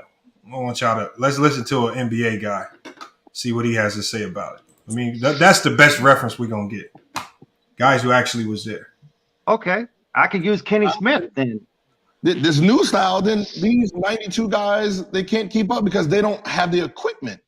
They don't have the tools. They don't have the skill set to compete with these crossovers and step backs. And they don't have, so it's really a pointless argument. And that's why when back in the day when it was like, Dennis Rodman, they would have killed a 6'7", 210-pound guy, wouldn't be stopping LeBron James. Let it go. You wouldn't. He's a point guard. You were great at defending people who's back to the basket. He's going downhill. There's your strength, your brute strength has no bearing on downhill guard. Just like, the defensive guards back in the day, you get the hand check. Well, the hand check worked because the guard wasn't scoring. He was a setup guy. So he's sitting there with his back to the basket trying to, get this offense to get it to the big man down low. So it's easy to just, hand check a guy who's not moving anywhere. But then all it takes is a guy that's going to say, you know what? I'm going to actually take this upon myself. I am going to square up. That's where the crossover came. Yeah, but like I said, so evolution, like the defense of that defender, that hand check, all went out the window when Allen Iverson came into the game. Yeah, but to prove that point, is that's what happens. It just takes that one guy that has something that now, we couldn't guard the crossover. Yep. And all these guys. That's evolution changes. Evolution changes the way, the game is played, the way it's moved. So, when you sit and say all the players are soft and they couldn't last in my era, it's false. It's a false statement. You're looking at the game from rules and adapting to it. It's soft. Okay, one, they say it's soft because they're watching the players complain about fouls, right? Well, we're complaining about fouls because the rules that we're being told us this is, you can't do this, you can't do that, you can't do that. So, that's what we're gonna argue about. Well, that's the rules. You can't say I'm soft because these are the rules and I'm wondering where my foul is. If you was allowed to clothesline and we can clothesline each other, that would have been the style. Would have been, there's no complaining because but I'm designing my game off of the rules that are in play right now. Yeah, so you can't say I'm soft because of the rules, right? We can say your generation was soft too compared to the generation before them. The generation before them, they chunk them straight. It was a flagrant one on clotheslines and punches to the mouth, right? Well, your era didn't do that. Yeah, yeah, y'all was getting kicked out, so y'all was less aggressive as this group. The next group after you was less aggressive than you, and then so forth and so forth. Like, so you can't look at it and say this generation's just soft. You got to remember, I don't need to be enemies with you. Why? That's what it is. It's not soft. It's too friendly. Because guy said, I'm not out here to kill you. I'm here to compete when the ball goes up, but we can still be cool. That's how it's always been. How many people hung out with Michael Jordan that wasn't on Chicago Bulls? Everybody wanted to be. I mean, it was a circle. Jordan. How many years did Charles Barkley and Jordan play together? How many years? Barkley was the best friend. How many years did they play together? Never. But they always knew each other for. Yeah, so they always hung out, went to game. So we can say, oh, look, they're soft as shit. They hanging out with each other. Like what? The perception of what people think is just dumb. Like, yeah, I don't have no problem with him because we train all summer together. But on the court, I'm trying to kick his ass. I'm trying to score for. You think how many friends you think James Harden has? He's got a good circle, yeah. Do you think when he plays against his friend, he's not trying to score 40? Sure. He's trying to score 40. He's scoring 40, but he's not Michael Jordan dunking on Patrick Ewing and screaming in his face. Because that clip. There's a technical now. There's a technical. But the point, I don't need to yell. I don't need to yell at you. I can. This is the new yell. Yeah. On his head. I don't need to yell. I shake you, make you fall. Point. Shot. I'm still embarrassing you. It's just a new way of engagement. Like, I don't need to yell. All right, man. Hopefully Gilbert enlightened them. Sorry, man.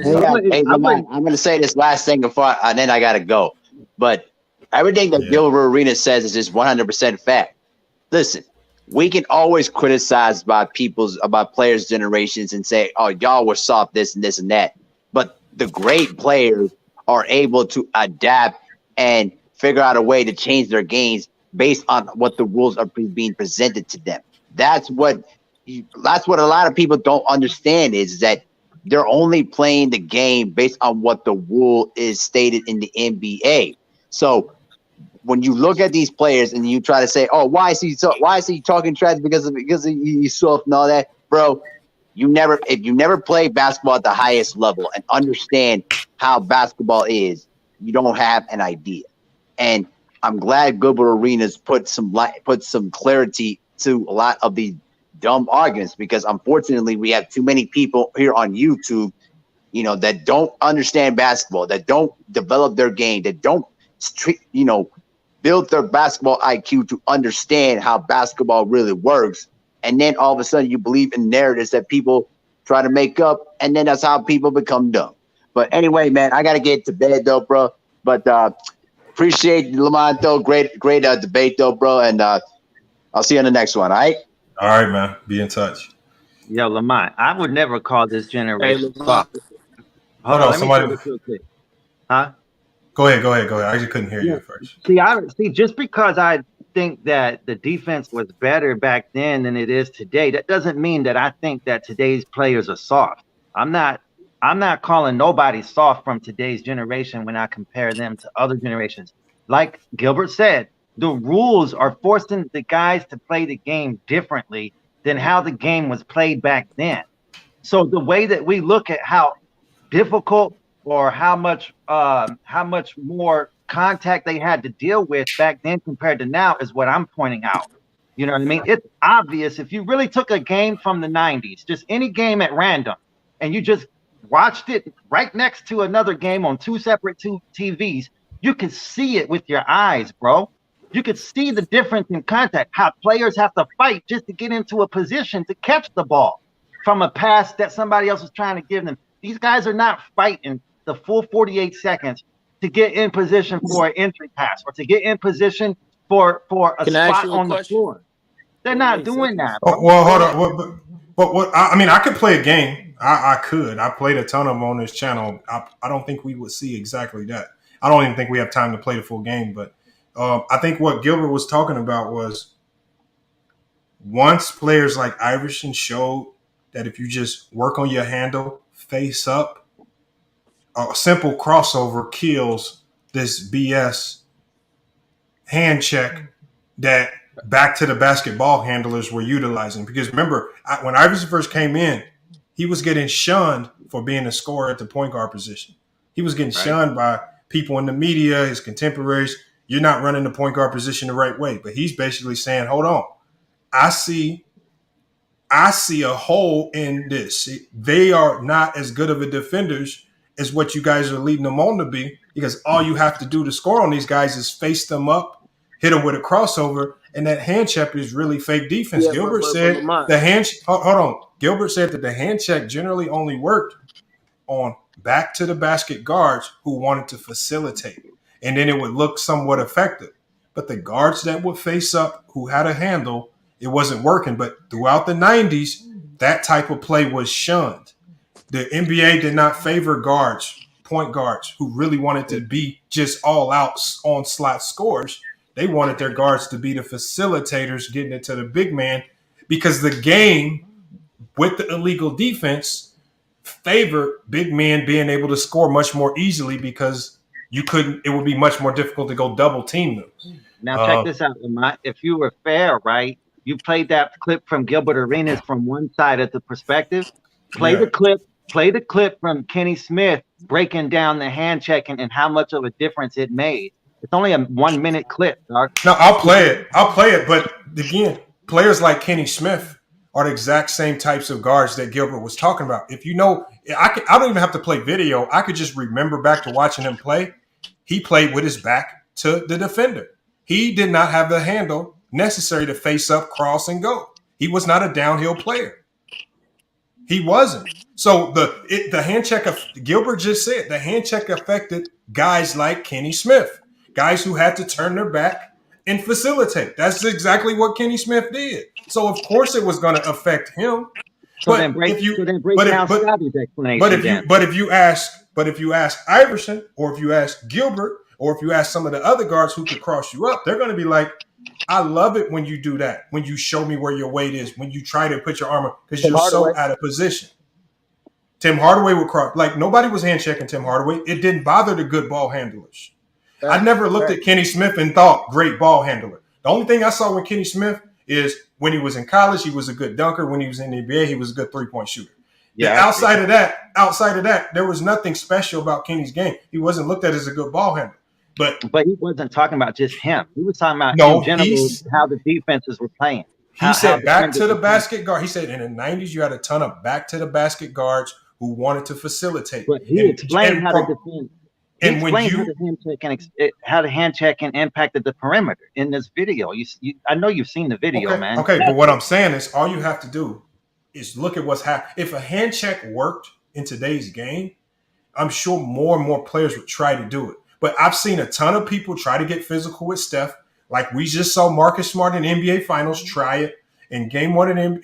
And what did Steph Curry do to these guards who try to get physical with him? Blow by him every time. So what I'm saying, it did today's game, that hand checking will just get you embarrassed. It's not a good defensive strategy if you want to be a good on-ball defender. I'm not saying that it's a good. I'm not saying it's a good defense. I'm saying it's an extra point of contact that they don't have to rather than previously in his career where he would get bumped and he wouldn't be able to drive past him because he'd be bumped all the way across. He'd be getting injured. The first 6 years of Steph's career, he was injury prone. Hold on, y'all. Trey Young hasn't bulked up, but he has no problem getting to the basket because of his handle. He gets bumped even worse than Steph. No, what I'm saying is, hold on. He might get bumped when he's at the rim and contesting the shots. I'm talking about the initial blow by. I'm talking about the initial blow by. He's not having any trouble. I don't care if you get physical with him or not because he has a great handle and he's not going to turn his back and limit his ISO moves. So first, one thing you cannot do when you turn your back to your defender is you cannot attack. So I would love it for you to attack because now all I have to do is force you away from where you're trying to run the play. And I can do that with a hand check. So you dumb down the offensive game so much when you turn your back, you eliminate every option possible and you make it easy for the defense. Okay, so let me ask you this, Lamont. You're telling me that guys like Patrick Beverly, who's a great defender, what's his name? Guys like Lou Dort, right? These guys who are really good defenders, you're telling me there's other guards who don't have a as good of a handle who would really struggle with these guys. That's what I'm telling you. Like, the top players wouldn't have an issue, but those second point guards or those backup guys who are, averaging 15 whatever points, they would struggle if there was hand checking today. That's what I'm saying. Yeah, not in today's game. Not in today's game because in today's game, you'd be hard pressed to find. You're not making the NBA if all you can do is go back to the basket from the 3-point line. You're not making NBA. You'd be hard pressed to find me one of those guards that turn their back and start backing you down from the half court line. Please tell me who. And, well, most of them don't have a back down game. Most of them are just standing. First of all, there's no such thing as a back down game from the 3-point line. No, what I'm saying is most of these guys, all they're doing is a lot of the guys on the perimeter today are specialized. They are just there to shoot a three, bro. That's it. They don't have a mid range.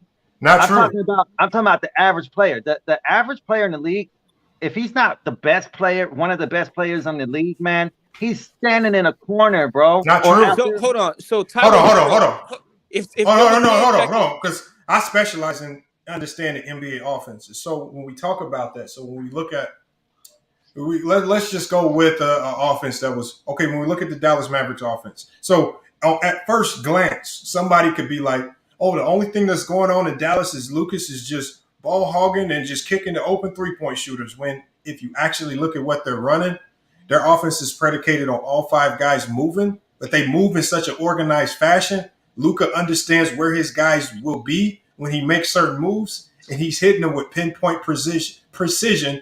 Hitting them right in their shot pocket so they can get up good shots. It's not about guys just standing. So, again, if you got one person with the ball and all other the 4 guys are standing still, that would be an easy team to guard. That's not what's happening in the NBA. The Warriors, a lot of people say Steph gets pick and rolls. Actually, the Warriors run the least amount of pick and rolls in the NBA. They run something called split actions, where all 5 guys are moving in an organized fashion, and they keep the spacing good so things don't get cluttered. That takes a level of IQ. That takes a level of great passing and precision because these NBA teams are going into a man-to-man matchup zone, making it hard for you to do anything once you get inside the 3-point line. It's not as easy as y'all got to start understand. If you want to understand what's going on, these guys are not just standing. If any guy, I talked about Dallas, and I can talk about more teams, but if any guy is just standing still on an NBA court, it's usually by design for spacing. You're not just standing just to stand. You're usually standing to not disrupt other action that's going on another side of the floor. Everything's by design. So again, if you're going to talk about it, really break it down and tell me what teams you're talking about, and then we could talk about what offenses they're running because that's usually by design. These teams are not just standing stagnant, kicking it for threes. It's not what we're doing. That's not what they do. Okay, so let me ask you a question then, because I'm not a coach and I'm not. He just told you to mention a team though, but you ain't going to mention a team, right? Who you talking about? Me? Yeah. I need to know a team. I know what team leads you to think like that. When I watched, even with the Lakers, even with the Lakers, bro. I mean, even though LeBron is the system, every offensive play starts with 4 guys all running to the corner of the 3-point line and the top corners of, All right. As bad as the Lakers were, we just can pull up some highlights and just actually see if what you're saying is true. Let's just pull them up. That way we can have you walk us through it play by play. Well, and while you're doing that, Lamont, I got a quick question for you. Guys like Jalen Brunson, would he be as good as he is if there was hand checking today? If there was hand checking today, Jalen Brunson would be just as good, yeah. Cap. I believe he would. Because Jalen Brunson has a handle. He can face up. Yep. Jalen Brunson can get a quick shot off of a crossover dribble. I've seen him do it multiple times. I get that. What I'm saying is you got more defenders who are grabbing him before he even gets to a spot. He's not going to get that easy. Hand checking is not grabbing. Grabbing in the 90s was a foul. Hand checking wasn't grabbing. Hand checking was essentially an arm bar that you put on a player. And the only way you could put that arm bar on a player is if they were turning their back to you most of the time. You cannot put an arm on a player when he's faced up. If Kyrie Irving faces you up, I want you to try to get close enough to him to try to hand check, and you will get embarrassed. You will. Anybody, I'm talking about even bench guys. We can go to some of these bench guys. If you try to hand check Taylor Horton Tucker is going to embarrass you. It just doesn't work against guys that can face you up. This is why nobody does it anymore. It doesn't work. I want you to try to hand check James Harden with the step back that he can pull off. You just be a walking highlight dummy. You be getting embarrassed. Like it just, that shit don't work, man. Hold on, we can pull up these Lakers. We can pull up these Lakers highlights. Let's pull up Lakers highlights. Shout out to you, FYF. I like the analysis of the game, man. Respect to you, bro. Just like we showed in the GOAT progression, that GOAT progression changed because the game advanced, right? Kareem Abdul-Jabbar, because he came later, he had more time to adjust to the new rules of the NBA. He had more success than other guys before him. And then the same progression happened with other guys as the game advanced more and more. See, I caught the last tail end of that conversation, so I didn't get a full I didn't know fully. I walked in at the end of that conversation, so I really didn't know what y'all had spoken about when it came to that. I agree with that. I just think it's cap that you think that the 70s is better, but that's no here or there. I mean, and in the 70s again, remember, 70s was 20 years removed from when the NBA first started. I mean, that's still in the early stages of actual basketball. So you still have to judge them in the context of they're in the developmental stages of basketball as we know it now. I don't think NBA math took that into account. And that's why I said they're still the weakest era. We still got to give credit. The NBA math took that into consideration because where did it say that? So they said it in the beginning. So NBA math took it into consideration because it talked about how until 1973 there were no defensive awards. Like, remember when we talk about when somebody was talking about Jordan before, they were talking about Jordan winning all these awards, defensive first team, things like that. Some of these things, a lot of these things, when we talk about defensive first teams and when we talk about defensive player of the years, these things didn't exist that we could give additional accolades to a player like Bill Russell. That's why you have to balance the scales and look at these players on a more analytical level, as opposed to just looking at, okay, he has these awards, he has these awards, he has these finals MVPs. We can't look at it like that because some of these things didn't even exist. Also, when you talk about longevity, deep playoff runs, all this playoff stats, but that's it's hard to compare. It's hard.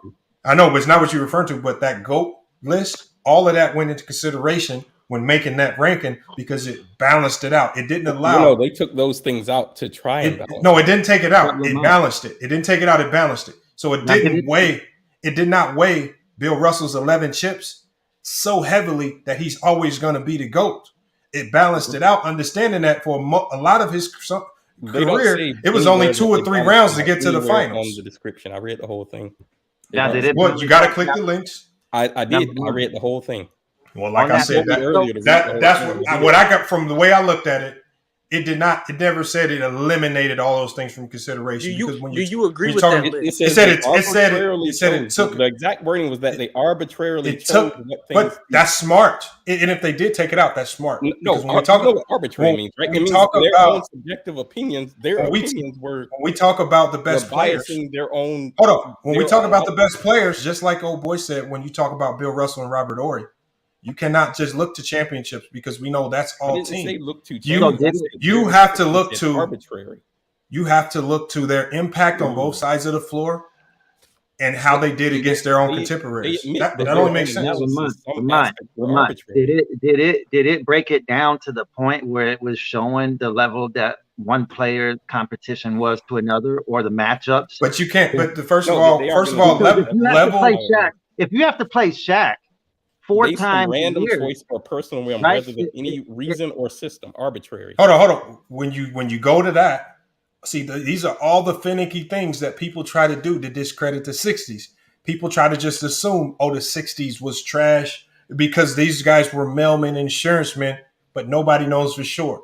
You have to weigh those things. You have to take them into consideration to a certain degree, but you can't let it so heavily weigh into your decision that you completely remove Bill Russell from the top 10, like a lot of people have done because of the. Hold on, that for the 90s though. Hold on. First of all, I don't remove players from the 90s. First, when I talk about the 90s being weaker, I take the when I do my list, I had Jordan as the GOAT. I said Jordan's not the GOAT because of 6-0, because that's team one, and because we know it was a more diluted era. Ridiculous. Well, there were up.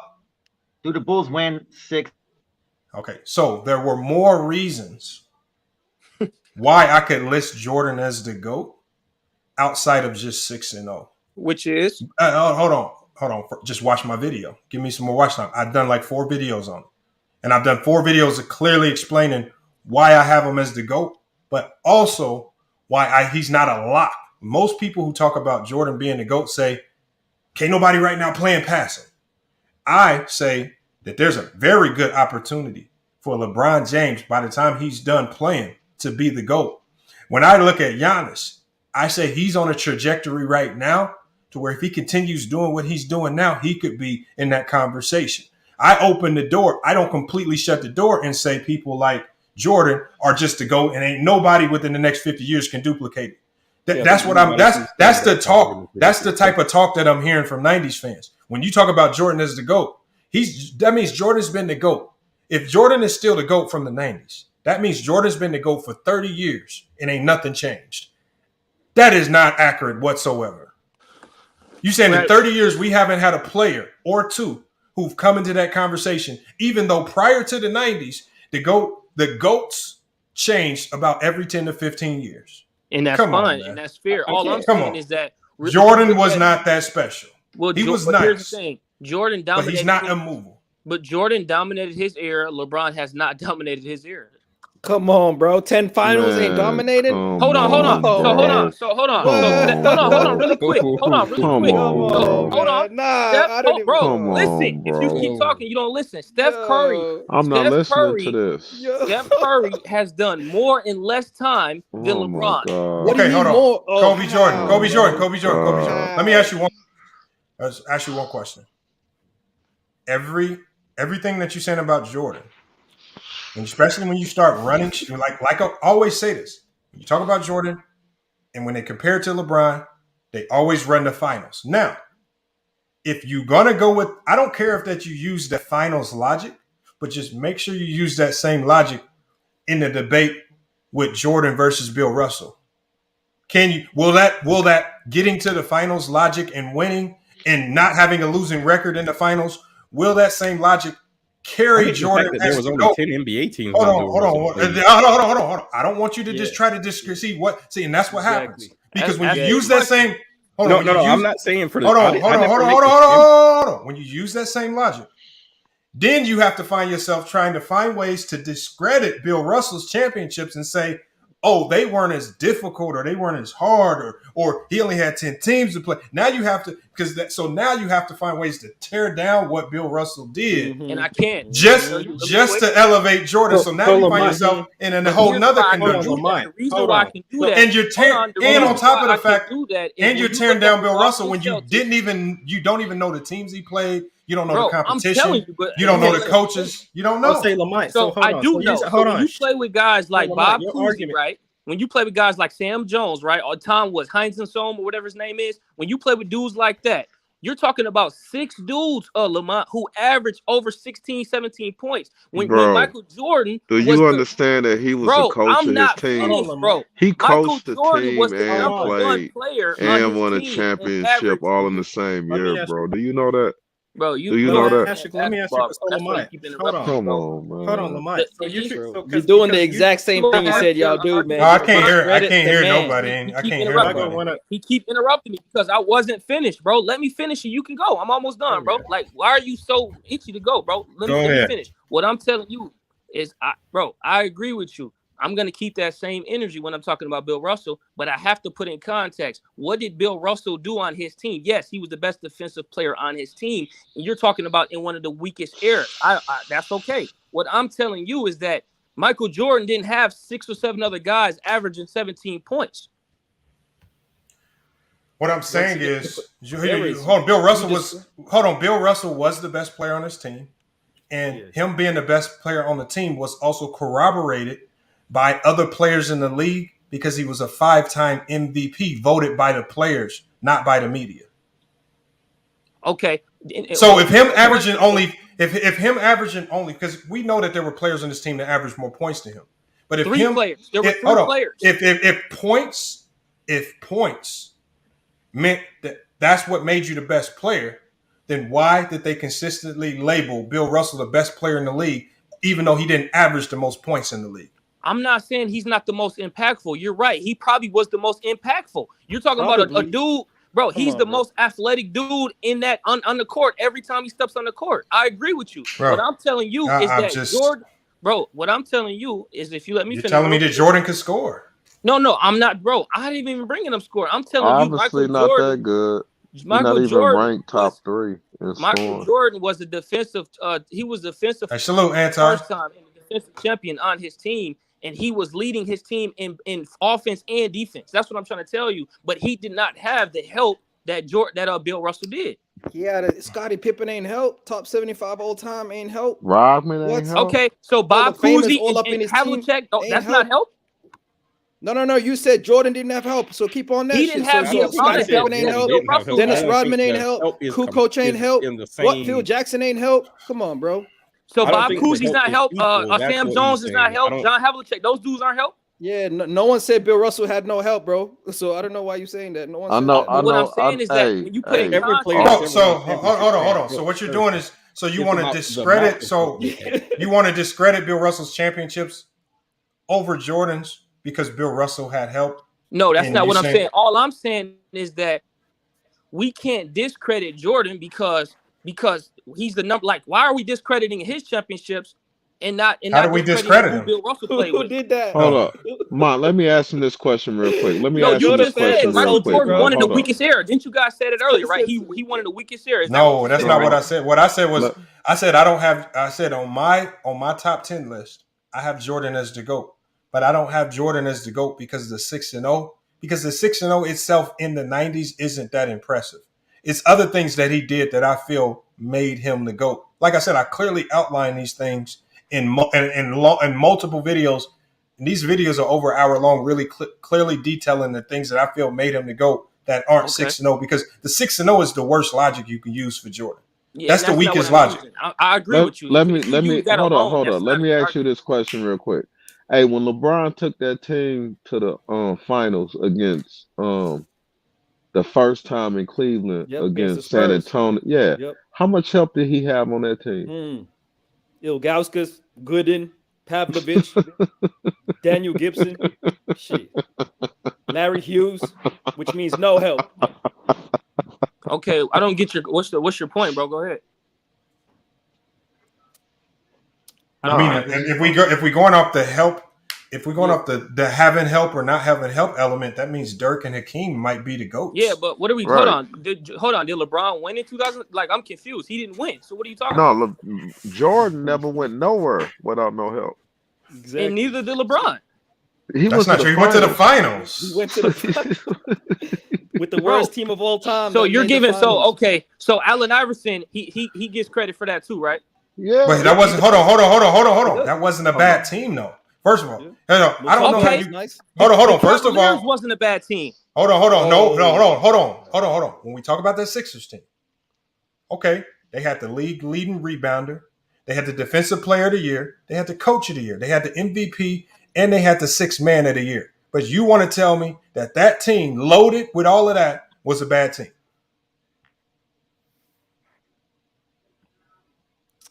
Shit is real quiet out here, man. Dang. Crickets. Now, tell me that Cavs team, did the Cavs team have the sixth man of the year? Did the Cavs team? So I said the Sixers team with Iverson. They had Iverson himself. They had Iverson himself was the MVP. They had Larry Brown, who was coach of the year. They had Mutombo, who led the league in rebounds. Mutombo was also an all-star that year. Mutombo was defensive player of the year. And they had sixth man of the year in Aaron McKee. Okay. How is that a bad team? So I didn't say, I'm not saying that. I'm using that same argument. What I'm saying is that LeBron's team, where were they ranked in the East that year? You can't use that argument because. No, I'm asking, where were LeBron in 07? What was their record that year? It's because of LeBron. They had a great record. Okay, so I think they won like what, 59? They won like 60 games that year, right? Yeah, they did. They did. They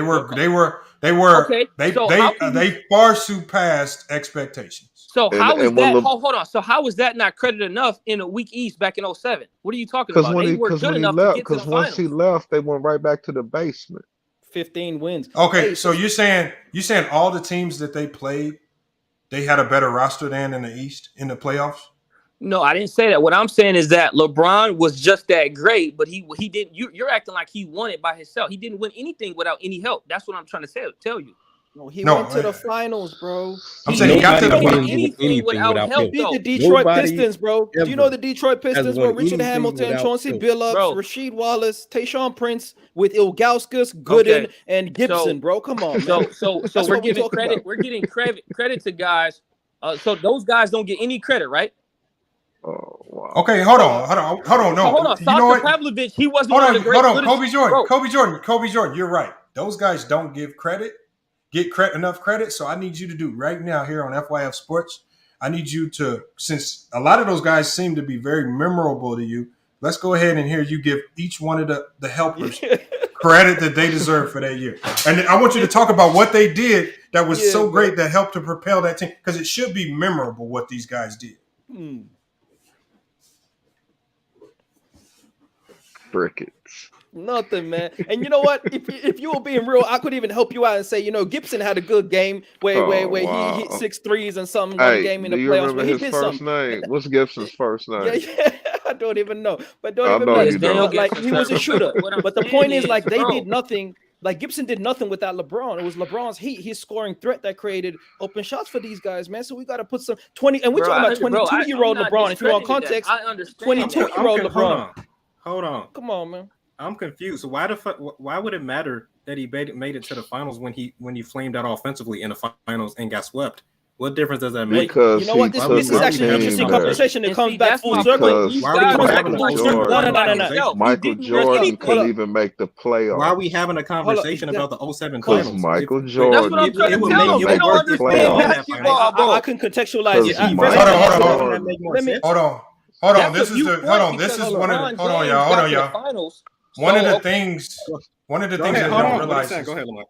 What I'm saying is this: one of the things that helped propel LeBron James in all of these conversations, even you can find these things in some of the years where he did not win championships.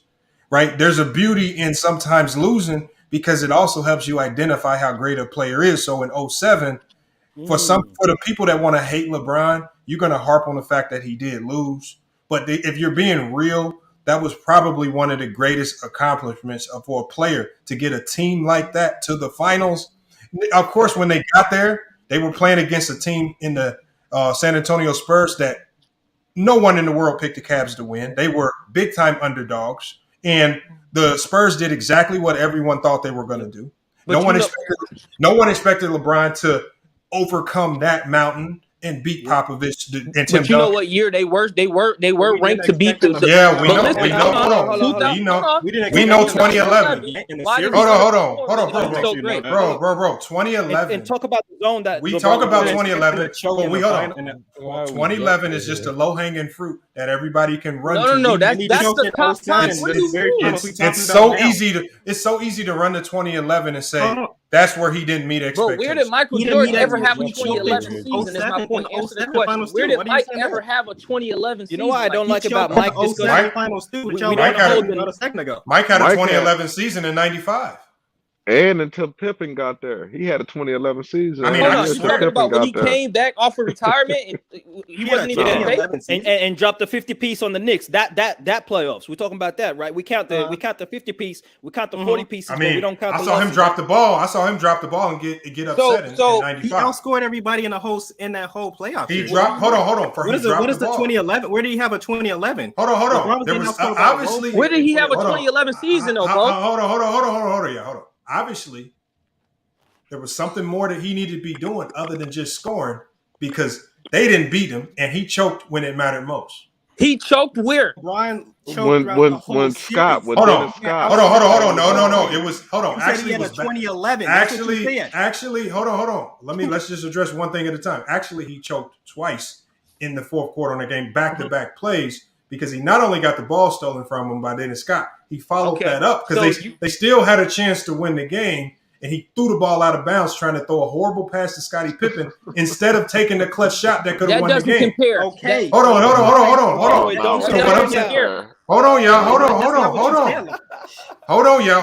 What I'm saying is y'all said, when has Jordan dropped the ball? See, the thing is, Jordan couldn't drop the ball in the finals in 95 because he couldn't even get his team to the finals in 95. He choked before the finals. So he choked. I can't believe he choked before the finals. I'm disappointed in you, Lamont. Hold on. So you know what? See, this is the problem. If Jordan would have got to the finals and actually won, y'all would be giving him so much credit. Y'all be like, "Oh, he came back from he one of the greatest feats." So the thing is, when we give him his ether for failing in 95. You can't use that excuse because if he would have won, y'all would have used that to death to say he was. But hold on, you're talking about a year that he came back late. He got outscored by a role player. I don't want to hear it. 2011, LeBron. I don't want to hear it. Scored 18 points. What are you talking about? 1 through 6. What are you talking about? Look at his fourth quarter points, bro. Look, what superstar scores 2 points in the fourth quarter in the finals game, bro? He got outscored by a role player in the scored 2 points in game 1. He scored 2 points. Hey, hold on. Kobe Jordan, hold on. He scored. Hold on, Kobe. Hold on. Look, y'all. I don't want y'all to sound like regurgitating Ticket TV. Look, you don't have to tell us here that LeBron James did not play up to the level of expectation in 2011 because I'm sure we all can admit that LeBron James dropped the ball and did not carry his team the way in a the superstar. biggest moment. Hold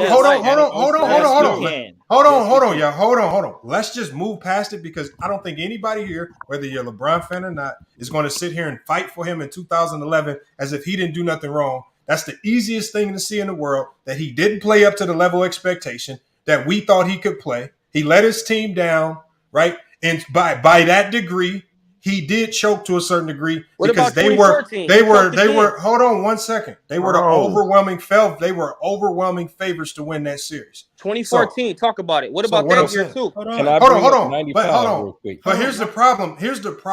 See, you can't run away from it because he won't be the GOAT. Hold on, Kobe Jordan.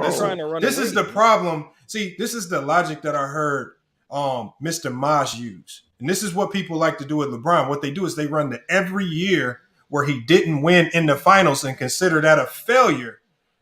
When the problem is, if you're going to judge LeBron James every year where he didn't win a championship, then that means we need to start more meticulously looking through Jordan's years and Jordan's career, even early on, and even including the Washington years, and looking at all of these years where he didn't win a championship and really meticulously going through his failures then. but y'all don't. 9 So we seasons. remember we don't judge. We don't judge. Here's the difference. Hold on. Michael Jordan wasn't favorite those years. Hold on. Kobe Jordan. I'm gonna let you go in a minute. Jordan wasn't favorite. Yeah. Hold on.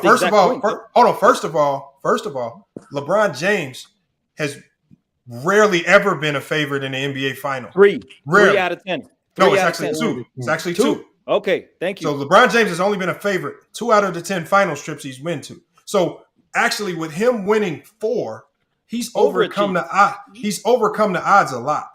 So let's not act like he's also been the favorite. When he's went to the finals, the other team there has been picked to beat his most of the time. That's it. So that's all we saying.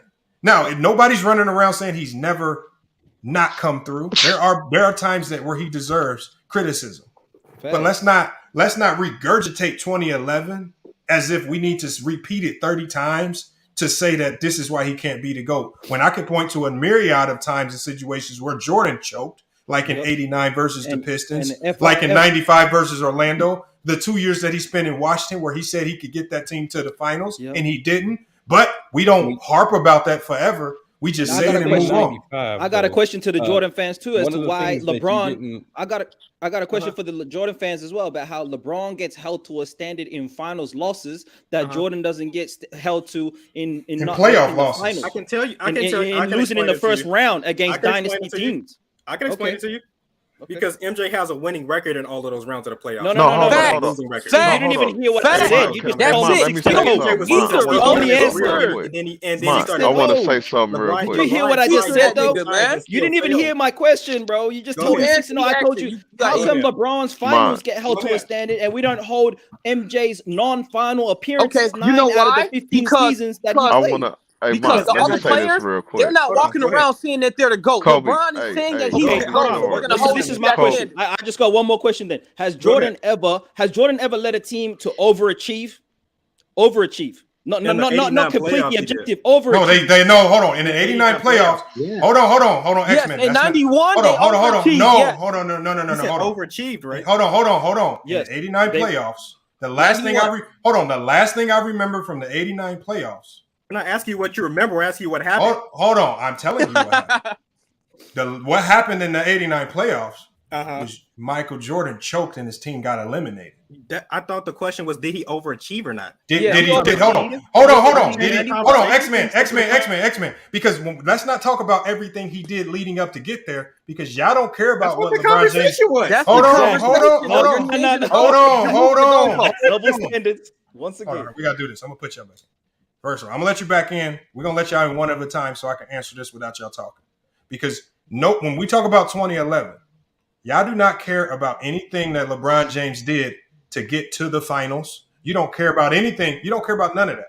So when we talk about the things, if you say Jordan overachieved in 89, no. Jordan got accused of quitting in 1989, said he quit on his team. And if we go to that fourth quarter performance, because you guys like to go to individualistic performances, I want you guys to tell me why he scored 8 points. I want you guys to tell me that. Well, how in an elimination game he choked in an elimination game and didn't even want to shoot the ball. Or actually had 18 points. He only shot 8 times, though. He didn't want to shoot the ball. He stopped trying hard. He quit on his team.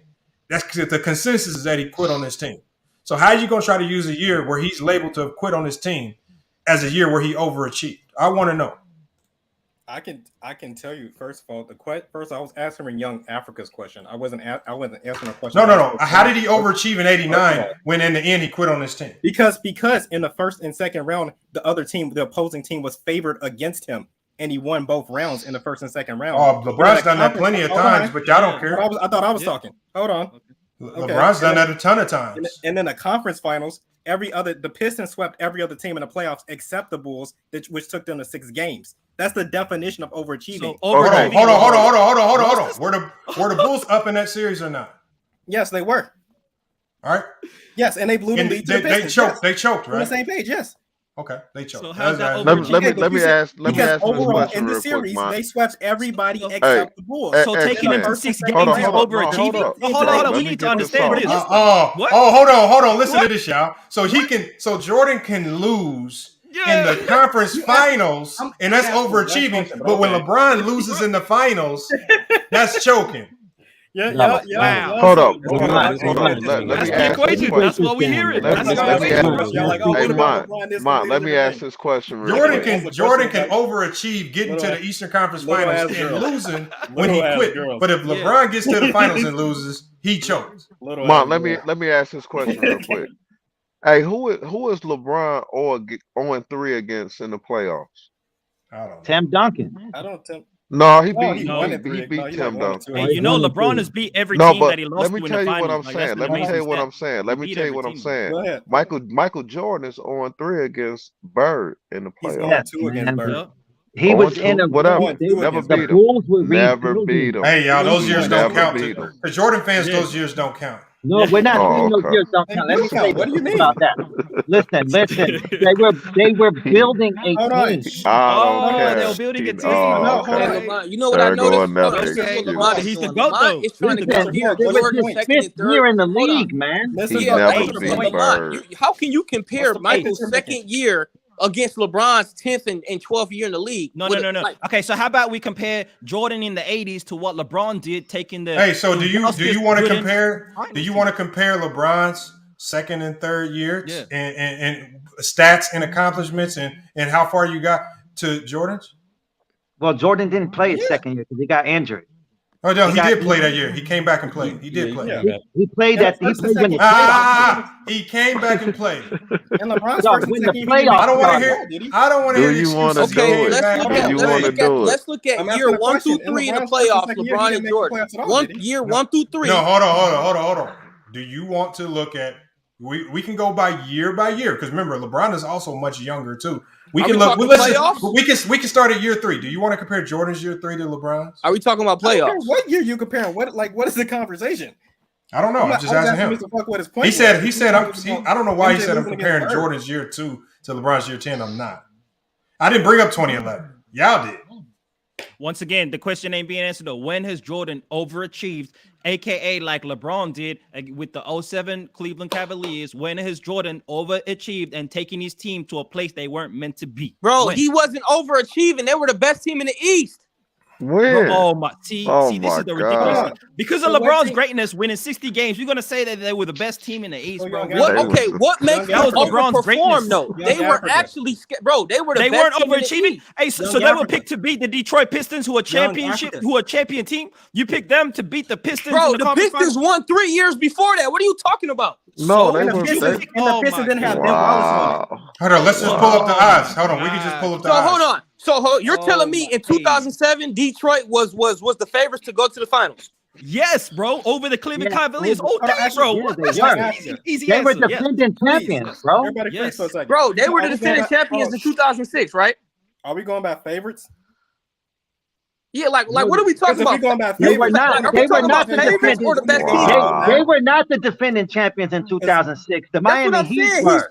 Bro. If we going by favorites, we need to. It wasn't no damn Miami Heat. We're talking about Detroit Pistons defending champs. The Miami Heat won with Shaq and Wade. You know what, bro? You know what Detroit did the season before? They went to the finals.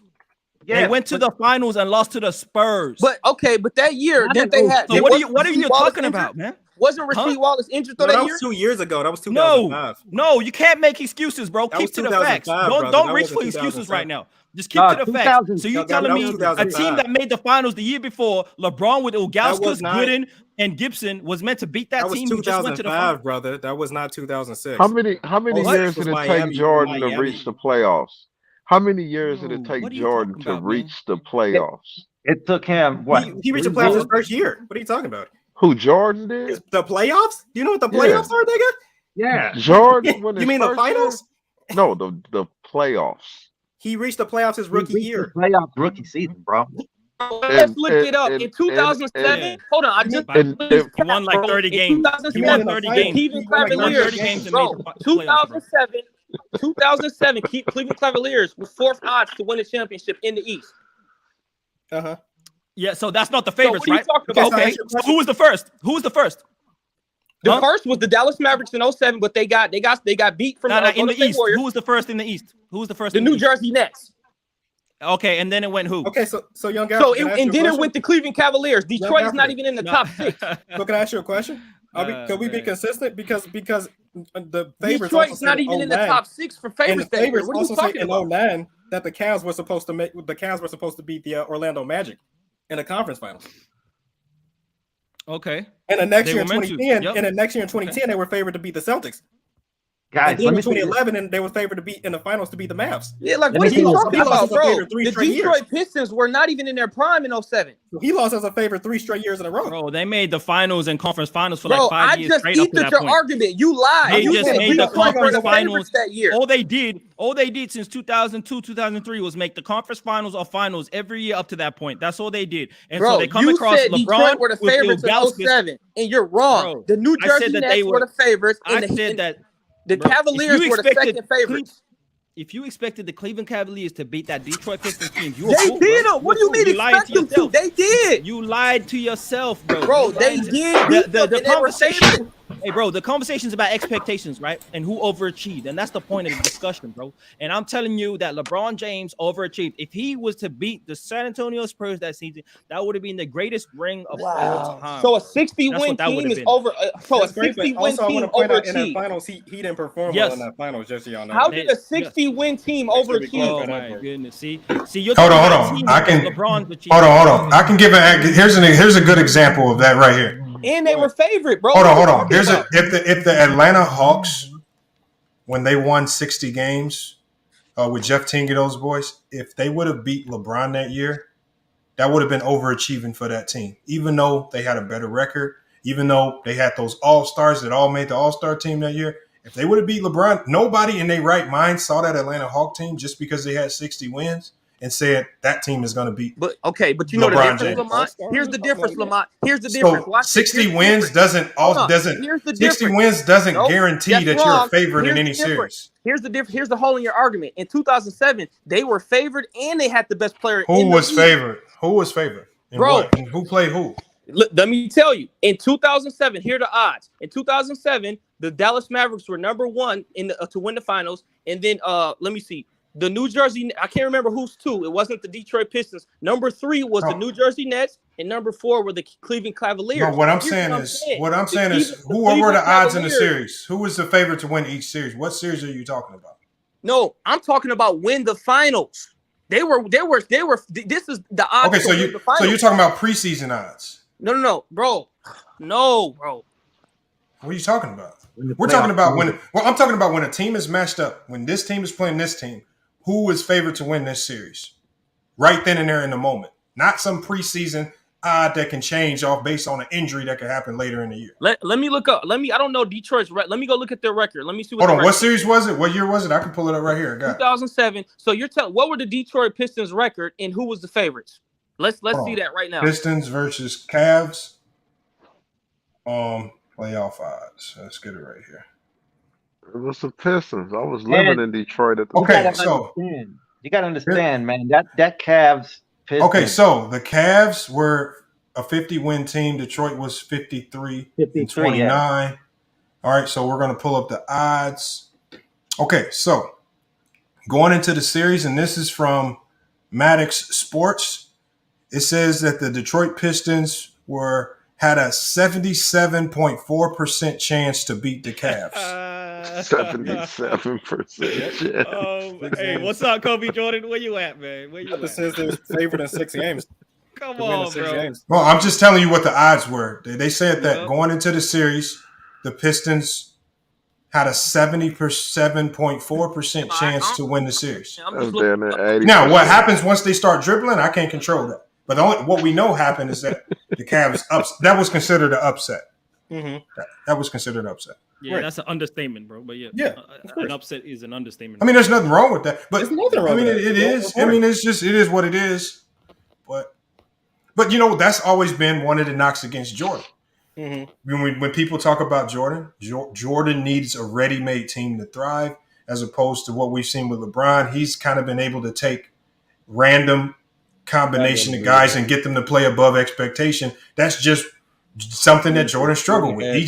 Jordan just needed guys that were ready to go. That's the Booby Gibsons of the world. And there's nothing wrong. Look, there's nothing wrong with that. Bro. That's not honest, man. Come on. Okay, so the fact that their roster changed from both Jordan and LeBron is so crazy, and yet they both still won, is evidence that they can thrive in in regardless of what system is built.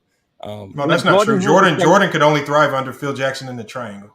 That's not exactly true because when did Jordan thrive without the triangle and Phil Jackson? The person can deal without it. When did he do it? When did he do it? Thrive as in like what? As in like win or thrive? When did he go? Of course, the goal in the NBA is not to score 50 points. It's obviously to win. Jordan was a good scorer, but none of it was questioning Jordan. As in like win. Remember this. I want y'all to remember this. After the 1988 season, Magic Johnson said publicly, I forgot. No, it wasn't 87. I think it was 87. But Magic Johnson said publicly, Michael Jordan will never win an NBA championship playing the way that he does. And it wasn't until Phil Jackson came and they brought the cavalry where he made a conscious effort to become more of a team-oriented player. Did he change the volume at which he scored? No, but he did change how he scored. That's not true. Hold on. He wasn't playing with that reckless abandon. Like there's a difference between scoring through the offense and doing it in a more organized fashion as opposed to just being reckless, taking much more shots, doing it in a reckless fashion that could easily be guarded, especially in the playoffs. That's okay, but you're not giving a full context. You give it to us. The Bulls were performing and going better every year prior to Phil Jackson. Man, they couldn't get past the second year in 88. They made the second round, and then 89 they made the conference finals. They were performing better year by year. And Phil Jackson was the ice on top of the cake. Their ass every year. He was the ice Michael on top of the cake. Didn't win He until all them players got I thought old. I was talking. Why you Michael keep Jordan did not interrupting me, win until Can I all talk, them please? players in Boston and Detroit. So hold on, Jordan. Okay, so I'm saying what you're saying. Hold on, Jaden. Hold on. First of all, I don't know. You say the Bulls got better year by year. I'm saying that the Bulls as a team started to get better like in 88 and 89 and 90 before Phil Jackson became the head coach. No. It's not like they were hold on. flat. When Jordan first stepped foot in Chicago, were they getting better every year? Like in the playoffs? No. With his first year. No. Because we know his first year, right? They didn't get 30 wins. His second year, they did improve, like you said, but they lost. 30 wins his first they year. lost. What are you talking about? No, they didn't. Yes, they did. They had 38 wins. What are you talking about?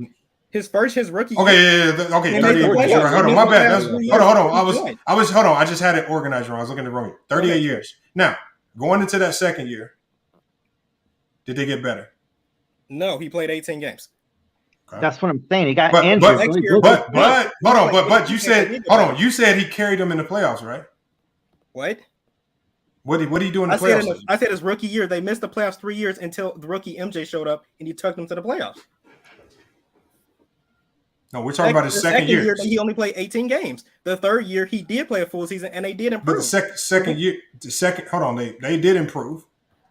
40 they games. did improve. Winning 40 games. What I'm saying is, I see the thing here, these marginal improvements where they still have a losing record. See, what you're not saying is they still had a losing record. One game under 500. No, they were 2 games under 500. They still were. Hold on. They still had a losing record.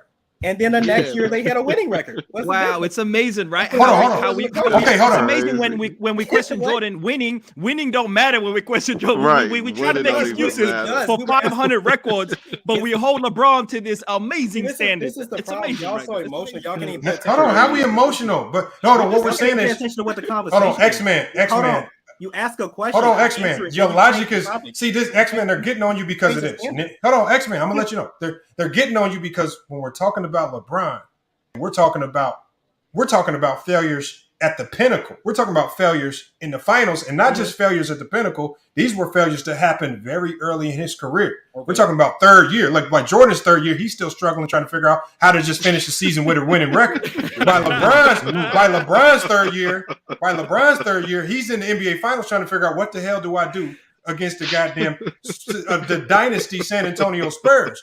See, they dealing with two different types of problems. But what I'm saying is, but what y'all will do is y'all will take that finals loss and slander LeBron and act like that wasn't an impressive accomplishment. But then you'll take this losing ass year, 40 and 42 in Jordan, and talk about, man, he got his team better. But I didn't say it wasn't an impressive accomplishment. What? So you're arguing against other people? What do you mean? Other people when you're talking to me? But I'm just saying, no, but I'm saying, So if you you're, know, that was arguing, the if you're talking temperament. to me, why would you be arguing against what other people are saying? That's what you said. That's what That's you what said. I didn't you say it wasn't. said. I never said it wasn't. Crowd, X-Man. You was in that crowd. You Like was I in said, that y'all crowd. emotional. Y'all can't even pay attention to what the conversation is. I'm just saying, but I'm just When saying, but all I'm Jordan- saying is like Little when we ass talk girl. about LeBron, that's what I said. I said there's a beauty in some of the years that LeBron didn't win the championship because And I these are agree some with you when you these said are that. some of the years that made him great. Like you're not going to get to the pinnacle like the years that Jordan spent losing in the NBA helped him become great for the 6-0. Right? We All right, understand so that, but we're not going to. I'm like I was just trolling you when I talk about 95. But if 95 doesn't happen, Jordan doesn't have that fire to come back and have a 72-10 team and embarrass the whole league, right? So the beauty in 95 is the comeback in 96. See, when I look to LeBron, there's a lot of stories like that, but so many people just want to heart, oh, he lost here, he choked there. Y'all act like there ain't no. Y'all act like it's not a ton of successes. Hey, let me ask you, Lamont, was Jordan Like, the favored in mentality, '95? you Was said he he favored in chose it. '95? When you're coming the back, like he was. What Draymond were the said about comebacks, James though? Wiseman and other players, when Okay, He was not word of favored in Wilson. '95. No, he wasn't. All right, we're gonna hold on. Let's pull it up. Let's pull it up. What were all the comebacks for that LeBron? That's what you situation said. You coming said back. MJ You was don't have that mentality late in game necessarily. if you said in 95 the beauty of that losing was the comeback in 96, what was the comebacks for LeBron? When he was You down, got hold on. He's 3-1. played 20 When he years. was So down if you expect me to 3-1 remember 20 against years the best versus team in You're the one who basketball said it. ever. hold on. I First can't of all, remember what you're saying. with LeBron James's career, it's hundreds of series, hundreds of moments that we could go talk about that would be redemption moments. Please literally, but there's so many of them. There's so many of them. When he was down 3-1 against Golden State, the best team ever. So When he okay, was down X-Men. 3-1. So you're saying X-Men? You saying there aren't 10 of those moments? I didn't say there weren't. I just asked you. You said Okay. said, So hold on. But see, the I'm fact just that asking you're you. asking me about moments that you know exist. You're asking me as if they don't exist. Do they exist or not? I'm just asking you because you're the one. Who Hold said on. But you didn't ask me what moments with Jordan. Because you gave me an example already with Jordan. I gave you one. I can give you one with LeBron. I give you one with LeBron. The 2020, the 2020 NBA, they won the championship. Redemption story coming back. What was the year before? What was the failure that The year before they struggled. Okay. Didn't make the playoffs. Redemption. Okay, Lamont, wow. are See, you because saying just that- one, naming one don't mean nothing. Took you Lamont, I got a question. I don't know what I'm saying. No, what you're acting like they didn't exist with LeBron. I just He has asked you the 20 question. years. He has a 20-year example and track record of all these moments existing, and you know that. Lamont, I don't have to tell you what they are. You know they exist. Lamont, Multiple, actually more moments than Jordan. Boston Is Celtics LeBron come back. James Come on, the bro. standard in which You you just trying to be judge silly with that dumb stuff. That's just Is like a dumb LeBron question. James I the can't ask a standard? question now. Apparently, I'm sorry, y'all. I know, but I'm sorry. I'm not supposed to ask questions. Apparently, Is LeBron James the standard, Lamont? Is he the standard? The standard Is for he what? Is he the standard in which you're going to judge every other The standard player for what? For greatness, on which you judge other players coming. LeBron James is a standard for greatness. There's no one standard for greatness like what people have done with Jordan. Like I've heard a ton of people say the only way you could be as good as Jordan is you replicate it. That's why Kobe's the next. No, there's so many paths to becoming great. Giannis can potentially be in the GOAT conversation when it's all said and done. He's done it completely different. Luka as well. You're talking about there's no path to greatness. Hold up. Let me answer that. There's Let me answer that. How you gonna be mad at his answer? Let me answer that, Mont. Let me answer that. There's no set way to be great. You sometimes most players create their own style of greatness. Jordan created his own style. LeBron created his own style. Hold on, we are talking about the GOAT. Look, the way Kareem did it looked a lot different from Jordan. The way Jordan did it, it's going to look a lot different from LeBron. The way the next person does it, it's going to look a lot different from LeBron. Every GOAT, everybody that's at the top of this mountain has done it different. And nobody's But do you know that repeating it. everybody has something in common except What LeBron? do they have in common? What? Because Wilt was the GOAT at one point in time. Hold on, I'm gonna tell you. Even Wilt, with a losing record as far as final series, he still had at least a 500 record when it came to his win-loss. You're saying LeBron James? Are you saying LeBron James has a losing record in the playoffs? Yeah. No, in the finals he has a losing Okay, let's record. pull this up. He's 10 games under 500 all time in the NBA Finals, bro. So no hold on. other So player that you can Lamont, mention. No, that's not what y'all said. Y'all said Lamont, LeBron hold James on. Let me ask playoff Lamont record. really quick. Lamont, if you put LeBron in the GOAT, is Steph in that conversation too?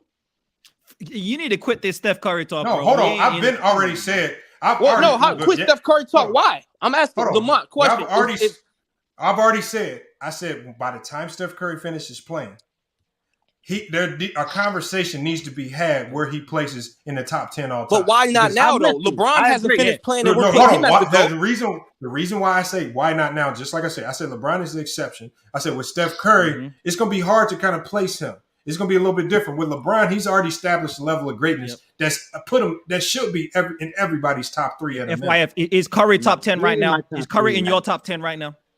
FYF Sports, is he in your top 10 right now? Hold on. No. Hold on. All time right now. All time right now, no. But when he retires, yes, he probably will be. Okay. I got him in the top 10 all time. And I have a weird thing about not putting active players in it, unless you are just an exception to the rule. I'm just hard for how me to is throw you in that LeBron? list. But here's the thing: why is LeBron the exception to the rule? What makes Because there's just like when Jordan, there was an exception, right? There's sometimes with certain players, this is an exception to the rule. Their greatness just affords them that to get into the top 10. Let me say this real quick. Hold on. Let me say this real quick. Let me ask the panel this real quick. Steph Curry, his greatness isn't. He's not the exception when he's the greatest. Okay, so hold on, y'all. They said so. LeBron James' record in the playoffs is 174-92. No, we're talking about the finals, bro. He's 10 games under 500 in the finals. Hold on, bro. If LeBron James has a losing record in the finals, it's probably safe. It's probably hold on, bro. You're just yelling. Hold on, let me finish what I'm saying. If we've just been saying LeBron James has a losing record in the finals, it's probably safe to assume that his win-loss record, he's probably gonna have more individual losses than wins in the finals as well. But guess what? Will has a losing record in the finals. Right, he's got swept. But he still has a winning record. He still has a winning record. He has a winning. True, that's facts. Hold on, he probably has a winning record primarily because he might have swept the team. He might have taken a team to max games. That's stupid. I gotta answer. I gotta answer for that. I gotta answer for why. Do you know that the Miami Heat went to the finals 4 years in a row? We know that. You don't need to tell me that. We know that. Hold on. Slim, that's not a good argument because Magic has a losing record. If he went to the finals 4 times with the Miami Heat, just tell me how many championships he won.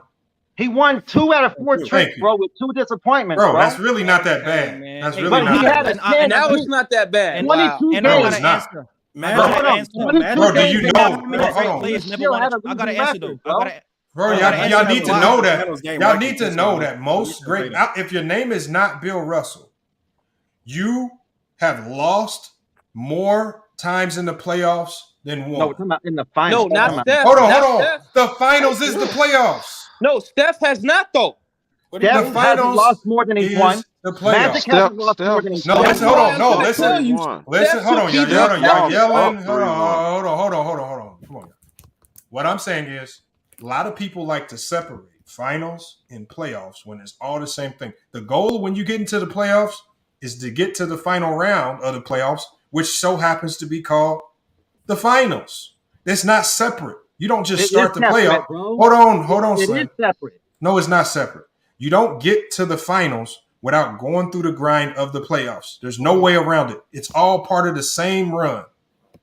And so when you lose in the conference finals, it should not exclude you from criticism because you didn't lose in the finals. Maybe if you getting to that next round. So you're saying Jordan's record of being 6-0 in the finals. So basically, players who are undefeated in the finals, what star players should do now is if they think they might lose in the Eastern, or if they think they might lose in the finals, they should just go ahead and take the Eastern Conference Finals off so their finals record doesn't get scarred. No, it is better to lose in the playoffs. That's not worse. As we just stated, you don't quit. I'm just saying. Should good players just start quitting if they know they don't have a chance? No, you don't. But that's what LeBron done. He's worse. Hey, y'all. He's done that. Iverson should have never got to that final because nobody on planet Earth thought they could beat the Lakers. He should have never just went. Now he has a losing record in the finals. So, but here's the thing. At least he won one game. In 07, the Cavs didn't win any game. Oh, look at this. Here's the context. All right, let me give the context to it. Let me give the context. The Cavs didn't win any game. Hold up. Y'all been talking. Hold up. Y'all been talking. Hold up. The context of how LeBron has lost so many games in the finals, I can acknowledge he got a losing record in the finals, right? But these are the facts when we compare, for example, someone like Michael Jordan and LeBron James. Michael Jordan met 9 Hall of Famers across from him in all of his 6 finals appearances. 9 Hall of Famers. And 4 of them were John Stockton and Karl Malone twice. I count them twice. All right, so that's 9. LeBron James had 30 Hall of Famers across from him in the 10 finals, bro. 30. And how many did he play with? How many did he play with? Not as many. Not as many as the ones that were across from him. I'll tell you that. And first of all, we don't know they're in the Hall of Fame. We don't know if Kevin Love making the Hall of Fame. So we can't. The last time I checked, did Jordan play with, bro? He played in 10 finals. Right now it's 0. Right now it's playing with 0, 1. You can count Bosh and Wade. In 10 finals and MJ played in 6. Of course, he would have met more. No. But the average, he had 6 finals appearances, only met 9 Hall of Famers, bro, and 4 of them with John Stockton and Karl Malone twice. How many? And LeBron James met 30. And he met you want me to name them, bro? Let me go through and name them, right? So, and we could talk about the quality of Hall of Famers. So, hold on. Y'all get mad at the facts. I'm just gonna state the facts. Not my feelings, not my opinions. The facts. Jordan faced Magic Johnson, James Worthy, Clyde Drexler, Charles Barkley, Gary Payton, John Stockton, and Karl Malone twice, right? And we can go through them when we talk about quality of Hall of Famers. Was James Worthy an MVP level Hall of Famer? Wow, no. Was Clyde Drexler MVP Hall of Famer? No. Was Gary Payton an MVP level Hall of Famer? No. Was John Stockton an MVP level Hall of Famer? No. Okay. So on that list, we got Magic Johnson as an MVP Hall of Famer. We got Charles Barkley. We got Karl Malone. All right. Now we go to LeBron. Hold on. Let him cook. Now we go to LeBron. How would they be in an MVP? Let him cook. Hold on, I'm just telling you the facts. Don't be mad at the facts. Don't be mad at the facts. I'm just telling you Tim Duncan. LeBron met Tim Duncan 3 times. Tony Parker, Manu Ginobili, Dirk Nowitzki, Jason Kidd, Kevin Durant, Russell Westbrook, James Harden, Kawhi Leonard, Steph Curry, Klay Thompson, Draymond Green, man. And you could and just to let you know, he met Tim Duncan 3 times. He's a top 10 player, not just a top 10 all-time player. Man, my man says Steph Curry top 10, so he met him 4 times in the finals, and he met Kevin Durant 3 times in the finals, bro. Are you kidding me? When we talk about records, bro, we talk about all-time players, man. Finals, bro. On, so can I answer? How would other players be getting MVPs if Michael Jordan was the one winning the MVPs? Oh man. Exactly. Hold on. Hey, hold on. X-Men. Check this out. Talk about it, X-Men. Hold on. Let me ask y'all this, X-Men. Hold on. Charles Barkley. Hold on. X-Men. I love that question because this is one thing I give Jordan. Jordan should have had far more MVPs than he received. When Karl Malone won that MVP, Jordan was the MVP that year. Right? When Charles Barkley won his MVP, Jordan was the MVP that year. There was a ton of years where hold on. Let me the one thing that I know for certain is that when these MVP awards are doled out, we know Kobe should have more than one. He should have at least 3, bro. So what I'm saying is this is why I don't really like to go off of the MVPs are BS. Because when you talk about other guys got MVPs on his watch, there was a lot of those years that LeBron should have had the MVP and these other guys shouldn't have got it. There's a number of years where you can easily say that LeBron should have more than, just like you can say it with Jordan, the same thing we say with LeBron. I give it to you. So sometimes you can't just say that these guys were getting MVPs on his watch when we know that these MVPs are doled out by the media and there's a lot of weird media narratives and bias that they like to push with them. So we just give that both to Jordan and LeBron. A lot of guys won them awards when they shouldn't have on both of their watch. Dog, this is what separates the two, in my opinion. I don't hate LeBron, bro.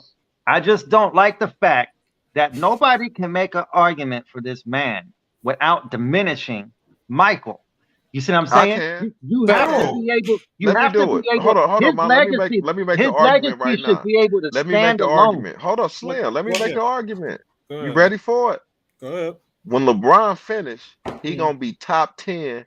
If not top 5 in points, assists, and rebounds. Talk to me. So you're saying, okay, I respect that. Now watch this. Hold on. I respect it. Kareem Abdul-Jabbar is also top 3 in points, rebounds, and blocks. But hold on. See, you're talking stats now, and you're saying that stats is the standard. I was just arguing what Mr. Fuck said. But so now you're saying your greatness depends on your statistical output. So what's Not the difference winning. between Kareem? So, but if Kareem is in the top 3, isn't that more impressive than LeBron being in the top 10 in those 3? But I don't base people's greatness on stats. No, I base it because on their LeBron skills and on top their winning. 5. LeBron top 5 already. Well, I could give him top 5. He gonna be top 5 in assists this year, and then number 1 in points this year. But that's Okay, stats, but bro. I'm telling you that Kareem is number 1 in points now. He's third in blocks and third in rebounds. But those are wrong. LeBron gonna be top 5 in assists, steals, rebounds, and points. What But we those talking are about? longevity stats. That's Guys, whole not category. everybody in NBA history played 20 years.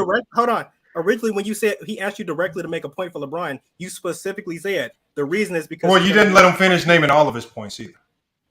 Okay, go ahead. Y'all just stopped him on 1. I mean, let him And finish. then all. the other thing is this: go ahead. how many people you seen in the finals leading every statistical category? How many people you seen do that? Not many. Just not none. I think only Not LeBron. none. Right? Yeah. So, Ming, you're saying that the stats are superseding the winning? No. How many people you seen come back down 3-1? At somebody that's else's with house the help of in Kiki the Vandeweghe. finals. Y'all know that, man.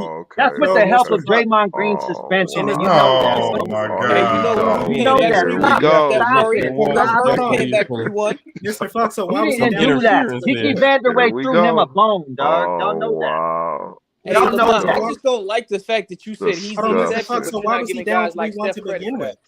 I couldn't hear you. I couldn't hear you. Sorry. If you're gonna say he's down 3, but why was he down 3-1 to begin with? Because they had home court advantage. He was supposed to be down. He had home court advantage. That makes you you think it's Draymond Green? You think it's that was the same result as Draymond Green? Hold on, y'all need to not act like that. First of all, they were down 3-1 to a far superior Golden State Warrior team. That team was picked to beat them. They were down. Look, coming back from 3-1 is impressive. I don't care if it's in the first round or the finals. That shit is even more impressive in the finals against a Golden State Warrior-led team. Y'all just got that. Hold on, y'all. That might arguably be the greatest NBA Finals comeback of all time. You just got to give it to LeBron. He wouldn't have did it without the Draymond. But his argument is that makes him the greatest of all time. You're saying no. He's just saying that's one reason for him. Yeah, man. Okay, and but that's a team. That's a team that won 73 games, man. They lost 9 games. That was the greatest regular season team of all time. They lost 9 games all season. They lost 4 games in 2 weeks, bro. 2 weeks. 2 weeks.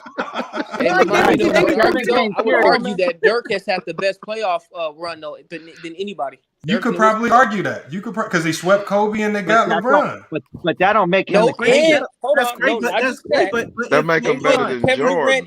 But can we just say? That make Dirk better than Jordan. That makes him Dirk better than Jordan. That make Dirk better than Jordan. Dirk's not better than Jordan. Don't ever say that, man. Watch your mouth. Hold on. If we're gonna use 2016, can we just say instead that it nullifies 2011? No, we cannot say that. You just gotta acknowledge what happened. That's what we gotta do. Just understand it. But when we're advocating for greatest of all time, I'm saying if we're gonna 2016, if we're gonna factor that into the conversation, shouldn't 2011 both balance it out? Shouldn't it just balance it out since he had a big meltdown in 2014? Don't forget 2014 either. Rivalry, right? No, that's whack. Hold on, Boss Life wants me to drop the link. Hold on, my bad, y'all. We keep saying 2011. You let hold on. Just let me say this real quick. The next time you see a 37-year-old average 30 points in a season, let me know, bro. Let me know. Hey, Lamont, can I ask a quick question? What do you, I would have to know who you are first, and then I don't know. Say that again. Lamont, do you think 2014's playoff is worse than his 2011 playoff finals? Is it worse? I mean, I don't think anything will be worse than 2011. They should have won 2011. No. But I'm saying 2014, though, they got destroyed by the Spurs. 2011, they were up. But here's the problem. At that point in time, any Greg Popovich-led team, they could beat anybody when you're led by Popovich and those guys. Bro, I'm just asking a question. What year was worse playoff wise? It's not worse. It's just a loss. You can't. I mean, when you're looking at these players, I don't look at it like what loss is worse. You won or you lost, and when you did lose, what positives can I take from it, or is it just so overwhelmingly bad that we can't take no positives? No, I agree. I'm just saying that when we talk about his failures, we got to talk like 20. People just forget about 2014. I don't consider 24. I don't consider a season where a team gets to the NBA Finals a failure. Facts. For one. How? For one. Unless when you get that, like for the Golden State Warriors, favorites though, like for the Golden State Warriors to be 73-9 and get all the way to the finals and then lose after giving up a big 3-1 lead, that's a failure. But when you lose in 5 games as the favorites, that's a failure too. Hold on, bro. Sometimes, look, losing is part of the sport. Especially when you get to the pinnacle. When you get to the pinnacle, the NBA Finals, a lot of teams can't even get there half the time, for one. And then when you get there, it's not the worst thing in the world to say that you led to Greg Popovich-led San Antonio Spurs team. He's just great at that. He's one of the greatest to ever do it. And he had great players. It's not like they just got beat by some slouches. I understand that, but here's my only argument. When you're trying to force that GOAT conversation with him, that's what I'm telling you is that Bro, you're talking to somebody that still has Jordan as the GOAT. Oh, okay. Even though NBA math said he never was the GOAT. But here's the thing: I didn't know you believe that, so that's my apology. No, what I've always said was, I need to see a complete body of work before I make a decision on whether to move him up to that last spot. When I pulled up the NBA math site, according to their calculations, because according to their logic, they took out as many biases that unfairly are weighed towards one player or another. And according to their math, Jordan was never to go. I just thought that would be an interesting conversation because there are that's all I care primarily about. Because there are so many people that say there's a lot of people, and Bees has been preaching this for a long time. A lot of people say Jordan never passed Kareem, and he only passed Kareem because the media pushed it. There's a ton of people that say that, and that NBA math site actually gives credence to that. If you went on a basketball court right now and you wanted to pick one of those two players, you're telling me you'll take Kareem over Jordan on a basketball court? I'm taking LeBron over both of them. Hold on, what'd you say? Really an argument to use. If you went out to the courts right now and you wanted one of those guys on your team, you would pick Kareem before you pick Michael? What I'm saying is if I had started a team and I could have the chance to take a prime Jordan or prime Kareem, I'm taking a prime Kareem. But starting a team and actually looking to win are two different things, bro. I mean, you don't agree? That is true. Kareem would definitely give you a great chance to win. But look, you haven't seen Kareem in college. We already gave y'all the fact that Kareem in college. Put Jordan on a ready-made team to go. Jordan's going to win with that team. But the thing about the NBA is not everything's ready-made for you. Right, it wasn't ready-made for him. Ready-made team, technically. It wasn't ready. He came to a 28-win team. LeBron a ready-made team. Like he ain't making it without ready. The only people who came to a ready-made team is like Bird and Magic. Like you need LeBron went to a ready-made team when he went to Miami, bro. Ready-made team from the jump was like Bird and Magic. Outside of that, not many people had ready-made teams like that. No, Bird came to like a 20-win team. What are you talking about, man? I'm sorry. Oh, hold on, my bad. Some players are just too good. They don't allow their team to be lottery eligible to get lottery picks for a couple of years so they can get better. That's all. Luckily, Jordan was able to be bad enough to where they could get in the lottery. Hey, someone got an echo, man. Slim, you got an echo. So the argument is, I'm confused. So you're saying we need to be good enough, just enough, not to get a lottery pick to keep. What I'm saying is, what is the argument there? What I'm saying is, to build around Jordan early on, it was much easier because they were getting lottery picks because they were so bad, as opposed to LeBron. When he came in, he propelled them to the point where they couldn't get those lottery picks to get better. Because by his third year in the league, they were in NBA Finals. The worst thing you can be in the NBA is like a middling team that's still trying to figure out. Luckily, the Cavs had LeBron, and he could propel them a little higher than that. But the unfortunate reality of being in that spot is that you aren't going to be able to get the draft picks necessary to make your team better. You have to go to your organization and tell them, go sign this guy. Like when they were supposed to trade J.J. Hickson for Amari Stoudemire. But the Cavs were too cheap to go do it. See, so when you pass up on moves like that because you don't have the draft picks to get better, that's why LeBron James walks away and leaves. I don't think nothing's wrong with that. Okay. That's kind of flawed because That's fair again, enough, but hold on. every year Jordan made the playoffs with I the understand that, Bulls. but LeBron, Bro, he did not make the playoffs every year. First of all, I don't consider. When you say every year he made the playoffs, y'all already said he didn't even play that second year, so he didn't make the playoffs. The others did. He was just there for the ride. So don't act like he did the playoffs. When he came back, actually they were out of the playoffs. When he came back, they won those 18 games with him. Great, but what I'm saying is that with your argument about LeBron, I don't give a 30. I don't give a 30 and 52 team. A team that's 30 and 52, I don't consider that a playoff team. The East was that bad where they can make the playoffs at 30 and 52. Come on, man.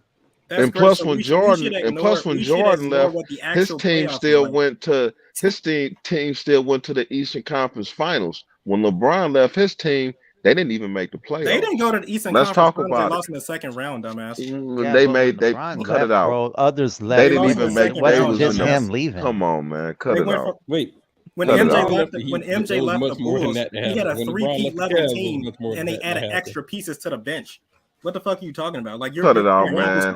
They almost made the conference finals. Well, LeBron, Scottie Pippen almost won the MVP, and they won over 50 games. Almost made the conference finals, bro. That just proves how almost. When LeBron left, they couldn't even make the playoffs. When LeBron left, they couldn't make the playoffs. Same thing in Miami. Same thing in Miami. It wasn't just when LeBron left Miami. Hold on, y'all. Boss Life just pulled up. I want to get to Boss Life. He hasn't had a chance to get his take. Hey, what's good, everybody? What's good, What's man? up, Boss Life? What's up?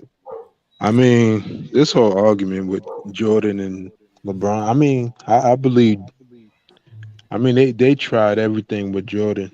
And remember, I don't know if y'all remember this, but I'm pretty sure you, FYF, you probably remember. But didn't they, with Chicago, they had got George Gervin for Chicago. I think it was 85. In 86. I don't remember that. That was in 86 when you played 18 games. We just went over that. They had a 30-52 record that year. Yeah, they had got George Gervin over there. So he did They didn't have. play with George Gervin outside of 18 games, brother. We just went over that. I'm just saying that, but He was traded away before the I'm next saying season. that to say this, like He didn't get a prime we George speaking Gervin as either. if the Cleveland organization ever really tried to put a decent superstar beside LeBron over there in Cleveland. They That's never not did. true. That's Bro. what They brought over Amari Stoudemire. They brought But over Shaq even though he was older. They never brought Amari. That's why he left. Amari Stoudemire came to the Cavs, bro. What are you talking about? That's why he left. He went to New York. What is he talking about? That's why he left. Amari Stoudemire did not. Amari Stoudemire never played for Cleveland Cavaliers. Stop capping Y'all never played for that team, so I don't know where you got that The problem from. with your point is that LeBron for the past decade was able to go wherever he wanted to since then. They brought over Antoine Jameson, your who whole was a point, you keep multi-all-star. issue to his They first brought name. over Larry Did you Hughes. hear what you just said? Antoine Jameson. Hey, first But off, he the was man an said all-star Amari player, Stoudemire. bro. Man, cut it out. They man. brought He was all-stars washed to up by Cleveland, then. bro. Antoine Jameson was dumb. Please. Antoine Jameson helped Antoine Washington Jameson. get into the playoffs, bro. Was Years before done. that, He was they were a done. trash Okay. team. Man, cut it out. And then how many years after that was he out of the league? Yeah, not long. Not long. That year. Exactly. Not long. So my point Hold on, again man. is that after LeBron left, So the first I time with mean, the Cavs, they was not giving him. Hold on, I can't hear X-Men, That's why- y'all.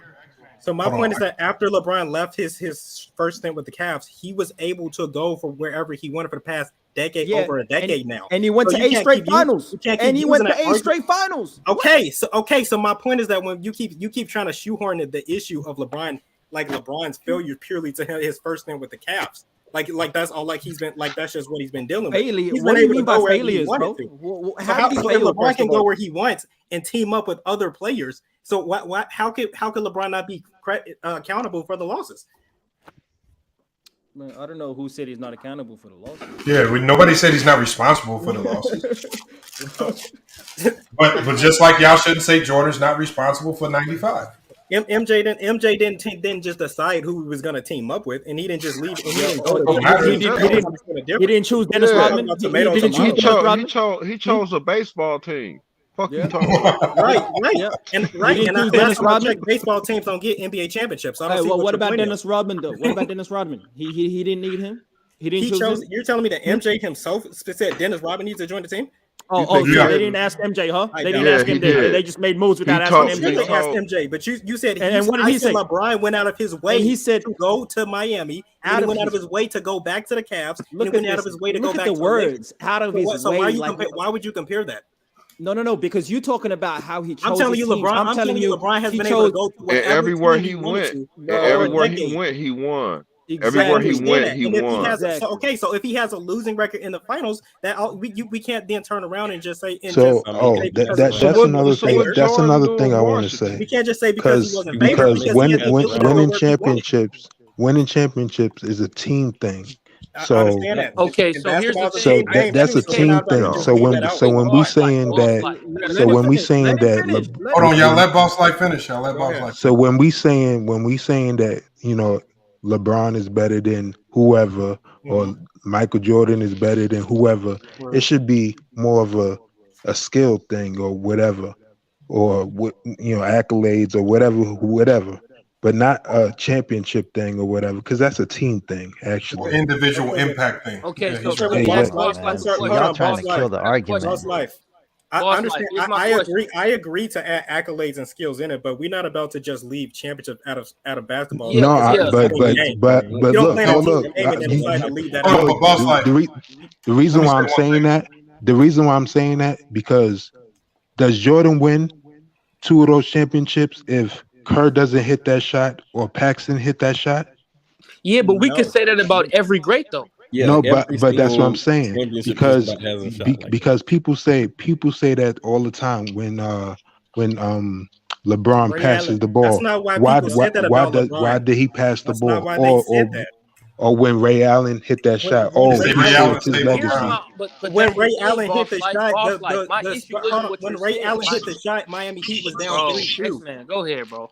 They'd be like, "Oh, he saved his legacy and all of this, whatever." But that's what I'm saying. So, championship shouldn't be the all be on. It should be. Hold on. Let me say one thing. I'm gonna let Kobe Jordan go. When you say that championships. Hold on, Kobe. Hold on. You got. Let me ask the question real quick. I'm gonna let you go real quick. I just wanted to say one thing with regards to championships. The one thing I've seen watching a lot of basketball, especially deep in the finals, is that your best player, just like we saw LeBron do against the Warriors, drop that 51 points in game 1, your best player can be ungodly good. In the end result, you can still lose. And so that's the thing. That's when I was like, damn, is winning championships really the measuring stick we should have for these players? Because I literally just watched a game that LeBron James dominated for about 95% of that game. And because of the mistake of one of the others, also a mistake on LeBron James in that overtime for kind of giving up and, just being completely drained. But you can watch a player be ungodly by himself and they still lose. And that's when you have to really ask yourself what Boss Life said. Should championships be the ultimate measuring stick? Should they be the ultimate measuring stick? Because we've seen players like Kobe underperform in the finals, yet still get the win because of a Shaquille O'Neal that's there. But then we've seen times where LeBron James has overperformed and performed great in the finals, leading both teams in every statistical category, yet they lose. And so I think that's one of the things he's talking about right there, because LeBron James will never get credit for being great in the NBA final, leading both teams in all statistical categories. Nobody gonna give him credit. They're just gonna say he lost. And that's why he's saying, should championships be the ultimate measuring stick? It's kind of an unfair barometer. I think that's true, if you're being honest. Otherwise, we're only talking about Bill Russell. If championship is such a strong barometer, then we're only talking about Bill Russell. Okay, and John Havlicek after that. What's your measuring stick for greatness? Hold on, what's your measuring stick for greatness if it's not solely just about championships? Because you've added about stats too, right? So how do you quantify it? No, my number one measure for me is individual dominance on your era. So when I looked at Jordan, irregardless of how I feel about the competition being weaker, he dominated his era, that 10-year span, better than any other player I've seen over the course of a 10-year span. Again, now I could be wrong because a lot of people say Kareem had that effect. Wilt might have had that effect. I don't know. I just didn't see those guys as much. I'm talking about based on the basketball that I've been able to see and that's been in front of me most. At this time, it's Jordan. But by the time it's all said and done, I think LeBron James's longevity is what's going to end up catapulting him over Jordan. He's had the longest prime in NBA history. Win or lose, he's still doing things at an extremely high level that we've never seen from certain players. So I think that's what's going to catapult him at the end. But right now, I understand that. But when you're talking about longevity, you can't just have longevity and then not win. You got to keep winning championships. But winning remember going into every season, it's extremely hard to win a championship because championships, just like we saw last year, your championship hopes can dissipate if your second guy goes down. If Pippen tears his ACL in 1996, the Bulls don't win a championship.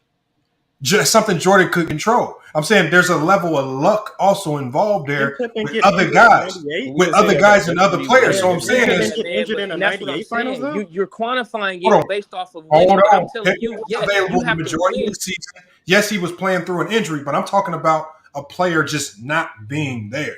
When Steph Curry, but nobody can control that. When Klay Thompson went down, nobody picked the Warriors to be back. When Steph Curry got hurt the following year, when injuries happen, it changes expectation. And so sometimes there have been some seasons, especially as of late, that we've seen with LeBron, where expectations change mightily because of injuries. Hey, I'm sorry, bro. When you talk about the GOAT, bro, you can't everybody listen. There's injuries every season. Every team is going to deal with it, bro. When I'm talking about championship GOAT, you're right. That's how you quantify it. Everybody can't. But that's what I'm saying. That's why everybody. There's no such thing as a championship GOAT. That's why everybody. That's Bill Russell. First of all, that's Bill Russell. We're talking about that.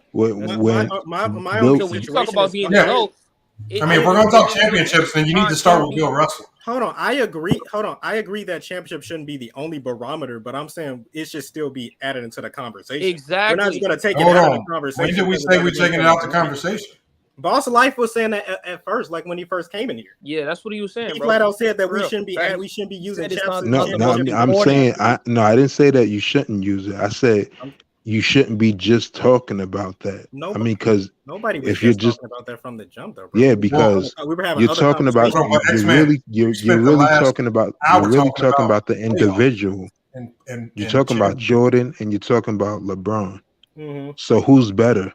Okay, let me ask you a question. Let's say by the end of the career, right? LeBron, he finishes off with 4. Let's say he ends up with 4 rings. Let's say Steph gets in. What if guys like Steph start to, get in the statistic category and pass LeBron in scoring, but they don't have all the MVP? He will never pass LeBron. But see, that's I don't think you're getting what I'm talking about. You won't. Like on the court, like if you're picking people on the court. Who's better on the court, LeBron or Jordan? Who do you think is better on the court? I'm going with Jordan all day. Are you asking me, or you? I'm a anybody. You see my name. I'm going with MJ. Jordan. But see, here's the thing: you're not asking me why I'm going with Jordan, though, and that's the thing. Like, I want to know. We're not just LeBron haters. I want to know, Boss Life. What is your argument for LeBron? Well, my argument is. I see LeBron, he does everything. Right. Like he's an all-around player.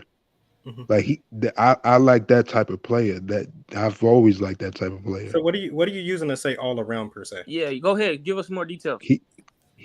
He passes, he scores, he assists.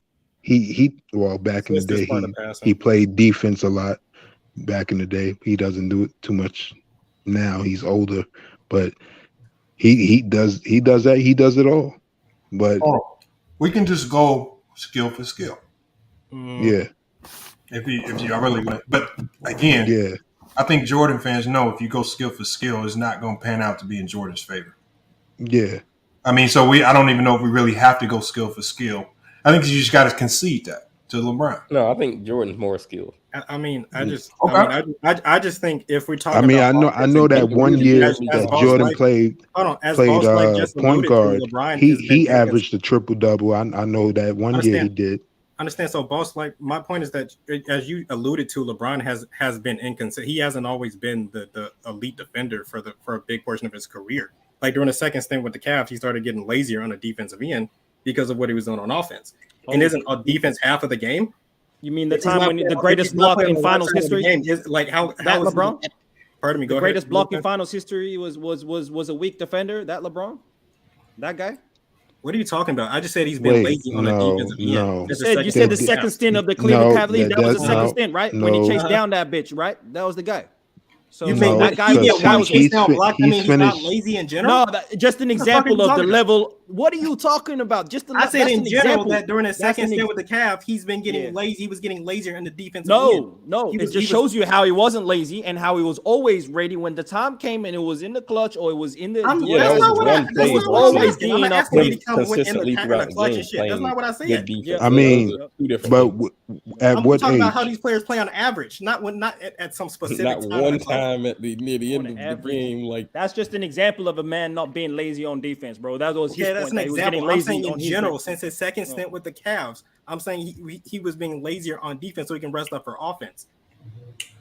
And I'm saying since defense is hold on, but you know Jordan did that all the time. Yeah, exactly. I was just about to say that. It's like Jordan probably did more than LeBron. You know, yeah, Scottie Pippen, right? But it's probably it was actually probably easier for Jordan to rest on defense because he not only had probably a top defense in the league, he had the best defensive player in the NBA on his team as well. Two of them for the second three-peat when Rodman and Pippen. I understand. So when you have that type of defensive prowess with you, it's easier to take breaks and hide it as opposed to LeBron, where I mean it hasn't been so easy to hide it. It's more and there's just more games that we see. There was no hiding on defense. LeBron didn't have to hide. Jordan did hide on defense. Phil Jackson talked about defense consistently. What are you talking about? How many times when the Bulls played the Pacers, why did they put Pippen on Mark Jackson? And they were trying to hide Jordan on the defensive side of the ball. Isn't the best player Reggie Miller though? I'm just giving you one example. You can say I'm talking about one series. I'm just giving you one example. Yeah, I'm gonna give you the whole actually, and then why did they put Scottie Pippen on Magic Johnson? Almost every single series. But hold on, my argument isn't that LeBron is being hidden. My argument is LeBron is being lazy. That's the argument. You're saying that's every player, bro. Jordan did the same thing. You're right. Look at what the fact said, right? I got a fact check on the cap right now because you're saying on LeBron with general statements. I got the facts though, right? This is the facts. Hold on, no, this ain't emotions. I'm gonna hit you with the facts. You are emotion. You just said you hitting me with general statements, right? You saying general statements that LeBron in his second stint was lazy on defense, right? Yeah. No evidence, no nothing except a statement and a narrative the media has created. But let me give you the facts, right? Playoff wins. So the media is out to get playoff wins without an old defensive teammate. Hey, don't cut me off. I'm about to hit you with the facts, and you could talk, my brother. You said I'm conspiring to stop LeBron from looking media narratives, bro. About there's no defense talk, right? Playoff wins. The media that pushes LeBron in the GOAT push the argument that he doesn't play defense. Let me give you the facts, bro. You can talk. Defensive accolades. The same media that was giving him defensive accolades when he was on the Heat. Why didn't they give him that defensive player of the year when Marc Gasol was second team all defense? But he didn't give him a defensive player of the year 1 year. They don't want him to he was robbed with that one. Playoff wins without an old defense. Yeah, but if he gets that one defensive player of the year, that's equal to Jordan. Why did they give him defensive accolades to begin with? Exactly. Hold up. Let me hear you with the facts, bro. You've been cutting me off with the facts, man. Playoff wins without an old defensive teammate their whole careers, right? LeBron James, 152 wins without an old defensive teammate in his career. You know how many wins that Michael Jordan has without an all defensive teammate? No, I don't. 24 wins. You know the percentage on that? That means 20% of the games he didn't have a whole defensive teammate. Michael Jordan, 87% of LeBron's wins in the playoffs was without an all defensive teammate, which tells you that LeBron was always the center of the offense and the defense when it comes to winning, bro. Come on, bro. You capping out here. That's greatness. That's the facts. That's the I can show y'all. I can show y'all Jordan being lazy on defense. I got it on video. It is. Can't fight the truth. He's never been Can't lazy fight on the defense. truth. Bro. 20% of Jordan's games was without an all defensive teammate, Hey, bro. that was 20% of his playoff wins, bro. 87% of LeBron's wins was without an all defense. That's amazing, bro. That's because amazing. most of It is amazing. LeBron's So wins where's were LeBron from hiding on scoring, defense not when he got defense. no all defensive teams, bro? Everybody knows that the Cavs were all offense. They were barely any defense. LeBron was the defense. That's the point. Anybody, none of them could defend. LeBron was the defense. Oh, kick, man! You can't have Emotional LeBron fans don't pay attention as usual. None of them would defend. All right, hold on. We can look at Jordan. Hold on. We see Jordan. Oh yeah, these the highlights I'm looking for, Lamont. Here you go. We see Jordan walking on defense. He's just standing there. His man is out here on the perimeter. But you see Jordan just walking. They're guarding the drive. What are you talking about? No, he's not. Jordan's right here. The guy right there. Yeah, they were trying to stop the drive. He was walking the whole time. Wide open. Wide open. Knocks the shot down. Splash. That's a green right there. That's green. Hold on. What is Jordan doing? Oh yeah, it's at the free throw. That's low key illegal defense. That's Jordan, go help on the switch. Jordan didn't help. Lazy defense. Again, he was letting him in so that he could shoot outwards. They were basically daring him to shoot. Oh, that was the game plan. Now look at the excuses. No, that wasn't an excuse. I'm saying that's what happened on that play. James Harden. Y'all say it's not physical. James Harden got to go up against two people. You showed me two scenes, and in one of the scenes, he actually did try to defend. This ain't a whole game. You judge him like one play out of the game. Hold on, X-Men. Just because you jog over late don't mean you playing defense. What? What I'm saying is you're showing one play. You're not showing the whole game or nothing. You're not showing. He showed 2 plays. That's like y'all talking about one play. Y'all not talking about no whole games either. I am talking about whole games. Y'all can't tell me about a whole game where LeBron took the whole game off defensively. Okay. And if you know that game, please tell me the game right now. I can tell you took off most of a game. He ain't never took off most of no game. I got the game. What's the name of the game? I'll find the full game right now. When LeBron finishes, you got to be incredibly specific, or else you don't have a point. Yeah, you do. That's the point. I got the game right now. LeBron is special. LeBron fans are special because what happens is y'all will just say something so vague. Y'all will say something so vague and open. You just say LeBron don't play deep. We're like, when? You'll just be like LeBron. You'll say LeBron is lazy on defense. I'm like, when? He just is. I don't give no specifics or nothing. But then you get mad at me for showing one clip. See, so now you see how I can. Now you see how I can just pull one clip and push a narrative when we all know Jordan wasn't a lazy defender. I mean, we all know Jordan wasn't a lazy defender, but I can go put together some clips and make it seem like he was. One play, we're talking about we can show back to back. Okay, show me the game. Y'all just say y'all got full games, full seasons. Where they at? Yeah, nobody's gonna have like a list straight off the top of the game. You gotta get if it's that obvious, you should have it. Bro, I have the games right here. LeBron, listen, LeBron, every give me a full game. Season, bro. What are you talking about? Give me a full game. Season, name the game, bro. Okay, you tell me. Hold on. Look up Clippers versus Lakers. I think it was like March 8th of this year. That's one. No, but he out of his prime though. That's a different Once story. Again, fact check, right? He's out of his prime though, so that's a different story. Hold on. Okay, so hold on. Credit for averaging 30. Hold on. But Kobe. If I'm gonna pull up a game where LeBron is 37 years old. But you just gave I'm also going to need to pull up a game. I also need to pull up a Jordan game when he's 37 and see how that looked defensive. He played when he was 38, not 37. He was 38 through 40. I mean, same thing. His Cavs games as well. And also the reason So Kobe Jordan. So you saying Jordan was a defensive stopper with the Wizards? I didn't say that. Hold on, but why do you expect that from LeBron in his same age? Because you guys are saying, hold on. The reason why is because you just told me that he's averaging 30 something at 37 years old. That's I didn't tell you that. Dude, Boss Life just said it. I never said that either. So just because he said, I never said nothing about what he's scoring. You didn't say that this is amazing. That name another player that's averaging. I never said anything about his points. I never said anything about what he averaging. Bro, you didn't say at 37 it's amazing to see at 37 he's averaging 30 points. I never said that. Oh, okay. We can rewind the tape. It's okay. Like I said, LeBron fans are special people, so you got to understand that. I ain't saying anything about what he's scoring. You know how overrated the LeBron didn't play defense narrative is last season? You know how overrated it is? There was only 7 players. I got the facts, bro. I got a lot of opinions. I got feelings, but I got the facts too. But at the same time, even though, let me finish though, bro. I'll let you slide. I'll let you good. I heard what he said. LeBron James was one of 7 players last season to average 1 steal and 1 block a game. I'm not saying he played all NBA level defense, but he was one of 7 players, one of 7 in the whole league, right? To play to average 1 steal and 1 block. I'm gonna name the other players for you, right? I'm gonna name the other players for you. Yep. The other players: Giannis Antetokounmpo, Draymond Green, Robert Covington, Joel Embiid, Thibault, and Anthony Davis, bro. So do those guys play defense? Exactly. Do those guys play defense? Yeah. Thank you. So only LeBron on that list plays no defense, right? But nobody said LeBron doesn't steal the what? No. Come on, bro. No, but you know what he said. Come on, man. It's okay.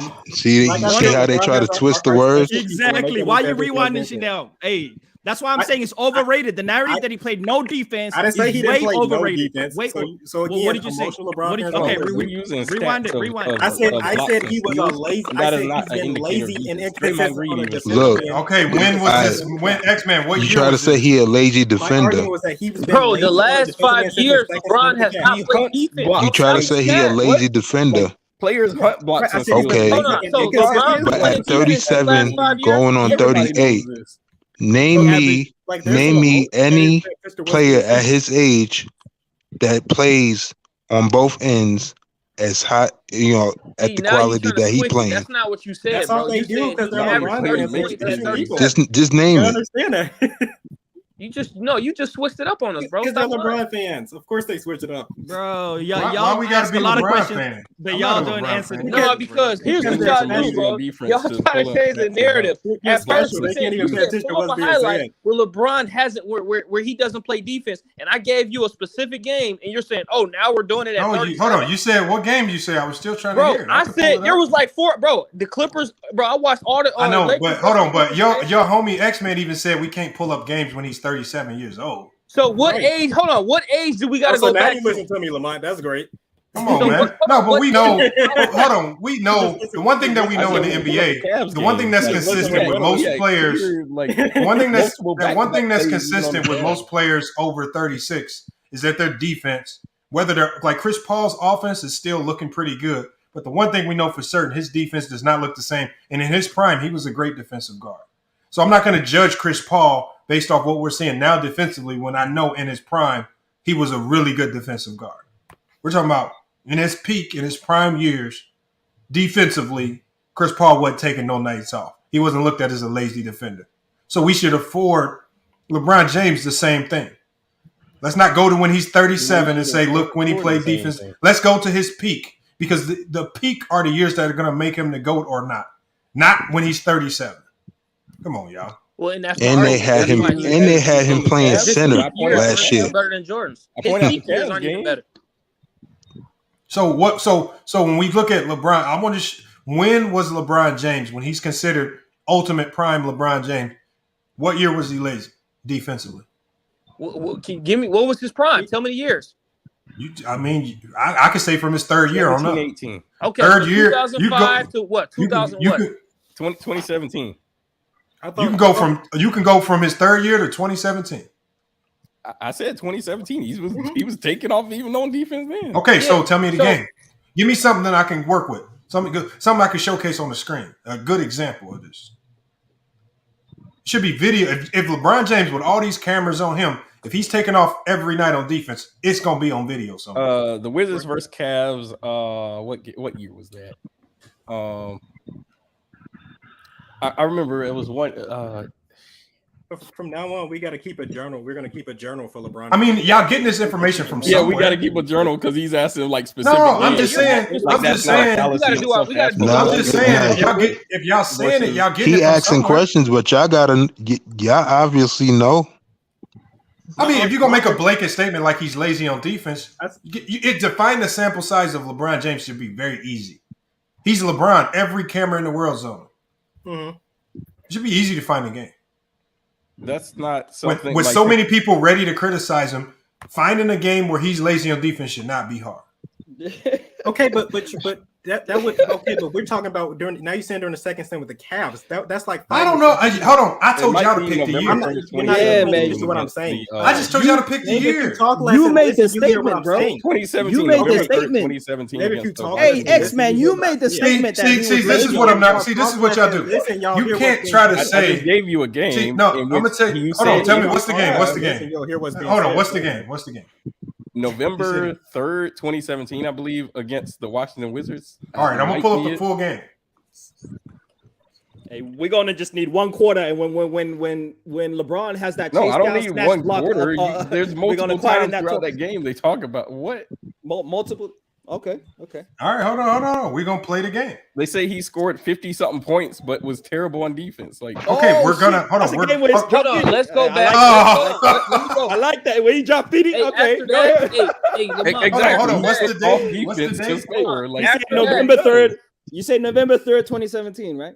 Yeah. He Hold dropped on. was it 57? Okay. Wizards versus who? Cavs.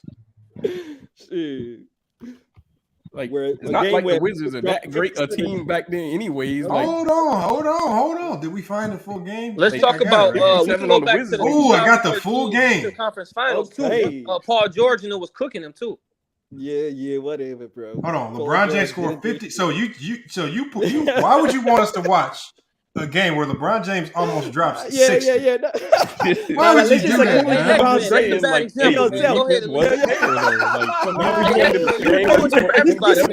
LeBron is right. This is how great LeBron is. He drops almost 60, and that's the game where the example is he played no defense, bro. That's amazing. That's how great LeBron is. He has a point though. He still ain't playing defense. Hold on, they have Wall and Bill. Hold on. Now you're right though. You're right though, bro. He can still drop almost 60 and not play defense. I don't want to see no blocks or nothing in this So what? game. He scores 50. If he didn't play defense, it doesn't matter. Okay. Yeah, that's true. I don't want to see. Wait, he had one block. I don't want to see a steal. I don't want to see a I don't want block. to see nothing defensive. He will have steals and blocks. There is no such thing as that's proof that he plays defense. Like, hold on, this is the game y'all told me. Look, y'all. They told me to select this game. This is what they told me. No, I did not say that game, bro. I said and look, y'all. The Wizards got a better record, so they the better team. Hey, Lamont, after that, go to the 2013 Eastern Conference Finals. Okay. Him and LeBron in the corner. Hold on. How is the first play of the highlights a defensive play? The first play. The first man, bro. You gotta go, bro. 55 minutes, 55 seconds into the game, bro. That's all you need. The GOAT. In the highlight, you're gonna the have GOAT. Like, you that know, boy X-Man, man. Rewind that. Rewind that, bro, and break it down. LeBron James IQ and how he saw the play happen before it happened. The defensive knowledge, bro. Hold on. We're gonna break this down. Yeah, bro. Right, hold on. Greatness. Yep. Okay, so what we talk about here, so LeBron James is actually, so obviously this has to be a high IQ play because the way it looks like Bradley Beal is driving, that would make LeBron's man strong side. So like naturally, you're not supposed to be helping off strong side. Let's watch with LeBron James. See how he reads this play. Oh, okay. He read the passing lane. Great steal. And the pass leading to the transition bucket. Okay. Why would y'all tell us to go to this game, man? Because you're cherry picking highlights. Highlights are never. What do you mean? I didn't make the highlights. That's your example, bro. This is 50 seconds into the game, bro. Player being bad. This is 50 seconds into the game, bro. What do you mean? Hey, Lamont, just for the record, I did not pick that game. I told them between 2003 and 2017, pick any game, and this is the game that y'all chose. Highlight. Who picked that game though? Who picked that game? It was your man's, bro. It was your man's, man. It was your man's. But let's just be real. We've seen. Hold on, can y'all last still 5 see the years, video? LeBron hasn't played defense. I can still see it. All right, hold on. All right, we're gonna keep this rolling. This is a bad example. Again, you're picking highlights out Hold of the on. game. Hold on. I'm playing. Look, my hands up here. I'm not picking this. This is a 9-minute highlight clip. That's what I'm saying. You picked the video. The highlight. Hold on, y'all picked the game. Video, y'all told me to go to this. Highlights are where our players' best moments in a game. Period. That was 50 seconds into the game, bro. Hold on. We're gonna watch. See if there's any defensive plays. Okay, look at LeBron. He's playing help defense right there. Don't need to do anything. Yep. Oh, yep. You already know. Fast break dunk by LeBron James. All right, we're just looking for defense, so no need for him to do anything right there. He was out of the play. Man, 2013 Pacers versus Miami Heat, man. Go to that. Hold on, y'all switching up the game now. No, I'm giving you my game. I don't know. Oh, look at LeBron with the great read right there. Exactly. Hold on. Look at that pass. Now I'm trying to see where's the bad defense at. And this is on plays that they score on. This is on plays that they score on, right? This is also showing the Wizards highlights too. Not just exactly where they score. Like I said, they're never going to show the highlights. Look at LeBron is off ball. That was bad D on LeBron right there. I give him that. You got to see man in ball. That was one play. Ooh, LeBron James 1-on-1. This game, though, clamps. Like to show how bad his defense. Get out the way. Get out the way, Bradley Bill. Like, you have to that show was 1-on-1 as well. That was 1-on-1, bro. That's 1-on-1. Yep. Okay. The game plans obviously leave the corner 3 shooters open. That's the game plan. That's what we see. Hold on. We looking for all defensive tapes. Okay, LeBron James. Oh, help defense. LeBron James. Okay, doesn't go up. He can't foul there. That'd be a dumb foul on your best player. He can't foul there. Ooh, splash. I mean, I've seen Draymond Green and others defend that, but I don't know. Yeah, but Steph Curry's not running over there fouling. Like, you don't get your best player in foul trouble. It's the first quarter, too. Lamont, Steph Curry's a point guard. Like, that's like. Here's another one when you're done. 20. Like, LeBron's like 6'8", 6'10". I'm just saying, if you're going to find a game to criticize LeBron James, don't pick one where he scores 60. No, I'm saying that you are really quick. Steph Curry, and now you're talking about me picking LeBron James when I'm like, there's a clear size difference there. And I picked Draymond Green because he's more comparable to Lamont. LeBron Here's James. what you can do once you're done, Lamont. To look up 2014. Hold on. This is not me being done. This is the game y'all told me to pull up. No, I did not say that. Listen, 2014 Finals Game 1. All right, hold on. So LeBron. This is the game. Remember, if LeBron was late, there's a third steal for LeBron right there. That's 3 steals. Contested. Yep. 3 steals for LeBron, and this is the second quarter. Hey, this looks like a very good defensive game from LeBron right now. Man, that's what I'm saying. Y'all showed the wrong game. He said November 3rd like he was sure, though. Come on, man. Come on. Hey, this is prime LeBron. Y'all tripping, bro. This is literally prime LeBron. I don't know what y'all looking for. This is prime LeBron right now. The whole defense was terrible. Like this game, they got carved up. Yeah, the team is trash. Game 1, 2014 Finals, bro. Hold on, no, hold on. I'm not giving y'all the opportunity to switch the game up. No. I'm giving you my game. Great pass. This the game y'all stuck with right here. Oh, what do you mean, y'all? Y'all had a 14-year time frame to select one game, and this is the game y'all select. Name all the people who picked it. Why do you keep name all the people who picked it? Did you say y'all? And one. Hey, bro. So he got so far he has 24 points, 4 assists, and 3 steals. Five of us on this channel. How many of us picked it, Lamont? Okay, hold on. We could do another one. Y'all can each choose a game. Hold on. Game 1 of the 2014 Finals. Hold on. We got to see how well he does this game. We got to go through the full game. Exactly. I need to see that chase down block one time, bro. Because this is lazy defense. This game. And who picked this game anyway? We're lazy on defense. Asking him who picked the game. Nah. Hold on, y'all know who picked the game. I didn't just get it out of the blue. No, who picked this game, bro? Somebody on the panel said November 3rd, Wizards versus Cavs. You know to look it up, but you don't know who picked it. No, I did not. That's not me. I didn't pick this game. Oh, now y'all gonna act like y'all didn't pick the game. Brother, I haven't picked any game at all. So what the fuck? Hey, talk about it. Everything stems. This is your game. Everything stems. Any game at all so far. Hate away. What? Damn. Hey, I X-Men. told people to I even mock y'all stupid ass for asking me to pick a game. Because I said this game, bro. Now, X-Men, don't get mad because y'all grouped up and picked this game. How do you group up? I haven't said any game at all. Saying y'all, bro. I did not agree with you. Look, they don't want no parts of this right now. Look, on tape. Now they trying to disassociate themselves from it. They don't want no parts of this 60-point massacre. Exactly. Hey, Lamont, bro, you can't put me in the box with him. Like I picked. I don't even know. Lamont, look at LeBron defense. Look at his defense. I gave y'all a 14-year window. Who is y'all? If you rewinded that, three of us on this panel. That was great defense That by was LeBron. terrible defense right there. You keep Bro, saying what was LeBron's stat line for this game? Say, let's pick this game. I didn't say that. Exactly. What was LeBron's stat line for this game? Mine is Lamont. You know how Lamont gonna be. He gonna be with this. Hold on. I didn't even know what to expect. Bro. Hey, you keep saying y'all. You keep saying wait 14. Hold on. How come y'all didn't stop him when we said he scored 57? Because I thought he knew what he's talking about. Brother, I haven't said any. Hold on. Y'all said somebody said he scored 57, but the commentator said he was being lazy on defense. Exactly. Someone said that. Wait, yeah, I don't see no laziness. I don't see no laziness at all. Where's the laziness? Oh, so this is what y'all call lazy. Then y'all must have a super high standard for defense. I know. Hey, how do you? Hey, bro, whoever picked this game, why would you pick this game, bro? Y'all picked the wrong game for to make y'all. This looks like a GOAT argument video. This dude picked the game in which they won, bro. That's honest.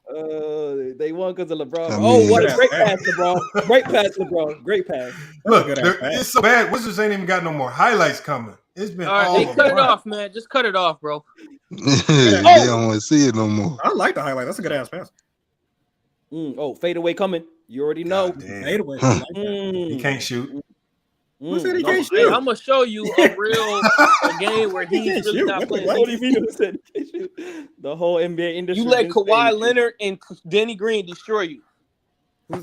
I'm just. This is the game y'all chose, not me. It's 9 minutes. Y'all got to endure all 9 minutes of it. He keeps saying y'all like y'all co-signed it. I didn't co-sign anything. Listen. I literally mocked you for asking me to find one game. No, that was after the fact. That was after this. I did it from the very beginning, brother. Like, all right, I'm trying to see the lazy defense. Get you some Q-tips. X-Man, you go ahead and take the blame for this. I did not pick this game. Big hold on. Who's gonna take the ownership of this? Who said November 3rd Wizards versus Cavs? I'm asking you. You looked at how you look it up, and no, that was Kobe Jordan. It was Kobe Jordan.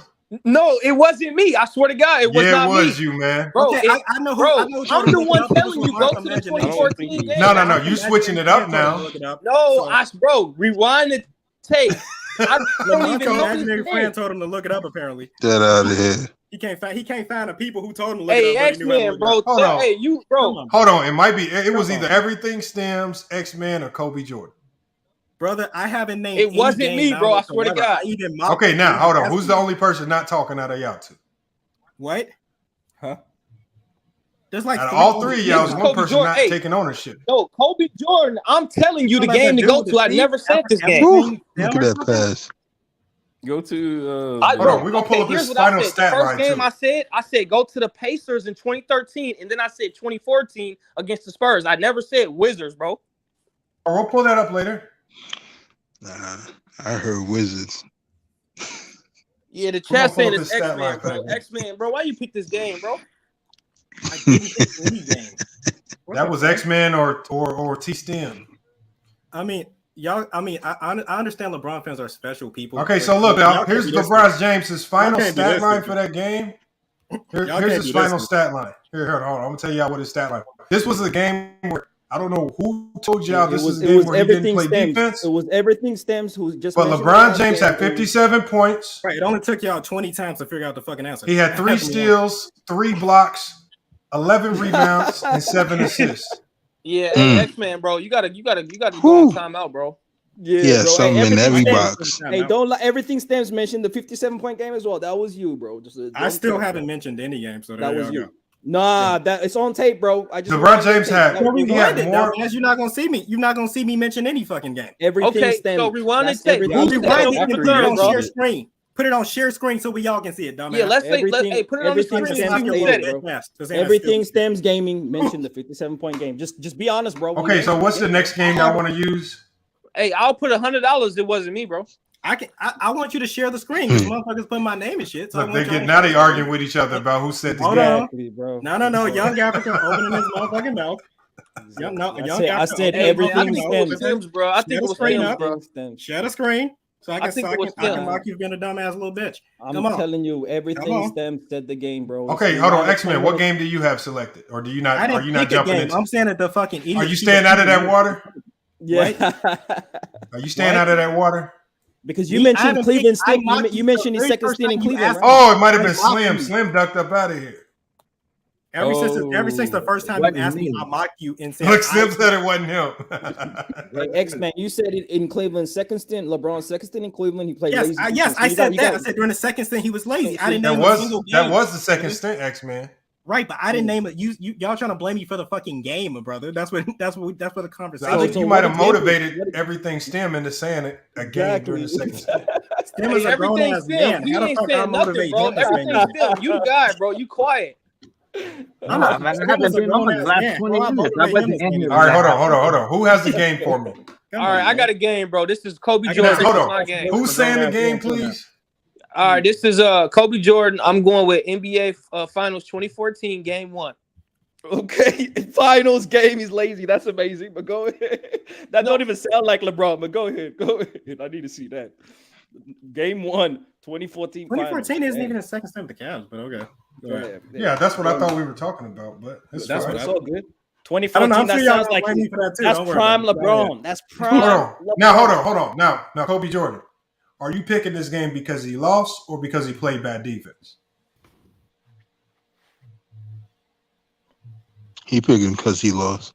That's the only reason why he's picking it, but that's fine. We'll play it. He quiet now. So. Hey, make sure y'all know for the record that I didn't pick any games, because I know I got memory issues. All right. But you can't be co-signing it, and when it don't pan out the way you think. I haven't co-signed anything. But you said co-signed anything. You said his second stint. We just showed the game. I'm the one who said the second stint. I didn't co-sign it, dumbass. I'm the one who said the second stint.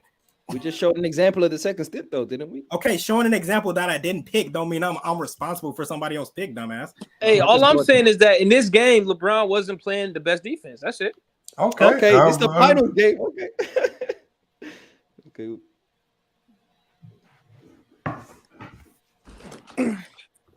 I just really don't recall ever saying a player was elite defensively and lost. That's generally not how you talk when a player loses. Steal by LeBron! Oh shit! Oh my gosh, man! Hold on,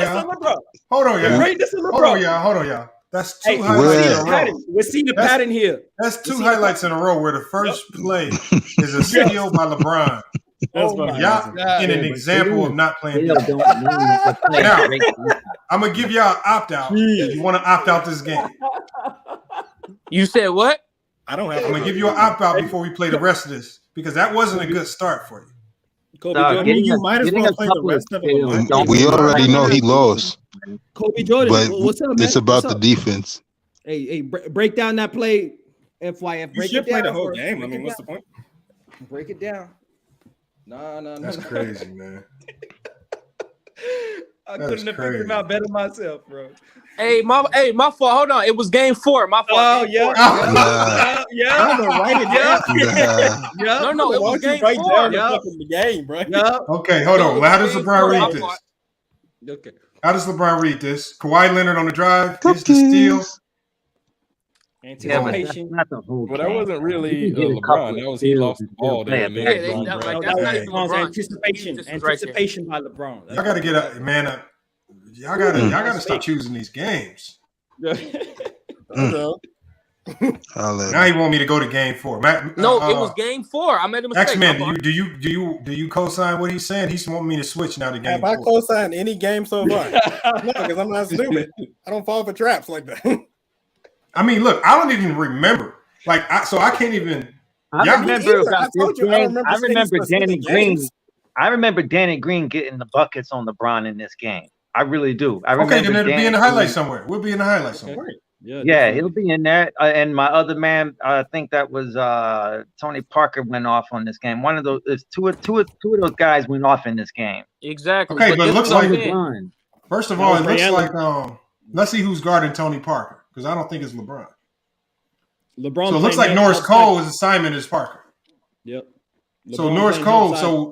So LeBron is guarding. What's his name? The dude he boomed on before. I forgot his name. Yep. Thiago Splitter. So he's Thiago Splitter, yeah. But not the whole game. He switched off to Danny Green. I remember Danny Green looks getting like buckets in clutch time on him. It looks like LeBron is in the help, like the Giannis spot in the dunker spot, playing help defense. Okay, we're just gonna see. I want to see the bad defense. That was a bad call. Oh, I thought they called it. I'm about to say that'd be a bad call. Norris Cole, your starting point guard in the NBA Finals. Ooh, damn. Wow. Bang. Dang. Nah, but that ain't fair, man. You got 3 Hall of Famers in the starting 5. Come on, bro. He had Bosh and Wade in the starting 5. I just don't see anything with LeBron yet. Damn good move. But I don't necessarily think this is a LeBron highlight. I think this is the highlight of the game. I know, but those are going to be these are going to be the more fair ones because they're talking about the most crucial parts. Like LeBron ain't even in the game. Is that LeBron right one early on and like? Hold on, is he? I think that's him right. Hold on, I don't know where. I'm trying to see where he's at, but it's the. I see LeBron. I'm watching him. He's weak side right now. Oh, he's on offense right now. But I guess they're running a zone on him for sure. They're definitely running a zone on LeBron. I forgot what number did he run? He was number 6 or what? All right, so let's see LeBron. LeBron's right now is weak side guarding Ginobili. Let's see if Ginobili scores this play. Yeah, that's who it was. No. It was Ginobili and Green that went off on him in the 4th. Hey, LeBron hasn't been scored on. Hey, we're almost at the 4th. We're in the 2nd right now. We're gonna see if he goes off. No one's scoring on LeBron, bro. Yeah, I cleared. Okay, right here, Kawhi Leonard on LeBron. It was the 4th game, but go ahead. Okay, he got beat right there by Kawhi Leonard. Yep. Damn, what the fuck is that?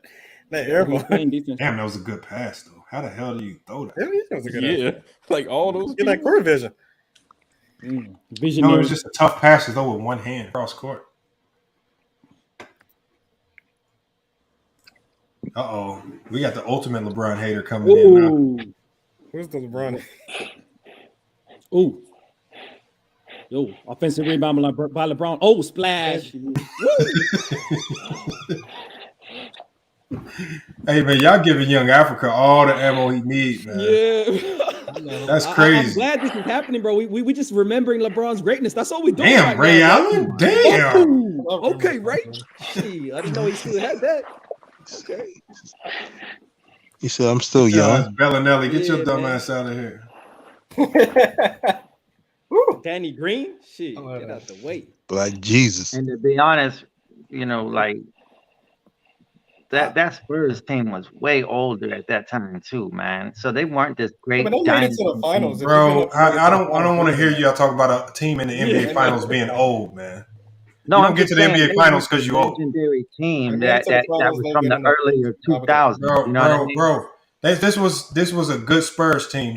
It wasn't because they didn't get there because they was old. They didn't just. Hey, hold on, bro. LeBron's not even in these highlights right now. Where is he at? He ain't been. No, I think he got injured in his first game. Didn't he get injured in this game? Hold on, this is the game y'all selected. Exactly. On the floor, man. This is the second game. And all we've seen so far, is Kawhi Leonard score one layup on LeBron. Yeah, but they're not. I said game 4. Switch to game 4. I know, but if we switch to another game, that'll be the 3rd game that y'all chose. Exactly. But that's not a LeBron exclusive video. That's the highlight of the night. Bro, you're talking about highlight. We can't go and pick all the games where we just go to LeBron. Bro, I just told y'all if LeBron James was that bad with every camera in the world on him, it would be on camera. Bro, they're only showing just a few highlights, bro. Type in LeBron no defense compilation. The NBA even makes highlights. What are you talking about? Okay, so let me ask you this: can you find a whole game of highlights of Jordan not playing? You said what? It says shit! Suspended. All right, hold on. I gotta stop playing it. Why? I don't know. It said it was suspended through policy violations or something. All right, hold on. They'll kick it back on. They'll run it again. I just gotta stop the video. No, I was just saying his YouTube stream that went down. The stream will activate again. Oh, cool. That's cool. So we can't play it. I just got to stop the video. So long story short, bro. See, No matter we're what searching through these games that long. Hold on, you can't find one game where Michael like these guys aren't playing. You got to find specific highlights, and that's I'm what actually saying. happy that Jordan. That was your game that you mentioned, bro. What are you talking about, bro? What do you? I just told you, game 4, he didn't, bro. He was trash.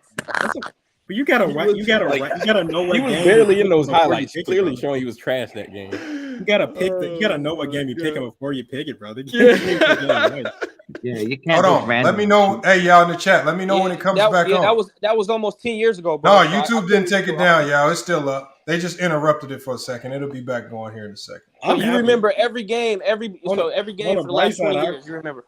On the bright side, I actually liked it that we got a chance to see LeBron highlights. I love seeing LeBron highlights. So, I mean, we got to stop acting like he's just this great. Like there's games where he just doesn't play good defense. That's all. Well, he don't play no defense.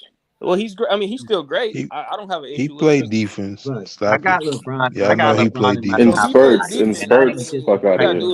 Look, now he plays defense in spurts. He played defense in spurts for the last 8 years. For the last 8 years. No, the video will be back up in a second. Since he left Miami. Guys, y'all don't. You're going too far now. He played defense since he left Miami. Y'all don't remember seeing Jason Terry embarrass that guy? How come he didn't stop Kawhi in 2014 though?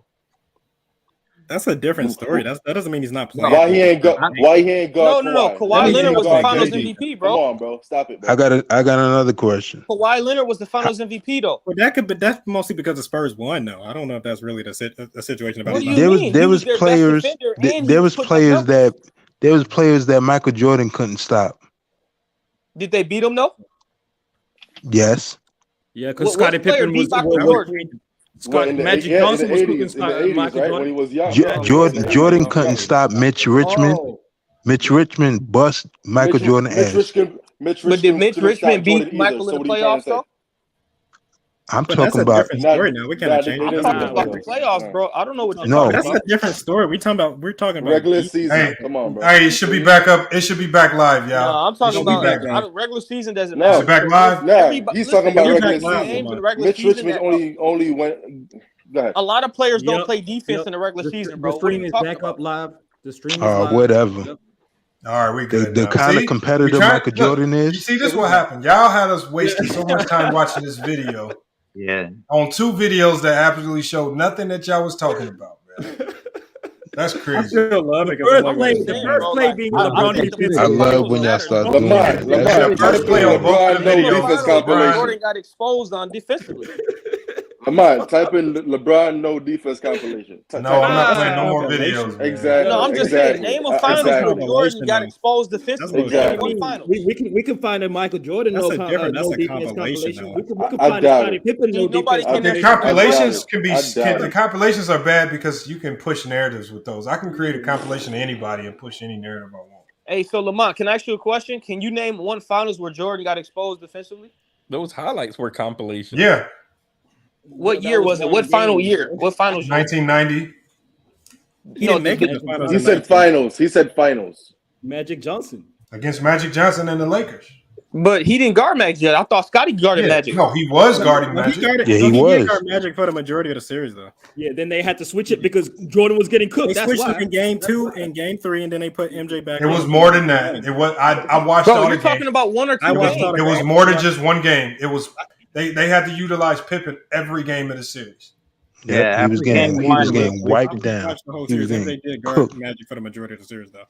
So that's a myth, but okay. So Kawhi Leonard and Danny Green didn't light up LeBron in see now you're switching off of that because you don't want to hear that.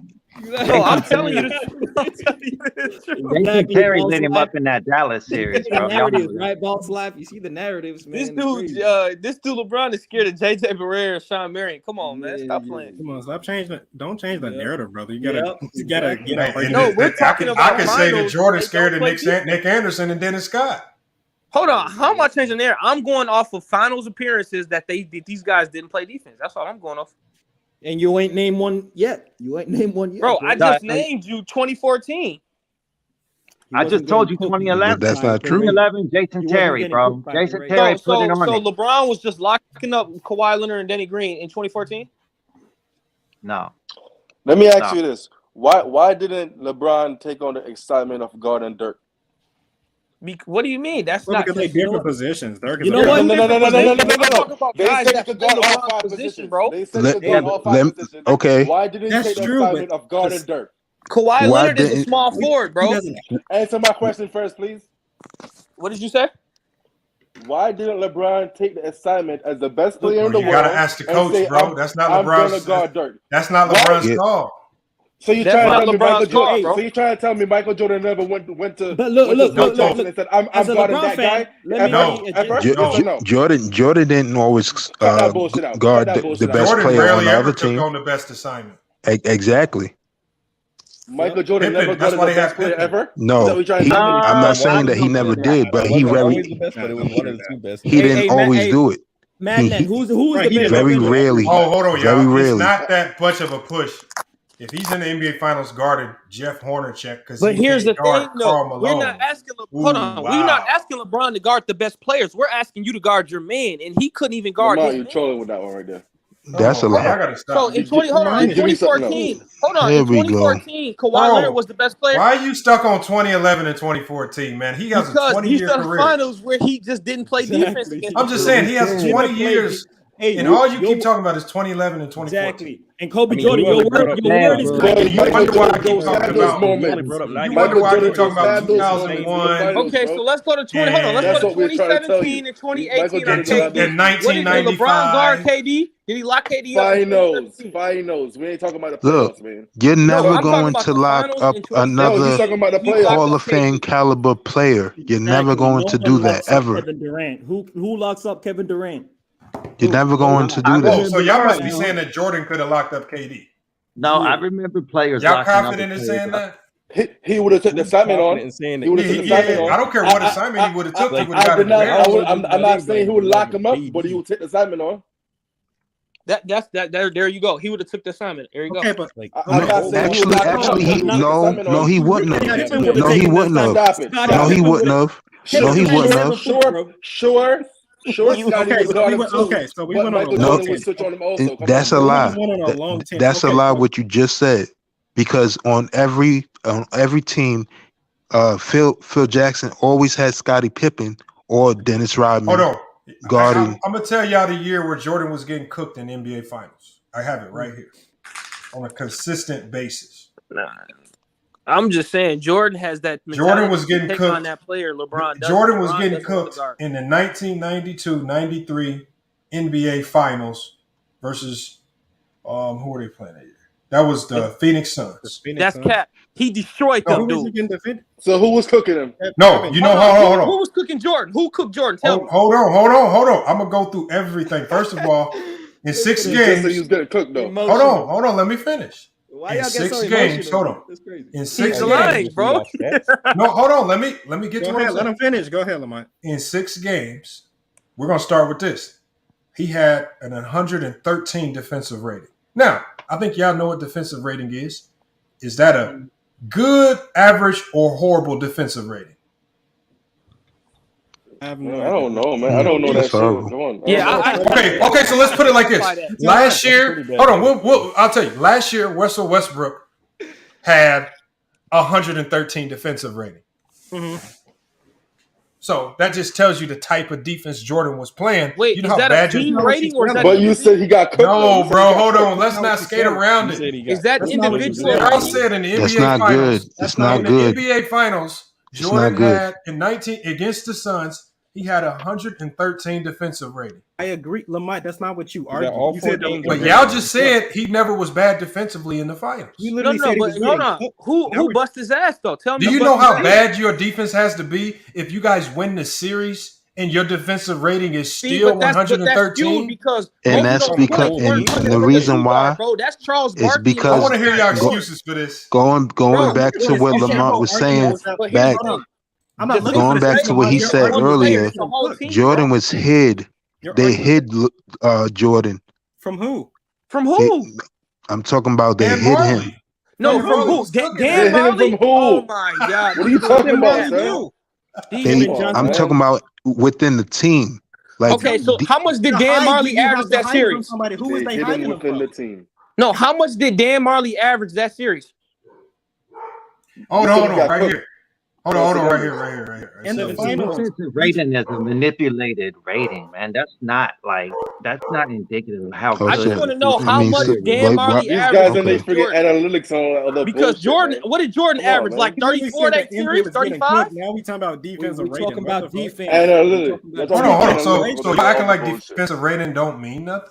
No. It can be manipulated, man. It could be manipulated, bro. Okay, how did I manipulate defensive rating? Because that defensive rating, that's bro. That's not. No, it's not. Dan Marley cooking. No, Jordan, it's not, man. bro. Bro, do you know how bad your defense has to be that high, and you guys still win? No, okay, but here's my thing though. Hold on. The Phoenix Suns was like a hella bro. They were like what, number 2 or number 1 in offense that year? Hold on. Wait, they base defensive rating on how many points. Now you just talking about his defensive rating. You're talking about two different things now. Lamont, defensive rating is manipulated because what they do is it's manipulated. No, let me explain. It's not that. I'm wondering. You said he was getting cooked. Hold on, I have before you say this. We're talking about the Jordan formula. getting cooked individually. Hold on. Okay, hold on, y'all. Here's the formula for defensive rating. All right, I'm going to tell you the formula before you lie about it. Okay. No, let me tell you, and then you can call me a liar. Okay, yeah, let's hear it. Okay, defensive rating is based on how many points were scored on the floor when you was on the floor. See? It doesn't mean that's not true. On who scored on that's you. A lie. Look it up. That's why you're laughing, right? That's why you're laughing, right? Getting his ass bust, bro. Okay, hold on.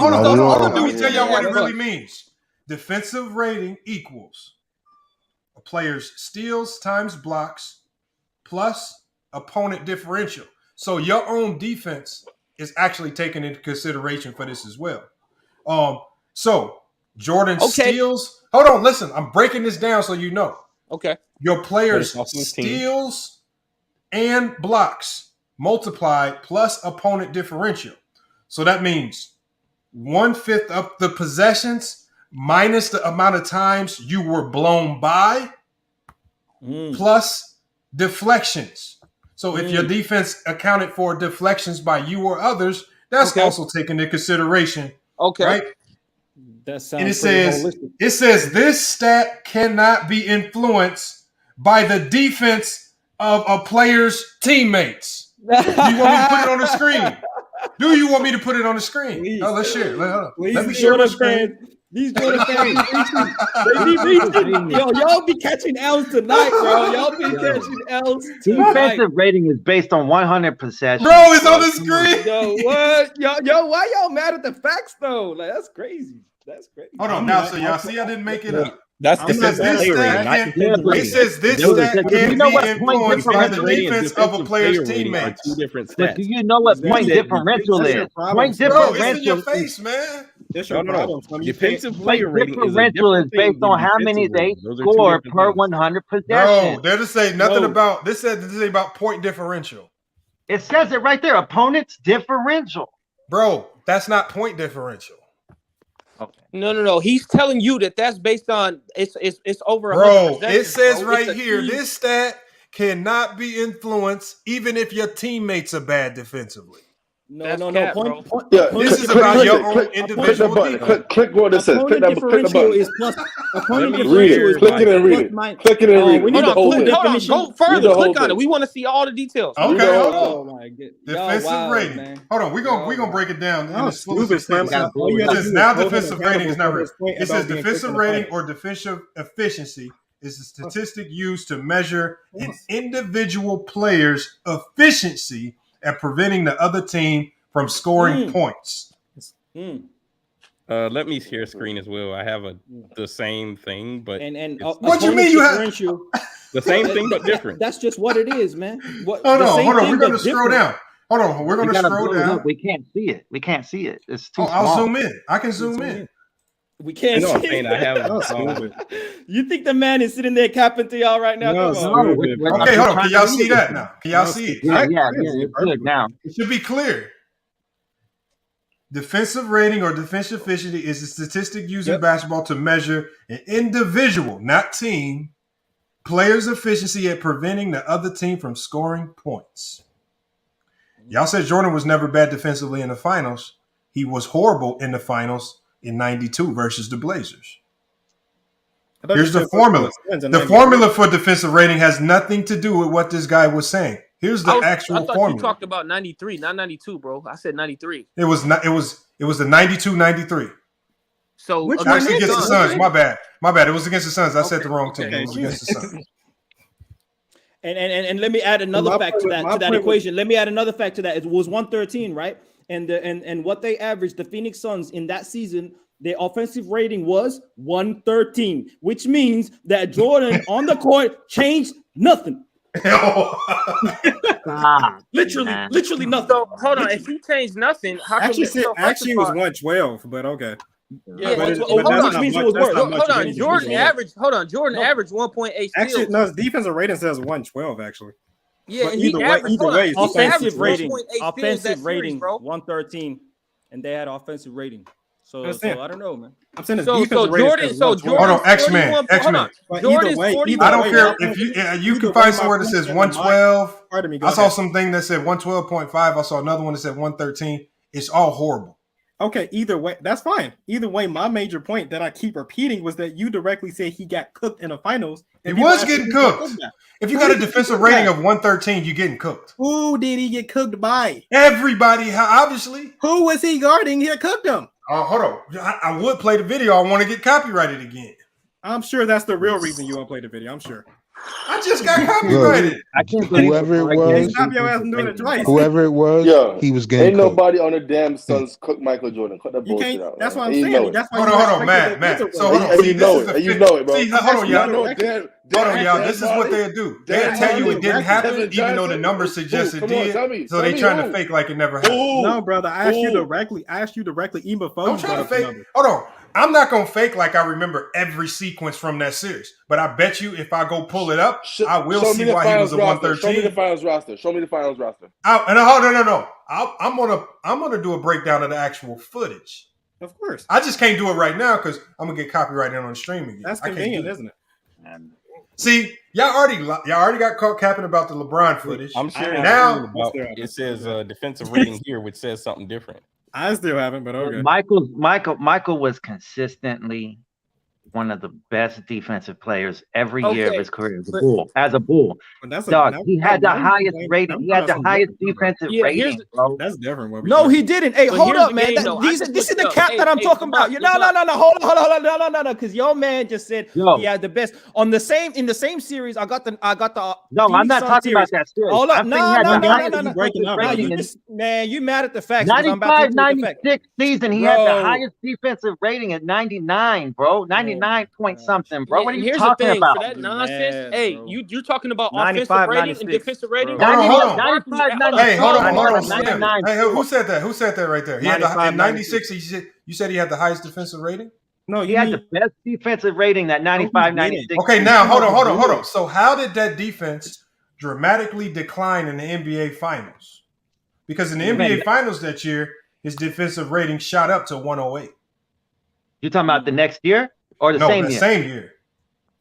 Well, that's because he's playing in the finals. He was playing against one of the best offensive teams. No, they were actually They were according to Vegas, they were playing against at 96. They were playing against the Seattle team, which was the biggest underdog ever in NBA Finals. Yeah, but they were the best team out west with 60+ wins. They won 65 games. Yeah, but they were overwhelming underdogs. They had no chance in hell to win. But they were one of the best offenses ever in the 90s. What? Ever? What? In the 90s. They were one of the best offenses in that decade. Hold on. How many were one of the best offenses? Tell that to the Denver Nuggets that smacked them in the first round. No, the Nuggets was up there too, but I'm saying a lot of those teams out west had high scoring offenses. You're saying Seattle was a great offensive team with Sean Kemp, right? But then you got defensive point guard in Gary Payton, and then your third man is Detlef Schrempf. That's a great offensive team, bro.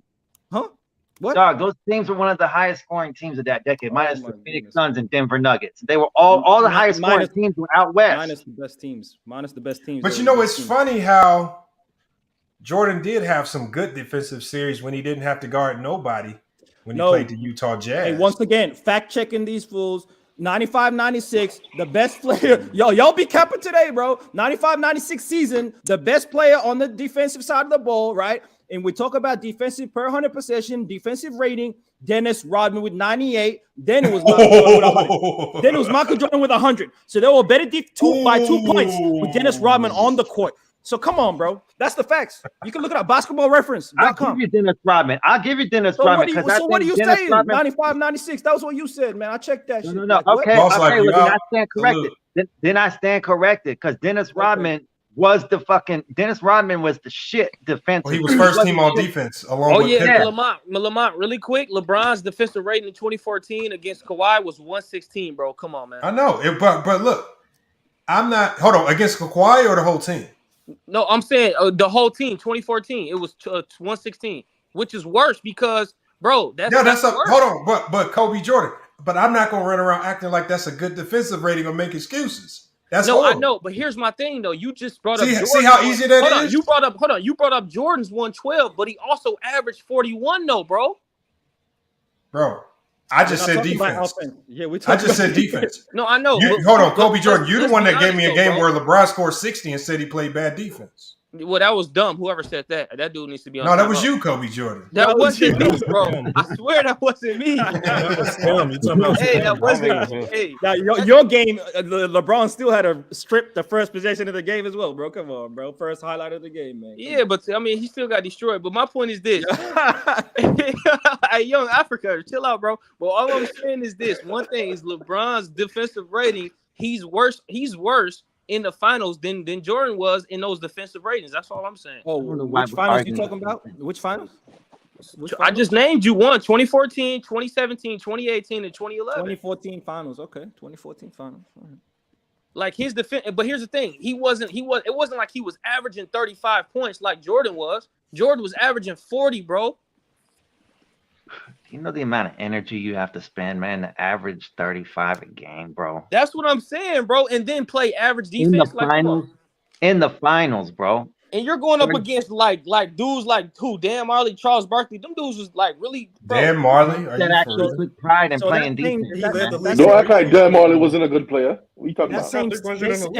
Hold on, Dan Marley wasn't a good player. And the Phoenix Suns had the best. I'm saying you shouldn't act like he wasn't a good player. That's what I'm saying. And the Phoenix Suns had the best offense in the league. Dan Marley was a good player. So hold on, who's better, Dan Marley or Danny Green?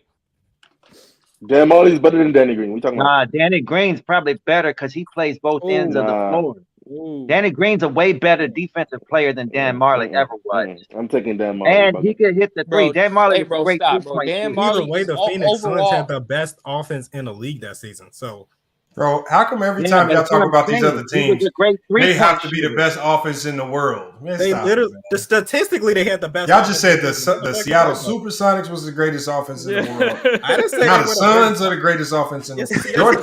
Jordan just toppled all these greatest offenses in the world. That's a typical LeBron fan argument. They can't even pay attention to what's being said. Bro, I gotta fact check everything y'all say. Y'all just telling everybody. I gave you directly the fucking thing to look up, dumbass. What'd you give me to look up? I said that the 93. Everything y'all give me, y'all be killing yourself, man. I'm tired of looking up. I clearly said the Suns had the number one offense. You gonna try to interrupt me and then talk about the Sonics like I brought the Sonics up, nigga. Hey, no, we're saying in two separate finals, the team that Jordan met, he had best offenses to go against, bro. Hey, once again, 2014 finals, even though they didn't play great defense, LeBron James had a 116 defensive rating on the team, and compared to Dwayne Wade, who had 120. So he had the best effect on defense on that team. So when he was on the court, they had the best defense. When he was off, it was 122. Come on, man. Come on. So that's about when we talk about impact on defense. Yeah, he had a big impact on defense, man. Hey, part of Jordan's 112 defensive rating is, I ain't gonna lie, Dan Marley averaged. Hold on, but y'all know that the crazy thing is 47% from three, bro. The crazy thing is y'all keep going to 2014, and that wasn't. Y'all could actually. There's other years you could use where LeBron did far worse in the NBA Finals. What year? But those are the ones that pop out. It's not that he didn't. No. When he was with Cleveland in 2017, 2018, his defensive rating was 123. Yeah, but they weren't favorites though, bro. That's 2017. They weren't favorites in that year, though, bro. Hold on, the year before that, 2016, 2017, it was 117. Yeah, but see, we're not sitting here with a stat sheet in front of us, so we don't know. We're going by memory. What stands out? All I know is that think about it. What we saw. Exactly. Hold on, y'all didn't see. Hold on, so y'all didn't see the more recent time. No, we've seen the more recent, but we don't know the numbers. We're not looking at the stat sheet. That's what we're trying to say. Everything is. I'm using stats, bro. Lakers stand. I'm using LeBron's prime to show you a prime example. Hold on, who won the chip in 2017? 2017 was Golden State. Golden State. 2017-2018 season. The Warriors. That was Golden the Warriors. State. What year was it when LeBron beat the Warriors from 3-1 down? 2016. Wasn't that 16 or some shit? Yeah. So it's 2016, 2017? No, 2016. 15-16. It was the year Kobe retired. 15-16.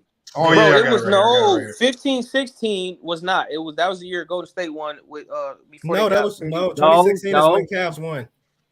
The Cavs won in 2015-16. I remember that specifically because that was the year Kobe retired, bro. That was the year he retired. I'm looking at a lot of these final series. Because remember, they played Kobe's last game on ESPN2. Hold on, they said 16-17. It was 15-16. I'm looking at it right now. Bro. When Golden State, when they remember they won 72 games and they took the game and put it on ESPN when it was supposed to be Kobe's last game. They took it off. Ain't no one remember that, bro. Ain't no one remember that, bro. Come on. Yeah, I think they're right. Yeah, because they went back and got KD. Yeah, 15-16 was LeBron came back 3-1, 15-16. Yep. Yeah, they came back with KD 2016, 2017. Yeah. Hey, I'm looking at these finals, and LeBron has the biggest impact on defense on most of these teams, man. That's what's crazy about it.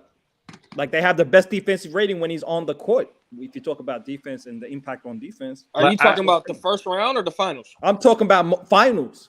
That's cap. That's not cap. You didn't have look up the facts, bro. I'm just looking up the facts. Bro, I just looked it up, bro. He just told you in 2017 he was 117 defensive rating. You know how you have to contextualize rating is what they average and then how much you hold them to. That's the context of rating, not just the number. They could average 124 and you hold them to 117 and you're playing good defense, bro.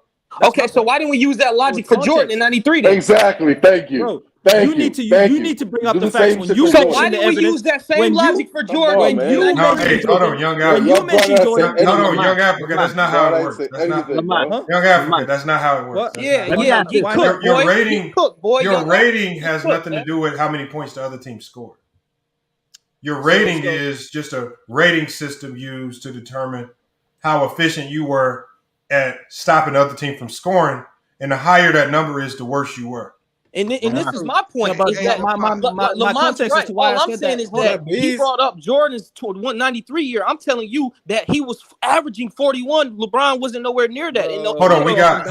Let me get Bees, man. Long time no see. What's up, Bees? Talk about offense. Long time no see. You don't get enough of this shit, do you, bro? Live for it. Love the shit on. You still all arguing the same shit that you was arguing 4 hours ago. I'm not arguing. I'm just listening to what they got to say, man. I got a question. Does everybody have their own top 10 list? Like, I'm curious to see where everybody's differences are at in their top 10. No, I would say just ask them their top 3. It'll take too long. All right, top 5. Let's do top 5. I'm gonna do one. What you got, Bees? You got Kareem. Kareem the GOAT, bro. Kareem a beast. I love Kareem. What's your top 3? Bees. Let me ask Bees a question. Because Bees lived through this time. Bees. When Kareem was officially labeled the GOAT, and you watched him get to the top of the mantle, when did this narrative start getting pushed that Jordan is now the GOAT, and he had done enough to usurp a player like Kareem? I'm gonna be honest with you, Lamont. We didn't talk like that, bro. Nobody was talking about GOATs, bro. That shit started with Michael Jordan. And I mean, I would say it was said, but there was no media. It wasn't pushed. Like, you know what I'm saying?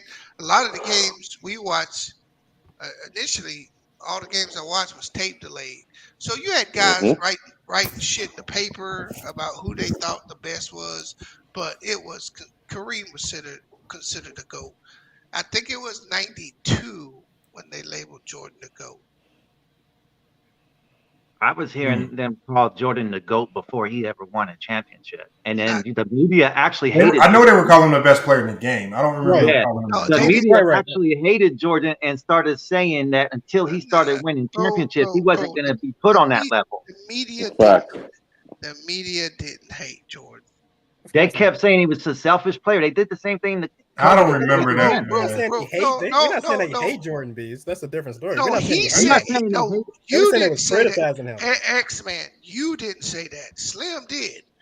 No, I'm saying they hated on Jordan, resenting the fact that he was being called the GOAT without winning a title yet. That was part of his narrative, bro. No, the narrative was that he was a flashy player that could score a lot of points, but you couldn't win with his style. That was the narrative. Did they not call him selfish? No, bro, they call everybody selfish. Everybody gets some sort of criticism. It's just the shit you see today is 50 times worse than what it used to be.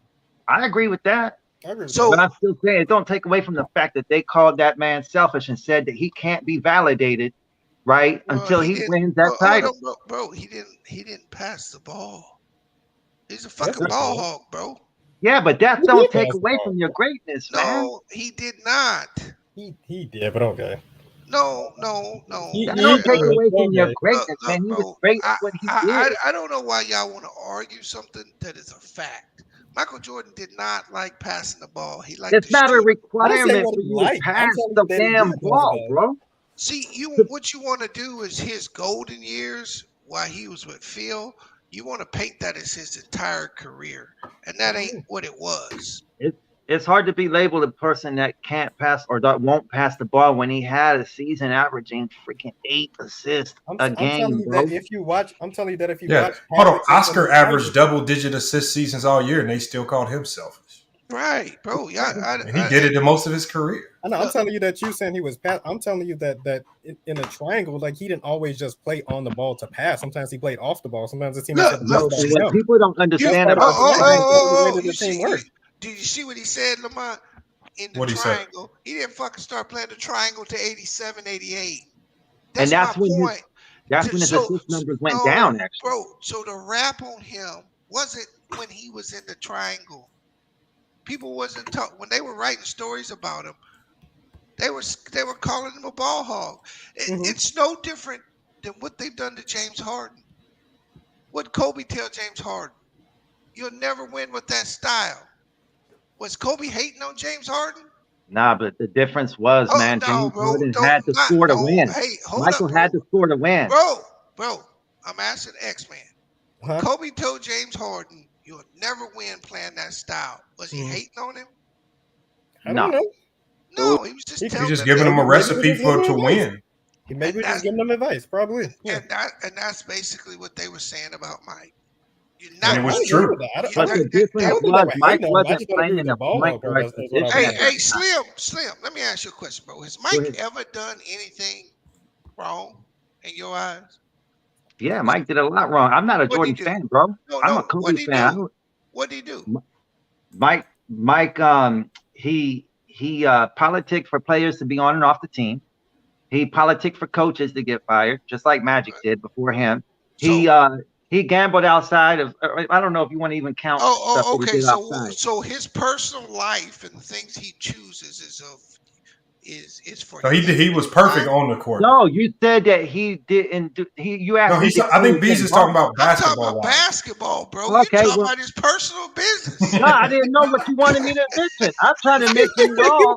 You don't know that which way man, you wanted me to go. I didn't know which way you wanted me to go with it, bro. Hey, you hear that nigga X-Man? Okay.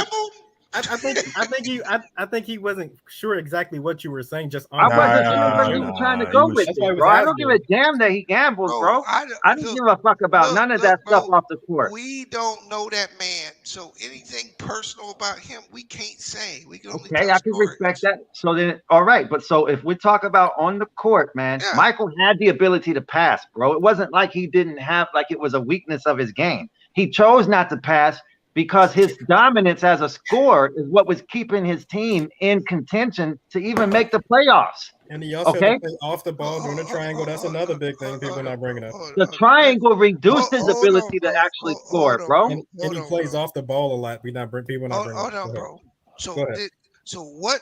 At what point are you talking? You talking about his first 4 years? Is that what you're talking about?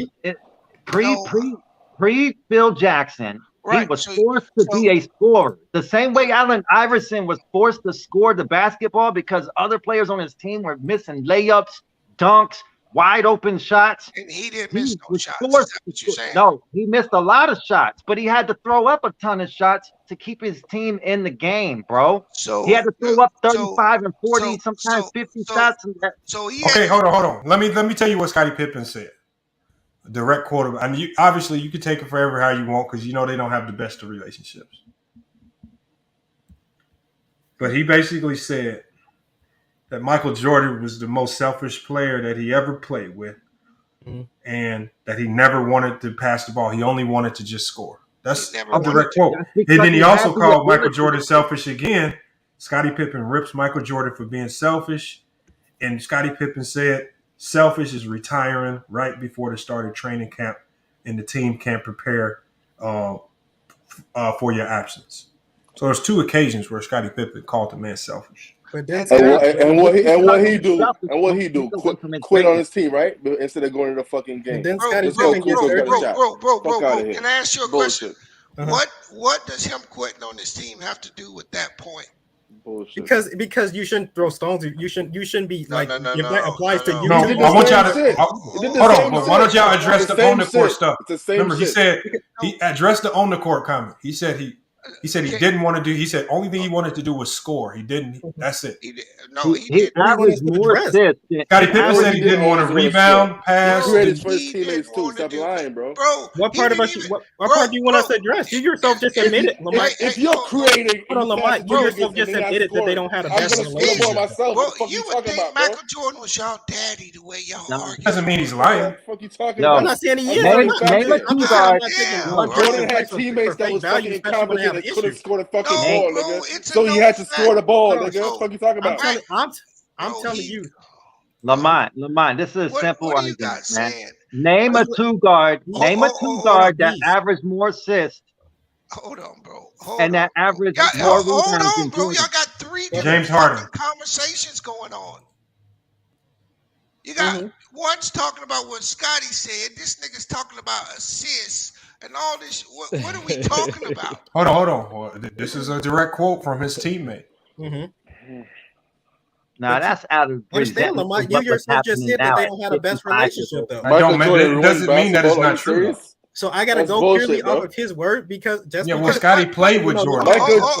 Fucking Scottie Pippen hated on this nigga because he wasn't getting paid. Yeah, what up, He signed a bullshit ass contract. Hold on. Go ahead. Fuck out of here. You know what's funny? Go ahead, Beast. Not one of these guys said that when Mike put this nigga on blast in The Last Dance. What did he say? None of you niggas came in here and argued for Scottie. What did he say? What did he say? What did he say? Bro, I didn't watch The Last Dance. You got to tell me what he said. That shit had nothing to do with what Scottie did in '94. What are you talking? It has everything to do with what he was talking about. Was he part of the team? Yes, he was, right? What are you talking about? What are you talking about? Jordan was not there. MJ, hold on. Was Scottie Pippen part of the Bulls organization? Yes, he talking about Scottie Pippen's personal life, like growing up. Like what the fuck? They ain't have nothing to do with it. 98 either. The Last Dance was about The Last Dance, but not The Last 93. Dance talked about other stuff too. They talked about Scottie Pippen's personal life growing up. Bro. They talked about MJ's. They talk about everything. They talk about damn every player on the team, bro. Like what? What are you talking about? We should only leave out bad stuff if it doesn't benefit Pippen. Bro. This is how you know you motherfuckers are disingenuous. See, on one hand, you will argue when Scottie calls this nigga out for calling Scottie out. You'll stand up for Mike. But then instead of saying, you know what, Mike was wrong for that too. No, you dick ride for him. Bees, they talked about a bunch of stuff that led up to the 98 season. They talked about a bunch of seasons other than 98. So they're supposed to specifically leave out 94 to conveniently benefit Pippen. He wasn't even on the team. 94 was one of the reasons that the Bulls were about to break up. Stop, nigga, you're lying. The fucking thing was about Mike. So you're telling me that it wasn't about the Bulls. If it was about the Bulls, they would have interviewed all the Bulls. They didn't. Didn't they mention preseason? Yes, they did, bro. Stop it. No, they didn't. There was been many Bulls. So now they got it. Okay. Was Craig? Did they interview Craig Hodges? No, a lot of them were pissed off. They didn't get a fucking interview. You guys are setting up your fucking lying. So we have. Brother? Your argument is you're lying, argument, bro. Stop brother, lying. Your argument was that they shouldn't bring up 94 in the last dance. My point is that. My point is that. Look, I'm gonna tell you. It was his way of painting Scottie Pippen as selfish. I'm gonna tell you why he did it. I'm gonna tell you why he did it. It was way of what? Can I get a sentence out, please? Hold on. I'm gonna tell you why he did it. He did it because Scottie, a year before, came on TV and said Braun was better than Mike. The year LeBron won the fucking and the year before that, Scottie said fucking Jordan was the best. Fuck out of here. Same shit. Flip flopper. He's a fucking flip flopper. Pippen was a fucking flip flopper. Fuck out of here, man. Hold on. I'm asking you, Bees. Hold on, Bees. I'm done, man. You can't even fucking get it. Could y'all listen? Because you talking bullshit. Can I get a point across? Hold on. Get your fucking point out. Okay, so in 98, the whole thing was based off of what everybody was asking the same question. Why did the Bulls break up if they were winning 3 straight chips? The whole documentary, the multiple part documentary was showing how they led up to that point, how they get to a point where the whole chemistry of the team and the management was so fucked up that they wanted to leave even when they were winning 3 straight chips. Okay. 94 is a part of that. 94 is a part of that fucked up situation that led to the team breaking up. Nigga, you talked 80 words. Why did the Bulls break up? What?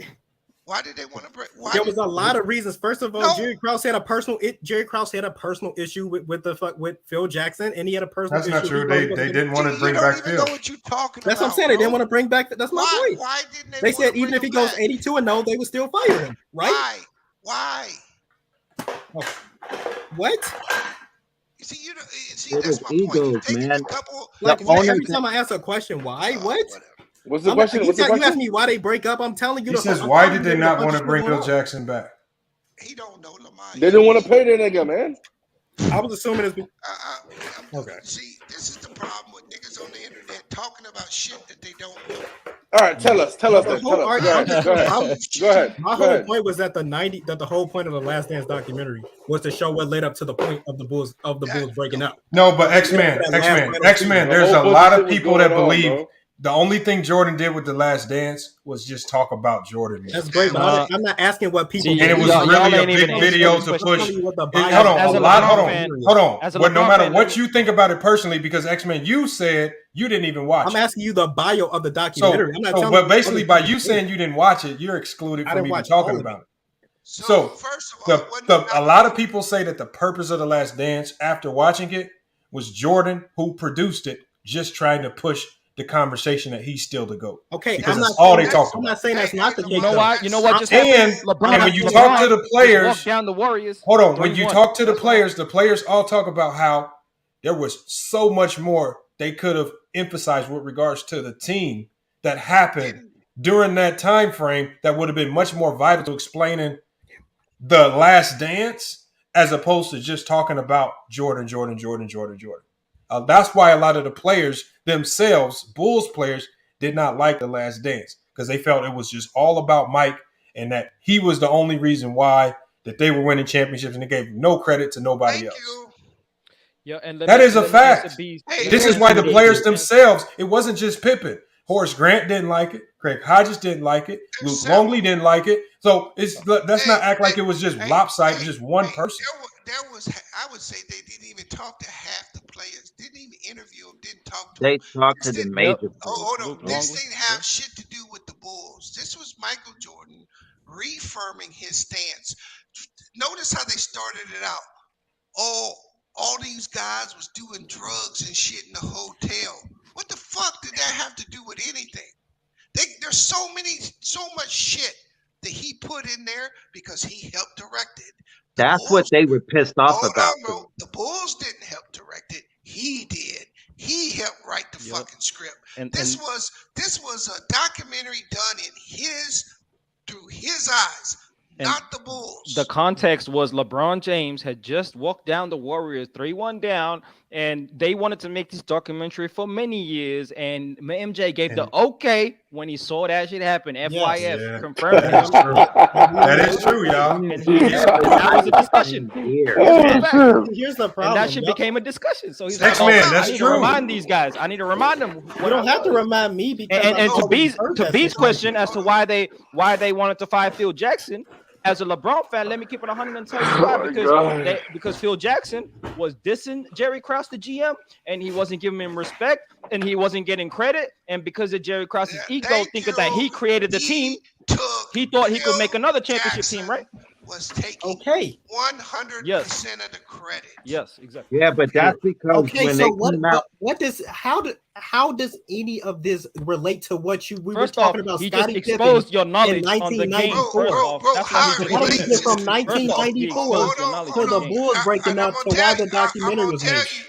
How do we keep changing the situation? You tried to make it. You tried to make it sound like The Last Dance was this documentary done for the Bulls, and he was just telling the journey of the Bulls. Bullshit. I'm not telling you that he didn't have ulterior motives, motherfucker. I'm just telling you in general. That's exactly he didn't have ulterior motives. That's not what my point is. What you are How would Scottie Pippen send out in '94? Lying ass nigga, bro. How would Scottie Pippen in '94? Now you calling your damn lie. How am I calling my lie? Hey, but here's the thing. Oh man. Got internet. We can rewind and hear exactly what the fuck you was arguing. Yeah, what was I was arguing about why they put the '94 thing in, the '94 season in. The only reason. Notice how he highlighted Scottie. Scottie was pissed off at management. Who cares though? Nobody cares. They had 2-3 peats, bro.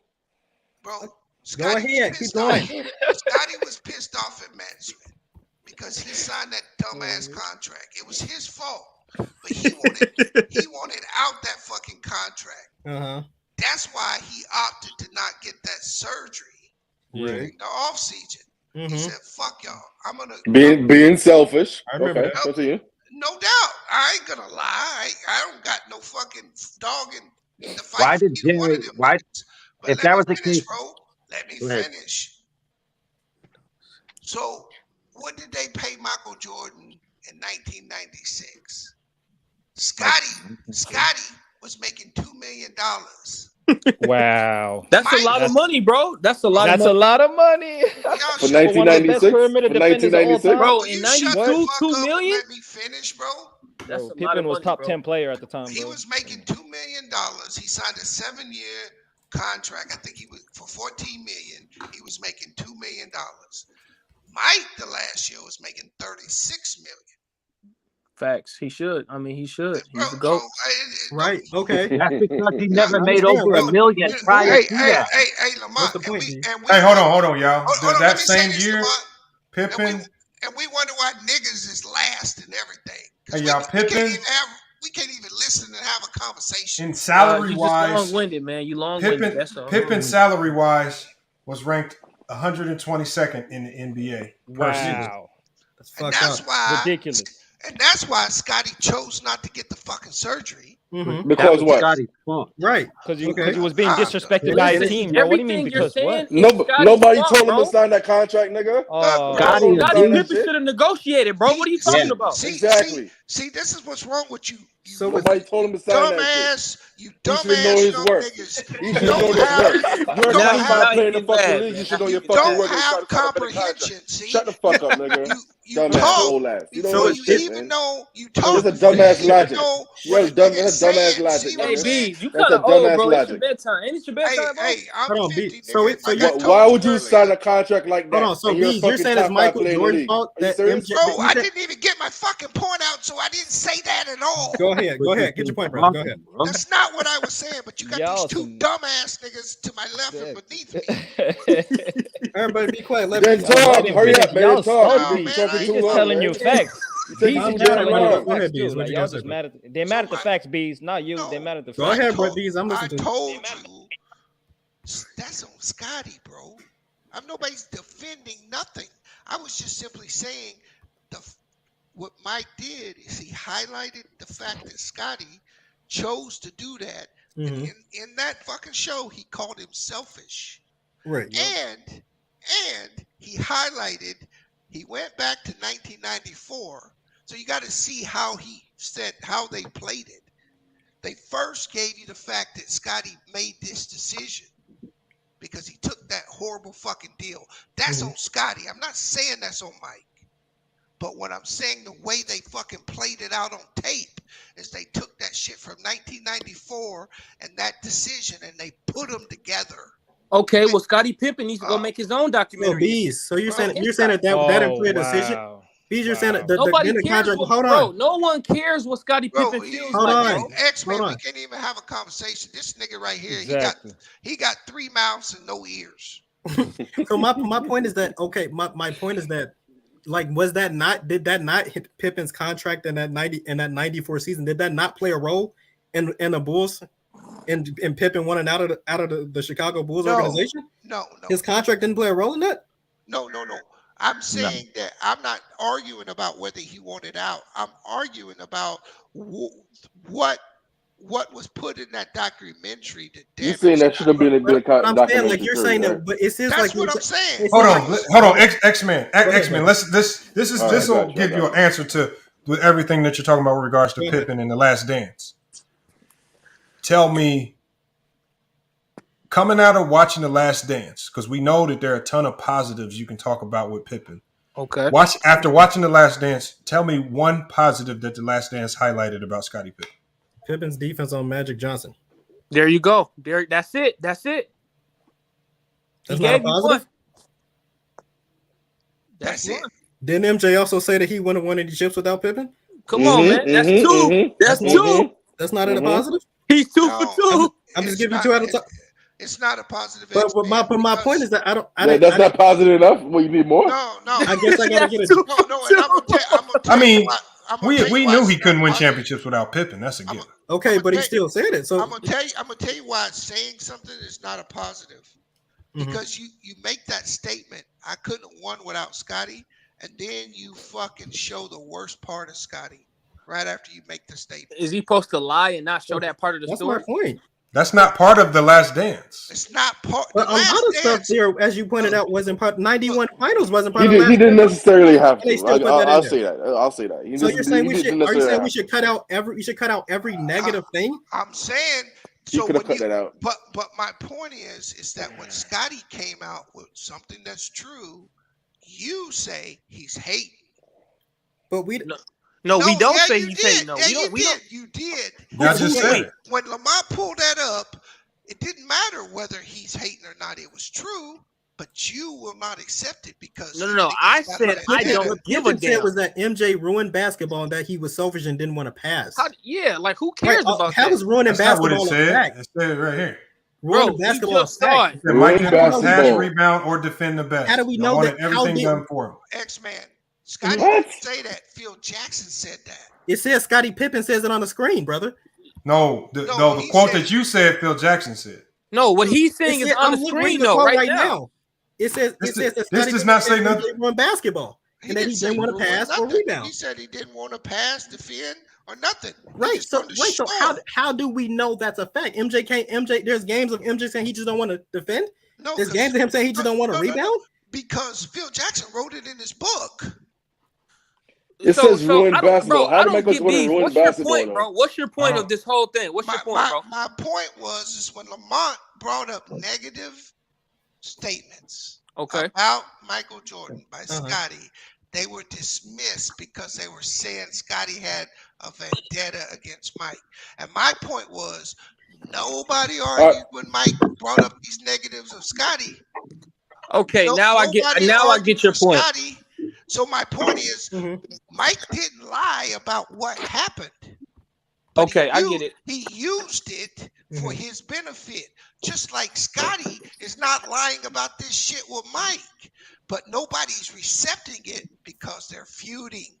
But Scotty didn't just get criticized for saying things. Scotty about also Mike. said He Phil is stuff about racist Phil because Jackson. Tony said a Kukoc lot got of the last shot. there's gonna be lies, and there's He gonna didn't be just get negative. criticized for arguing against Mike. He came out against Phil Jackson. He had arguments with KD. He was having arguments with people. We're not. Hold on. I'm not since that saying time. Scottie Pippen is wrong. I'm not saying or dismissing what he's saying. I'm saying that the people that know, they know that at the end of the day, that's what it took to win, bro. He's showing. Okay, now the documentary part. Now, like you say, he didn't have to show that part. We get it. But him saying he ruined basketball and he didn't want to pass and all of this, bro. You guys, come on, bro. Cap. Yeah, that's all I'm saying. Like, can we take that with? I'm just saying, take it with a grain of salt. That's if all it's I'm saying, specifically bro. from a man who has issues with him, don't you think there's a possibility he may say something negative? Exactly, he's saying a bunch of shit. That's all I'm saying. Let me ask you a question. You said that Scotty said Phil was racist, right? Yes, for not giving him the game-winning shot. No. I'm saying Scotty made the statement that Phil Jackson was racist, right? Yes. Mm-hmm. And his reasoning was. Hold on. It's in that same article. Reading. Scroll up. Go ahead. Have you ever heard what Robert Horry said about Phil Jackson? Yes, I've heard. Now we're gonna pick I've heard what Robert Horry said. Everybody that said negative things. I've heard what Robert Horry said. What's the point? Robert Horry said Phil Jackson said in the huddle. I heard know the sound of your master's voice. Right. Okay, that's what he told them, niggas. What does that have to do with Zen Master? That's not even racist. That's from a book, bro. That's from a book, bro. Zen Master. That's his nickname, right? Zen Master, right? That's his nickname, right? That's why you gotta put context. He was referring to a book that has to do with mastery, bro. Scotty said that Phil Jackson was racist for not giving him the game-winning shot. That's what he got criticized for. Bro, he didn't just get criticized for calling him a racist. Exactly. His reasoning was really bad. He said Tony Kukoc. So he said that Tony Kukoc, a good shooter, one of the best shooters on the team, shouldn't get the game-winning shot because he's white. No.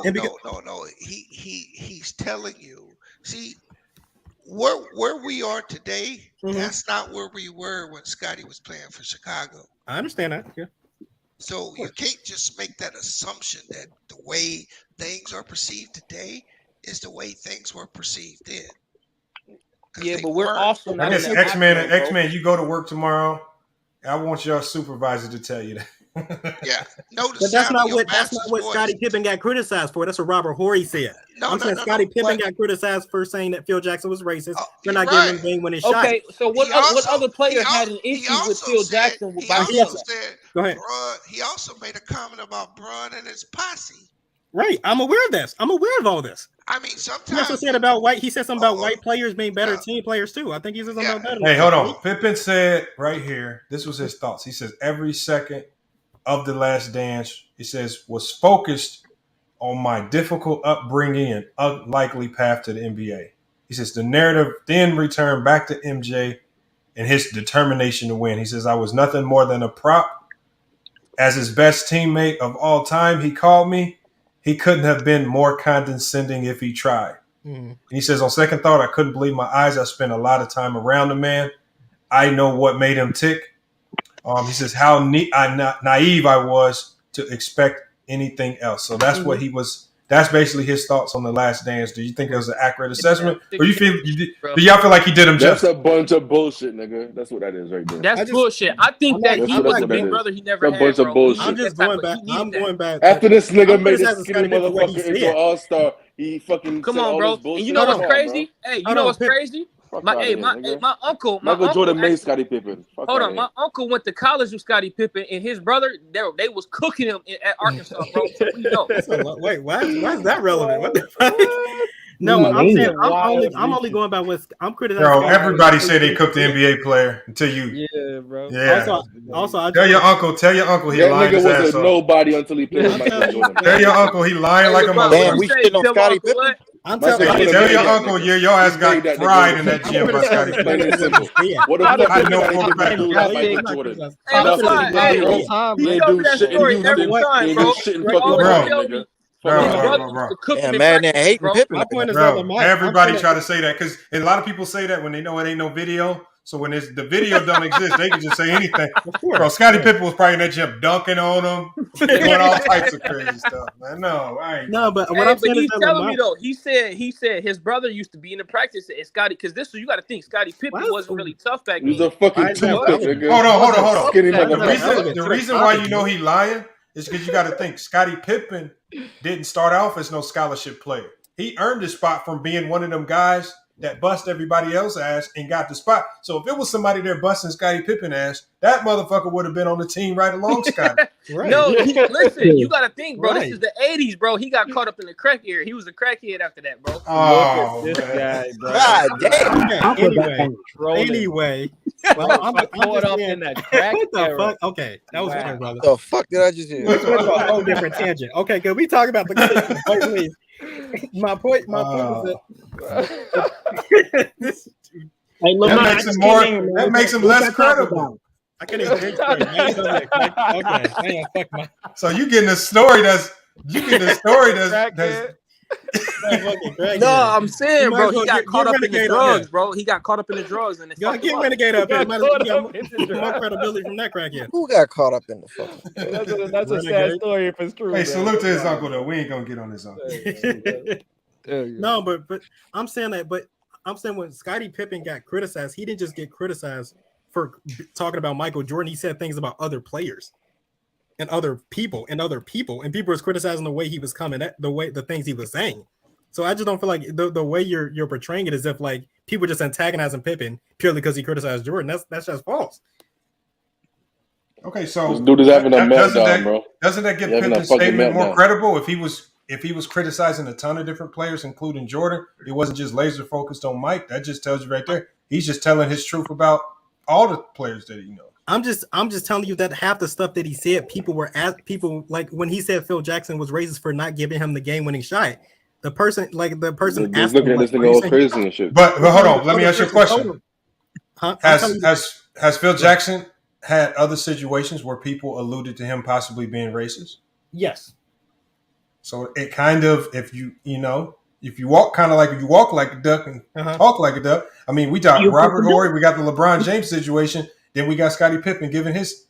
It's just like, I understand, but his reasoning was horrible. Like that's not a good reason. I mean, you can't call somebody racist for not giving you a game-winning shot. I mean, but you can't tell Pippen what he can. I mean, that's what Pippen said. You rightfully get criticized for that. No, you get criticized.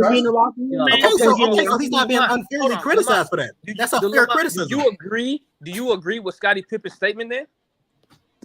I can only agree with it, and only thing I can do is take his story for what I think is worth.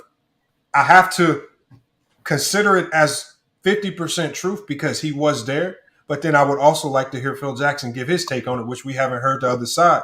I'm not going to completely just say he's lying because he was there. He went through it. He was in the locker room with Phil a lot more than I was. I can't just base everything. I've only seen Phil Jackson in press conferences on TV. Could we be honest? If Phil I can't judge Phil off that. Could we be honest? If Phil Jackson come out and say anything, like that's gonna fuck his. It's gonna be bad for him. Then unfortunately for Phil, that's a negative notch on his belt. If he's okay, so I'm saying he just got his best that he's not gonna say anything. Like I don't think you're gonna get to a point where you're gonna hear Phil say anything about the topic. If he says no, that means he's gonna be disagreeing with. I just think Phil doesn't care if anybody thinks he's racist or not. He doesn't care anyway. He's not trying to come back. He's not going to sit back and make his image dig that hole even deeper than it already is. He's not trying to come back and coach. I just think that there's more to the story, and I think guys like Scottie Pippen, he's not telling his side fully or whatever, because Jordan's basically just giving his point of view or his side of the story. But we don't know Scottie Pippen. But how do we know? How do we know Pippen doesn't know of other studies that involve other players? He just don't want to speak on other players. And then they have to now come out publicly and speak on stuff that they probably don't want to talk about. Unlike what Jordan did, talking about players snorting crack and doing all this stuff in the bus. And now you got people speculating on who the players were. But here's the thing. Either you're going to tell the whole story or don't tell it at all. We just seen what happened with Boston, bro. You can't. But he wasn't kicking tail like Michael Jordan was. Pippen talked all about players all throughout his book campaign. Like, tell your side of the story. Right, the problem is the problem with that whole situation. Yeah, but he won't do like Michael Jordan was. Dog, the problem with that whole comment he made. The problem with that whole comment that he made is it had nothing to do with race. It had everything to do. It had everything to do with the fact that Kukoc in Game 3 of that same series hit the game winner already. He had already hit a game winner earlier in the series, and so they were trying to run back to him in a similar situation to win that game. That's all it was. Pippen got sensitive about that and was pissed. And if they missed that, they would have been down 0-3. So Lamont, would you rather give Scotty the last shot or Kukoc the last shot? Who are you going with? Hold on. The better shooter. Hold on. Kukoc is a better shooter. If we're talking about 1994 Scottie Pippen, the last shot though. Oh, then I'm doesn't matter. Who's a better shooter? Who's a better shooter? I don't care. I don't care. I don't care if you put the greatest shooter in the world on the same court with Michael Jordan. You gonna give Jordan the ball. No, but that's not the case. Scottie Pippen was not Michael Jordan. Pippen ain't Jordan. No, hold on. Scottie Pippen in 1994 was arguably the second best player in the league behind the King. Yep. He deserved. If anything, in the NBA, your best. Some things just automatically go to the top player, and I think. So now you're questioning. Listen to what I'm saying. Pippen felt offended that he wasn't running the play through him. This is your best player. I've been leading the team. I got us here. Let me close it out, and you're not even giving him an opportunity to do so. You just running. The one thing I've never seen as a coach, I've never seen coaches completely draw plays at the end of games that did not include your best player whatsoever. Tell me. Give me an example. Give me any example. Now I've seen coaches say with the Spurs. I've seen coaches say if this option isn't there, then go here, X, Y, and Z. But I've never seen coaches simply draw up plays and sets at the end of a game, and you just say, "You my best player." But we're not going unless you like Shaq or somebody and you got a Kobe on your team or something like that. But outside of that, I'm just being honest. As a coach, ain't no way in hell at the end of it. I'm gonna just live with the results. If Pippen don't make the shot, I'm y'all can't tell me.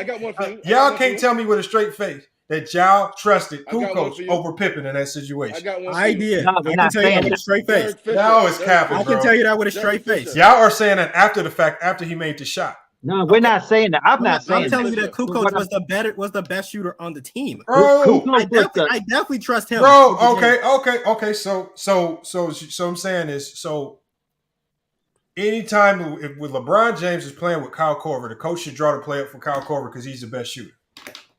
That's not what it was, bro. They were gonna leave Kukoc versus the Spurs. If they're in a predicament where they win or they now you're Lamont. Now you're being ingenuous, bro. Come on, bro. That's not bro. You act like Pippen couldn't shoot. He act like Tony wasn't the best shooter, coach. He couldn't shoot like Kukoc. He wasn't a jump shooter like that. They needed Pippen to initiate the offense because nobody else was going to be able to initiate that offense. Like, what are we talking about? Scottie Pippen was not. Bro, he was not the best shooter on that team. Like, what are you talking about? Hold on. You give the ball to your best player at the end of games, man. That's not always the case. That's not always the case, bro. Stop it, bro. Okay, so tell me an example when the coaches are drawing up plays for any other. Manu Ginobili when he knocked off the Suns, bro. Okay, hold on. Hold on. The Boston Celtics with Ray Allen, he didn't get the last game shots a lot of those games. Come on, bro. There's a lot of just give me one game. I don't remember no Boston Celtic game. I'm giving you 2008 in the playoffs. The last time you gave me some games, that shit didn't work out in your favor, man. Eastern Conference Finals 2008, bro. They were running plays for not KG and Paul Pierce. All right, hold on. Nah, man, I'm not relying on that, bro. I'll tell you, Ginobili knocked off the Spurs on a game winner, bro. Okay, hold on. This is how I know y'all capping right now. So, y'all just said. This is what y'all told me in 94. Y'all just said Tony Kukoc was just a far superior shooter. All right. Everybody here heard that, right? Shooter. Hold on. Okay. He said shooter. So when we go to the percentages, don't tell me about Tony Kukoc shot 27% from the three-point line and 43% from the field. Pippen shot 49% from the field and 32% from the three-point line. Also had a higher effective field goal percentage and a higher two-point field goal percentage. Kukoc shot 46% from the two-point range, 27% from the three-point range, 43% overall.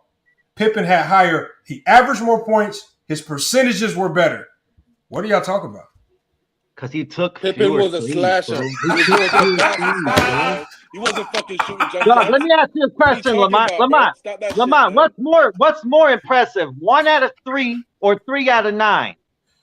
Okay, so let's see how many shots. Let's see how many shots Kukoc took. Let's see how many he took then. So you don't say. Tell me how many were dunks, how many were jump shots, and all that. Tell me all that. All of that. Hold on. We're gonna break it down. We're gonna tell you how many threes he took.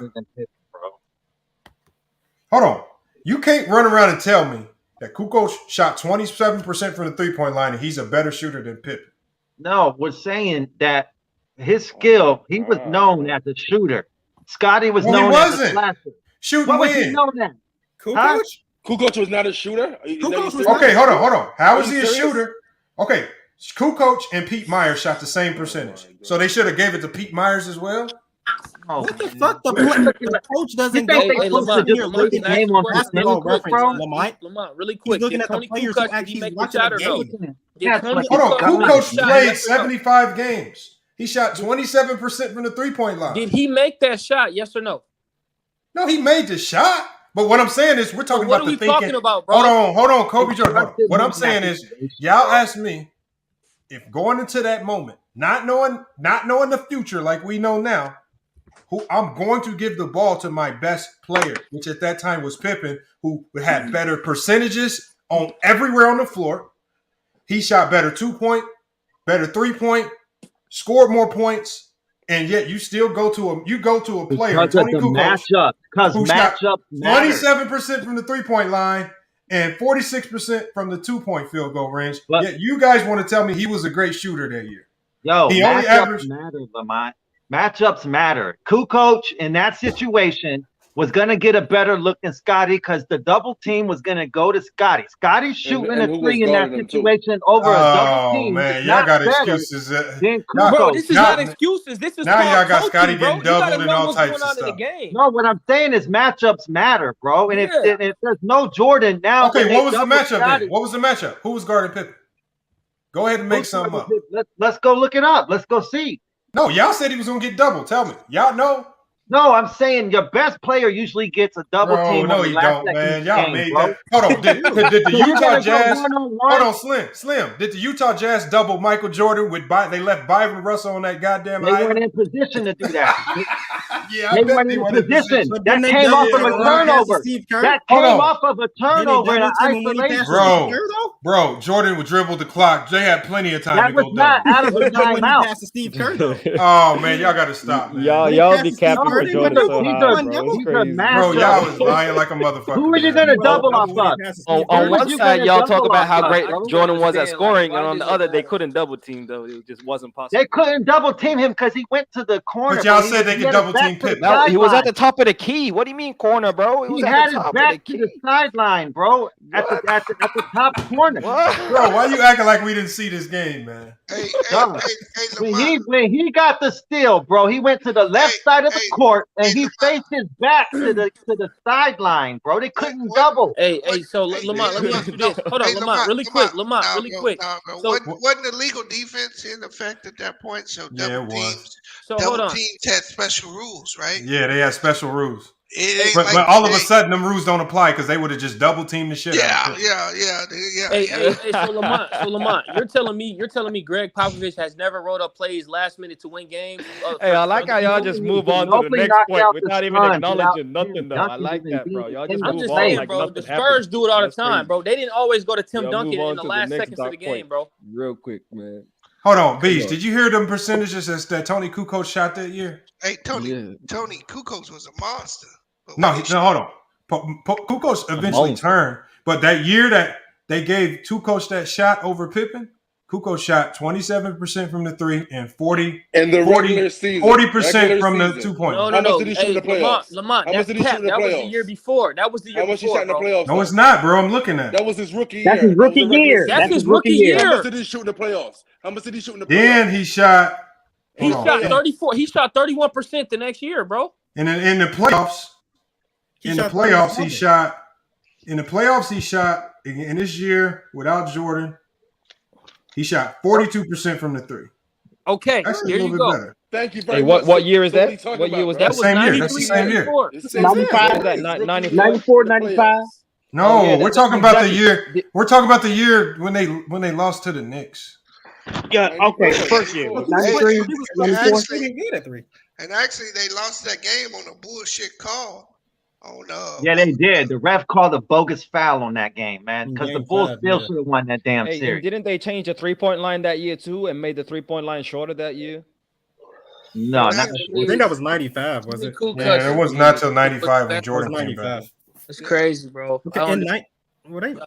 But they still lost in Game 7 though. I think the ref happened in Game 5 situation happened. Right, in Game right. 5. No, that, Yeah, but it still cost them a game. It still cost them a game. Right, it did cost them a game. No, I agree. That game changed the series. Yeah, that shit Sure, matters, yeah. man. But I'm not gonna lie, the Bulls should have won that. I think I heard y'all saying earlier that Dan Marley was a beast. Who was What? that? Not me. Hold Not on. me. And you know what? They would have been better off going to BJ Armstrong. BJ Armstrong was shooting 58% from the 3-point line. But the matchups, man. No, I'm saying Dan Marley led the league in three-pointers. He said. They said Dan Marley was a beast. Yeah, they did. No, we just said no, stop it, bro. He said Dan Marley or Danny Green. Who would you rather have? That's what no. Y'all said Dan Marley was a beast. I said that Dan was y'all Marley exact led the league in words. three-pointers. That's what I said. And they shortened 3-point line in 94-95 season, man. That's why a lot of people's percentages went up. They did shorten it. So Dan Marley was a good player. Women's college 3-point line. They gave him the WNBA 3-point line. Yeah, for 3 seasons. And if you look at Jordan's 3-point percentage, they went up when they did because he's shooting long twos. Yep, exactly. So Dan Marley wasn't a good player. He was average. He was a role player. He was a good role player. Yeah. But would you rather have him or Danny Green? I'd rather have Danny Green. Danny Green. Danny Green. Way bro. better shooter. Danny Way better Green defender. Shoots better and defends better. Why would I take Dan Marley over Danny Green? That don't make no damn sense. Hey, salute. Salute, Les Scott. Hopefully I said your name right, Les Scott. Dan Marley's more athletic than Danny Green, but Danny Green is a better player. But that's it, Bees. That's it. That's all he got over Danny Green. That's it. Actually, they Bro, none of y'all even watched a full Dan Marley game. Y'all acting like y'all know Dan Marley. That's a lie, bro. That's a lie. At least I know the man. He was coaching I know GCU. who Dan Marley is. Cut that crap out, bro. Danny Green was more relevant in his time than Dan Marley was. Well, hold on. Hold on. Y'all talking to somebody. He was the head coach here. I know the man. Come on. Okay, you know, but you y'all said acting like that. No, you, I said you know, I've heard you his know horror that stories. Has nothing to What do is with you knowing him have to watching do with his game, when he brother? was What are you back in talking the day. Because I've heard the stories that he's told about getting. Hold on, Danny Green is better than Dan Marley, right? Hold on, Hold on, bro. I'm going off what he told me. Honestly, I would say Dan Marley. I would say Dan Marley is better than Danny Green. Well, you gonna say Dan Marley? Very much. I don't know what they talking about, bro. Has Danny Green ever made an All-Star Tell game? Tell me Danny Green numbers. Danny Green's never played in the league where the two guards were that compared to weak. Dan Marley. Tell me Danny Green. Hold on, has Danny Green ever made an All-Star game, right? 3-time All-Star. Come on, bro. Cut that crap out, bro. Hey, you know what's I was just saying he led the league in 3-pointers, by the way. No, and his percentages and all that stuff. Come on, bro. They won't shoot him like that. The only thing you can say, Danny Green is a better defender. That's it. I was just saying that Dan Marley was a good shooter. That's all I was saying. No, he is. He ain't better than Danny Green. He led the league in 3-pointers, and that's why he's one of the reasons the Suns had the best offense that year. He's still not a better 3-point shooter than Danny Green.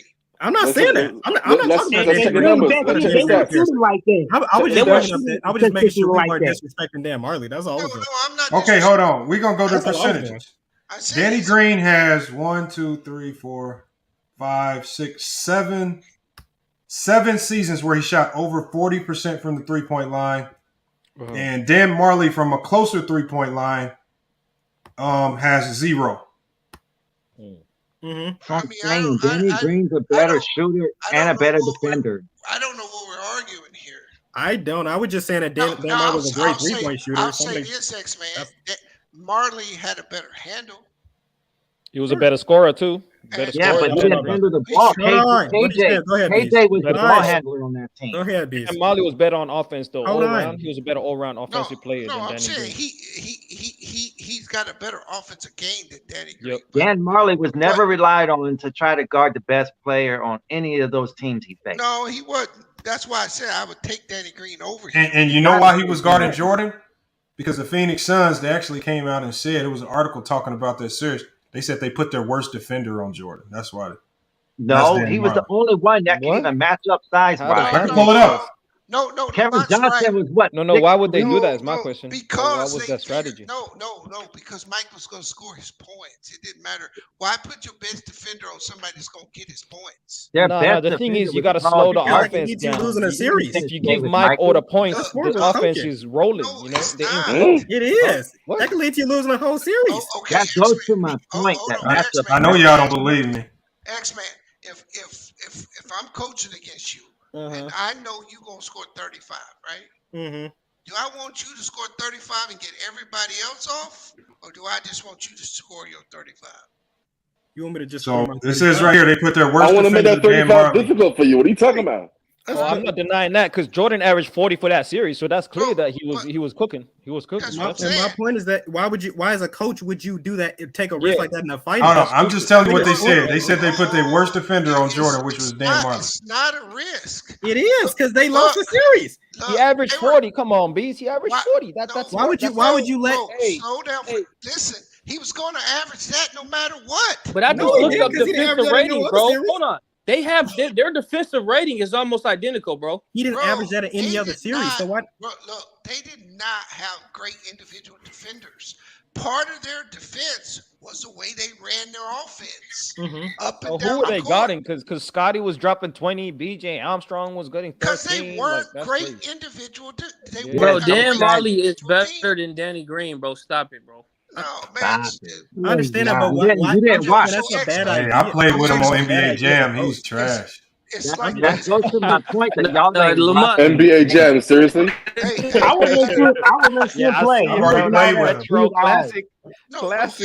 You need to play one game one time. All right, play with Danny Green on NBA Live 2014. Whoever's guarding Mike's getting to the line, right? Of course. He's going to get to the line. He's going to score on you. So you're going to put your best defender in foul trouble and have to sit him after the game. How does that benefit you? Why don't they just rotate? God, their best defender was their power forward, man. Who was their best defender on that team? You're just going to pick your worst. I'm just saying. Charles Barkley was not a defender, bro. You don't know the game. He was their best defender. I'm just telling you. Who was the best Kevin defender? Johnson. I'm just telling you logically that's probably why they lost the series. Because Ceballos was probably their best defender. He was the biggest person on the team. He wasn't their best defender. He wasn't. I would say Kevin Johnson and Ceballos. Yeah, Kevin Johnson was the smallest player on their team. That was the entire 90s. All the good defenders were small. You're missing the point. They did not have an individual matchup for him. So why take the best defender that you got and put it on him? So your defender gets in foul trouble and ain't in the game. Put your fucking worst defender on him. He's gonna score anyway. Hey, X-Man. Hey, X-Man, can I ask you a quick question, bro? Really sorry to bring this back up. Imagine LeBron getting the worst defender on the team, bro. Hey, X-Man, really quick. I'm done with this. I'm done with this. Which one is talking to me? Because there's 3 people talking. Who's talking? It's Kobe Jordan, bro. I just got a quick question. Do you think the 90s was worse than the 70s era? Really quick. I don't do eras like that. I don't compare eras, brother. He was in here earlier, bro. I don't compare eras. That just means he doesn't. I feel like when people say, I just feel like when people say eras, it's usually just to downplay. The 90s weak, man. Kobe Jordan. Since you want to talk about eras, when people say eras, it's usually just to downplay other people. Kobe Jordan. What's a better era, the 90s? Well, I know you don't want to answer, but that was the question earlier, so I just figured I'd ask you. I didn't know you was in here, so Kobe Jordan. Let's just go from the 70s to today. What's the best era of basketball?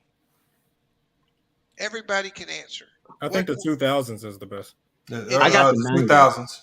Yeah, I got the 90s. Because they had the West. 90s is not better than the offense and defensively. They dominated. 80s and 2000s. 80s and 2000s. What's the greatest draft in NBA? I think history? The 2000s is the best because they had the best defense. The greatest draft in NBA history. Western Conference. What's the greatest? What's the deepest draft in NBA history? 96. Hold on. Lamar, you see I how got fast 96. reread shades the subject? No, I'm just saying the best players came out of the 90s, bro. I didn't change the subject. Yeah, but they want to take the 90s player. Y'all got to stop doing Is Allen Iverson 90s player? The whole thing about Allen Iverson 90s player. Yes. Okay, no, so he's not. Hold on. You If you can't have have a conversation, X-Man. You start on one thing, and then within 2 sentences, we're on 4 different topics. That's what I'm saying. That the thing is that with this whole era stuff, when people say that, 99% of the time, the reason people say that is just to downplay somebody else's accomplishments in a conversation. Let's just be honest. That's like 99%. It was a weak era of basketball. I got a question. Hold on, but that don't make sense because a lot of people have Jordan as the GOAT or at least up there in the top 3. They don't punish him for it. It's just you got yes, people who have LeBron as the GOAT do bring up the 90s era as being weak. I don't have Jordan. I don't have Jordan as the GOAT. I don't have LeBron as the GOAT. Person. Why are you telling me about you specifically when I'm talking about a bunch of people? Because I want to know what people you're talking about. I said in general, like people who don't have Jordan as the GOAT. People like LeBron. A lot of people have LeBron as the GOAT. They'll bring but up. But you just made that up. What's wrong with that? What's wrong with that? You don't see Shannon Sharp. You tell me you never seen Shannon Sharp, Nick Wright on TV saying this? I've never heard him say the 90s was weak. They don't represent. All right, hold on, AB. But how do we define the 90s? Do we call Tim Duncan, Kevin Garnett, Kobe part of the 90s, or do we say that? It's the same reason why we don't call Jordan an 80s player. Craziest thing though, Lamont said Shaq is not a 90s player. How was Shaq not a 90s player? He was drafted in 92. Bro, it's the same reason why Michael Jordan ain't an 80s player, bro. Why is he not an 80s player? He played like 5 seasons, that right? No, he's not. He's not an 80s player. He didn't hit his prime to the 90s. Mike played 7 seasons. I thought his prime was like an 87. He didn't hit his prime to the 90s. So Shaq, hold on. Shaq didn't hit his prime to 2000. All right. Let's say Jordan's an 80s player. No, answer the question. How did Jordan let all these dudes get championships on his watch? Okay. What does that have to do with I guess he is an 80s player. So, how was he getting dominated by he lost before he won. Okay. Just like LeBron, he lost before he won. They're so quick to big up LeBron when we start talking about Jordan's faults. Like LeBron. So hold on. He just said Michael Jordan lost in the 80s. I got a question for the LeBron had to lose before he won. Go ahead, Bees. Let's call Michael Jordan. Let's call a Michael Jordan an 80s player. 80s and 90s. 80s and both decades. Listen to the fucking question. Fuck. Go ahead. Bro. Like fucking go ahead. 2-year-old. From 84 come on. And you act like a fucking old ass man. Go ahead. Yeah, I will beat man. Shut the hell up and go ahead, man. Shit off you, bro. Hey, come on, let him ask his question. Bees, answer the question, bro. If we call Mike an 80s player, how does that change your opinion of the 90s? What do you mean? God damn. What do you mean? No. Bro, they changed my opinion. He's an 80s and 90s player. That's what I'm saying, bro. When you get drafted in the middle of an era, you're a part of both those eras, bro. He played 5 or 6 seasons in the 80s. He was drafted in the mid-80s, bro. So you're saying Tim Duncan's a 90s player? He played 3 years in the 90s. Okay. I would say he's a 2000s player, but 90s he's a championship in the 90s. So hold on, hey, let me ask y'all. Bro, y'all just trying to change the whole definition. We're using eras wrong because era is not just 10 years though. Era is like 20 years. It's like it's a generation, right? An era is a generation. But if you go by decades, then we're talking about something else. No, because the game of basketball, every 10 years, bro. It's changed every decade. No, that's not true. That's not true. Yes, it is. It's changed, and most great players. Even your GOATs change every 10 years, basically. And most great players didn't have a 20-year career. Okay, so you're telling me a player can't be in 2 generations? No, nigga, that's what you said. Only LeBron. No, LeBron, Tim Duncan, Kobe. What about Kareem? He didn't play in the 70s and 80s? LeBron, Tim Duncan, Kobe, and Shaq, they all played in 2 different eras. No, Kareem did too. Kareem did too. Yeah, if you played 20 years, you played in 2 eras. But get this, Kareem is looked at, his greatest time was in the 70s, bro. When he only won 1 chip. And that's what y'all crazy, man. Y'all crazy. Go ahead, Bees. I'm sorry, could you repeat that? Because people's only won 1 chip. Like if you look at Kareem, he played 6 years in the 80s, right? Or 8 years, whatever. No, he played every year in the 80s too. But nobody considers him technically an 80s player. They consider him a 70s player. His legend started in the 70s because he won with Oscar Robertson. It doesn't matter. I think people usually bring Kareem up a lot. That doesn't really matter, bro. That doesn't matter. Because the majority of that decade, he was out of his prime. Yeah, Right. he was already close to 40 by the time they Okay, won. what was his last good year? What was his last good year? I think Probably you would say 86. 86. Okay, so 86. Bees. So I'm finna kill that argument. So you said is Shaquille O'Neal a 90s player or a 2000s player? Couldn't he be both? 2000. Couldn't he be both? He played 8-9 years in the 90s, That's bro. what I'm He saying. played another no. 8 years in the damn 2000s. No. But his prime, hold on. His prime was in the 90s. He was only good in the 2000s for like 5-6 years, bro. Dog, he won 3 chips in the 2000s, man. No, I'm in a talking row. about 4. I get that, but He won 4 chips in the 2000s. He won 4 chips in the 2000s. Stop it, bro. He's a I get 90s that. But and what a I'm saying 2000 is, player. hold on. So before 2000, we don't consider him an all-time great before 2000? No. He was one of the top 50 players ever. He was top bro. 50 by his 4th year, bro. Right. That's what I'm trying to tell them. They're telling me that Shaquille O'Neal is a 2000. No, he was in the 90s, His prime started in the late 90s going into the 2000s. Let me ask you. Hold on, Slim. Bro. Did you see how bad he got abused by King? By Akeem. Yeah, he got swept. Yeah, in his That's 3rd chicken, year. man. His 3rd year, Chicken. okay? His So what 3rd I'm year. trying to say is the Shaq you're talking to couldn't beat Karl Malone. Stop. The Shaq couldn't have beat the fucking. Hold on, Shaq. He Shaq, wasn't at Shaq's level yet. So Shaq is accredited for the years where Shaq he took a lot of Kobe's credit, though. Shaq took a lot of Kobe's credit because it was Kobe that got them. So it was Kobe that got them out of the Western Conference, bro. Bunch of Adderall fucking kids, man. Fucking. I don't know Shaq about wasn't Shaq until they got Kobe off the fucking bench, man. Shaq wasn't Shaq until Kobe came off that fucking bench when they fired Dale Harris and Phil Jackson had the common sense enough to say, man, this motherfucker needs to start. So if that's the case, how the fuck did Shaq get to the finals if Kobe wasn't even in the league and playing high school? He got to the finals with the Lakers. Hardaway? He didn't get to the finals coming out the West. He got to the finals. Exactly. He got to the finals when Jordan left the East, bro. Exactly. The year Jordan left. No, he didn't. Jordan was here, bro. It was the year Jordan left that he got to the finals, bro. Oh no, he beat Jordan. Played in the fucking playoff 17 games, man. He came back for 17 games, dog. He He was out of shape. Oh, those were the lost tapes. I forgot. I get. Let's just lose those. I don't understand. So are we arguing that Shaq is not a 90? We're not gonna Shaq is a 90s player and a 2000. Bro, that's what he I'm was saying. drafted in 1992, bro. He played 8 years in the 90s. He's a 90s. He was an all-star in the 90s. He was in the MVP running in the 90s. He was an all-star in the 2000s, and he was in the MVP running in the 2000s, bro. He's both. Slim, let me ask you and a he quick made question. the top 50 greatest in his fourth season.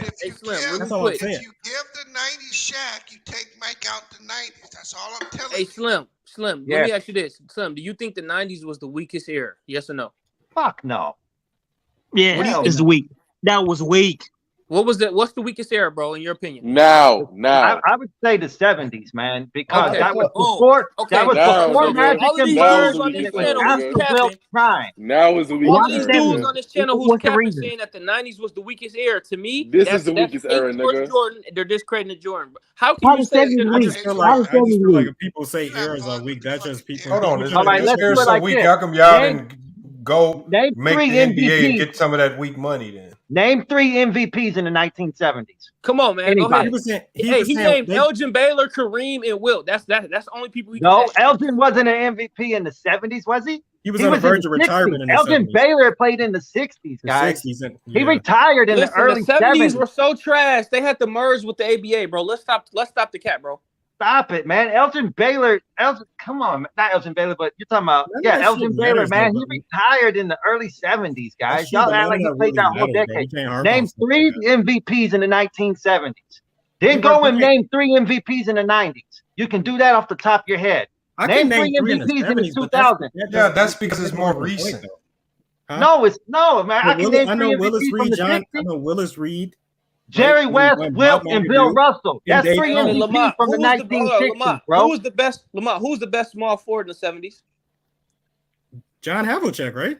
I don't know. Stop it, man. Hold on. This is what I'm not going to do. I'm not going to sit here and profess like I studied the 70s so much. Look, I could probably tell you from the 80s on up, but I'll guarantee you if I did more real research on it, I would find some viable basketball based on what I've research so far, the weakest era, which was weakened by the NBA itself, was the 90s. They weakened themselves bro. There with was the more expansion. competition. There's more competition. You can name 3 MVPs from the 60s. Hold on. I want y'all to answer this question. Let me have them answer this one question. I told y'all. I'm gonna name him 3 MVPs, and then I'm gonna leave. I can name them 3 MVPs. You too. I don't see what they can McAdoo, Kareem, after you look it up. Malone. I didn't look up nothing, bro. Okay, Also, hold on. Willis Reed also won. Okay, and are they in? Okay, you said Bob McAdoo and Moses Malone. Are any of those players in your top 10? Go ahead. No. Okay, that's case closed then, bro. Okay, hold on. Bees. You got Let me top ask you a 10 question, players. bro. In the 80s, you got top 10 players. Hold on. You said out of Moses Malone, who is probably the most disrespected center of all time. No, I respect Moses. Moses was a I respect him. Okay. But he's not a top 10 player ever. He's not. He's not even a top 20, bro. No, you're fucking stupid, bro. No, Moses Malone is top 20 for sure. He's top 20. Fucking stupid, bro. He's top 20. He's one of the greatest centers ever, bro. Said he's not top 20. You fucking no, he's dumb, top bro. 20, bro. So He's hold on. You have outside him the over top Kevin 10. Durant? Fuck yeah. What the fuck? Stop getting into this. Better than Kevin Durant. No question. Okay, next question. Go. What are you talking about, bro? You better go do your research on Moses Malone. Moses was the shit. I'm not gonna lie, but that was what I'm saying is the greatest player. If you're saying the greatest players of the 70s was Moses Malone and Bob McAdoo, bro, they're not. What about Kareem and Bill Walton? Kareem won 5. Bill Walton's Bill not Walton scratching the didn't top have 10. enough longevity in his career. Okay, might hold have on. Let me Kareem, ask but you, Bees. Who's your all-time greats from the 70s? Who's your top starting 5 from the 70s? Who's the top 5 best players in the 70s? Pistol Pete. He's out there. That's another one. That's a good player. I love Pistol Pete. If you're listen, I'm gonna say it like this: if you're trying to make a 90s versus 70s team, you'll get buried by the 70s, bro. Yeah, you will. You will get buried by the 70s. No. You gotta the 90s remember players will destroy the 70s players. No, they won't, bro. Okay. I can give you my start. So who's the best center? Wait, time out. Come on, bro. I'm gonna go with that, but Bees, who's the best center to you in the 1970s? Kareem, obviously. Okay, so hold on. Let's take a 1970s Kareem against the best center in the 90s. Okay, which one was the best center though? Who are you going with? Elijah one. And I'm gonna beat them all. He would beat them all. Hey, and I'm every one of them. Captain. All day, every day. So you think that Kareem could guard Shaq in his prime, or Hakeem? Nobody could guard Hakeem in his prime like that, though. That's our argument, though. So, but not even that. Hold on. Who's going to guard Karl Malone and Charles Barkley and all those other guys? That's what I'm saying. Nah, man. I'm just saying nobody can really guard these in general. Why do you say Charles Barkley? Because you keep bringing Charles Barkley up. Charles Barkley is my favorite player all time. Fucking I love him. Right? Oh, really? No. You got to hear what they said earlier. They said that They said that Kevin Garnett was a better scorer than Charles Barkley. They're fucking dumb as hell. Oh, but Jesus. Hey, check this out. He's a better player. He's a better player. He's a better defender. Charles Barkley is my favorite player of all time. Okay. But he couldn't guard a sheet of paper, bro. So he's not better than KG. Okay. He got no defense, bro. He's athletic. Who in the 70s could have stopped Charles Barkley? But I'm gonna tell you right now, if you go John Havlicek. If you go and research Charles Barkley, you know who Charles Barkley said the best. John Havlicek was one of the best defenders of all time. Do you know who he says the best player he played against in his NBA career is? Kevin McHale. Thank you. Not Michael Jordan. Not none of all that other shit. That's matchup. Kevin McHale. Okay, that was his matchup. So hold on. No. Hold on, bro.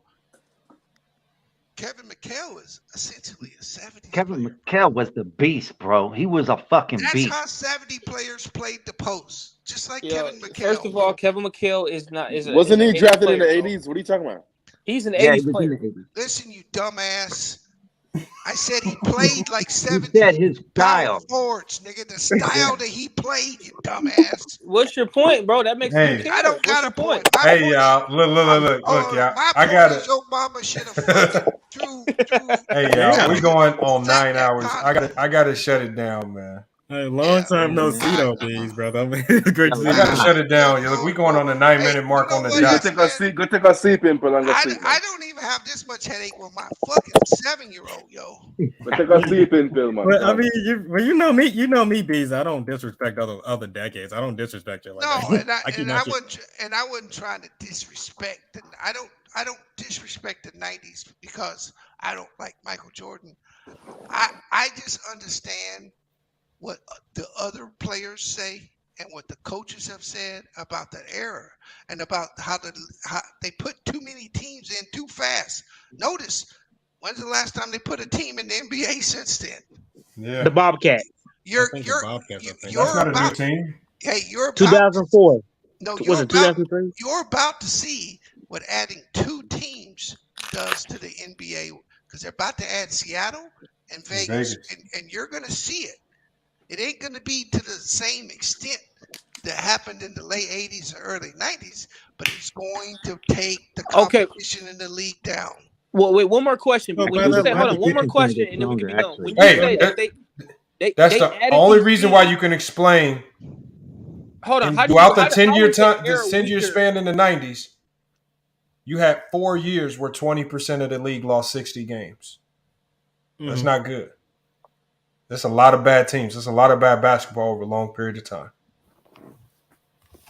Will you repeat that one more time? You said 4 years with what now? You got 4 years where over 20% of the teams in the league lost 60 or more games. What were the 4 years? How many teams? 24 teams in the league back then, right? What were the 4 years? There were more than 24 teams in the 90s. What were the 4 years? I don't know. I had it written down somewhere else. So you have four special teams back then. What was it? Charlotte, Minnesota, Miami, Orlando. It was Memphis, Toronto, and I think Vancouver. That's who. No, it was six expansion teams in total. Yeah, 6. Right. Yeah, 6. So how many I teams? think Miami and Charlotte came in 88 and 89, though. It was Vancouver, Memphis, and Toronto that came in the league in the 90s. No, it wasn't no Memphis. Remember, Vancouver turned into the Memphis Grizzlies. They moved. They were Vancouver. It was Orlando, Miami. You had the 2 Canadian teams, Toronto, Vancouver, and then you had Charlotte, and there was another team. I forgot. Isn't Orlando make it to the? Isn't Orlando? Minnesota. Yeah, but that's still not a lot of teams, though. That's 6 teams out of 32. But then Miami. Bro, that's 6 teams in a small amount of time. But then Orlando in the league out. You know how many expansion drafts that is? Do you know how many draft compensations taken away from other teams that is? I'll give it to you like this, bro. Look at how many fucking football players are in the world, right? In the U.S. Look how thin they get with a couple of injuries on the NFL team.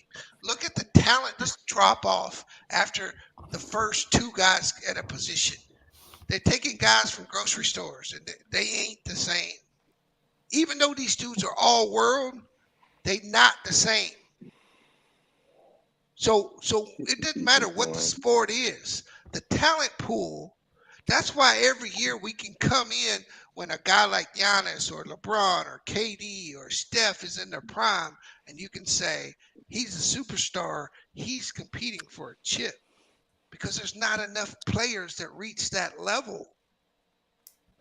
Every several years, you'll have a great team that's cohesive, that will come together and they'll play good together and they'll beat the superstars. But generally in the NBA, the stars win. Period. The NBA seemed like they made sure every team had at least 1 star, and it was the teams that got lucky and had maybe 2. Possibly 3, those were the teams that dominated. But if you were stuck like Sacramento, stuck with 1 player, like Mitch Richmond, or a lot of these teams were just stuck. Clippers didn't have nobody in the 90s. What, Lloyd Vaught? Clippers had nobody. So yeah, the Clippers had somebody. What was dude's name? The starter. I gotta go. All right, yeah, I'm about to shut it down anyway. Now the Clippers had nobody in the 90s. They was horrible. Wait, was it Ron Harper, Lovott, or Who else? I don't know. Oh shit! I gotta look at NBA Jam to see who they were. They can't run Harvard. Dominique Wilkins. It was Lord Vaught. It was Lord Vaught. Hey, y'all, hold on. Hey, I'm about to shut it down, though, man. I appreciate y'all pulling up, man. That was I know crazy show. I didn't expect to be. I didn't expect to be live this long, but it is what it is. You know me, Lamar. I get passionate sometimes. I apologize. Hey, that's what's up, man. That's what we need here, man. No, you good, man. You good. All right. Let me get this. Yeah, real talk. That was my first time visiting and plugging into you, dog. It was a dope ass live. I'm not gonna lie. I ain't really never did no YouTube stuff.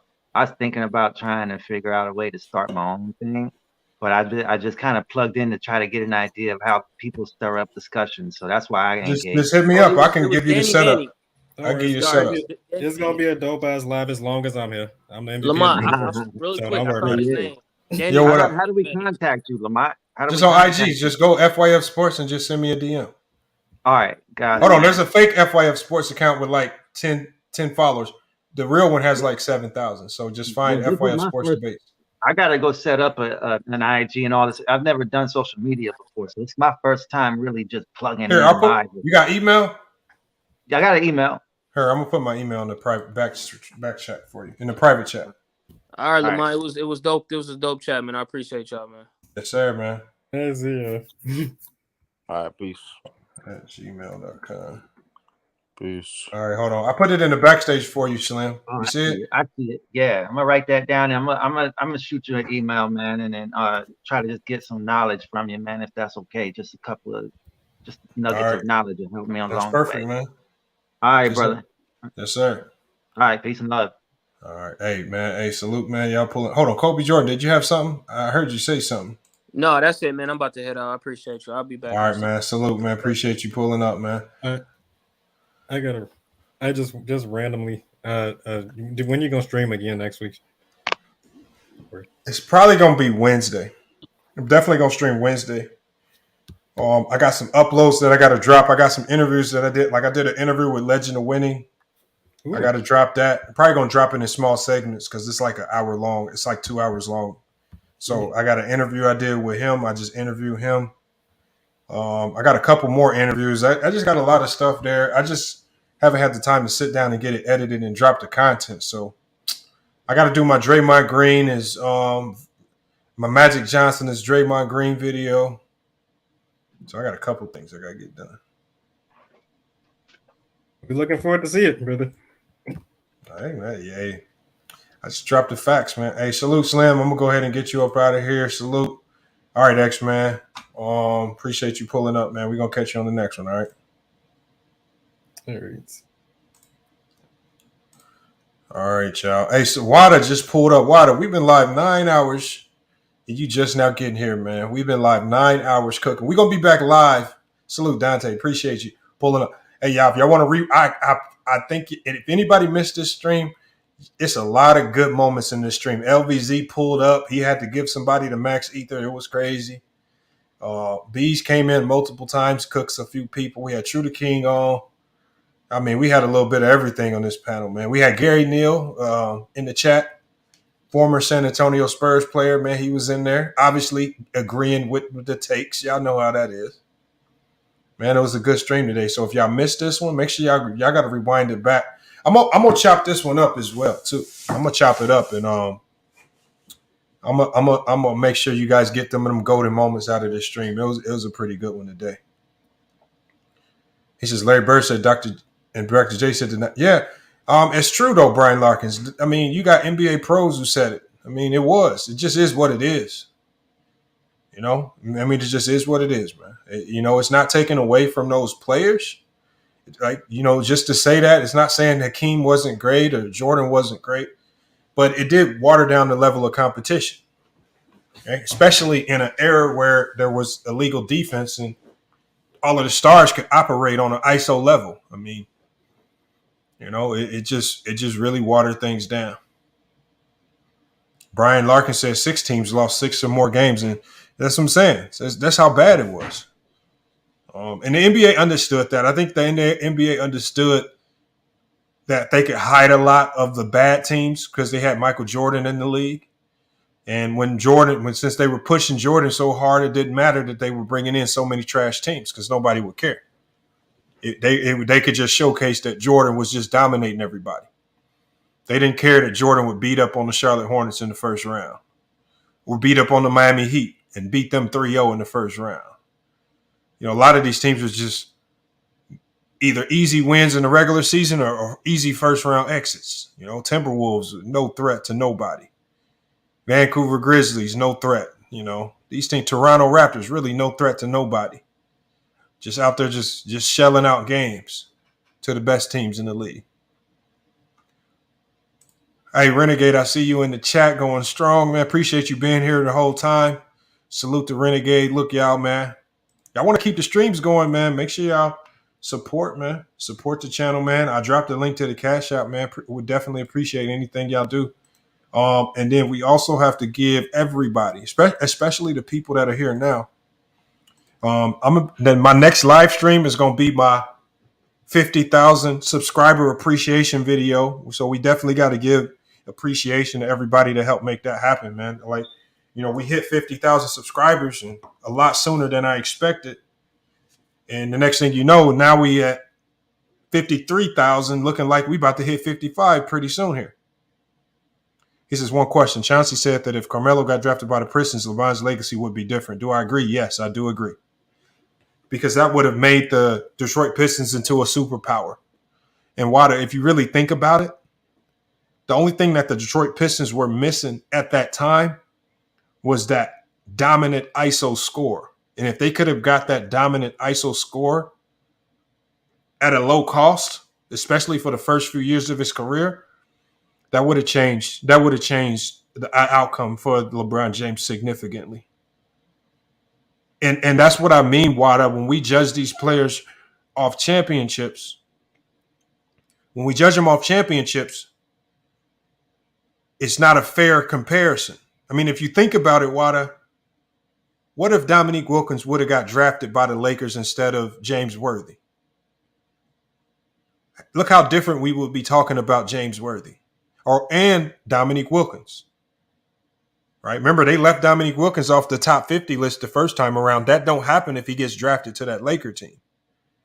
But Dominique Wilkins was great with the Atlanta Hawks. He was constantly scoring 30 points per game.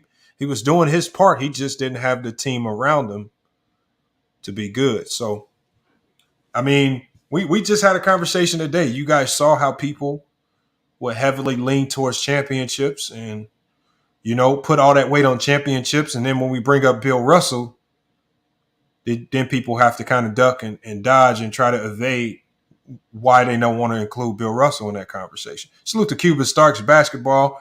Man, make sure y'all go subscribe to Cuba's channel, man. Cuba, if you're not a mod, Cuba, I got to make you a mod so you can start posting your link in the chat. But look, y'all need to type in his channel, Cuba Starks Basketball. Y'all need to go follow his channel, man. He's trying to get his channel back up and thriving again. So, man, for anybody that's watching this live or if you rewatch this, make sure y'all go check out Cuba Starks Basketball channel, man. He does a lot of different content. I mean, I think he might also be a delusional wrestling fan. But, I mean, it's good content over there. Video gamer, gaming, content, all that stuff, man. You need to check him out, man. And we got Logical Raptors Fanatic. Logical, that's like that name is really weird because you cannot be a logical fanatic. Fanatics are just crazy by nature. You know, you can't be a logical Raptors fanatic. So your whole name is just kind of delusional, man. You know, that's all. It's kind of like Cuba in the wrestling takes. I know Cuba, am I on the list now? Cuba, we got to go over there and troll Gold Mike one more time. You know. Logical said it's searchable that a fanatic isn't crazy. All right. That might be true. I got to do some research. You might have me on that. X-Man said he should be a mod too. I don't know, X-Man. You might have you had a few bad takes today, man.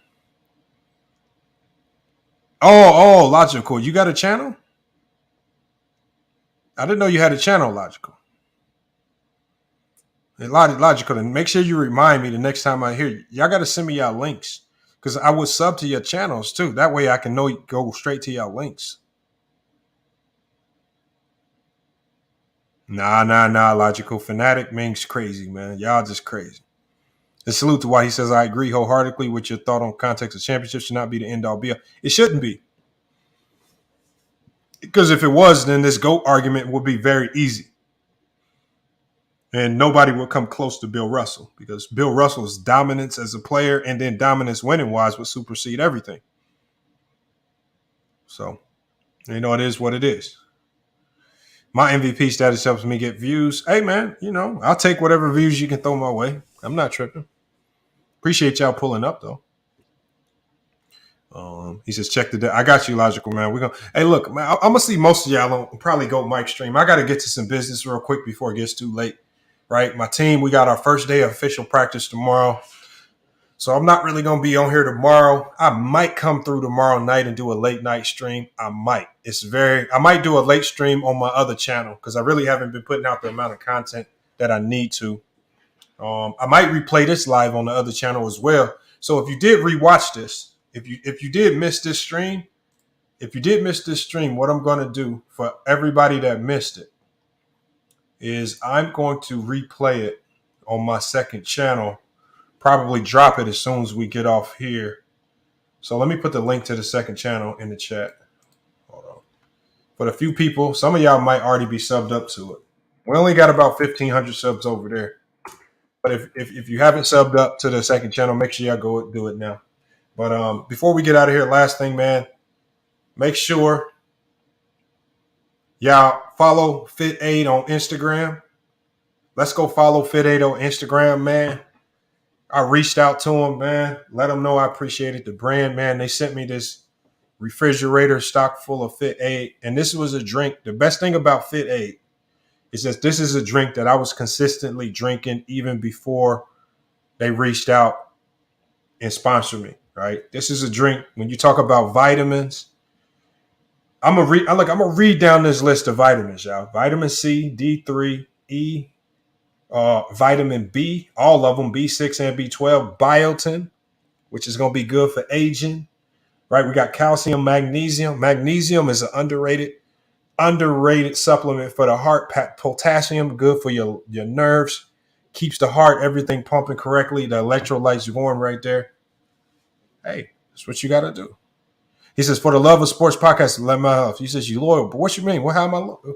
Look, man, it's Fit Aid. It's not loyalty, man. It's just you want to be healthy. Look, the only drink out there that can boost 200 milligrams of clean caffeine. That's what you want. The one thing that makes these energy drinks like Monster and stuff bad for you, they got the taurine in it and all this stuff. It's all unnatural energy. And some of these things get your heart racing, give you headaches, all types of stuff. It's not like that with Fit Aid, y'all.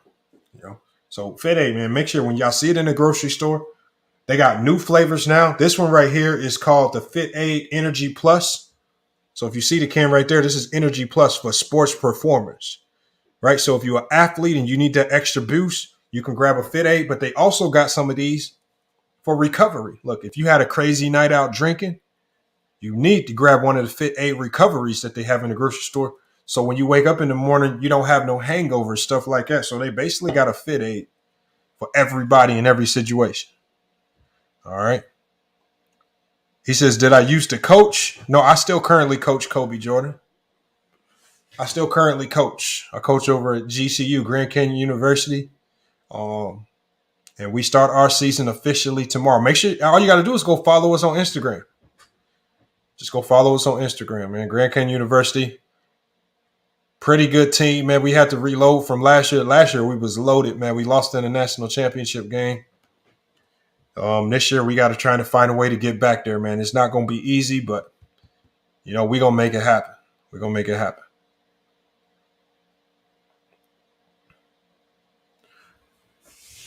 So there we go right there. Hold on. Everybody on Facebook, everybody on the Twitch stream. Twitch, I see you guys cooking over there. I appreciate it. For the love of sports podcast, he says, who you play for? Hey, you know what? This is what I'm going to do for y'all. The next stream tomorrow, for the 50K stream, I'm just going to play my highlights. That way we can just go through some highlights, man, to show y'all it's not a game, man. Yeah, it was D1 Kobe Jordan. We're just going to go through the highlights. We're just going to run through these highlights, man, and just show people how the cooking really happens. Because a lot of y'all really can't cook like that. A lot of y'all be thinking it's GOAT Mike level or something going on. And I tried to play GOAT Mike again. Do y'all know he ducked me again a second time? He ducked me again a second time and said he didn't want to pull up for the 1v1. This is no joke. His excuse was he said he thought that I would bring antisocial with me. He said he didn't want to pull up because he thought I would bring antisocial. And he says if antisocial pulled up, he would have to get deadly. And he would have to kill the man. That's what he said, y'all. So.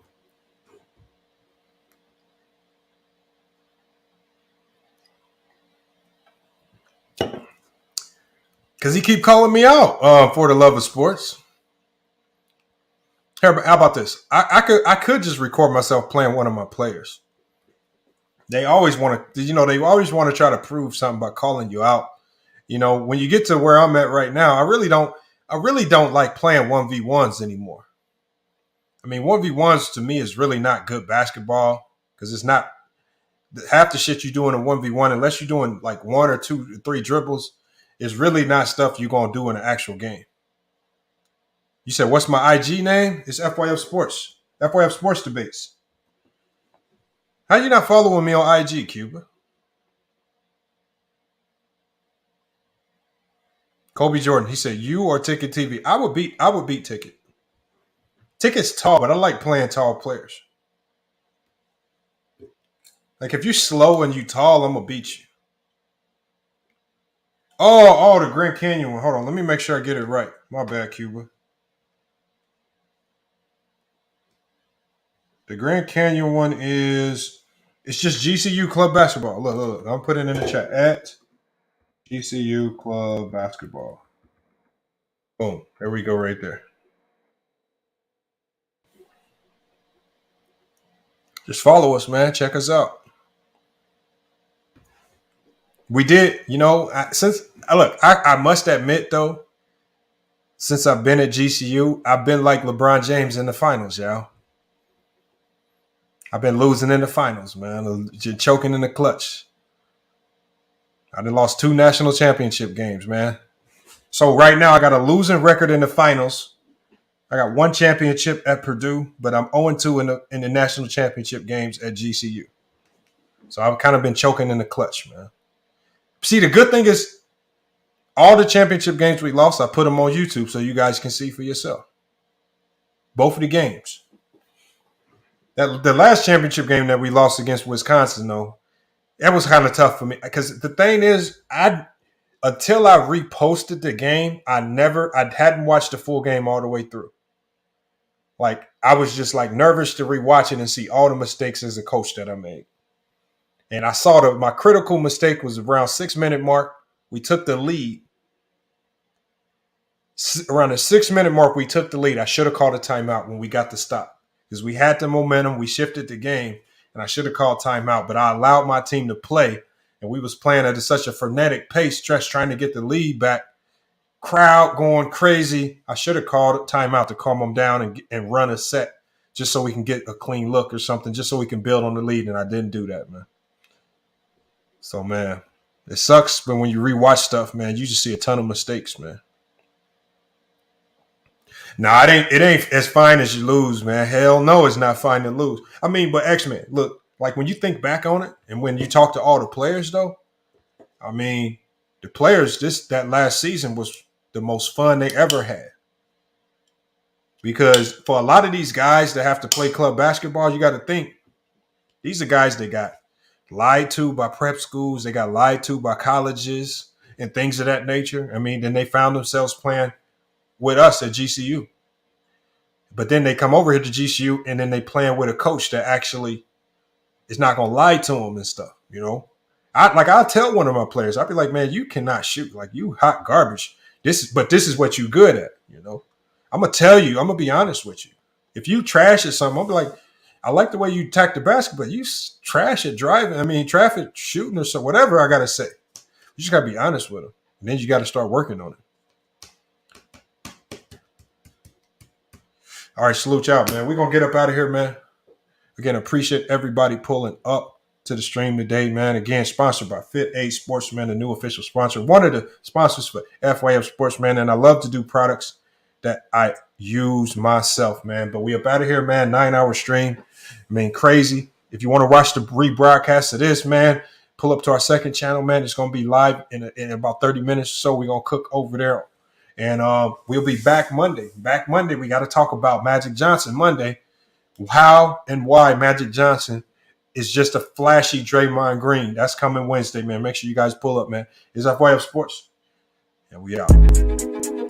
All I hear is yap, yap, yap, yap.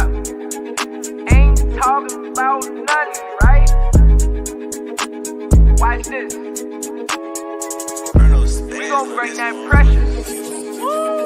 Just a little FYI, FYF, 20K sub 6 months, what's next? They been hating at first, now they calling us the best. Hit up YouTube, tell them cut the check. Just a FYI, FYF, 20K sub 6 months, what's next? Woo, fuck your feelings, we all know who the real is. I be getting to it, ain't wasting no time. Walking straight in, we ain't waiting in line. Fuck your feelings, you don't care about mine. You a YouTube gangster, don't be yelling out slime. Or you talking LB, talking Ticket TV. Ain't nobody watching them, all the viewers be sleep. 5 years in, all your subs is your friends. Ticket TV, watch the cars again. Just a little FYI, FYF, 20K sub 6 months, what's next? They been hating at first, now they calling us the best. Hit up YouTube, tell them cut the check. Just a FYI, FYF, 20K sub 6 months, what's next? Woo, fuck your feelings, we all know who the real is. All know, shop don't close, working 24, trying to make the channel grow. Look at them, pointing fingers, hating on the low. You can't compete with our podcast show. Couldn't make it in the league, so we got on TV. Crying by LeBron like a little baby. You must be crazy, trying to ever play me. Or you super tough until it's time to say cheese. Just a little FYI, FYF, 20K sub 6 months, what's next? They been hating at first, now they calling us the best. Hit up YouTube, tell them cut the check. Just a FYI, FYF, 20K sub 6 months, what's next? Woo, fuck your